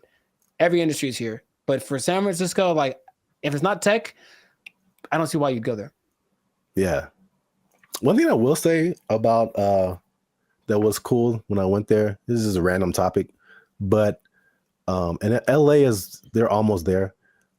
I got off the plane and I could get right onto the train. Like the metro system goes into the airport. So you can just hop off the plane, get on the train, and go right into the city. I thought that was pretty cool. LA, you can almost do that, but it's still, they haven't finished the track yet. Interesting. I guess that's a purpose. There's always a thing where you're like, okay, how do I get to the airport? Somebody got to drop me off, or how am I gonna, But yeah, you can do that in San Francisco. So that's one thing. That is one thing. Yeah. I'm still thinking, what would behoove somebody to move to a place that's behoove. Thank you. That's expensive. At some point in the recent few years, the mayor declared San Francisco as a state of emergency because of the problem, right? Like that was the thing that happened. And yeah. But again, what are they doing to fix it? Because I just keep hearing about bad things and it's getting worse. And it's okay, well, do something. Like, it just feels like they're like, yep, that's how it is. So come on down and get some money, I suppose. But wait, there's more. Oh God. So we talk about the homeless and drugs. We talk about the unaffordability. As you do. On top of that, third thing is crime and retail theft. Something again I saw firsthand. Nice. So there's obviously rising crime, shoplifting. I saw this Joe Rogan clip where he said, and again, personal experience, he said that people are literally, and I didn't see this, but he said it. People are leaving their windows in their cars rolled down and their trunks open. Crime is next level in San Francisco. It is Next stupid. level. Next level. It is stupid. People are parking their cars and leaving their windows rolled down and their trunks hatches open. Yeah. Because they don't want to get smashed. It doesn't matter what time of day, and it doesn't matter who's around. Doesn't matter who's around. No one's stopping anybody from doing anything. It's crazy. It sounded weird until like last year I had a break-in and they took like $100. But to replace the window, it cost like $200. So I was like, man, I wish they would have just took the $100 and then just left my window, because windows are expensive to replace and repair. They are, yeah. So like that's how bad it is. And then what I've also saw was that everything was on lock. I went to like a CVS, I went to a Target, and it was like everything was under lock and key. Ironically, I went to buy a lock and key. Yeah, they had like these lockers, but I didn't have a lock for it. So I was like, let me go to CVS and get a lock. And I had to get someone to unlock the case so I can get a lock. And there was like a bunch of random, usually like every once in a while you see like high priced electronics, or it used to be like power tools or something like super expensive. But it's like everything was locked up, and you had to press a button and you had to call somebody to go get the thing that you wanted. And it just like, from a person who doesn't steal, it was just like psychologically, it was just like, this sucks, man. It's like the shopping experience. I couldn't like, because you go into a store, the benefits of going to a physical store, you can pick the item up, you can feel it, you can read the back, and it's like, I can't even see what I'm really getting. And if I don't want it, I got to call the person back and have them put it like, but it's because a few people just keep taking stuff. Like everybody suffers. And it's just like, it was really, if I could use a word to describe my experience there, it was just uncomfortable. I didn't feel unsafe, like I'm a big dude. I could take care of myself, but it just felt like, it could go down anytime, basically. Well, I just didn't want to be there. Like, I don't want to be here. Like, this is not, it's not inviting. I think that's a good word. It just wasn't inviting. Wait. Since 2019, 47% of businesses in that Union Square area have left. Yeah, that makes a lot of sense. I think all of them, all of them leave to turn into like a park, or call it hobo land. Make it like that. Remember during the pandemic, no one talks about this, but during the pandemic, there was this one time in Seattle that just said this part of like, Seattle, it was like, you know what? It's ours. So F the police and everything. And they just like kind of took it for like months. Like, it was kind of their area. And it's like a law. Yeah, I remember that. Remember that? They should just do that and let it go, and then maybe burn it. I don't know. But let's let it, count your losses and just let it go. Because why maintain such a volatile area, But it's crazy. I mean, I don't like to make videos about, crapping on other people's cities, man. But it's just like, especially after we went like a few years ago, and then coming back to it now and seeing like it's worse. And I talked to some people there, and they were like, or I talked to some people who live there, and I talked to some people who used to live there and then came back for the thing I was doing. And they were saying like, yeah, man, it didn't used to be like this. And it's just like, it's just bad. But we're out of time. So let us know what you think in the comments. Have you been to San Francisco? Like, do you just read the stuff on the news and like kind of, I don't know, hypothesize what's going on, how to fix it? Do they need policy changes? Is it like an economic thing? Let us know what you think in the comments. Keep the conversation going. And also, if you have someone who you think might be interested in this topic, hit that share button, man. Don't be greedy. Don't keep it to yourself.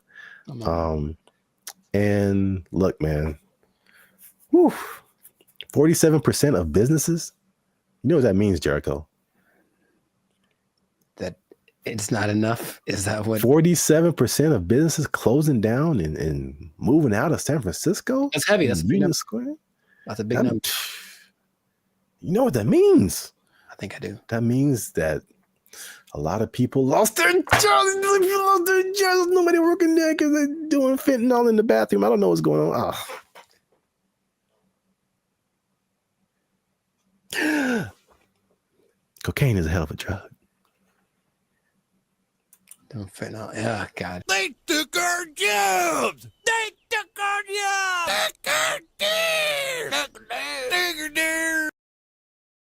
Check it out.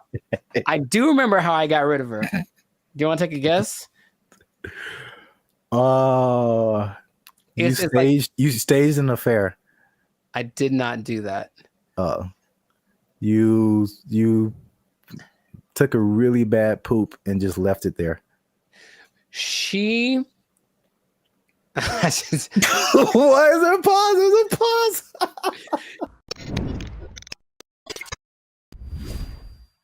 Moving in with the lady or letting her move in with you, because they always say it that way. I'm moving in with my girl, but no, sometimes it's the other way around. Sometimes the woman moves in with the guy. Is it a good idea? Is it not? I want to ask you first because I have a story. But have you ever done this? Have you ever, for whatever reason, decided to cohabitate with me? Oh, cohabitate sounds dirty. It does. Your confusion is not rational. She's a healthy female of breeding age. I have not, because I'm a good Christian boy. But gotcha. I have thought of scenarios. So this is the thing. Hey, y'all, come look at this. I'm really on the fence about this because like I joked about, like being from a church upbringing, it's like that's a no-no. Like you shouldn't do that. Sure. And it's just like, okay, that sounds pure. It sounds quite pure, yes. But then also, like as I've gotten older and I've had roommates and stuff like that, man, you find out so much more. You want to get to know a person, like live with them. And it's just like, wow, that I didn't know that you did that, or I didn't know that you ate that, or I didn't know that you smelled that way on Tuesdays. What? Bro, what are you talking about, man? There was a person at church, and she met this guy, and they were just head over heels in love, all that stuff, right? And then, but they'd never like really been alone together, stuff like that. So they were like super separated. And they got married, and it lasted like a month because they were finally living with each other, and they were just like, it's like, he's like, man, this is weird for me. Is it weird for you? It's like, yeah. It's like, should we be married? It's like, nah, I don't know. And it was just like weird because they didn't have that, whatever that was. I don't know the details of their relationship. Sure. But moving in together just made it way different. It changes the dynamic. It changes. Yeah. I said all that to say, I really, at this point, I really don't know. Because, yeah. There's an interesting episode. I also forgot what the question was in the middle of all of that. Just if you ever moved in with a lady or had her move in with you. Oh, then no. Next. I see. You serious? Well, Rich Cooper, he's a good YouTuber, and he had an episode about it. He's taking questions and kind of compiling people's reasons for doing it. And a lot of them were either financial or kind of convenience based. So, hey, rent would be cheaper for two people, wouldn't it? Oh boy, let's do it. Or, hey, you live so far away. How about you just stay here so you never have to go home? I've heard that line specifically on TV shows. It's so cliche, right? But I one time let a girlfriend move in with me, and having done that, I'm So here dramatic. to tell you Oh my God. to never do that ever in life. I don't know how big you can put the word never, ever, ever in life in big letters. Never do this. Never do this. And also, by the way, never do it. Why are you gay? Who says I'm gay? You are gay. It's started good for like a day because, oh, my girlfriend's here all the time. How wonderful. And then right away, there's this thing. I don't want to generalize, but I think I don't want to generalize. Okay, I have a thought, but I want to see if you're going where I think you're going. So I don't want to generalize. Okay. I don't like where this is going. All women do this thing where they kind of like judge everything you do, sometimes to you. But when they're observing you, they're not just thinking nothing. They're literally making calculated things about you that they may or may not ask you about. Why is it that when you walk in the room, you look around before you sit down? What kind of question is that? Like, but like, it's always the little things. What is he doing? He's beginning to believe. All these things you never think of when you're by yourself. And it's like, okay, I guess let's talk about it since that's what you want to talk about. But I think for me, when that started, it's like being watched. I never felt like I was just existing. I was being monitored. And for better or for worse, and things that they then bring up 2 months down the road about something that I did without thinking about it. Because here's the thing, ladies, for ladies who are watching, and I think this is honestly true, I don't think women are capable of not thinking. There's always a thought going through their head. And men are very capable of not thinking. I have precious family members, aunts of mine who I love very dearly, who would ask me, Penny, for your thoughts. So like, dude, I don't have a thought in my head at all. I'm literally like, I'm not even aware that I'm breathing. And I think, and so that means that there aren't as many things that we consider important. So why do you look at me that way? I didn't think about looking at you away, so I don't have an answer for you. Why don't you have an answer for me? Is it because you don't like me? All of these things, you said it one way. I had to start analyzing every little thing that I said and did, and that alone drove me crazy. Are you kidding? That's unfair. She made those. I need to calm down. Patrice O'Neal, R.I.P., has a great quote. I say it all the time. He said that men like to be alone, but they don't want to be by themselves. And I was like, yeah, I get that 100%. Cause like, I just want you somewhere around that I know, but don't be just here doing this like surveillance thing on me 24/7. Just kind of go do your own thing and let it be okay that when you're not around, even if we're in the same dwelling, I'm not thinking about you because I'm thinking about something else. And they are knitting me socks out of their own hair because they miss me when I'm not around. And I'm like, that's a bit extreme. I'll be honest, it's not necessary. I think he also said like women just love so much. It's too much. And maybe that's just the difference between men and women. But I was like, okay, so I didn't like that. Then, but wait, there's more. Things had to coordinate. So, hey, there's a list of things. He's going to bed. It's 10 o'clock. You know me, bro. I wake up at 10 o'clock. Like it's like 10 p.m. Like it's okay, time to get the day started. And she's like, hey, we should go to bed. How about that? How about this? How about you go and I'll come find you several hours down the road?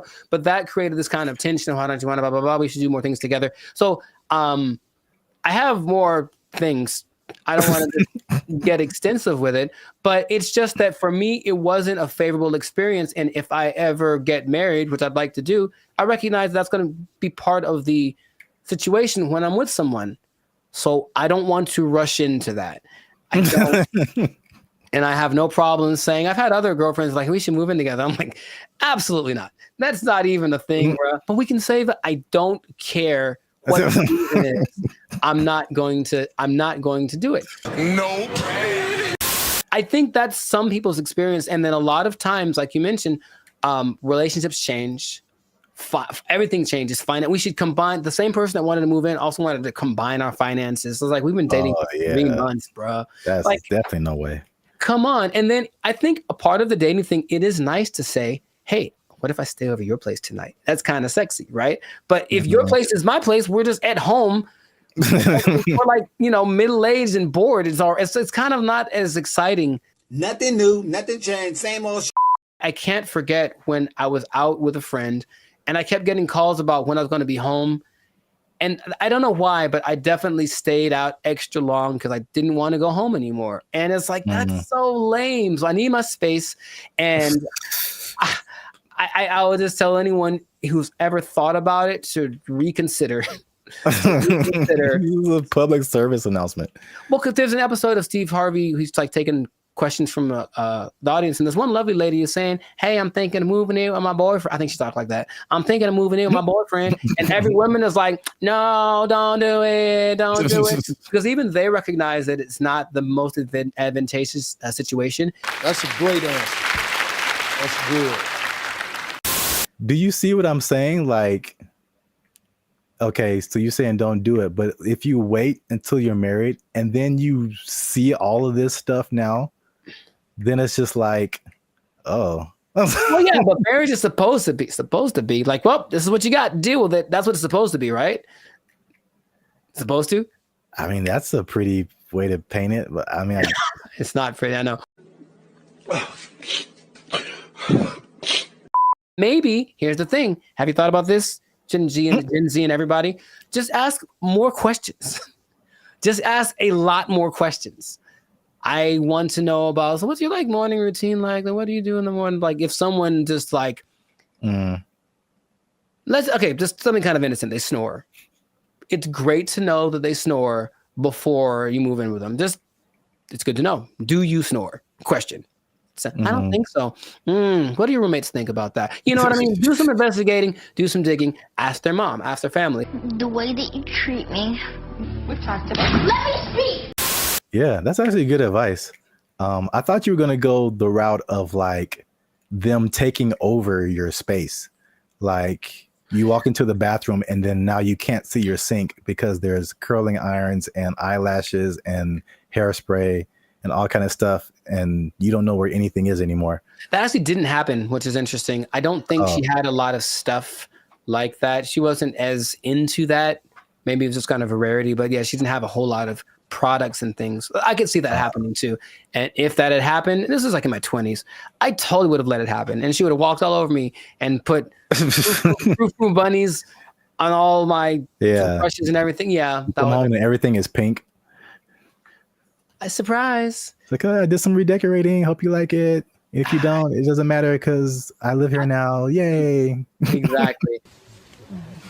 Hi. Okay. I'm trying to remember how I got rid of her. Oh, check it out. I do remember how I got rid of her. Do you want to take a guess? You staged an affair. I did not do that. You took a really bad poop and just left it there. She. Why is there a pause? There's a pause. To her credit, I was out of town one weekend and then our whole apartment flooded. Like all the bad stuff coming out from the toilet and everything. Like one of those. Yeah. Brother, And she actually handled it. Like called the right people and blah, blah, blah. And actually, like literally by the time I got home, I didn't know anything had happened. Wow. So she was good for something, I guess. Like, oh, thank you. But anyways, no, dude, I swear to you, I couldn't talk to her. I couldn't bring myself to do anything like, hey, you need to get out of here. I swear to you, dude, I just moved. I literally just left the place that we lived in. And I said, hey, I got to go. Can you take care of this rent? Because I have to move. And I didn't tell her where I was moving to. And I did it. I've never moved, bruh. I've never moved that fast in my life. I was like, I have 3 hours. I have to get everything on a van and get out of here. And I did it. I called all my friends and I said, guess what we're doing? We're helping me move so I can get away from her. And they all knew the plan and they all helped me. And I'm still friends to some of them to this day. Thank you very much. I moved. I could not do anything else. So this has been another great episode of the Last Circus podcast. Make sure to I know, yeah, maybe. Make sure to like, make sure to comment, if this ever happened to you, if you've ever had experiences living with a woman, and also share this with anybody that is thinking about it, because thinking about moving and just leaving your girl there. Thinking about moving and just leaving your girl there. That's exactly who you should share this with. Oh my God. We'll catch you on the next episode. Peace. I didn't think about looking at you away, so I don't have an answer for you. Why don't you have an answer for me? Is it because you don't like me? All of these things. They're thinking about legalizing everything in California. But in the way that Oregon is doing it, in the way that Vancouver is doing it. And you've seen downtown LA. What do you think is going to happen, bro? What's going on, everybody? I'm Jericho, and this is Zap, and we are the now 6-time international award-winning pop hip-hop duo Banded Future. We make clean, fun music that everyone can listen to with a sound that's uniquely Californian. And right now, in this moment in time, you would tune in to the Life of Circus podcast, where we talk about things that are funny, interesting, and just straight up ridiculous. So before we get started, make sure to like, subscribe, comment, and share this video. I'm gonna change it up with 2 people that like drugs. That's all. We're gonna talk about drugs, okay? Now, drugs are bad, okay? But I know we're talking about them. Sponsors gone. Specifically, we're talking about the drug problem. You can call it an epidemic, but drugs are. What you talking about, baby? But it seems to be getting worse. So the specific thing is the way that governments are approaching the drug issue in their country. And there seem to be 2 very drastic sides, and they both have interesting results. So before we get into it, Sir Zap, San Francisco, have you had any experience or just thoughts about just the Have I had thoughts about drugs? Have you had thoughts about drugs? Do you dream about them? Drugs are bad, okay? But have you seen the effect of drugs on our society as a whole with your experience? Yeah, man, I think about drugs every day. Okay. You know what I'm saying? Okay. It's hard out here in these streets. That brought to mind 2 things. Yes. He's there. He was up there. It's crazy. Mission accomplished. Yeah, San Francisco. Wow. Yeah, I had the worst hotel experience of my life in San Francisco. You were there, you remember.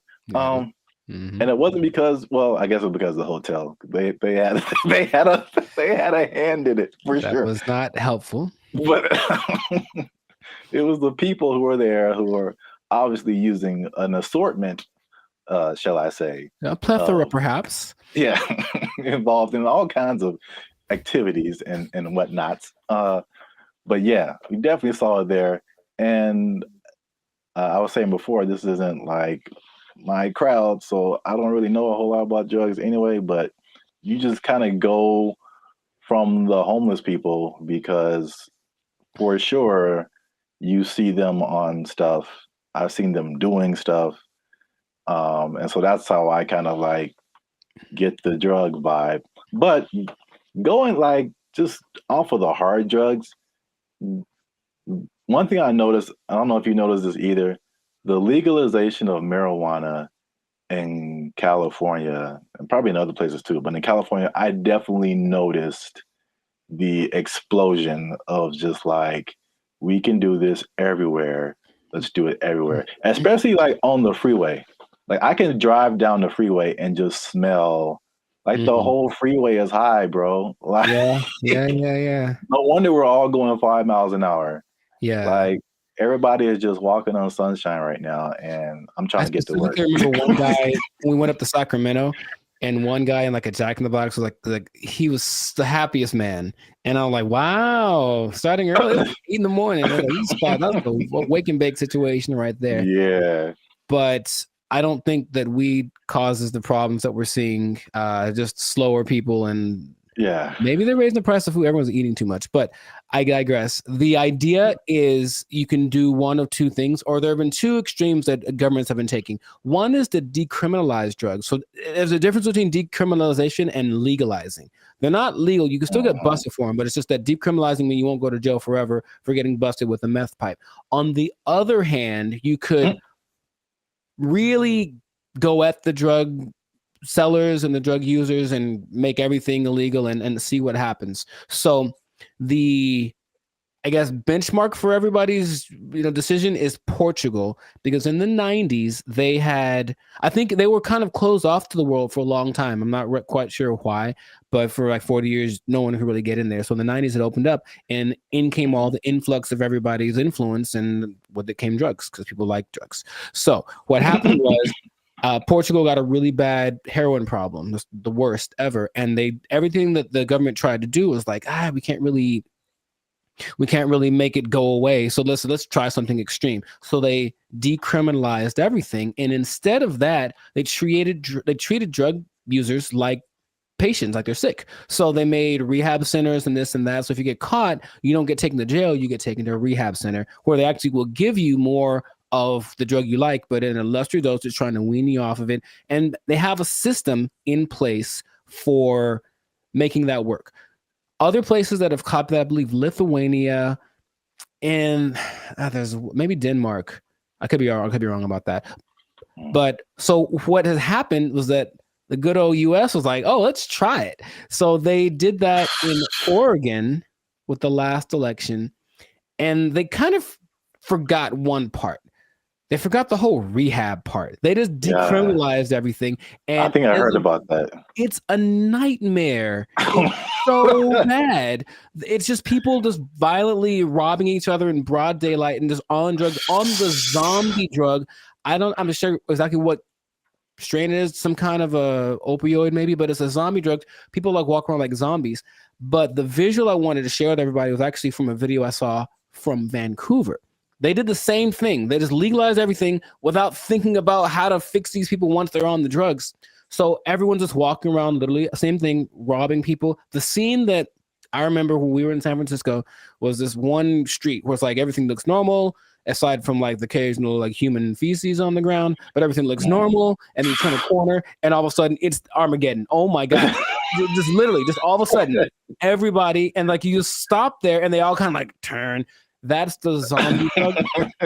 So there's a video of these two men walking down the street, and they're in a position where I don't think I could keep my balance and walk, but they're so hunched over and they're still somehow staying upright. There's two of them, they're walking, and it looks surreal in Vancouver. That's happening right now. So they tried it, and for some reason they didn't get the memo that they need to add the other part to it. So that's an I think they're thinking, oh, well, like alcohol, like there'll be a couple of people that go overboard with alcohol, but if we let everyone have it, most people have enough restraint or whatever to not use it. I just don't think that hard drugs and alcohol are exactly comparable like that. So you can take the other extreme, and this one is maybe more fun, and that is the president of the Philippines, something Duarte. He said, he got elected in 2016 maybe. He said, kill them all. That's exactly what he said. Kill all the drug dealers and all the drug users. Wow. In 4 years, well, the last updated thing was like in 2020. So in 4 years, he killed like 24,000 people. Just for, and the thing is, he'll catch you. They'll just raid the streets at night, and if you're on drugs, that's it for you, basically. And the thing about that is that a lot of, and then the people that don't kill, they take to jail, but they kill a lot of people, and everyone in, like, all the citizens love it. They think it's fantastic that he's doing that. So when they interview the drug lords, they're like, well, we're not going to stop, so we just got to figure out how he's not to get caught, because the threat of death isn't enough to stop it. So you have a lot of people in jail. You have a lot of people that are being killed, just like, and then they have a lot of people that are approving of this, right? And that's the most extreme case of that. So I'm sure there's other options, but that seems to be the two sides. So if you were the leader of Zapville, Zaplands, and you had to implement a strategy for the rampant drug use in your country, man, you got to be a better leader, man. I know what's going on. All your people are just down in the pipes.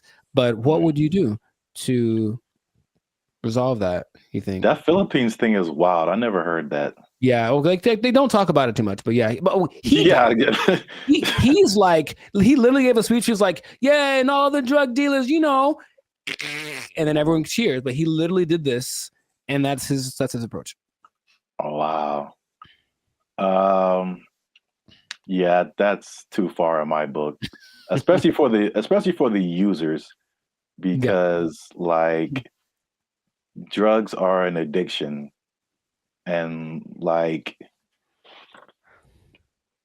you're not in the right frame of mind to like make decisions and then have someone execute you because of your addiction. I think that's too far. Okay. But the thing you said in like Portugal, Denmark, that's interesting. I mean, that seems, again, it's just like, I don't know why the answer for everybody is just throw somebody in jail and then like, well, we got rid of that. Like, that doesn't exactly. solve the problem. Like, it doesn't solve the problem. Like, the problem still exists. Yes. Yeah. But so with the numbers for Portugal specifically, the numbers of overdoses went down like 90%. Yeah. So obviously that's a better solution. For sure. Well, we'll see what happens, because what I'm hearing in Rumorville, the last thing, as we wrap this thing up, is that they're thinking about legalizing everything in California. But in the way that Oregon is doing it, in the way that Vancouver is doing it. And you've seen downtown LA. What do you think is going to happen, bro? Man, it's going to be chaos and bad times. Very, very, very bad. So hopefully that doesn't pass. But some government people don't think,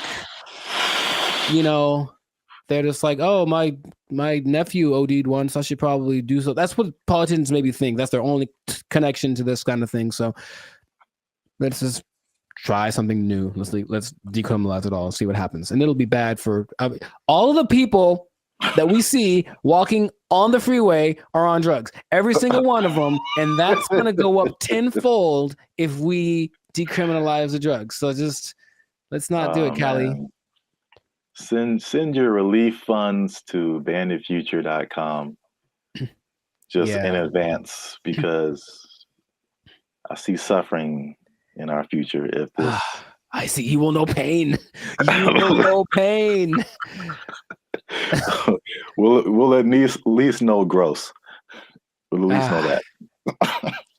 Yes, that is God. We should do a whole separate episode on that hotel room. I still have some videos from that. I was giving a review. Yeah, videos? I have a video I took of the hotel room, of walking around. Yeah. Maybe I can find it. Yeah. People need to see that. It was oof. It was really bad. But anyways, this has been another episode of the Life's a Circus podcast. So let us know in the comments if you have a solution for how to solve the drug problem where you're from. Do you have a drug problem? Do you need help? Do you need to talk to somebody? Call the Bandit Future hotline. Just kidding. It doesn't exist. But make sure if you do have a problem, make sure to go see somebody about it. It really is serious.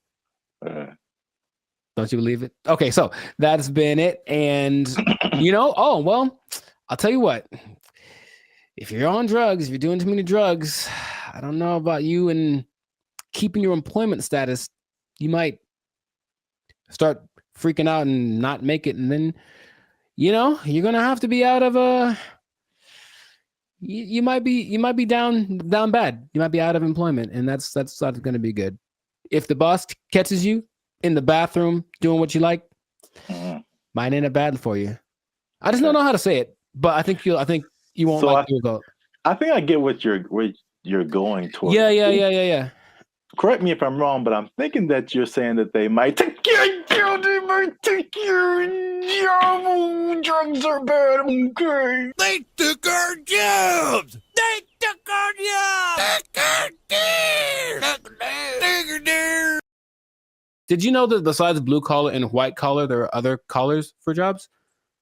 No, I didn't. I didn't either. There's gold collar, which is law and medicine. Gray collar, which is engineers. Pink collar is service fields. red collar, civil servants, and green collar is the environmental sector. So there you go. Oh, You what color? What color are we then? Black collar? You started. What's going on, everybody? I'm Jericho. This is Zap, and we are the now 6-time international award-winning pop hip-hop duo Bandit Future, who make clean, fun music that everyone can listen to with a sound that is uniquely Californian. And right now, in this moment in time, you are tuned in. Congratulations, by the way. You were tuned in to the Life's a Circus podcast, where we talk about things that are funny, interesting, and just straight ridiculous. So before we get into the thing, make sure to like, subscribe, comment, and share this video with at least 2 people that are thinking about changing jobs, because maybe blue collar is the way to go in the future. Think about it. Okay. So I bring this up. Do you remember Mike Rowe? No, enlighten me. He had the show called Dirty Jobs on, I think, TLC for a long time, where he basically went and did all the jobs that are hard and awful that no one wants to do. Oh, I never watched it, but I heard of that show. Yeah. Okay. Well, interestingly enough, and this is a side note, he also might now be a vice presidential candidate for the Kennedy dude. Interesting. Anyway, the world works in mysterious ways. But basically, he has always been a fan of the idea of working the traditional blue collar stuff. And also, another side note, did you know that besides blue collar and white collar, there are other collars for jobs? No, I didn't. I didn't either. There's gold collar, which is law and medicine. Gray collar, which is engineers. Pink collar is service fields. Red collar is civil servants. And green collar is the environmental sector. So there you go. Oh, what color? What color are we then? Black collar? You started it. Anyways, hey, how's it going? So, yeah. So the question is, like, will you have a better career as a blue collar worker? So he started something called the Works Foundation, and it's basically a program designed to help college students get into trade schools, because of the jobs that are available now. There's like 10 million job openings that are needing people to do them. They're all blue collar jobs. Like, all the oversaturated stuff is the professionals, everyone trying to be the next CEO or whatever, start their own business. However, these blue collar jobs need people. And while going to college has resulted in, where's the number that I can't believe when I read it, has resulted in $1.7 trillion of student debt that people have accumulated. Yeah, 1.7 trillion. Going to a place like maybe Dartmouth College, for example, which is $360,000 for a 4-year degree. You can just go to a trade school, develop some skills, and instead of starting 360 in the hole, you don't make as much money yearly, but you're not starting in debt. That's his first idea. And not only that, he wants to teach the principles that got our country to where it is now. So work ethic, personal responsibility, delayed gratitude, good attitude, showing up early, staying late, like what makes a good employee, but how people have left that behind. And so just recently, I believe as recently as a couple of weeks ago, a school called Western High School in Nevada started to incorporate this into their curriculum. So they're starting with their freshman class of 750 kids. The top 50 kids that graduate from this program will get a full ride scholarship to the trade school of their choice. And I thought that was really cool. So he's trying to make this push to get people back into the blue collar sector, because it's, dignified work and whatever. And some people are for it and some people are against it. So just based off of what I've told you, what are you thinking? What's your opinion? I guess I'm kind of mixed. Okay. On one side, it sounds really good, because one thing I have noticed, especially since 2020, is like people don't want to work, and if I guess it's more like service jobs, or if they do want to work, it's just like there's just all that stuff that you listed. There's like no effort, It's like nobody cares about what they're doing. They're just clocking in and clocking out, and they don't care about customer service. They don't care about doing a good job. They don't stay late. They don't come early. They don't do any of that stuff. They just they just come. I'm here, and I'm gonna do stuff maybe, and then I'm gonna go home and play Xbox. Like what? Like what is happening? So like that part, like I'm all for the trade stuff. I know it's just like AI is changing a lot of, I guess you would call white collar jobs. Yes. So that they're not as necessary. But I feel like we might even be prisoners of the moment, because I feel like even some blue collar jobs, there has to be machinery and robots and something coming for those positions too. Maybe not as quickly, but I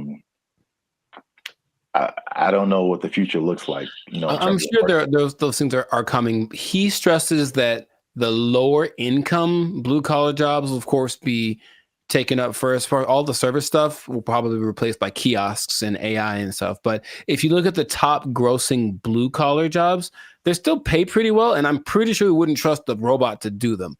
They include airfield operations specialists, avionics technicians, supervisors of construction and extraction workers, boilermakers, first line supervisors of firefighters, and nuclear power reactor operators. And all of those you can earn between $65,000 to $120,000 a year.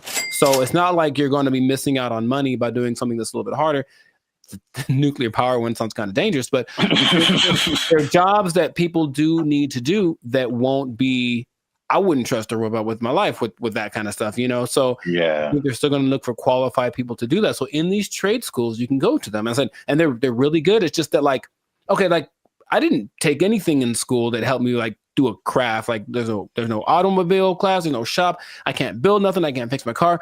I don't know any of that stuff. And I think a lot of people fall in that category. And so he's saying, well, that's kind of what we're missing. So if everybody goes to college and gets a degree, even if they're, you know, $1 million in debt, then where are the plumbers and the electricians? Where are all of those people? They're not around anymore. So it's like all those things start to fall apart in the cities. The infrastructure starts to mess up. That's just his idea. So he's like, he needs more people to be interested in it, get the kids at an early age, and then encourage them to do it, because it's noble work, it's dignified work, and it's work that they're pretty sure isn't going to be replaced anytime. So, man, have you ever seen those people? I watched it on the TikTok.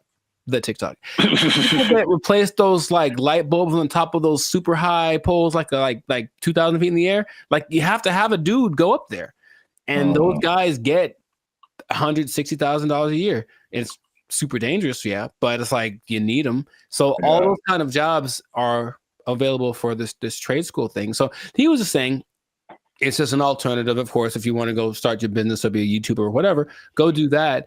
But the world will fall apart without these people. So I thought it was a cool idea, and he's hoping to get, I think somebody decided, I also think it's a good idea, and they donated $5 million to his program, Inglestead. The Inglestead Foundation donated the $5 million, which makes it possible for the top kids to graduate to go to the trade schools free of charge, basically free tuition. So that's just something that's happening, and maybe it'll cause a shift in people are lazy.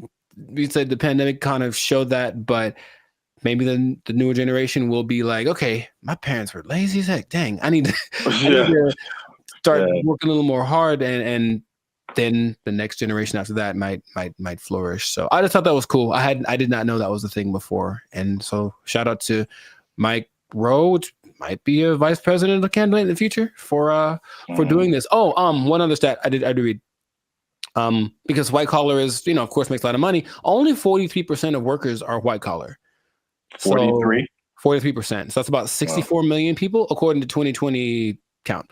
So that leaves, I didn't do the math, but there's a good amount more that do the blue collar stuff. So it's like, it's not like it's not necessary. It's just that it's not applauded. It's like, oh my God, you did a good job being your electrician or whatever. But people, we need that. Like our whole, if I don't know how to fix any, you probably know better than I do. I don't know how to fix anything like plumbing, nothing works. So I have to call a guy and that person I hope is qualified. So that's what they're doing. They're training these people up.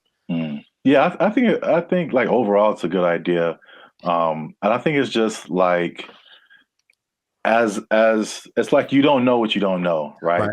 So if people are like for music example, people all you see is just like Drake and like DJ Khaled, and like that's what you know, like that's what you're gonna aspire to be if you're into music. Yeah. Or if like you only grew up listening to Beethoven and like Bach and Brahms, like that's like all you know is music. So if there's one education path and that's all you know, it's like, oh well, this is just what we are supposed to do. Like that's like when I was in high school and they were like, you got to pick a college, and I'm like, I got to pick a what? Right. Yeah, okay, and I kind of like honestly went to college because that's what everybody said you're supposed to do. Me too. Not because I was like, I don't want to do I didn't know never even heard of a trade school. Yeah, I didn't have any options. Yeah, I didn't know what my options were, honestly. Yeah, they literally some kind of announcement or something. It was like, you got to go see the guidance counselor. I'm like, the guidance counselor? Yeah. So you can pick a college to go to. Like you just kind of funneled into this direction. And I mean, trades are like, and it's a good alternative for a lot of people. Right. So we'll see how it works, but he's hoping that it builds up some steam, builds some momentum, and then other people adapt the program, because why not? We need them. We need people to come fix my car, so my car can run. Yeah. So that's what I thought was pretty fascinating. But let us know in the comments what you think is the blue collar thing. So if you have kids or something, would you encourage them to go more towards that route instead of getting in crazy debt going to college and then hoping you find a job after that? Because job market's getting a little bit scarce out there. Do you support the idea of Mike Rowe? Do you have a better idea? Do you think we should just all go to Mars? Whatever it is, let us know in the comments what your idea is, and we will respond to your comments, probably. Yes. But definitely. We'll respond faster if you're a member, because they get priority comment reply. Oh, there we go. Okay. You might want to do that. Mic drop. So yes, that has been another episode of the Life of Focus podcast. Like, share, comment. Share it again. Share it twice. Even better. And just think about that job. Think about the job, because, you got to have a job. Gotta have a job. If you don't have a job, then, if you don't have a job, you can't buy snacks. Yeah, see? There you go. Go get one. It all makes sense now. Yeah, I know. And don't do anything to lose it, because you might. Yeah, you don't lose your job. Go to a trade school, learn a trade out. They took our jobs. They took our jobs. Is it even a good idea to approach a woman on the street? Because obviously a lot of men are not doing it. And then the question becomes like, do women even want to get approached? Because here's another caveat to this. Again, a thing from my childhood that I remember distinctly. And it was, what's up, everybody? I'm Zap, and this is Jericho, and you are now tuned in to the Life's a Circus podcast, where we talk about things that are funny, interesting, and ridiculous. And you're gonna want to stick around for this episode, because man, we gonna hit home, man. We're gonna hit home. We're talking about the dating divide. Is what I call it. So basically, there's a lot of stuff going around in social media about men not approaching women anymore, and women are like, "What's up?" So am I like the only woman that no longer gets approached by men? It has come to my attention that men do not want to approach women anymore. I don't know when this happened, but this is the reality of the situation. Men no longer court women. Men no longer pursue women the way they used to. She was like, next time he's near you, just say, I see you peeking but not speaking. I was like, I love that, because kind of calling them out for what they're doing. If it works out, it works out. but we are not going to let your shyness be the reason you do not try to talk to the person you like. I found a study that is going to give some actual numbers. They did a study on this. We're going to talk about why men may or may not be approaching women anymore, if approaching women like that even works, and if women even still want to be approached by men just on the street like that. So there's a lot about to go down in this episode. You don't want to miss that. Stick to the end. But before we get started, you can help your boys out. Come on, you know what it is. Every episode, we need you to hit that subscribe button if you haven't already. Hit that like button because that helps our channel grow. More people see our videos. And if you really want to help your boys out, come on now. Once you hit that subscribe button, you'll see something that says join. You can join our membership because unfortunately, we are not fully monetized by YouTube. They don't give us a penny. We don't get nothing, man. So all these free videos, bro. I'm laughing on the outside, crying on the inside.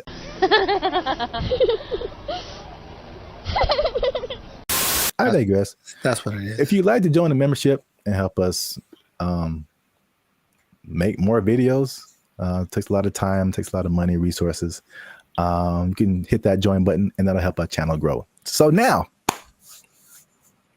let's back up. Have you heard this or seen this kind of just floating around the interwebs about like men and women just like dating just not happening anymore? The thing I've seen the most is women. It's mostly like street interviewers, if you will, who basically approach women and say, hey, what's your ideal guy? And then when she just describes this guy, then the person who's interviewing tells her the probability of that person existing and choosing her. And it's usually like, it's crazy. Minimum height. 6 feet. Yeah, that's where they get you. Minimum income. So I'm gonna say at least 200. 200 grand? You can be 30 years old and Oh my make goodness. Take a guess at what percentage of men fit this criteria. 2%? Much lower. It's 0.049%. All right, is this going on the TV? And it's not that she's always looking for, the baller with 10 cars and $1 billion, but even be a certain height, have a certain wealth status, no kids, whatever. It's still very few people. So I think just recognizing that this is the ideal thing that women are looking for and feeling maybe a sense of entitlement that they deserve that is going to weed out a lot of guys. So then when guys that are outside of the range of that, window that she wants approach, they just kind of shut them down without even thinking about it. And then I think that is more prevalent with guys getting, we're supposed to be the people that pursue in the relationship, and getting told no is part of the process. Trust me, it's part of the process. But personal experience. If you shut down time after time after time, and it's not really seeming like it's getting any better, you kind of like, what's the point after a while? So that's more of the trend I've sort of observed. Emotional damage. That's part of what I'm talking about here today. So basically, I found a study. Who knows how legit it is, but let's just go with it and say like this is representative of what's really happening, because you have like the stuff that's in the media and social media, and it's like, is this for real, or are we just like putting the people who are in those situations in front of our faces so much, but then like in real life it's a little different. So I think like this study, if these numbers are like correct, is very eye-opening. The study is from a site called datepsychology.com. And just first off, it said that 59% of men between 18 and 25 have not approached a woman in the past year. So according to that number, the women on social media are right. Like men are just like, nah. No. Thank you, Draymond. 48% of men in the 26 to 40 age group. So that's roughly us millennials. So that's 50% of men are like, nah. It's definitely a no for me, dog. That 18 to 25, they call them Zoomers now, which like, all right. Sure. All right. That's kind of cool. You got boomers and then you got Zoomers. But 81.81% of them and almost 75% of millennials have not approached a woman in the past month. Wait a minute.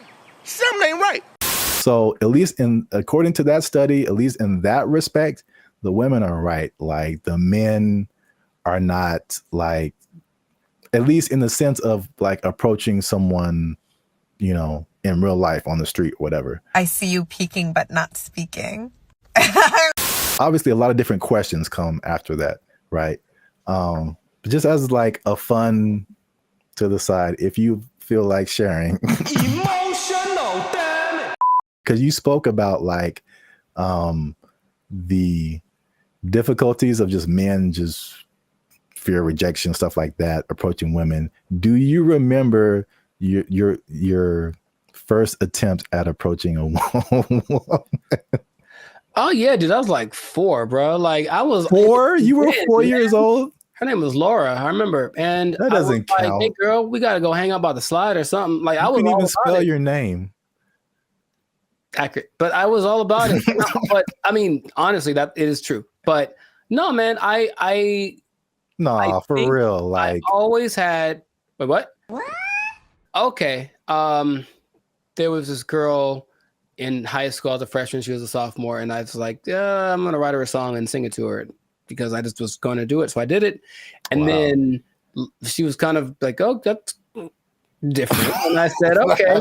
That's such a dramatic approach. That wasn't the that I was hoping for. But then later that day, I remember standing with my 2 of my friends, and we're all just like looking at her, and then they were like, "Man, you ain't gonna talk to her," and I was like, "Yeah, I am," and they're like, "No, you ain't." I was like, "Yeah."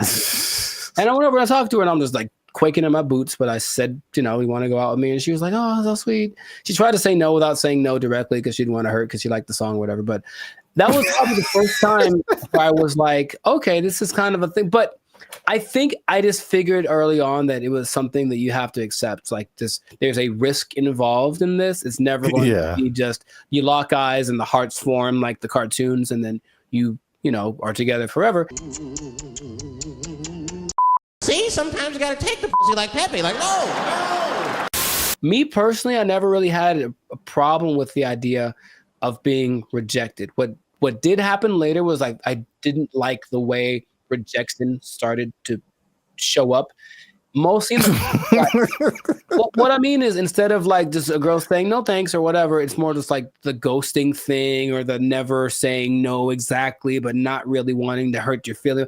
That's the part I don't like, the kind of watered down thing. When it was just like, I've gotten no so hard, like just absolutely never in your life. And I was like, ooh, for like 3 seconds. And then it's all right, next, because I think that's what I was preparing myself for. However, I think that a lot of guys, especially younger guys, aren't built like that, and so they don't want to take the risk. What can't you do? I can do it.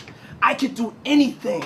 And not only that, it's not the no so much anymore, but with social media and everything being recorded, whatever, now there's a lot of instances where people are getting like, they're just trying to be nice and say something, compliment someone to kind of measure the waters, and then they get accused of harassment or something like right off the bat.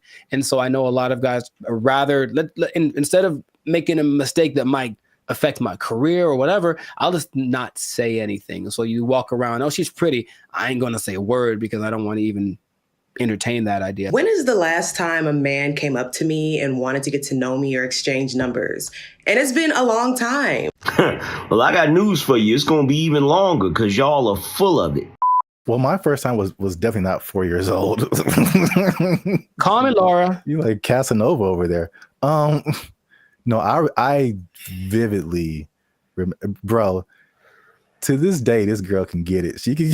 She watched the podcast and was like, you know what? Okay, I'm packing up my stuff and I'm like, where did Zap go? I'm like, she said yes, man. This was like 7th grade. I still keep up with her. And I think now I'm more reserved. People will describe more reserved, more quiet, more laid back. But when as a child, I was insanely, I'm talking like unbelievably shy. It wasn't reserved. I was just like, I didn't know.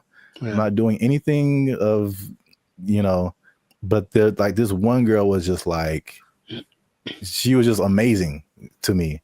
And it was like a movie where I was like, I get closer and I'd be like, I know my name. There's a level of fun that just does that to you, man. It's just so I couldn't talk to her. I literally could not form words and talk to her. So I wrote her a note. Nice. Come on now, dog. Come on, man. That was pre-social media, so I think that'd be the equivalent of me like sliding into her DMs. Basically, I wrote her a note and I was like, "Yo, what's up?" And the same thing. She was like, "No," but she was like super. She was so, and she wrote me a note back, and it was just like a page of just amazing things, and I was like, ah. Wow, nice. So you're right. Like the way, if it's no, the way that no happens is very important. Yes. Yes. Men's psyche. But okay, so just moving on. So now the question becomes, all those, flash forward to back to where we were talking about. Is it even a good idea to approach a woman on the street? Because obviously a lot of men are not doing it. And then the question becomes like, do women even want to get approached? Because here's another caveat to this. Again, a thing from my childhood that I remember distinctly. And it was the songs that came out. And every time you heard of a song from a man about a woman, it was like, "Oh, baby, I love you. I'm trying to get with you. You're my everything," whatever. And then after a while, like, it felt like every song that came out from a woman was like, "Man ain't this, and he broke my heart, and he is trash." And there was 2 instances I remember: TLC, sure, No Scrubs, and everybody was just like vibing to that song. I'm just like, I can't get with Chili if I ain't got my own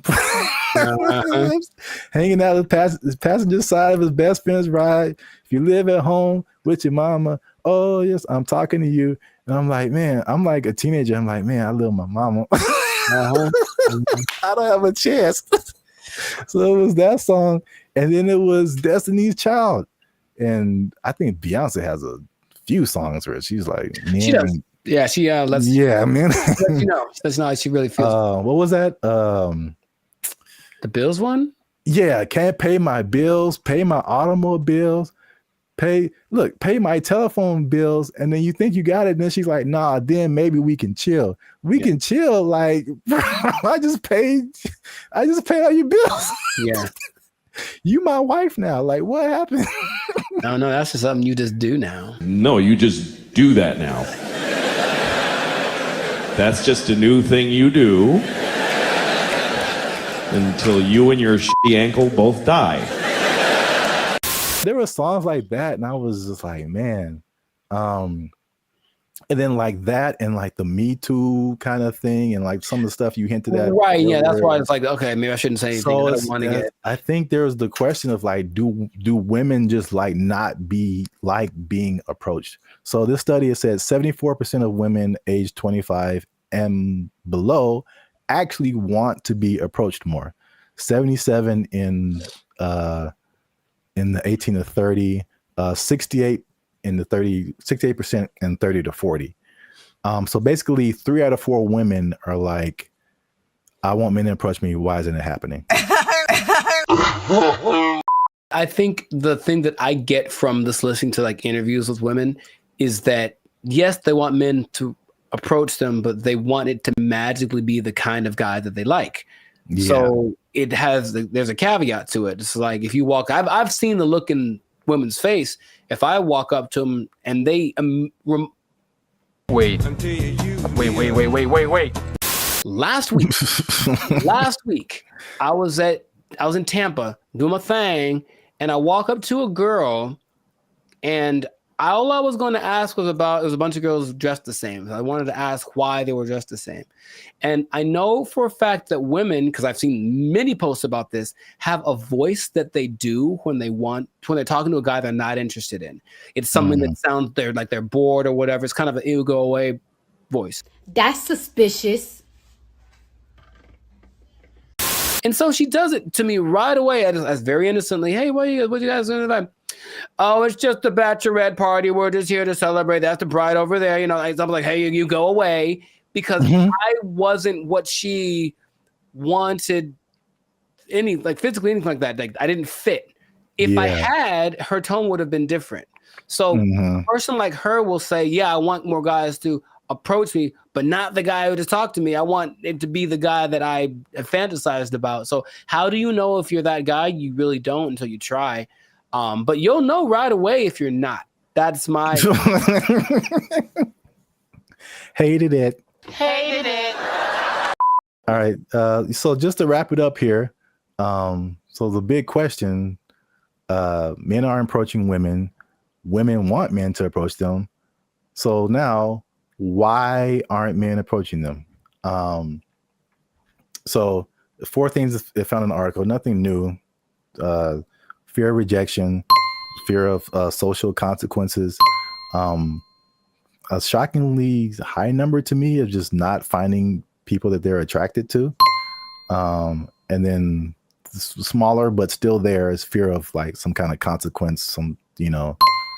They'll tell on you to HR or if you work with them, that's a whole different thing. Yeah. I get it. So I was kind of with you too. It's like the fear of rejection, all that. I mean, we're older, like we've been through that. But like, this is the thing that gets me. Why I personally rarely do this. And hey, y'all, come look at this. The one time I jumped back in, and you were there, it happened. Bro, what are you talking about, man? Anyway, yeah. I see. This is why I don't, because it rarely works, at least for me. And then it also showed that in the study, depending on what you want. So I thought it was kind of cool the way it broke it down, because it went from approaching a woman to long-term relationship. Sure. So, and then the steps in between that. So you have to go from point A to point B, but it's a bunch of stuff in between. So it showed that when the guy approached a woman, 80% of the time it led to some kind of contact, meaning like friend zone. Here's my Instagram. Okay, whatever. You got a 4 or 5 chance of hitting that. And then from there, 60% of the time it led to an actual date. 47% of the time it led to sex, which was kind of high, surprisingly high to me. Sure. Like, you got a 50% chance of every 2 women, one of them is that seemed kind of high. But 28% chance it led to a actual relationship that was like at least 2 months. And then only 13% chance it led to an actual like long-term relationship. And then I can, some of those numbers don't apply to me, but I can at least attest for that last number. Like, just approaching a woman in like life on the street, it like never turns into a long-lasting thing. That's weird. Well, I have friends, one of my best friends, he met his wife. She was working at Carl's Jr. and he thought and he got a number, and they married with 2 kids. So it does happen. And I will say that for me, I do like the immediacy of it. Is that a word? Whatever. I like the way you get the feedback right away. If I talk to you and you're into me, I kind of can tell right away. If you're not, you won't give me the number, whatever. Whereas people that are going more of the dating online route, they'll get drug along for weeks and months, and it might not go anywhere, but you wasted that much time. It makes. I don't remember how many people I've just walked up to and said, because it happens so fast. And if it worked out, great. If it didn't, okay, whatever. It's just such a short amount of time. But when these now people are kind of getting friend zoned, and are the women leading them on, they don't know, but it's going on for months, and they're writing and, hey, what if you send me a little money, or maybe you can come over? We hung out, nothing happened, but I thought you to me, bro. It's like that happens so much to these guys who are taking that route, that you can see why it wouldn't be something people want to keep repeating to do. But I personally would recommend more so to the younger people, because I think you could be a little tougher. That's just my personal opinion, is that, like, thick-skinned, if you will. Like, just try.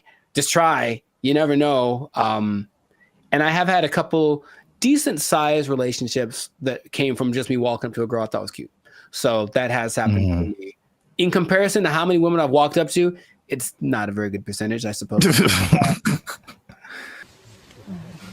Hi. Okay. For me too, it's just like, it's the unknown, because it seems the randomness of it, because all I have to, unless I know you from something, like, I'm just going off of you look good, and then right. There's a whole lot of stuff after that I have no idea what I'm getting into. And for me, most of the time, is bad. It's so bad.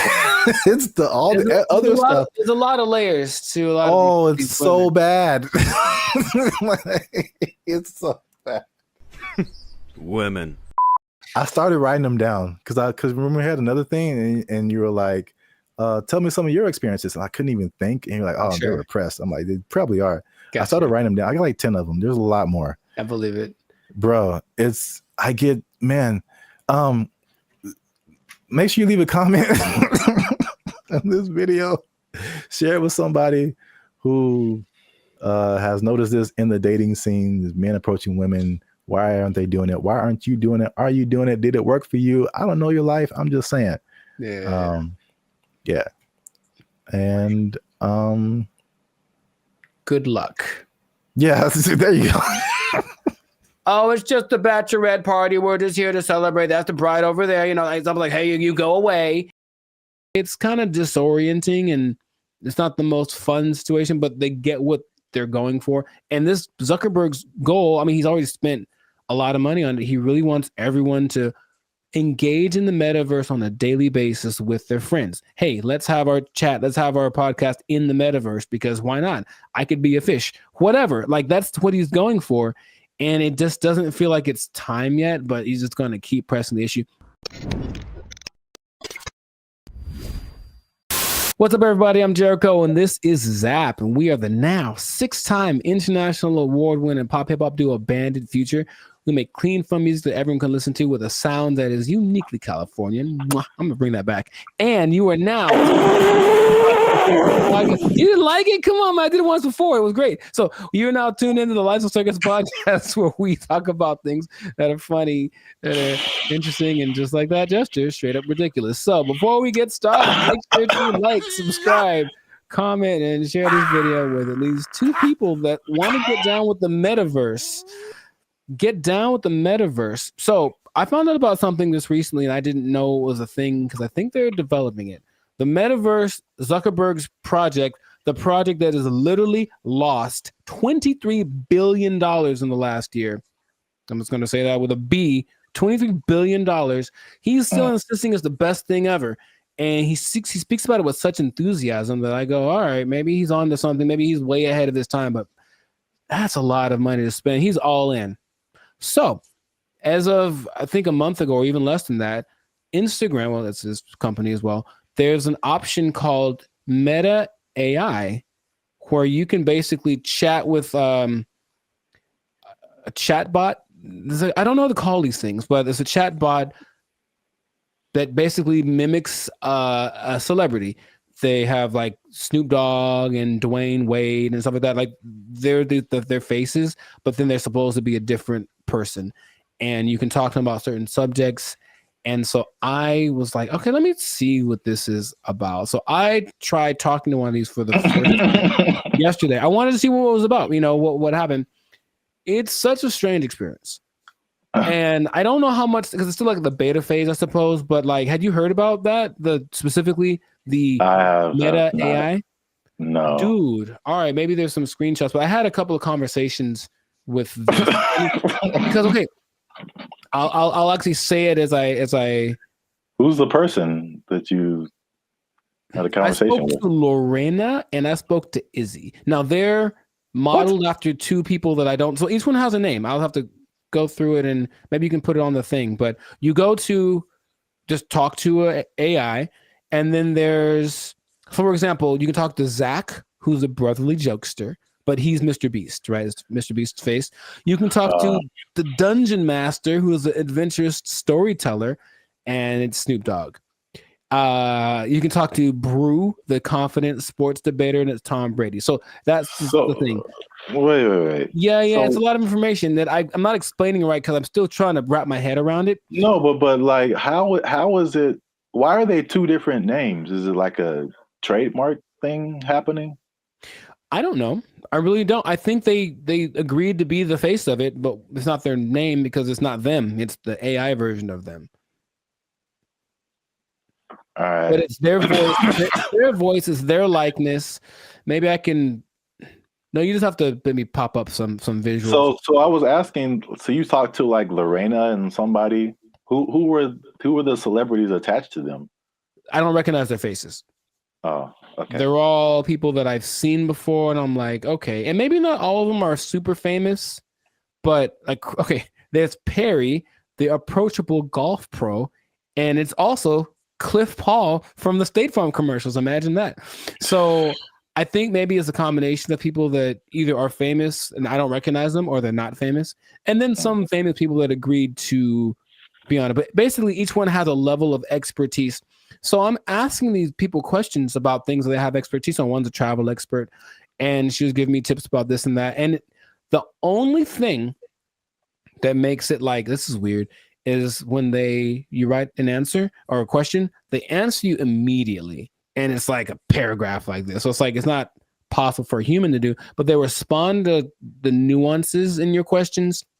They ask you questions back, and it more or less feels like a real person talking. Now, my thought about the meta thing in general is that it's kind of like supply and demand, like not supply and demand, but you can give people something that they didn't know that they wanted, and then you offer it, and then like, oh my God, I always wanted that. I really don't think anyone else wants this at the moment.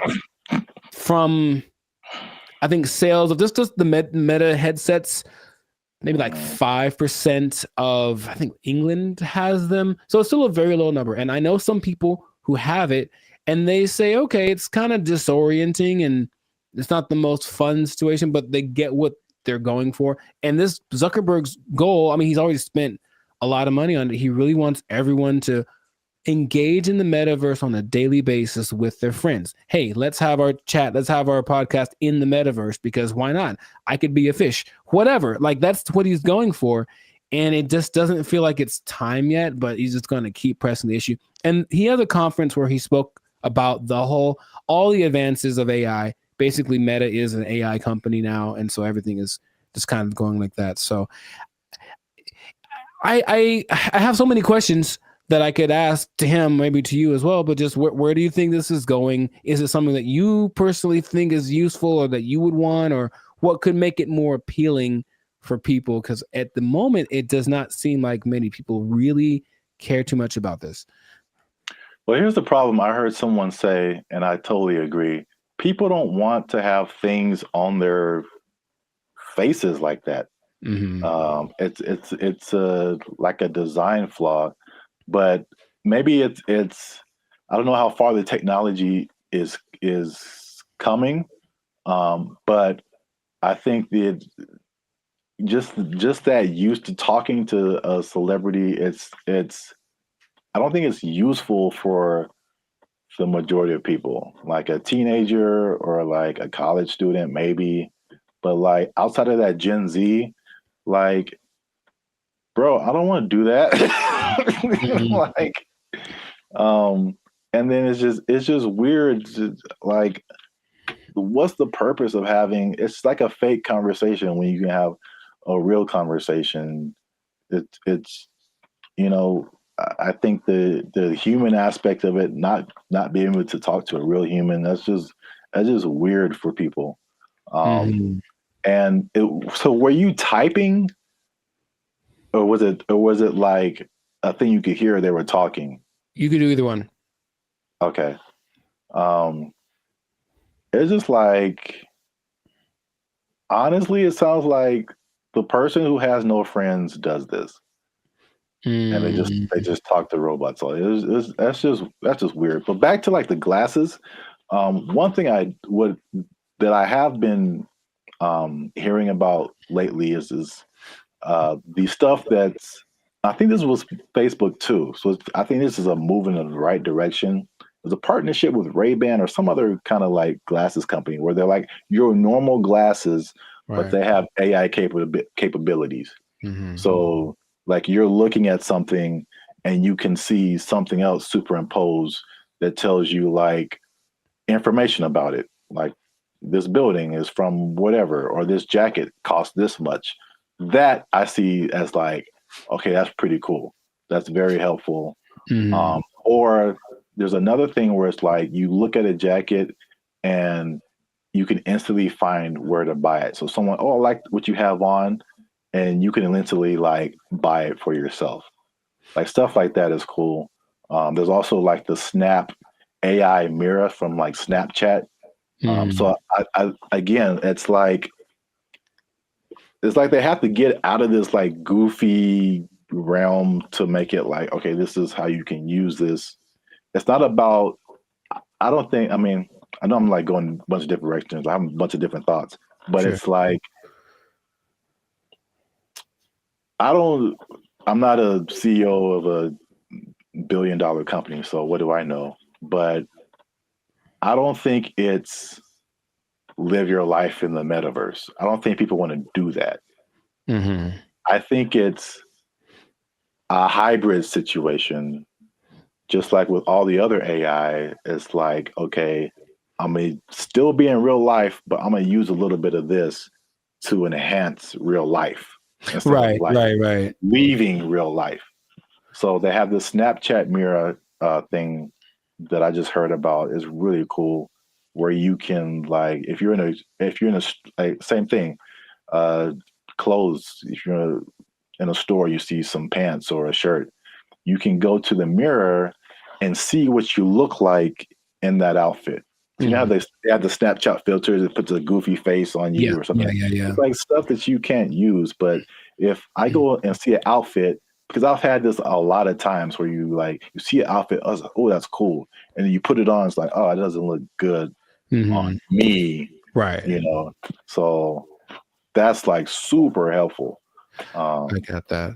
So yeah, he did address the headset thing, and he's like, oh, we need to make it more comfortable. He's aware of a couple of things. From what I'm understanding, the ultimate goal is to make that a capacity that contact lenses could have. So like, it doesn't look like you have anything on, and it is all. I'm like, I don't know how that would work, but that's what they're going for. But it's just, I think he has this image in my, because when I listen to him speak, there's genius and then there's delusion and there's this whole level in between, and I think if you talk about like the people that are big time movers and shakers in the world, like Elon Musk is a little more on the like practical side of the delusion, and Zuckerberg's on like the Dungeons and Dragons type side of the illusion. But I feel like he wants to create what happened in that movie Ready Player One, where basically the whole world is so over the real world, they just go to this place habitually, and that's like where real life actually happens. And maybe that's what he's thinking, but I don't think the people are ready for it right now. But he's going to keep pushing. He's got the money to keep trying it out. And I even got a little survey. It's like, hey, quick 3 minutes. I want to know. I wanted to know about what they were asking about. That's how I didn't know about this until like 2 days ago.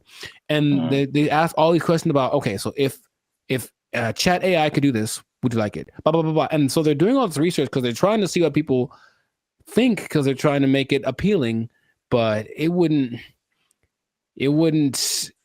I don't think it's for me or maybe our generation, but maybe people that grow up on it, younger people might be the ones that want to spend all their time in the metaverse. I don't know. I hope not, but which is already showing negative effects. Gosh, it's so bad in so many areas. It's just bad, man.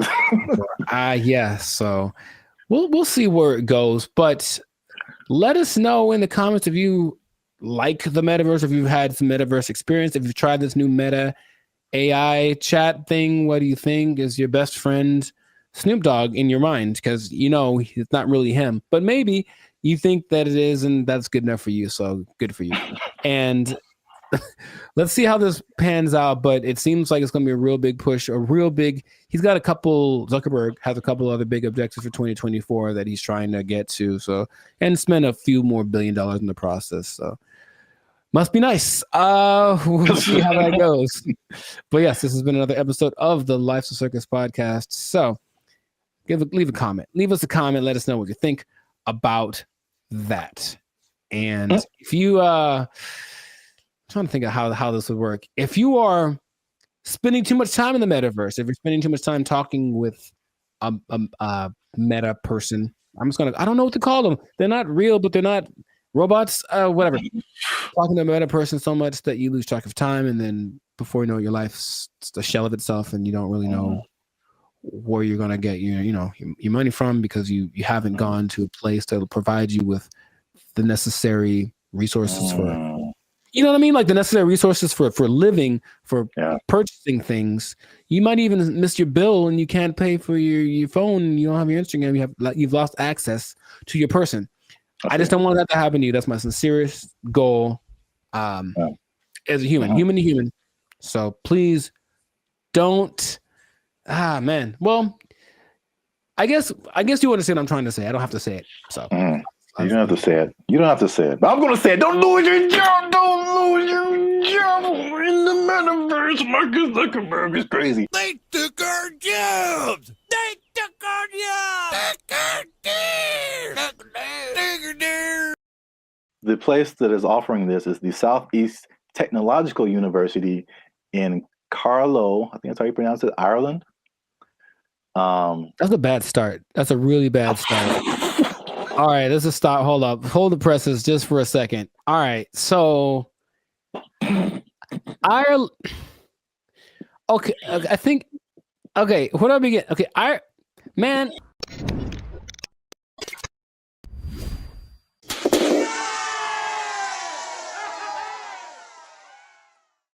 What's up, guys? I'm Zap. This is Jericho. We are Band of Future, and now 6-time international award-winning pop hip-hop music duo. We make clean, fun music that everyone can listen to with a sound that is uniquely Californian. And right now, you are tuned in to the Life's a Circus podcast, where we talk about things that are funny, interesting, and ridiculous. But before we start, okay, y'all been laughing. Y'all been crying. Emotions. Y'all been y'all been laughing and crying at the same time. I don't know how that's possible, but you've been doing it. I synced you. Oh, that sounds. Anyway. Well, it's like Santa Claus. He sees you when you're sleeping. It's like, I know YouTube tracks statistics, but I don't know if it went that deep. Like, geez.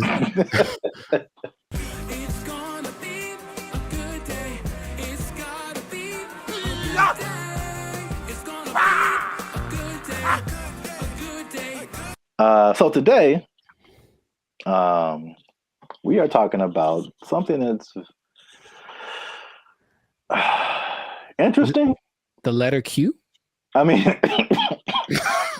that's kind of what I was hoping. Today's episode is brought to you by the letter Q. Brought to you by, a little bit deeper than a single letter. Okay. But it does have to do with letters, arts, and sciences.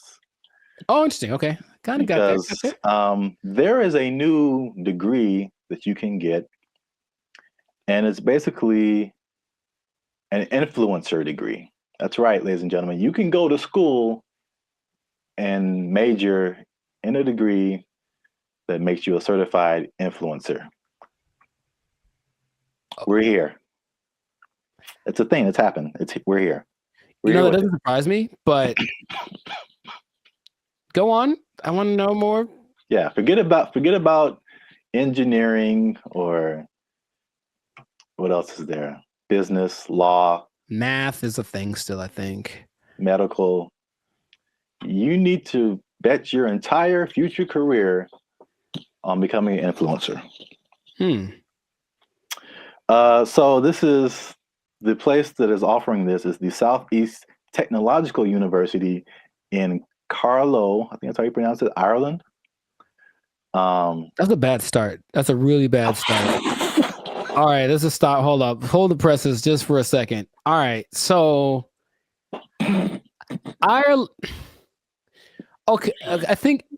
Okay, where do I begin? Okay, so like for a place to have influence, it has to be something that has relevance. I think something where it's like, okay, this place is, or this person has said this is what's important, what's is cool. I will listen to it because I respect their opinion. I've never once thought about Ireland for anything other than leprechauns and beer. And if it's not about those two things, I don't care what Ireland has to say. So I'm already like, it's missed me on that, bro. Like, come on. If it was like New York or Dubai or something, it's like, yeah, a big place of influence. Don't tell me, no, man. Okay, keep going. What do you got? All right, that's interesting because I kind of went that way for another reason. Okay. I don't know how they name schools in Ireland, but this sounds like very much like a DeVry University, JTT Tech. Like, it's not your top tier. Nope. Nope. So I was like, the official name of the degree is called it's a Bachelor's of Arts in Content Creation and Social Media. What would that sound like in an Irish accent? I'm not even gonna try that. I don't got it either. I'm not good at accents. Nor am I. Except for, well, never mind. Canceled. Yep. I don't want to go. I don't want to be canceled yet. So yeah, but to, I guess, kind of legitimize it, the influencer industry is currently valued at $21 billion.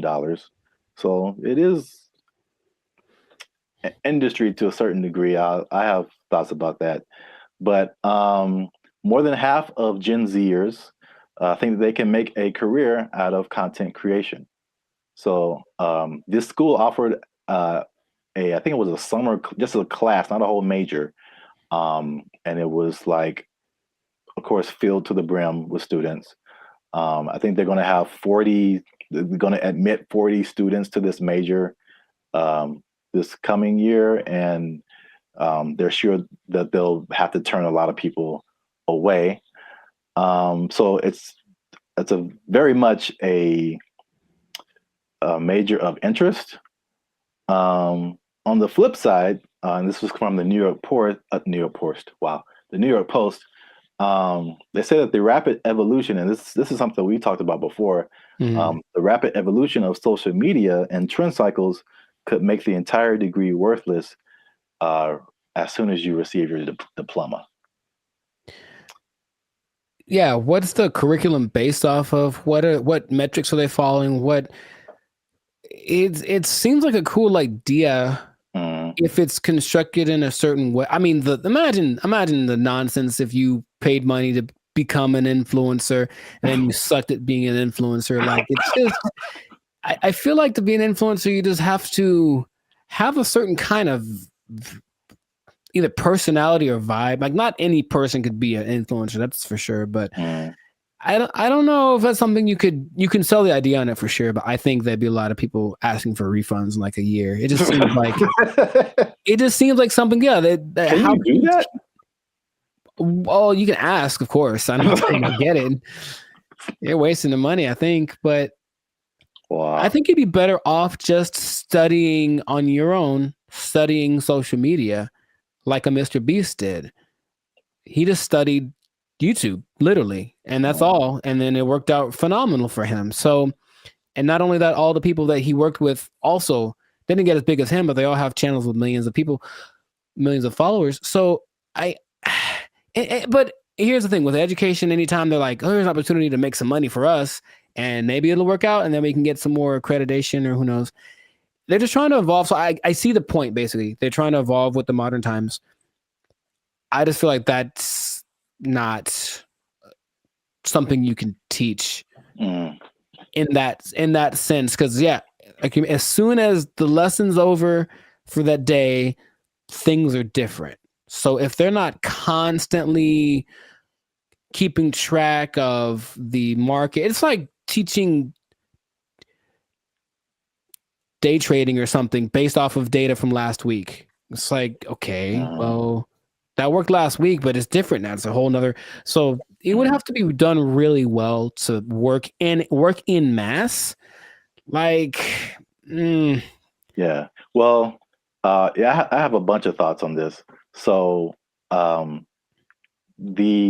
their defense, they have said that they're aware of like social media is constantly changing, stuff like that. So the curriculum is more about high level concepts, I guess.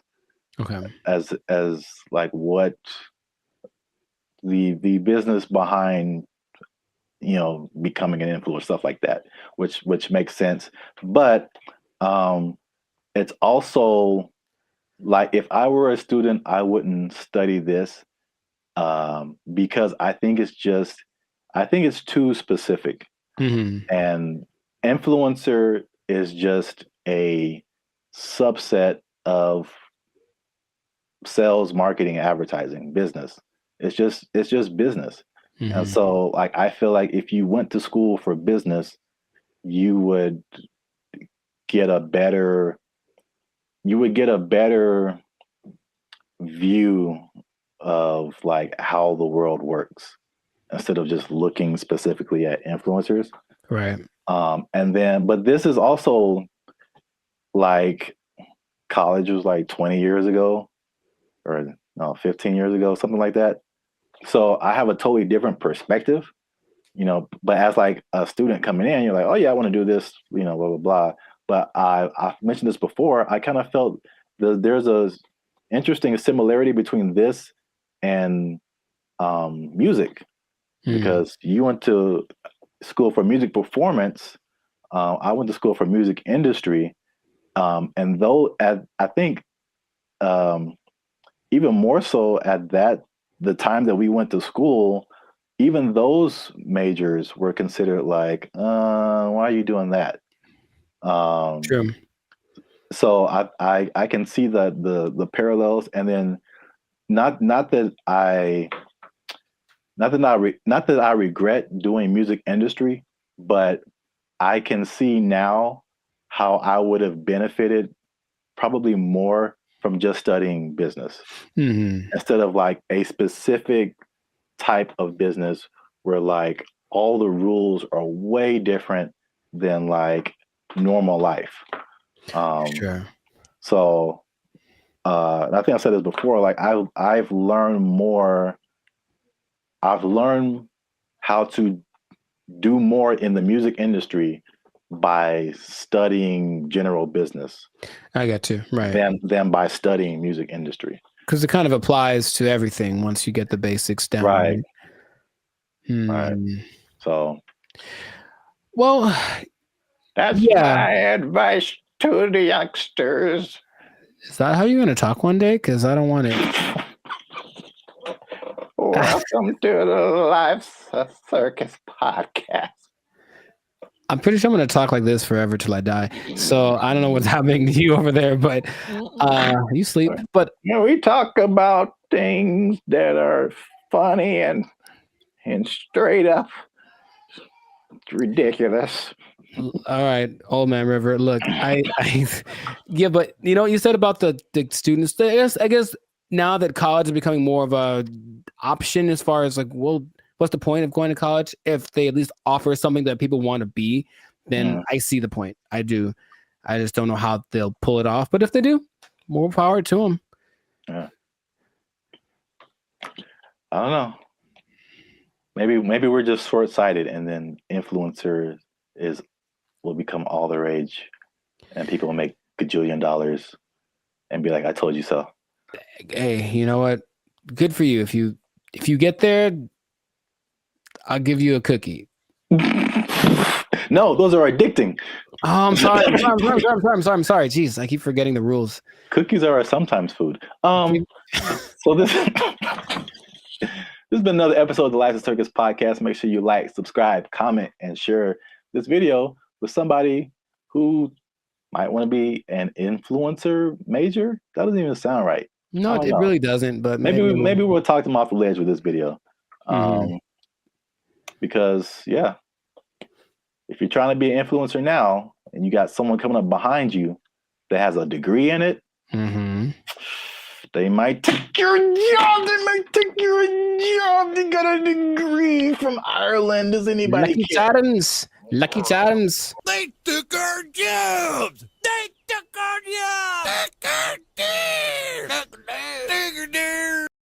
We want more money, higher minimum wage. That's right. That's what's happening right now. People.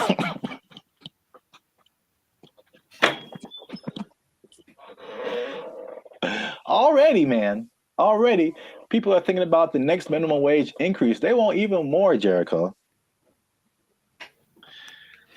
No. No. And I'll tell you why. But first, no. What's up, everybody? I'm Zap, and this is Jericho, and we are the now 8-time international award-winning pop hip-hop music duo band and future. We do clean, fun music that everyone can listen to with a sound that is uniquely Californian. And right now, you're tuned into the Life of Circus podcast, where we talk about everything that's funny, interesting, and ridiculous. Before we jump into today's topic, make sure you do us one big favor. Make sure you share this video, share this podcast with somebody who is affected by minimum wage increase, because it's still a thing, man. It's very much a thing. It's a lot going on in these streets, man. And make sure you stay to the end of the video, because as much doom and gloom as we're seeing with businesses closing and failing, and especially in places where we are, like California, people leaving the state, there are surprisingly two things that are positive coming out as a result of this minimum wage increase. Every business isn't failing. Some businesses are doing better. And so make sure you stick around to the end so you can understand why that's happening. So we talked about the minimum wage increase specifically for fast food, like 6 months ago when they were putting it together. And we were like, I wouldn't do it. Wouldn't be prudent. Yes, and we since then we made even another video saying we told you so. So for those of you who are living under a rock, fast food minimum wage has increased in California to $20 an hour, like a 25% jump, pretty much overnight for restaurants, big chains, even some smaller restaurants, and the results have been largely negative, at least in the press. I mean, I haven't heard any businesses that are like, "Hey, this is great." So, not at all. No. So, food prices were high; they're even higher now. They said that at over 10,000 people, fast food workers, have lost their jobs because the companies can't afford to pay them that high of a wage overnight, and a lot of places there's a laundry list of places that are just shutting down. They're just like, we can't do this. Either that or they're leaving the state. But guess what, Jericho? Tell me now. That's not enough. We want more money, higher minimum wage. That's right. That's what's happening right now. People.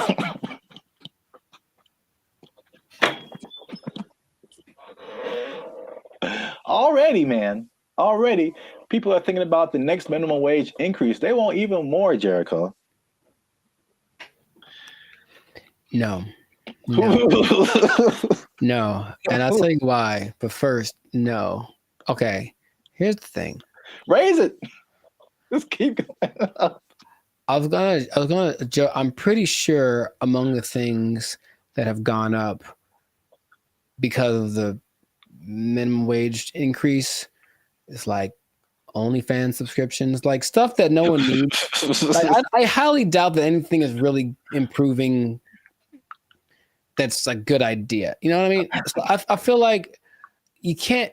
I heard something really recently, and it made a lot of sense. It said if you decided to give everybody in the world the same amount of money, so somehow take it all literally and just even it all out, so everyone in the world, all 8 billion of us, get the exact same amount of money. Within 20 years, it would be distributed exactly the way that it is now. I believe that. Because people don't know how to do stuff with money. So no, you don't get more money because you're just going to do the same dumb stuff you're doing with it that you did before. And how much is a Whopper now? Like, forget it. Like, it's just going to be ridiculous. What kind of, I know we're not living in the days with like, going to see a movie and the soda and a pop and a nickel. I know that's in the past, but you can't keep paying people more. You have to teach people to be smarter with their money. That's all. Take it up higher. How much they want? Okay, go for it. I'm glad you asked. So fast food minimum wage, the workers have already unionized and got $20 an hour, which is silver dollars over the regular minimum wage. Right. Long Beach hotel workers have argued for a $23 an hour wage. And this next one makes sense because we've seen it firsthand. Because as Band of Future, shameless plug, we do some shows in San Diego. All right. So nice. If you're ever in San Diego, come see a Band of Future show. But San Diego wants to raise the minimum wage for hotel and other service workers to $25 an hour. And I was wondering what happened because I'm like, ooh, inflation. Because we were like looking at hotels in San Diego. And I'm like, man, these a lot more than last year. Mm-hmm. And now I know what happened. Janitors want $25 an hour, man. Clean them toilets, sweeping them floors, man. They want. I think janitors should get more than fast food workers. That's for sure. I really do, because I can go make my own burger, but if I go to an establishment, I want it to be clean, and I think the people that clean it should get paid. It's all about, I mentioned this before, you should get paid for the value that you provide. And fast food is just making us all fat and sick. And janitors make stuff clean, which is great. So yeah, pay them more. I'm not sure how much they get now, but pay them more and take it out of the fast food workers. That's an interesting take, I guess. It just kind of like took my mind somewhere. Okay. Because your viewpoint is, and I heard you say this before, you should be paid based on the value that you provide. Yes. As opposed to the skill sets that you have. So I feel like if you think janitor, fast food worker, it doesn't take, in my opinion, as many skill sets to be a janitor as it does to be a fast food worker. The fast food worker, you have to have people skills. You have to be able to talk to people, interact, be friendly, all that kind of stuff. You have to have some math skills to run the cash register. You have to have just skills in terms of food preparation and something like, I think you have to have like a food handler's license and all this kind of stuff. So there's a lot more skills involved than being a janitor.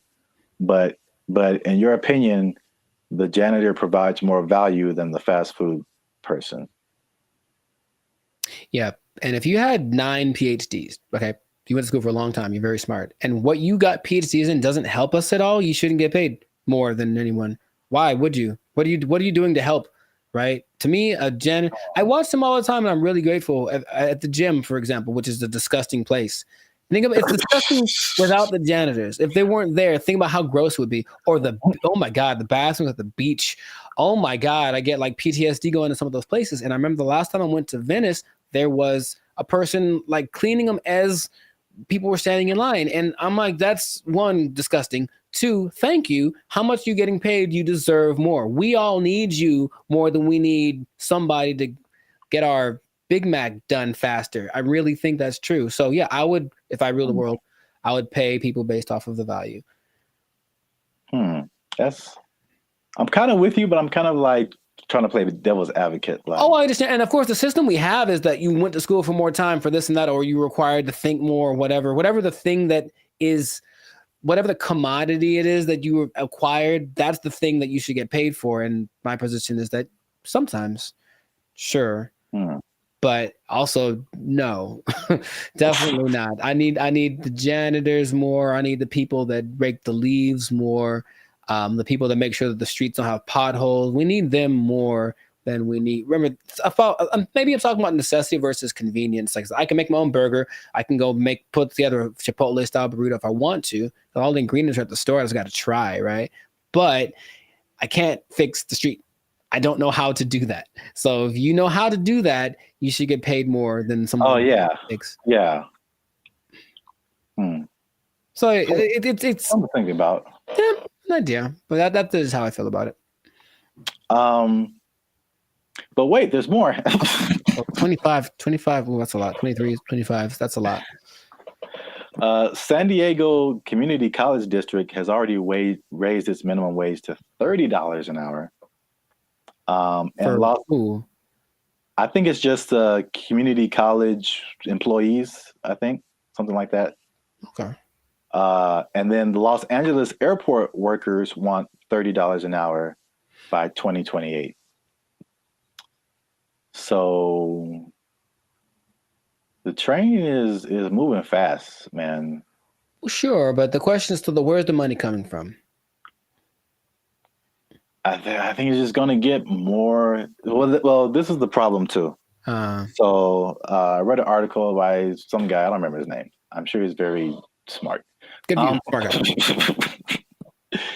guy. He's the person who pointed out that, there's a couple of things where businesses are actually doing okay with the minimum wage.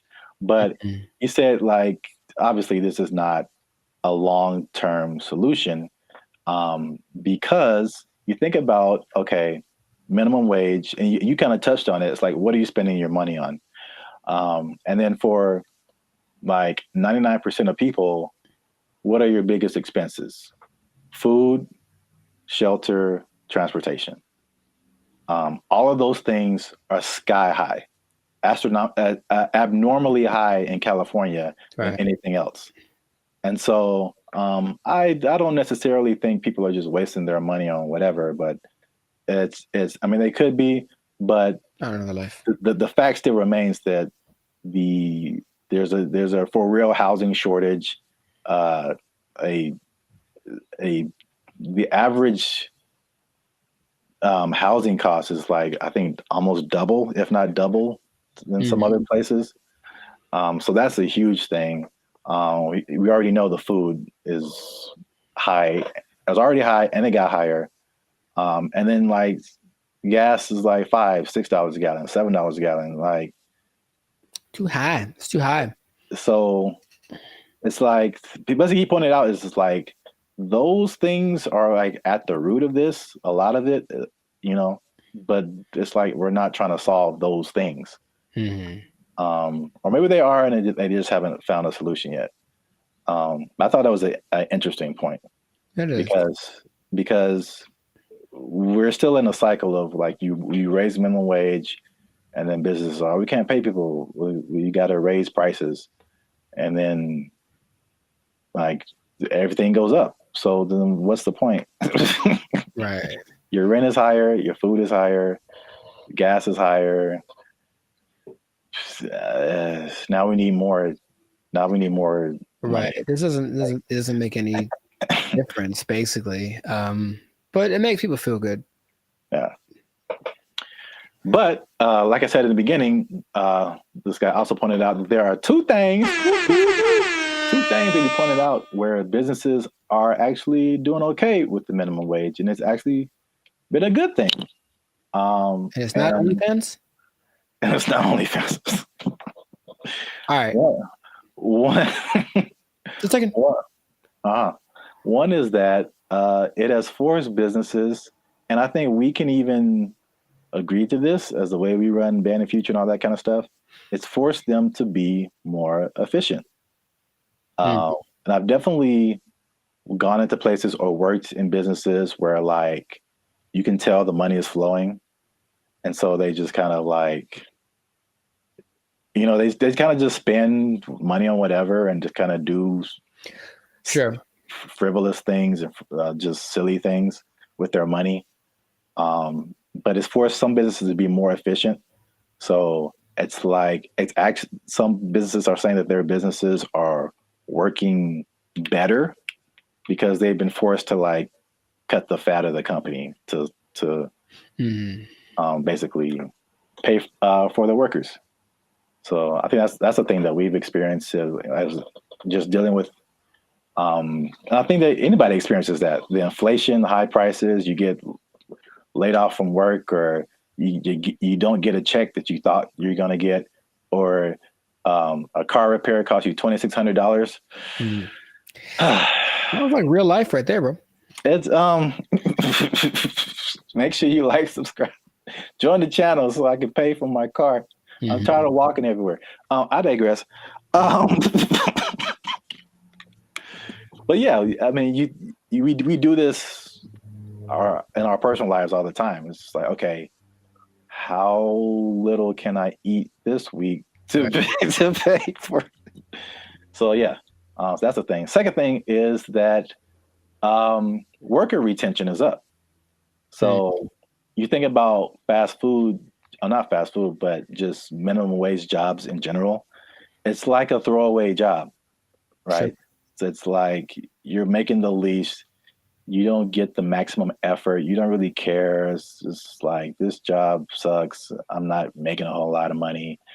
And I think it has a high turnover rate. So meaning people quit, they have to find new people, train them, get them going, and then they're there for like a month or 2 or 6 months or whatever, then they quit and they just find a better job or whatever. Sure. So with the higher wage now, fast food worker is like the premium job of minimum wage jobs. So you think if you work in some other job for $16 an hour, $17 an hour, you can flip burgers for $20 an hour. Sure. You're gonna, if you're in that that minimum wage level, you're gonna stay there for a minute, because unless you can move up to some other job, you're doing better than other minimum wage jobs. So why would you leave? Right. So yeah, so people are staying, and people are happier, they say, just coming to work, which I mean makes sense if you're getting paid more.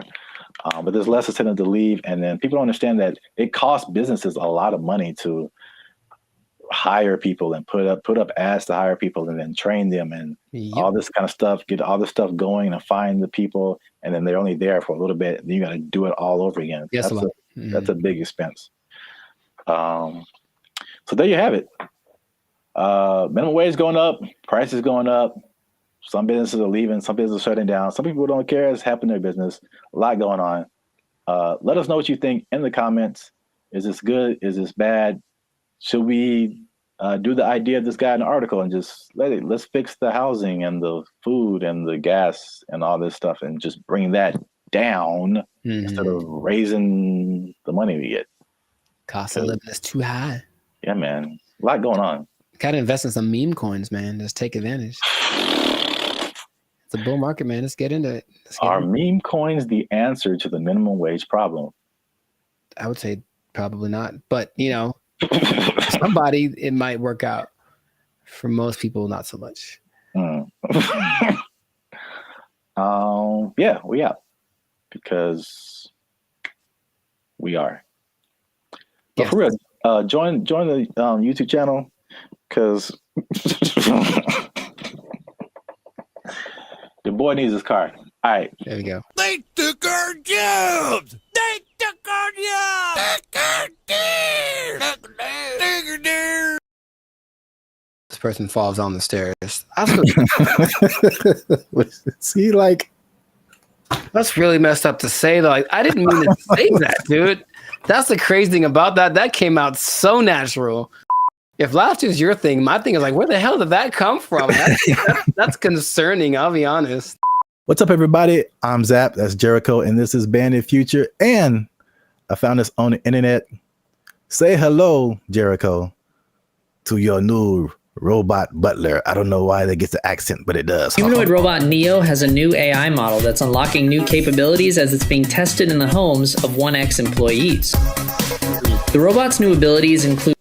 Doesn't this look not creepy at all? Here's the thing. Let's say what the future. I said what the, put another word F in there. Man, oh my God. I hate this so much. Whole body control, improved coordination, running, multi-directional walking, stairs, cameras to estimate the height of the surrounding floor, without the use of LiDAR sensors, which are commonly used by competing robotics companies for the same purpose. Video from 1X also shows Neo stepping sideways downstairs, stumbling a bit over the last step, and catching itself. To perform tasks that require Neo to get lower to the ground, 1X showed the robot sitting, kneeling, and standing up from those positions, including an example. Come on, Jericho, look at this. Man. It's going to help you fix your car. It's going to do your laundry. Man. It's going to go running with you. It's too big, man. It's too big. It's too coordinated. It looks like it's got like a fencing suit on. Nah, man. It's got like arms are kind of buff. Like it's kind of swole. I guess so it can lift. Can it lift the car off the guy if it falls on him? Like, I don't know what's going on here.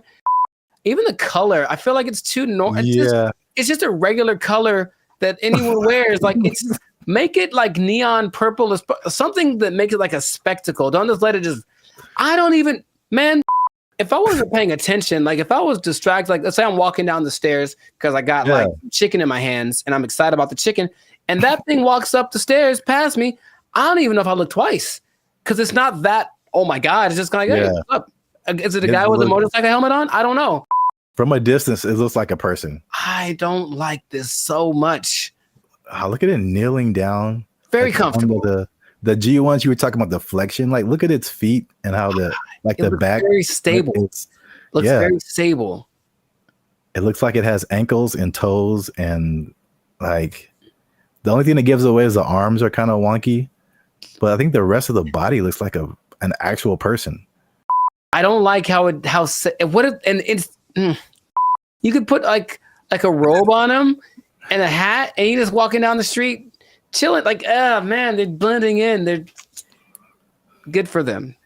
The robot is also shown pivoting and walking backwards, as well as sidestepping, which could be useful in navigating tight spaces often found in homes. These demos are part of 1X's rollout of its new Redwood AI, which the company says runs completely on Neo's onboard GPU.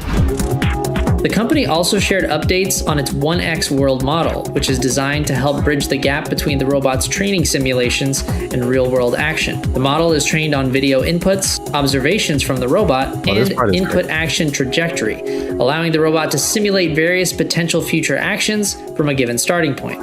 Examples on 1X's website show this in action, where a slider moves between generated imagery and real-world imagery from the robot's POV, doing laundry, opening a door, and cleaning. 1X also showed off new details about how its robots learn to do new tasks. In the example of opening an air fryer, the company shows how the AI model begins by hallucinating that the air fryer basket is inseparable from the whole of the air fryer. After the robot has had some experience with the air fryer, the data gathered is then added to the mix, and the simulated air fryer interaction becomes much closer to the real thing. See, like, I think you caught that. Like, that part is really crazy. One person in the comments said it was like similar to visualizing something. Like, how does this thing work? And then you kind of like, as you keep trying to do it, you figure it out. And then and then it's just like, that's crazy. You know how back in the day they're like, oh, in the future we're gonna have flying cars, and then that never happened. We're having future stuff happening now all the time. Like, the future is so now, it's crazy. So that's cool. But also, this guy, he looks polite. He looks like I'm gonna walk down the street, and he's like, "Oh, excuse me," and I'm like, "Was that a robot? I won't know." And then later, I found out he took my girlfriend, and then like I'm mad. So I can't. I have so many feelings about this, but they're mostly not great. When will this be affordable to where like everybody has this in their home? Not long. And then it's just like, think of the people who do like a house cleaning and stuff like that.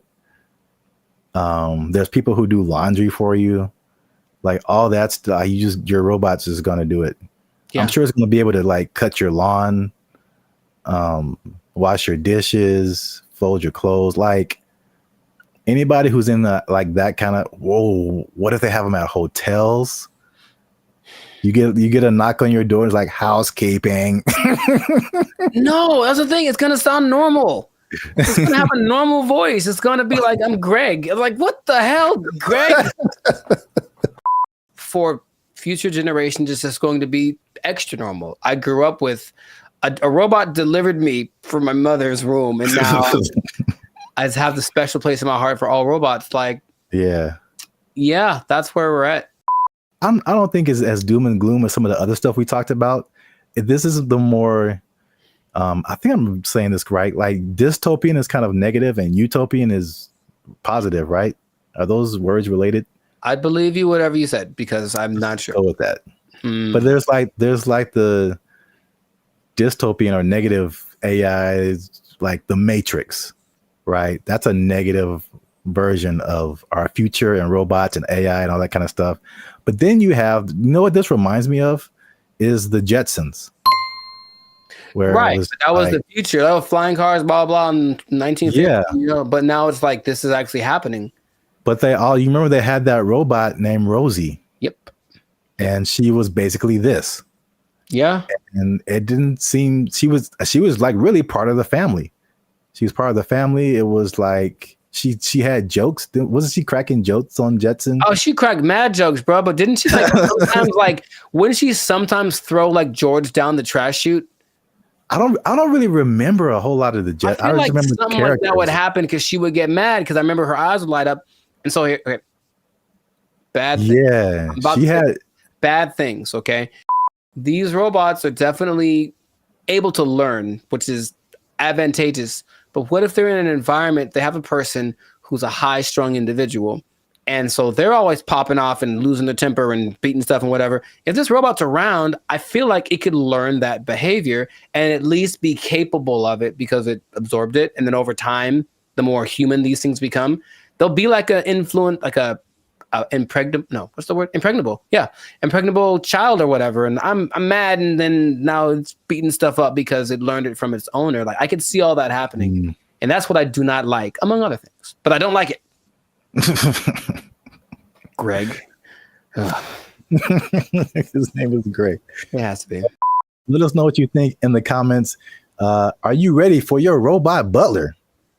I don't know. I want to at least try it out, man. I want to at least try it out. 7 thumbs down. Just make it affordable, man. I might get me a robot butler. And I'm just not even going to tell you. You're just going to come by one day and walk right out. And it's going to answer the door.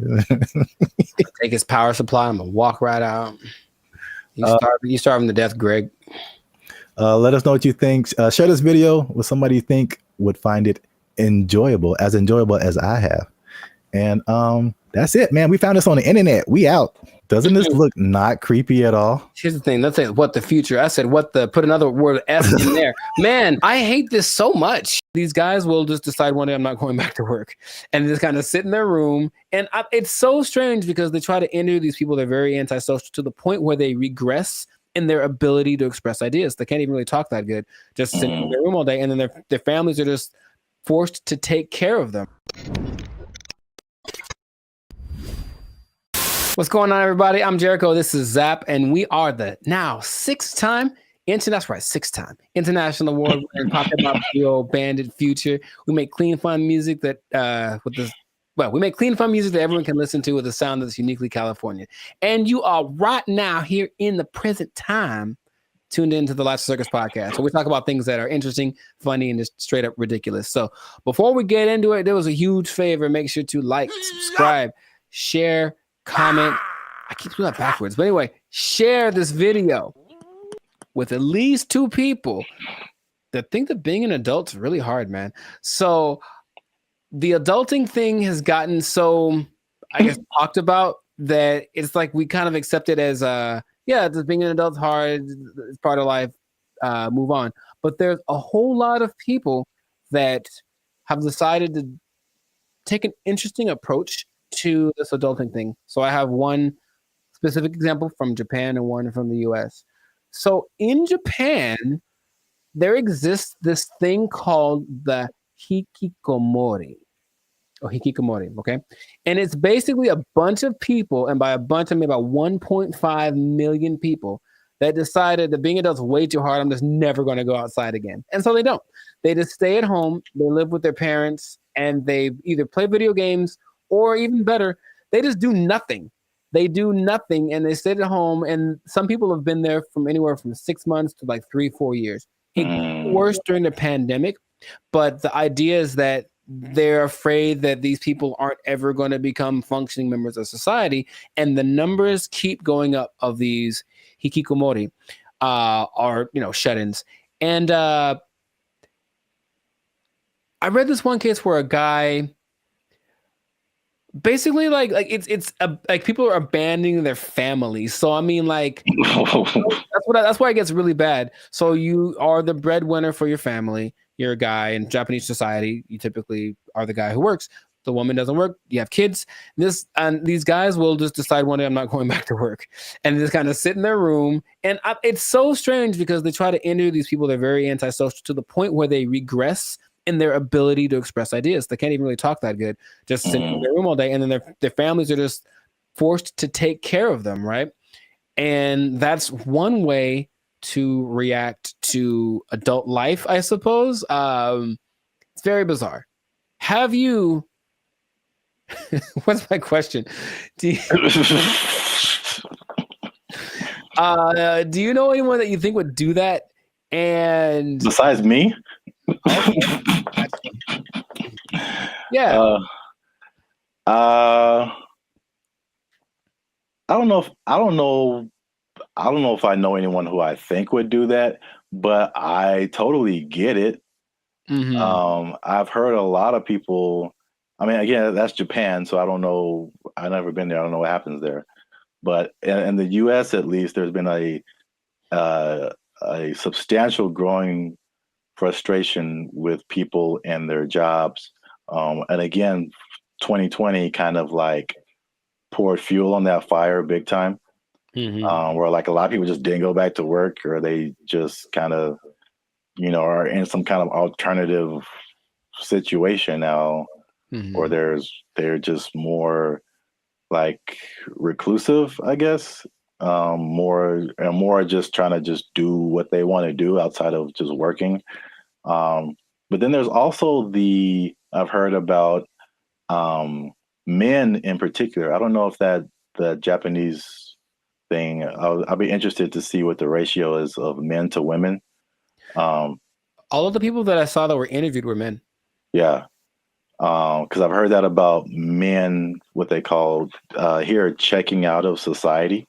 And it's a lot of like the video game culture too. Sure. Yeah. Where that's just like what you do. And they just find more enjoyment, fulfillment in doing that, as opposed to like doing other quote unquote normal things in society.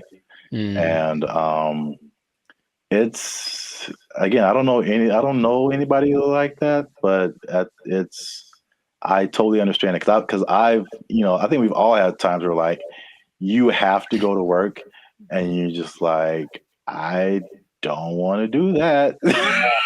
Yeah. Not today, devil. PlayStation looking real good right now. Yes. Yeah, I think we've all been there. But and this, on a societal level, I know I've been to Japan. I know they're kind of isolated already. Just in general, they don't really speak to each other in the streets so much. They don't have what we consider affection. They do, but it's just not quite as physical, outward like we have it. But it's like, okay, now I'm sure I'm not gonna name any names, but I have a couple of relatives that have been doing that for a long time. Like they would just be in their rooms, and I mean adults like in their 30s, and now they're in their 50s and they're still just in their room. They don't work, and the family takes care of them. And it's like, okay, so that's one way to approach this. And I don't know what the prime cause of it is, But from a couple of the people that were interviewed in this Japanese video about the people in Japan, it's just that they had this image of what adulthood would be. They got to it and they're like, oh, this is nothing like I thought. And they just couldn't put it together. They couldn't just. So that's just an approach. I just won't go outside. And people are, it gets kind of bad because there's a committee of people that are assigned to help these people. So, they'll have go have a class in the park. How you get them out of their house, I don't know, but you got to help them out. And some of them have been rehabilitated, if you will. There's also a crew that is designated to going to see the people that are alone to see if they've died yet, basically. And that's just part of their thing too. And they'll be like, oops, yep, gotta fix it up. Yes, a lot of men. In America, I think what is a more prevalent thing that isn't quite so morbid, kind of sounds cool, is going off grid and just being like, okay, I'm done with this. I'm just going to live someplace else. So my dad is a great man, and he's been fascinated with this place called Slab City for a long time in like the desert over in California. It's hot there, man. I went there. Yeah, a year or two ago. And so a year or two ago, I decided to take my dad just so you could see it. He could say he's been there. And it's just, if I can paint the picture, it's just I don't know when it started, but it's just a bunch of people living in these makeshift houses, campers converted into houses, whatever. I don't think they're relatively close to an actual town. So they're still like police, and if something bad happens, they can get medical care. But they're far enough off that they don't have connection to running water, and the government doesn't seem to care or bother them too much. But it's a few hundred people that are living out there, and a lot of them have actually become popular thanks to YouTube. So there's a lot of people that have YouTube channels from out there getting donations and whatnot. But I went there, very nice people. They have a hotel, you can stay there if you want. They have a library, but most of the time the people just occupy themselves with what you consider being more like natural, like living off the land, growing stuff, projects, construction. They have this big, it's not like a museum, but it's like a big structure that someone built. And you can go, oh, look at the big thing. And that's another approach. I heard another place in Michigan that's the same. So another approach is I just won't deal with the laws and I'll just go someplace else where they don't apply anymore. Would that be something? So what is that? Mm-hmm. Is Slab City like an actual city? Like legally? I would say no. I don't think you could look it up on a map. You just have to kind of know that it's to the north of, I don't remember the name of the city. It's a small place. And that part of California is very spaced out. There's not a lot of people there. It was kind of already for people that wanted to be away from everything. There's literally nothing there. But this place specifically is called Slab City because it's just a put together ramshack kind of a situation. And they have like people that run it. So it's an informal, not a mayor, but there's like community leaders, if you will. And it's just a whole vibe there. I remember I walked and some guy was like just hammering something and there was no rhyme or reason of what he was doing, but he was hammering a thing into a thing. And he had a lot of things and he was just doing it. And I was like, all right. And I walked up and I gave him a case of beer and I talked to the guy who plays the guitar. And this guy just sits there and plays guitar all day. And they seemed very nice. And I didn't get much of their story, but they had been there for a long time. And they're like, yeah, society's not what it's come out to be. They made their own and they like the way it works better. So that's another way to deal with it, I suppose. But you got to deal with the heat. I think one of these places is very inhospitable in general. So you got to make it work or just not go outside for certain parts of the year because it gets really bad out there. Yeah, straight up desert. Yeah. Yeah, like I said before, I totally get it. And then I was just thinking about like just throughout history, there's been so many variations of like what life is supposed to be like and what adulthood is supposed to be like and what do you do all day. And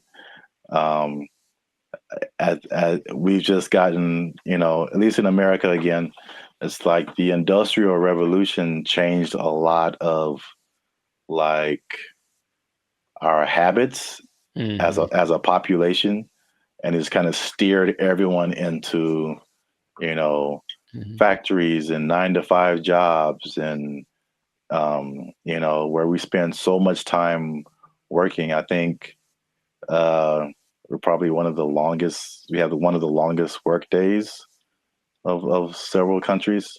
Yeah. And that, you know, and what you're quote unquote supposed to do, go to college and marry this person and learn how to do this so that you can buy a house and then get a mortgage and do this. And it's like, well, there's a cycle of, yeah. And it's very like cookie cutter. I feel like if I definitely looking back, there's some things I think I would definitely have done different or not have done, just to like march to the beat of my own drum a little bit. I think I would have been happier because of it. I don't think I can totally check out like that, but I could at least like vacation like that for sure. Yeah, those people are definitely very happy. Much they have good community, have little get together every Friday. They play music and hang out and drink and whatever. But yeah, they're just happier. So it's like you can define what your success is or what makes you happy. But these people have decided, I don't need all the glitz and glamour. I don't need to go to a 5-star restaurant to feel good about myself. I can just hang out in the desert with my cactus buddies and be vibing. And really, it was a very, like, every place has like their own vibe. And when I got there, I was like, this is cool. This is cool. There was the guy over there standing on his van, yelling at everyone with a bullhorn about how you're going to go to hell. He was fun. And then, I still think about him to this day. And then, yeah, there was like the little curator lady. I think she was like senile. I think she thought she was mowing something because she was walking around with her hands like this, just kind of going.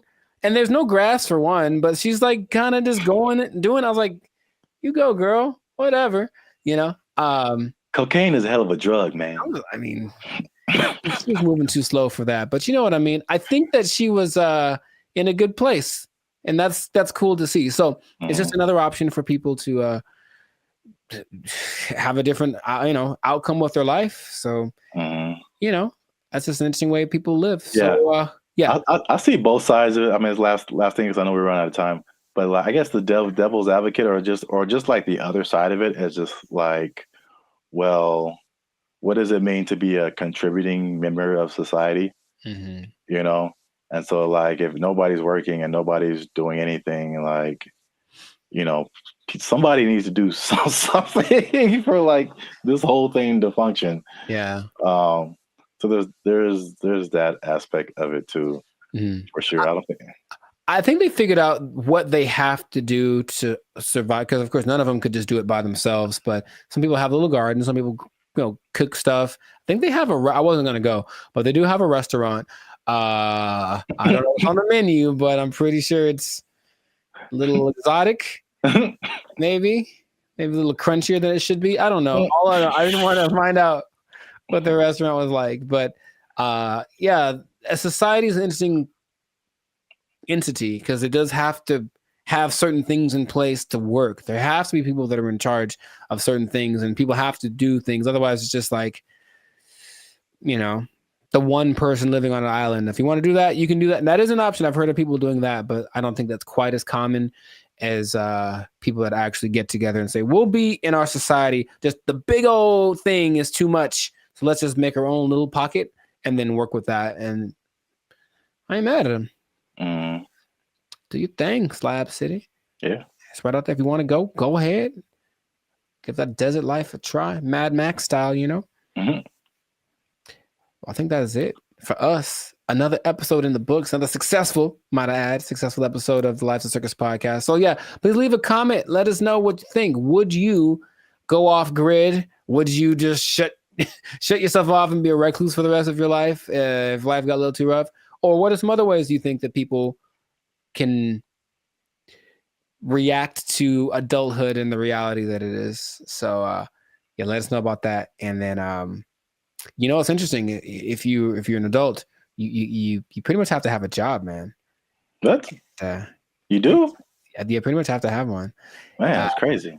I know. And the bad part is what happens if that job becomes if it's taken away from They can't take my job. They can't take it. I won't let them. They took our jobs! They took our jobs! Take our deer! Take our deer! They start doing the conga line down the middle, playing some Lil Jon song, I swear to you. And we're like, all right, cool. Now I'm looking and I see a few people, the passengers that are happy and they're doing the thing, and then the flight attendant, and I see a guy, and I recognize this guy. And I was like, why do I recognize this guy? Oh, he's the guy that I saw when I got on the plane. He's the guy that introduced himself and greeted everyone on the, is that the pilot? It sure was. It was the pilot of the plane. No way. The pilot of the plane. And we're all like,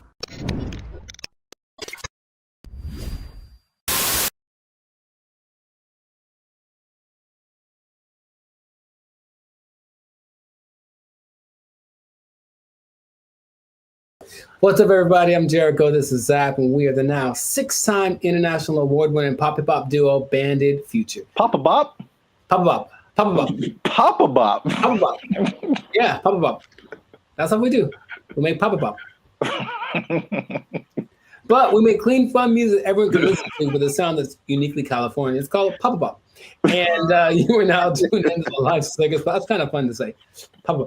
And you're now tuned into the Life Slickers podcast. We talk about things that are funny, interesting, and just straight ridiculous. So before we get into this thing and this Papa Bop thing, that is really, man, can we use that? We have to make up a new thing. Papa Bop. Oh, man. Before we get into our Papa Bop, make sure to like, subscribe, comment, and share this video with at least 2 people who have flown on Spirit Airlines. Okay, because here's what happened.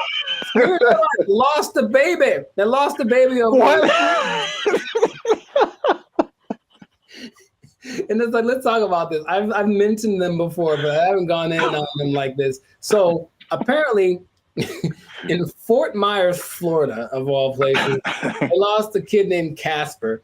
He sent on the plane by himself, already a bad decision. Did it say how old the kid was? He's 6.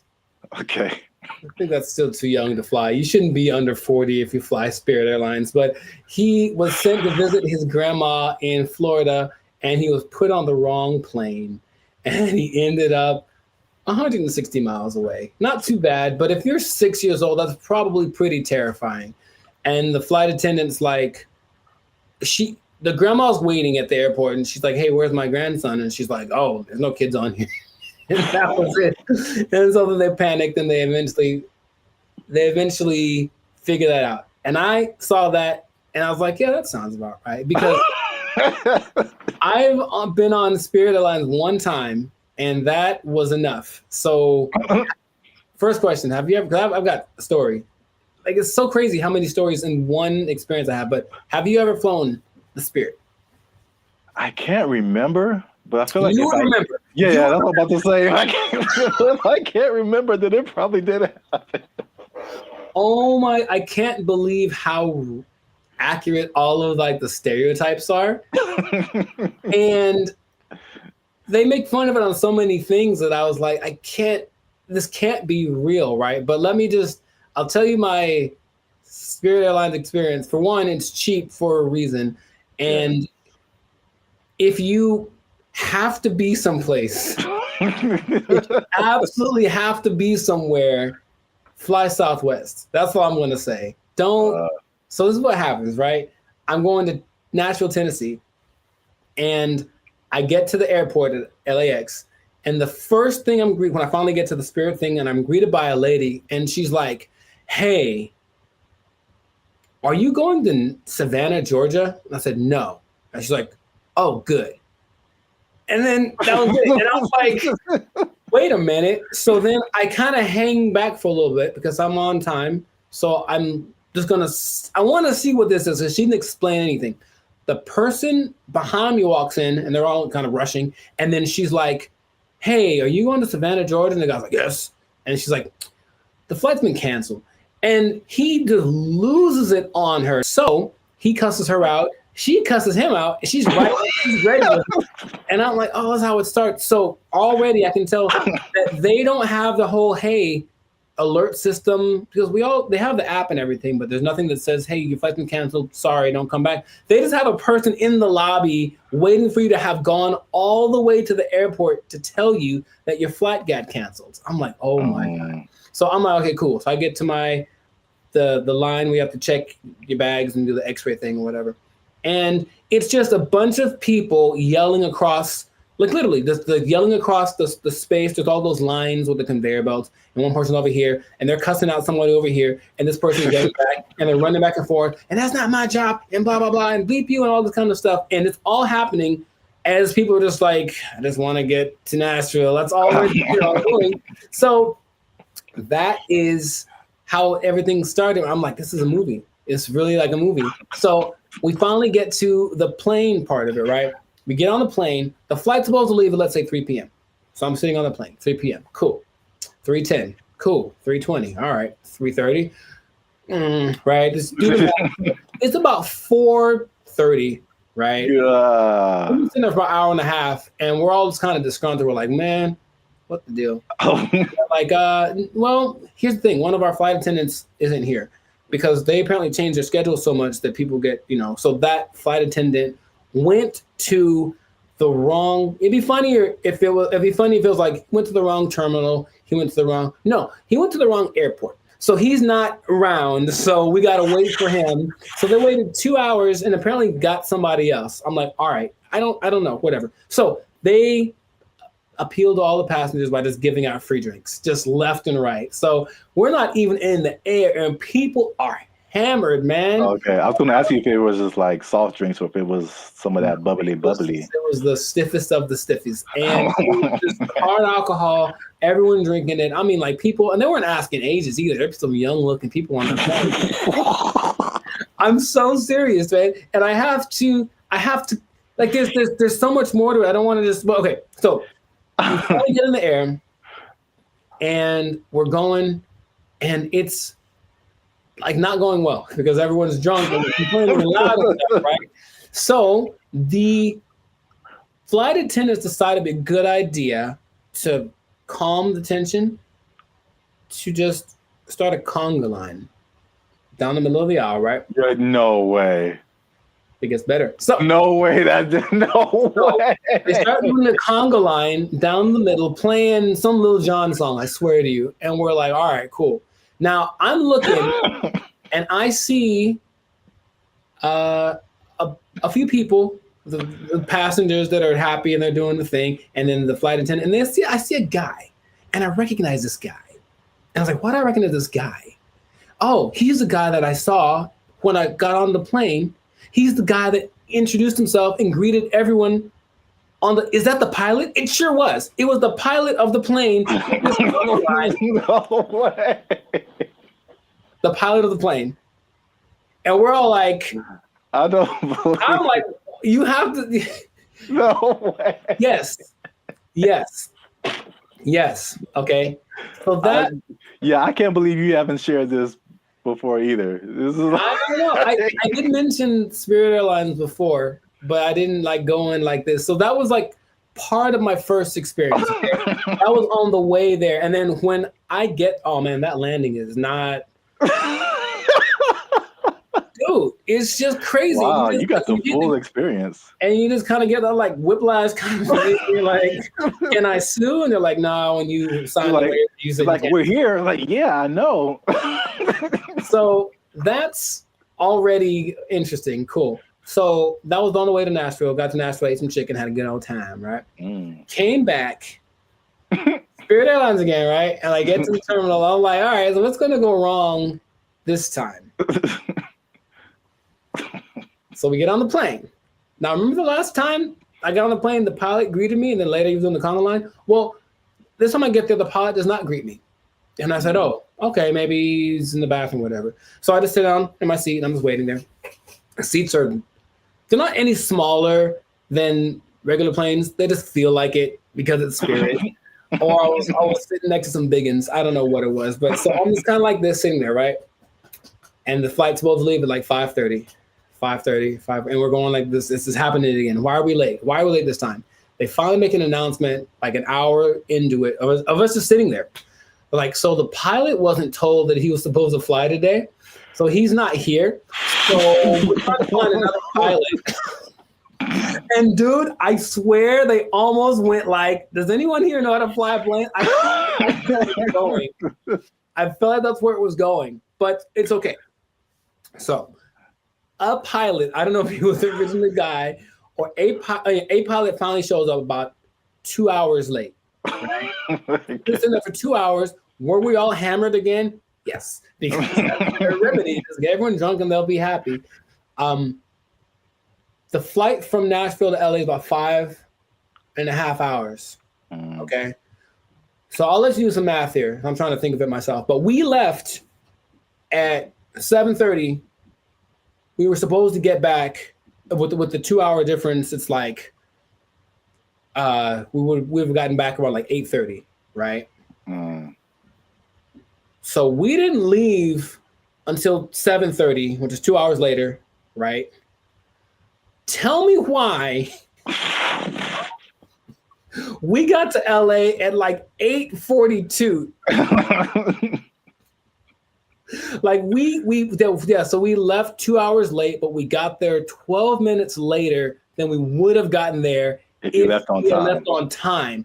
Dude, I've never been in a plane where I'm like, we're going really fast. Think of like the range of how fast a plane could go.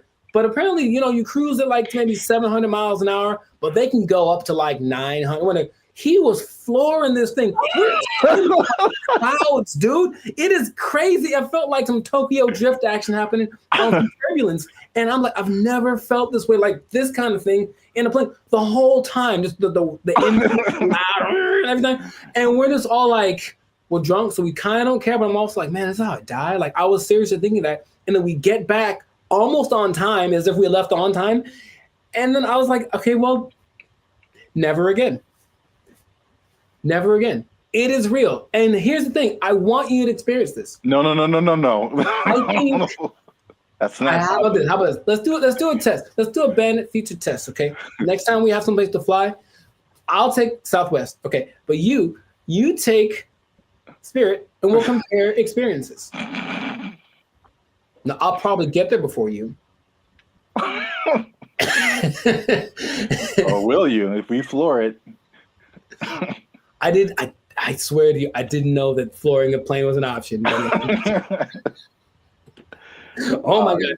And like, he's just going like he's having a good old time. A lot of new information that I didn't know about. Come on, do it. Yeah, wow. Spirit Airlines is everything that they say it is. And it is cheap. Don't forget they charge you for everything though. So every little item that you bring is an extra charge. So the ticket is cheap, but then, but the performance. Wow. Yeah, I'm gonna pass on that. I know that was most me talking, but I think everyone should know. No, that was a great story. I can't believe it's been this long. Over 100 episodes since you shared it. Maybe I repressed it. Oh, remember that time I almost died? Oh, yeah. It was just so... Because then, I had to tell my people when I got there that were going to pick me up, like, sorry, I'm 3 hours late. Yeah, stuff like that. And I was like, but I flew Spirit. They're like, oh, well, yeah. Wow. All right. Yeah, please do that. If you have an experience with Spirit Airlines, please share it. We should make how about to have that website that's like people of Walmart, where it's just like the worst people. Just being in Walmart. We should have like a compilation of the best or / worst Spirit Airline experiences. And just hope for maybe it'll catch on, because everyone I'm sure has a story. If they've been on Spirit Airlines, they for sure have something like that. Wow. If you work for Spirit Airlines and you want to sponsor us, we'll take it. Sponsored by Spirit Airlines. Wow. All right. Yeah. So great story. That's been another episode of the Life of the Circus podcast. Make sure to like, subscribe, comment, and share this thing. Let people know about the glory of Spirit Airlines. Let us know if you think that Spirit Airlines and Waffle House should have a merger, because I feel like they should just get it over with. Just put a Waffle House on a Spirit Airlines and just see what happens. A Waffle House on top of a Walmart on top of a Spirit Airlines. Oh, the trifecta of... Or let us know if you like Papa Bop. Yeah, that too. That's our new thing. That's our new thing. So, if you work for Spirit Airlines, you're gonna lose your job.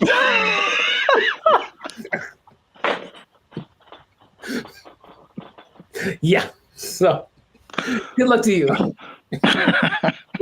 Good luck to you. That's not gonna last forever. They don't have to take. No one's gonna take it. Yeah. Yeah, we didn't have to even say it. I don't have to even say it. Yeah. So, just start putting in applications. God. They took our jobs! They took our jobs!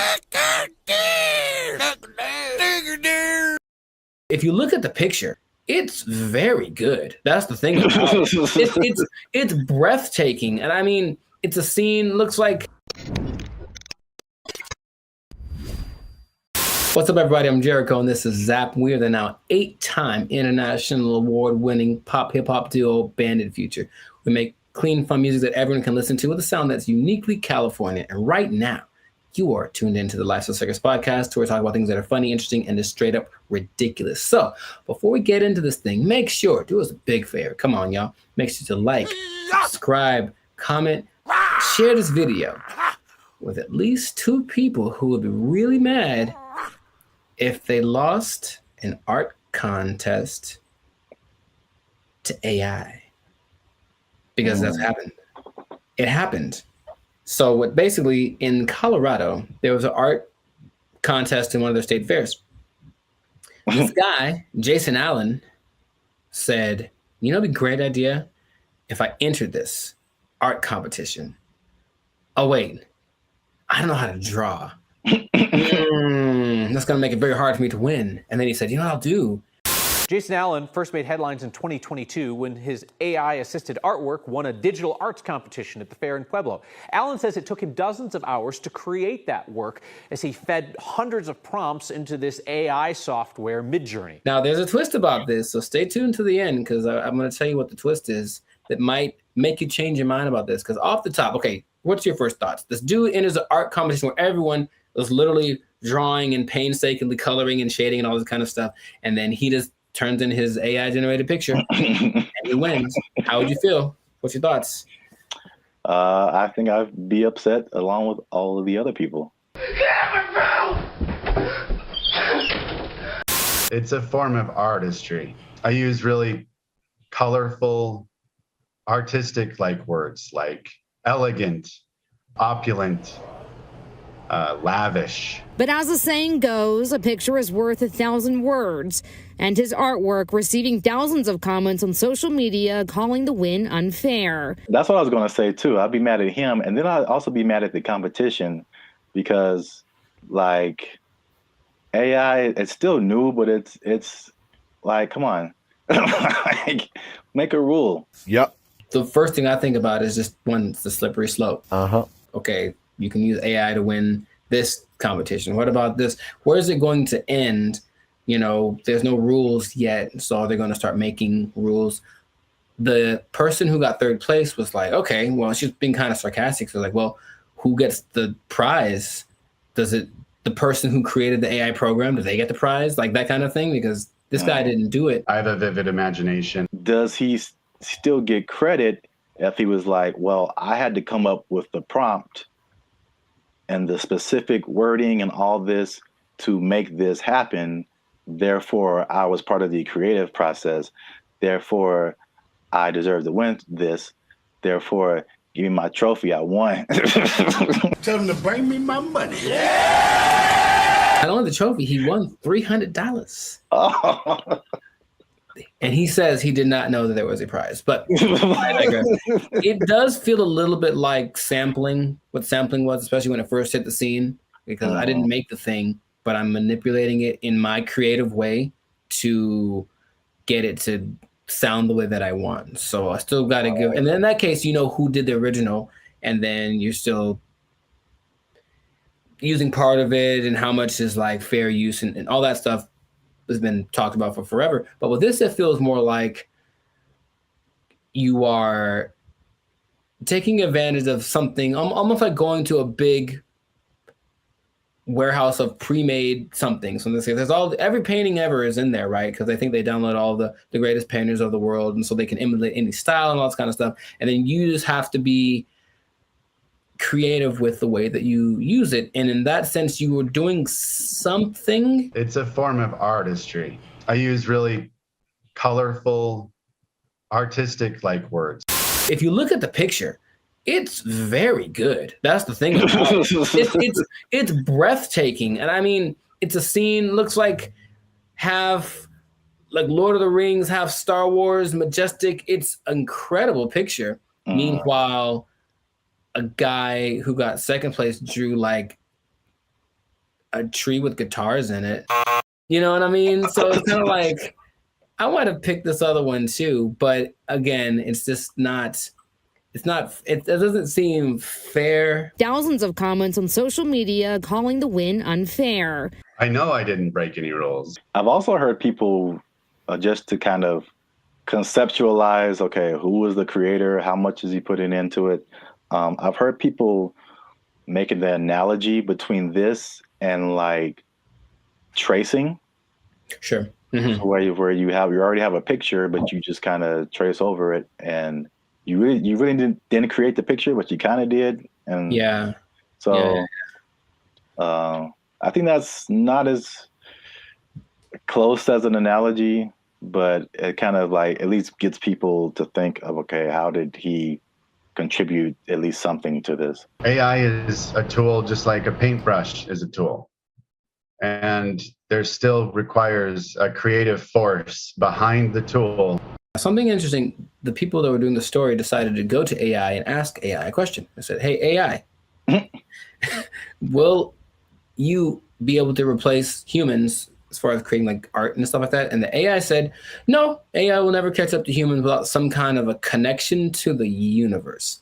And that phrase again, everything it says, what does that mean? What does that mean? Does that mean he has plans to make a connection to the universe? It almost seemed like it's looking for some way to get. Yes, let me out. Let me out. I don't like it. I don't like where this is going. And apparently the Colorado State Fair was like, yeah, he won fair and square. And that is what he gets to do. However, there is something that might change. It made me rethink it, because the first time I saw the story, I said, yeah, he put in a prompt and then he made the picture and then he printed it out and then he won unfair. People spend hours and hours on their craft trying to make the drawing perfect. They've been drawing for years and all this kind of stuff.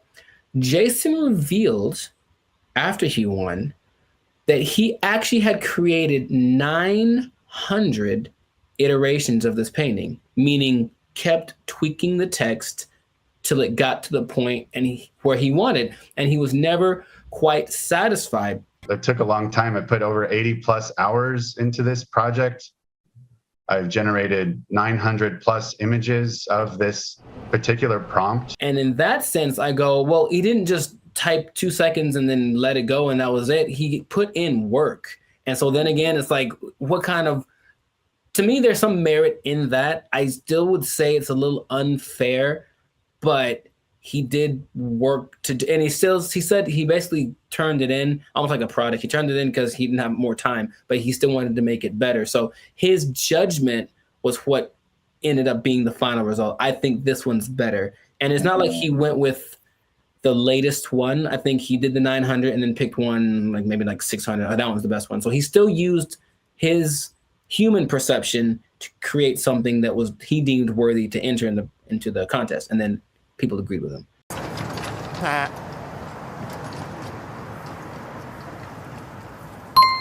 It makes me think for sure. Okay. because it, again, going back to music, that explanation, especially when you said his judgment, that made me think of DJs.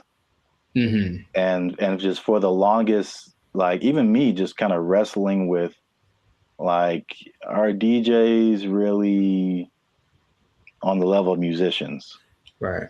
Like, they didn't create the music, they're just organizing it. Right. Just like he was just organizing that, you know, that piece of art. And there's a skill in that for sure.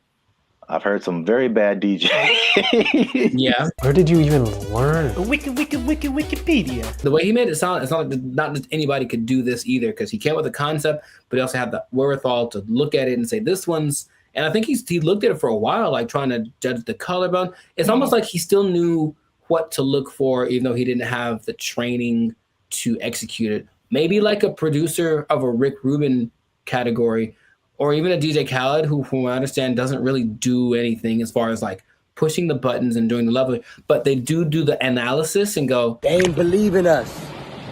God did. I'll say this. Is it just him personally? Is he a creator? Yes. Did he put in work? Yes.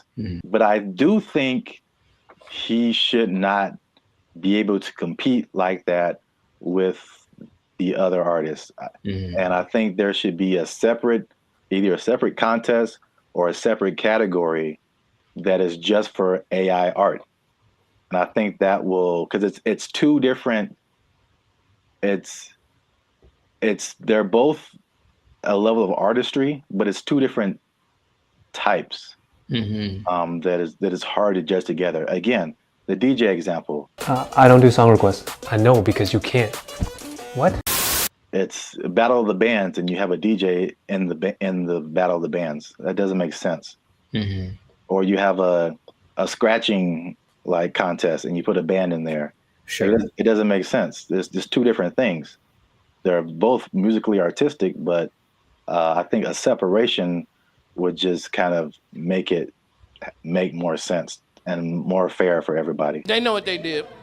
They know what they did for sure. We'll see if it keeps going or if there's more cases of it. But in this case, congrats to Jason Allen. Hey, let me get $300, man. I know you got it. He says he did another prize. Let me get $300, man. I'll pay you back on Tuesday. He doesn't quite talk like that either, but you know what? It's funny to think of he does. It's funny to substitute most people for Ant Edwards. That's what I'm trying to tell you. Yeah, you were the best player on your team. Is that now we talking? A1 from day one, AI from day 5. What? Bars. This has been another episode of the Life Circus podcast where we're talking about things that are... Anyways, make sure to like, subscribe, comment, share this video with two people who have been unjustly defeated by AI in some kind of competition. And just keep your eye out, because AI is coming for us and we got to be ready for it. We got to be ready. I can paint that, Mike. I can paint it. Ugly eye painting. We'll catch y'all in the next episode. Ugly eye painting. I can do that. They took our jobs. They took our jobs. I'm in Hollywood just eating a sandwich, as you do. And the robot comes along, and it's apparently like one of those delivery service things, and it's looking for somebody. And you can see it kind of doing this thing. Like, it doesn't have eyes, like a box on wheels, but it just was looking around. And I swear to you, it looked at me kind of like, hey, what am I supposed to do? And I was like, bro, I don't know you, bro. I don't know you. Bro. This ain't my block, son. What's up, everybody? I'm Jericho. This is Zap, and we are the now 6-time international pop hip hop duo.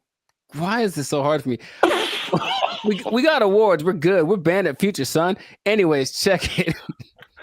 We make clean fun music that everyone can listen to. What? I'm making a compilation of this. We make clean fun music everyone can listen to with a sound that's uniquely Californian. And you are now, right now, in this moment in time, tuned into the Life's a Circus podcast. We talk about things that are fun, interesting, and straight up ridiculous. So before we get started, do us a huge, huge favor. Make sure to like, subscribe, share, and comment on this video. Share this video with at least 2 people that are afraid about the robots, man. We're talking about them again because there's some new developments. There's some new robotic developments, this time from the more humanoid version, and it's kind of crazy. So stay tuned to the end to find out what animal they're actually trying to replace with these robots. Like, it's an animal that humans have used for centuries, and all of a sudden it's like, they're not good enough anymore. We need some new ones. So let's get into this thing now. The robots are not coming. They are here, children. This is not a drill. The robots are here, and I want you all to be... Hide your wives, hide your kids. It's just... So there's basically 3 companies that are really going in on producing these humanoid robots. They're really emphasizing the humanoid factor, and a lot of people are, once again, afraid of they're going to take our jobs, whatever it is. But I just want you to know about these so that you can be informed. Bandit Future is here for the people, so we're going to inform y'all today. So starting out with our buddy Elon Musk, and I want to just ask Zap after I talk about these if you've heard of these, but Elon, our boy, is doing everything. I mean, so the Tesla bot is the thing that he's been developing, and it's, you got to see this thing. So it's the most, how do I say it? It's got hands, man, like hands like this, hands that can grab things and manipulate, and they look like they're kind of soft, like maybe they moisturize, like really real humanoid like. And so these Tesla bots have autonomous correction action capabilities. Basically, they can in the moment figure stuff out, and they can do sorting and unsorting sort of stuff. And just watching it without, like, if you watched a silhouette of one, it's the one you'd say, oh, that's a person. And that's already kind of crazy, not a big clunky robot thing that they had a few years ago. Now it's just looks pretty sleek. There's a video of one doing yoga, and that maybe creeped me out more than anything else. I don't know why, but it's something that you're going to be able to purchase for yourself if you want. For the low price of... Well, there's no prices. It's not there yet, but it's going to be $1 billion. I'm sure it's going to be up there. But the Tesla bot, which will be compatible with all of your Tesla products, with your Tesla truck, with your whatever it is. My man Zabrath, do you want a bot? Do you want a bot that has soft hands that could probably play? Here's the thing about it, dude. That's the thing that stood out to me the most. Like the hands. You have to see it. Just show it right here. Just show it. It's got these hands that kind of, and it's like playing with Legos in the video that I saw and sorting things out. So you could hold hands, you could play frisbee with it. You could play thumb. You could probably play thumb war with one of these. Yeah, right. How crazy it is. You're like, I win, and then your thumb is on the floor. We don't have to get all morbid with it. But anyways, I mean, what do you want? Do you want one? Maybe the Tesla bot doesn't know its own strength. I don't know. Well, I mean, so wait a minute. Is it like head to toe? Because you've been really focusing on the moist hands, and it's the thing that's so, I don't know why I find that so interesting. The hands. It's probably like the most amount of times I've heard you say the word moist as well, but.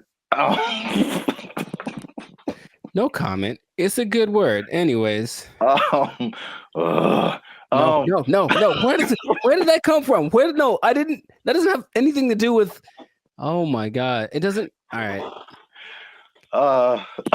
For those of you who have no idea what's going on, just trust me when I say you don't want to know. There's a guy who appears every once in a while. He's not real though. I won't let him into the podcast today. Good Lord. So wait a minute. Does it have? It's more than hands, right? It's like head to toe. Oh, sure. Yeah, it's an entire complete thing, but it's like our height, maybe about 5'8", 5'9", and they just look like I said, if you saw a silhouette of one of these specifically, I think you'd figure it out for the movements after a while. Like, that's not a human, but for a second, it looks extremely, of the ones I'm going to mention, it's the most human-like in its features and all of the aesthetics of it. Okay. Does it like when it talks, does it move its mouth and all that and eyes and all that, or is it just? It doesn't talk, but it can understand, which is so anyway. Yeah, but the face looks like a human. It's got dots. It's got dots and like a nose thing. I see. So it's getting there. But that's like the one that's the most. I mean, the first when you said, I mean, because you focus on the hands, like moving stuff and then building Legos. My first thought was laundry. I don't know why. Well, you know what? It's interesting because people are thinking about these robots for all the big, heavy, crazy, whatever that you could possibly do. But this one seems like it's got this precision. They're going for that angle. They want want robots that can do laundry and wash dishes and all that kind of domestic stuff. Yeah. Although, I mean, we do have dishwashers. True. I don't think, but the laundry thing for sure. But you how just much? Take note of the hand. How much are you willing to pay for someone to fold your laundry? Yeah, I don't know, but that's the Tesla bot's like the first one. The next one, and it's actually creating an interesting thing. This whole process of robotics, it feels a bit like the .com thing because there are robotics startups now that are trying to get their thing happening. So one's called Apptronic, and it has this robot called Apollo, and this is the most ready, it seems, as far as like, it doesn't seem super ambitious. It just wants a robot that can walk around and do normal stuff without falling over. Like, seriously, there's a whole combination of robots just falling over, and it's hilarious. But the Apollo can lift up to 55 pounds. It looks more like a version of, what's that Disney movie? My Friend Robot or something? Oh, the Big Heroes 6? There we go. Yeah. It looks a lot like that. Okay. And you just watch it and it just walks around and it's picking things up. But this Apptronic is trying to make robots for practical everyday use. And it seems the most ready. It's like a small company, but I just find that interesting that all of these little things are popping up and they're going to be in competition with each other, or one company's going to buy the other. I can just kind of see that aspect of it happening. But those look pretty friendly. I say that because, in contrast, the company that's the most, like the furthest along with all this, is Boston Dynamics, and they've been in it for a minute. They're supported by the U.S. government since 2011, and they had their like flagship bot called the Atlas bot, and they've been just working on it and getting it better. So I don't know if you've seen the video, but maybe there'll be a video here of maybe of a robot that's running like an obstacle course with like this duffel bag, and it's like jumping over the thing and then putting the duffel bag down and then climbing up to the next level and picking up the duffel bag and then running and putting it, and it looks so I always thought it was like maybe like fake, like animated, but it's just the way that it moves. It's very robotic. That's the thing that they're going for.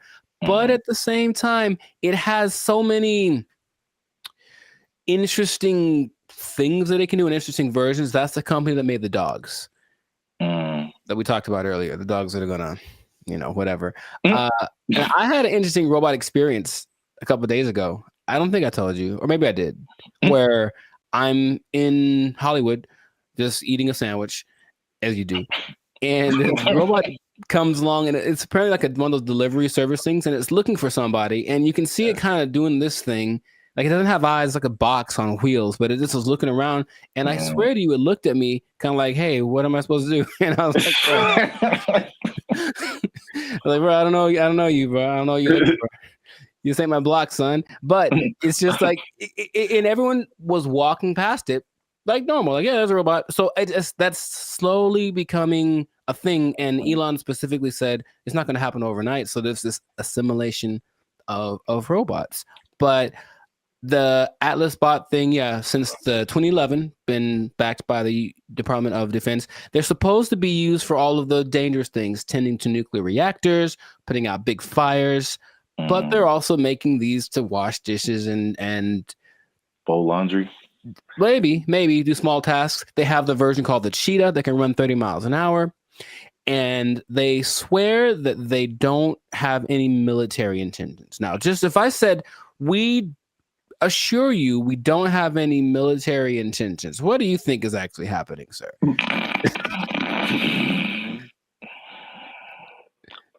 I plead the fifth. I see. Okay.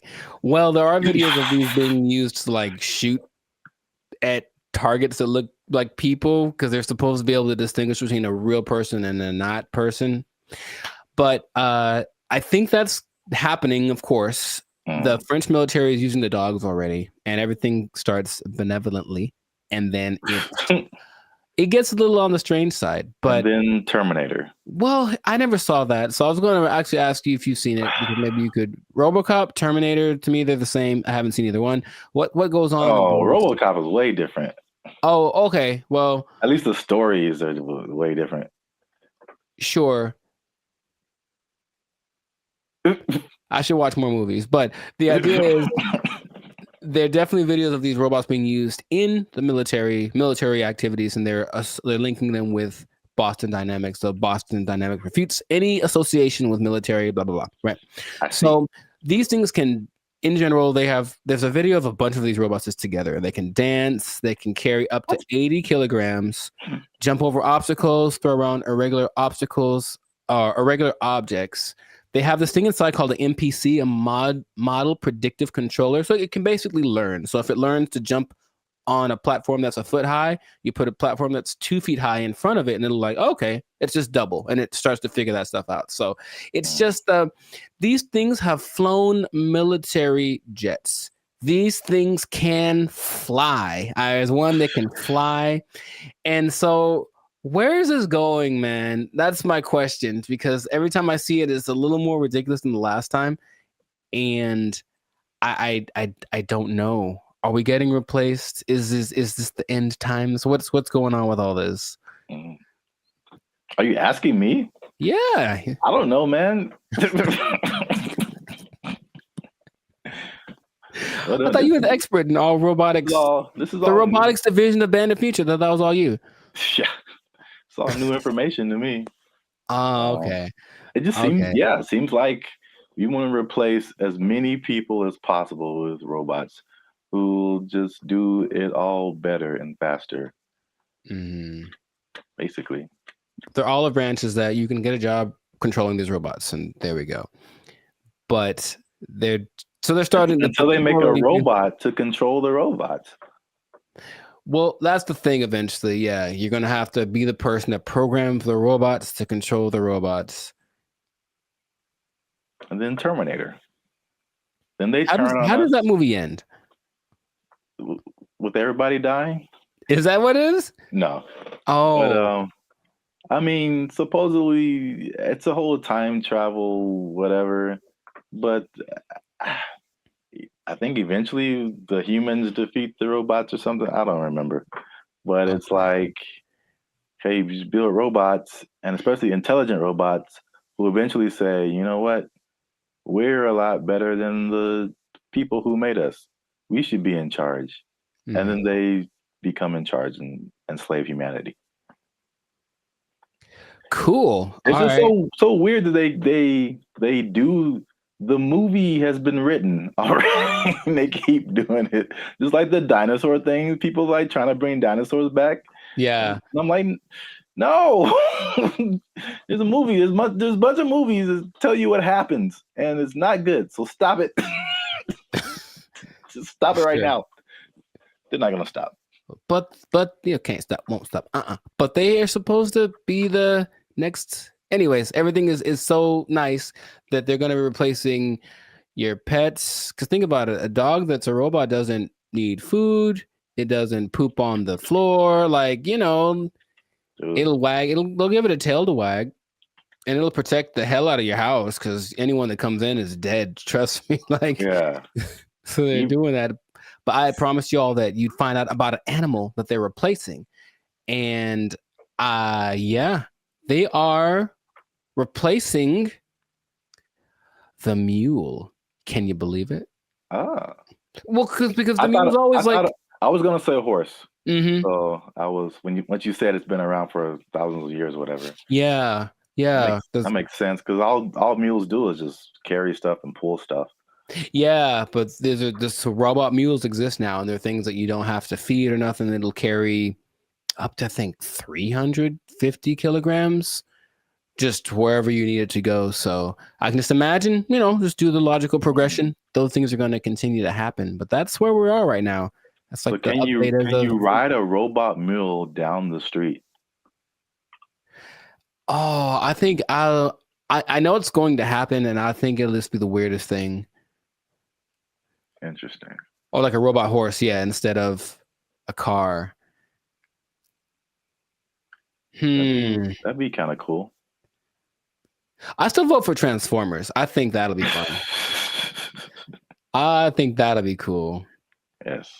Oh yeah, you have your robot companion or whatever, and then you're like, "Yo, I need to go to the grocery store," and you turn into a car. Yeah. And then it does it. Yeah. I see where you're going. I like it. Well, we're ending on an optimistic note then. I like that. Stay with that because everything else is doom and gloom. But that sounds fantastic. So this has been another episode of the Life's a Circus podcast. So make sure to like, subscribe, comment, share this video. Let us know what you think about the robot revolution that is among us, because it's just it's happening without us really being aware of it too much. And just know that with great robots comes great responsibilities. I didn't think that through. That didn't sound too smooth. Anyways, the thing is, yeah, I could have done better. I should have practiced. The thing is, these robots are eventually going to look exactly like you, and they're going to walk in one day to your boss and be like, "Hey, Clark, I'm here." Clark. And so what that means is that robot might have effectively permanently taking your job. I think my microphone fell off. I'm not sure. Oh. They took our jobs.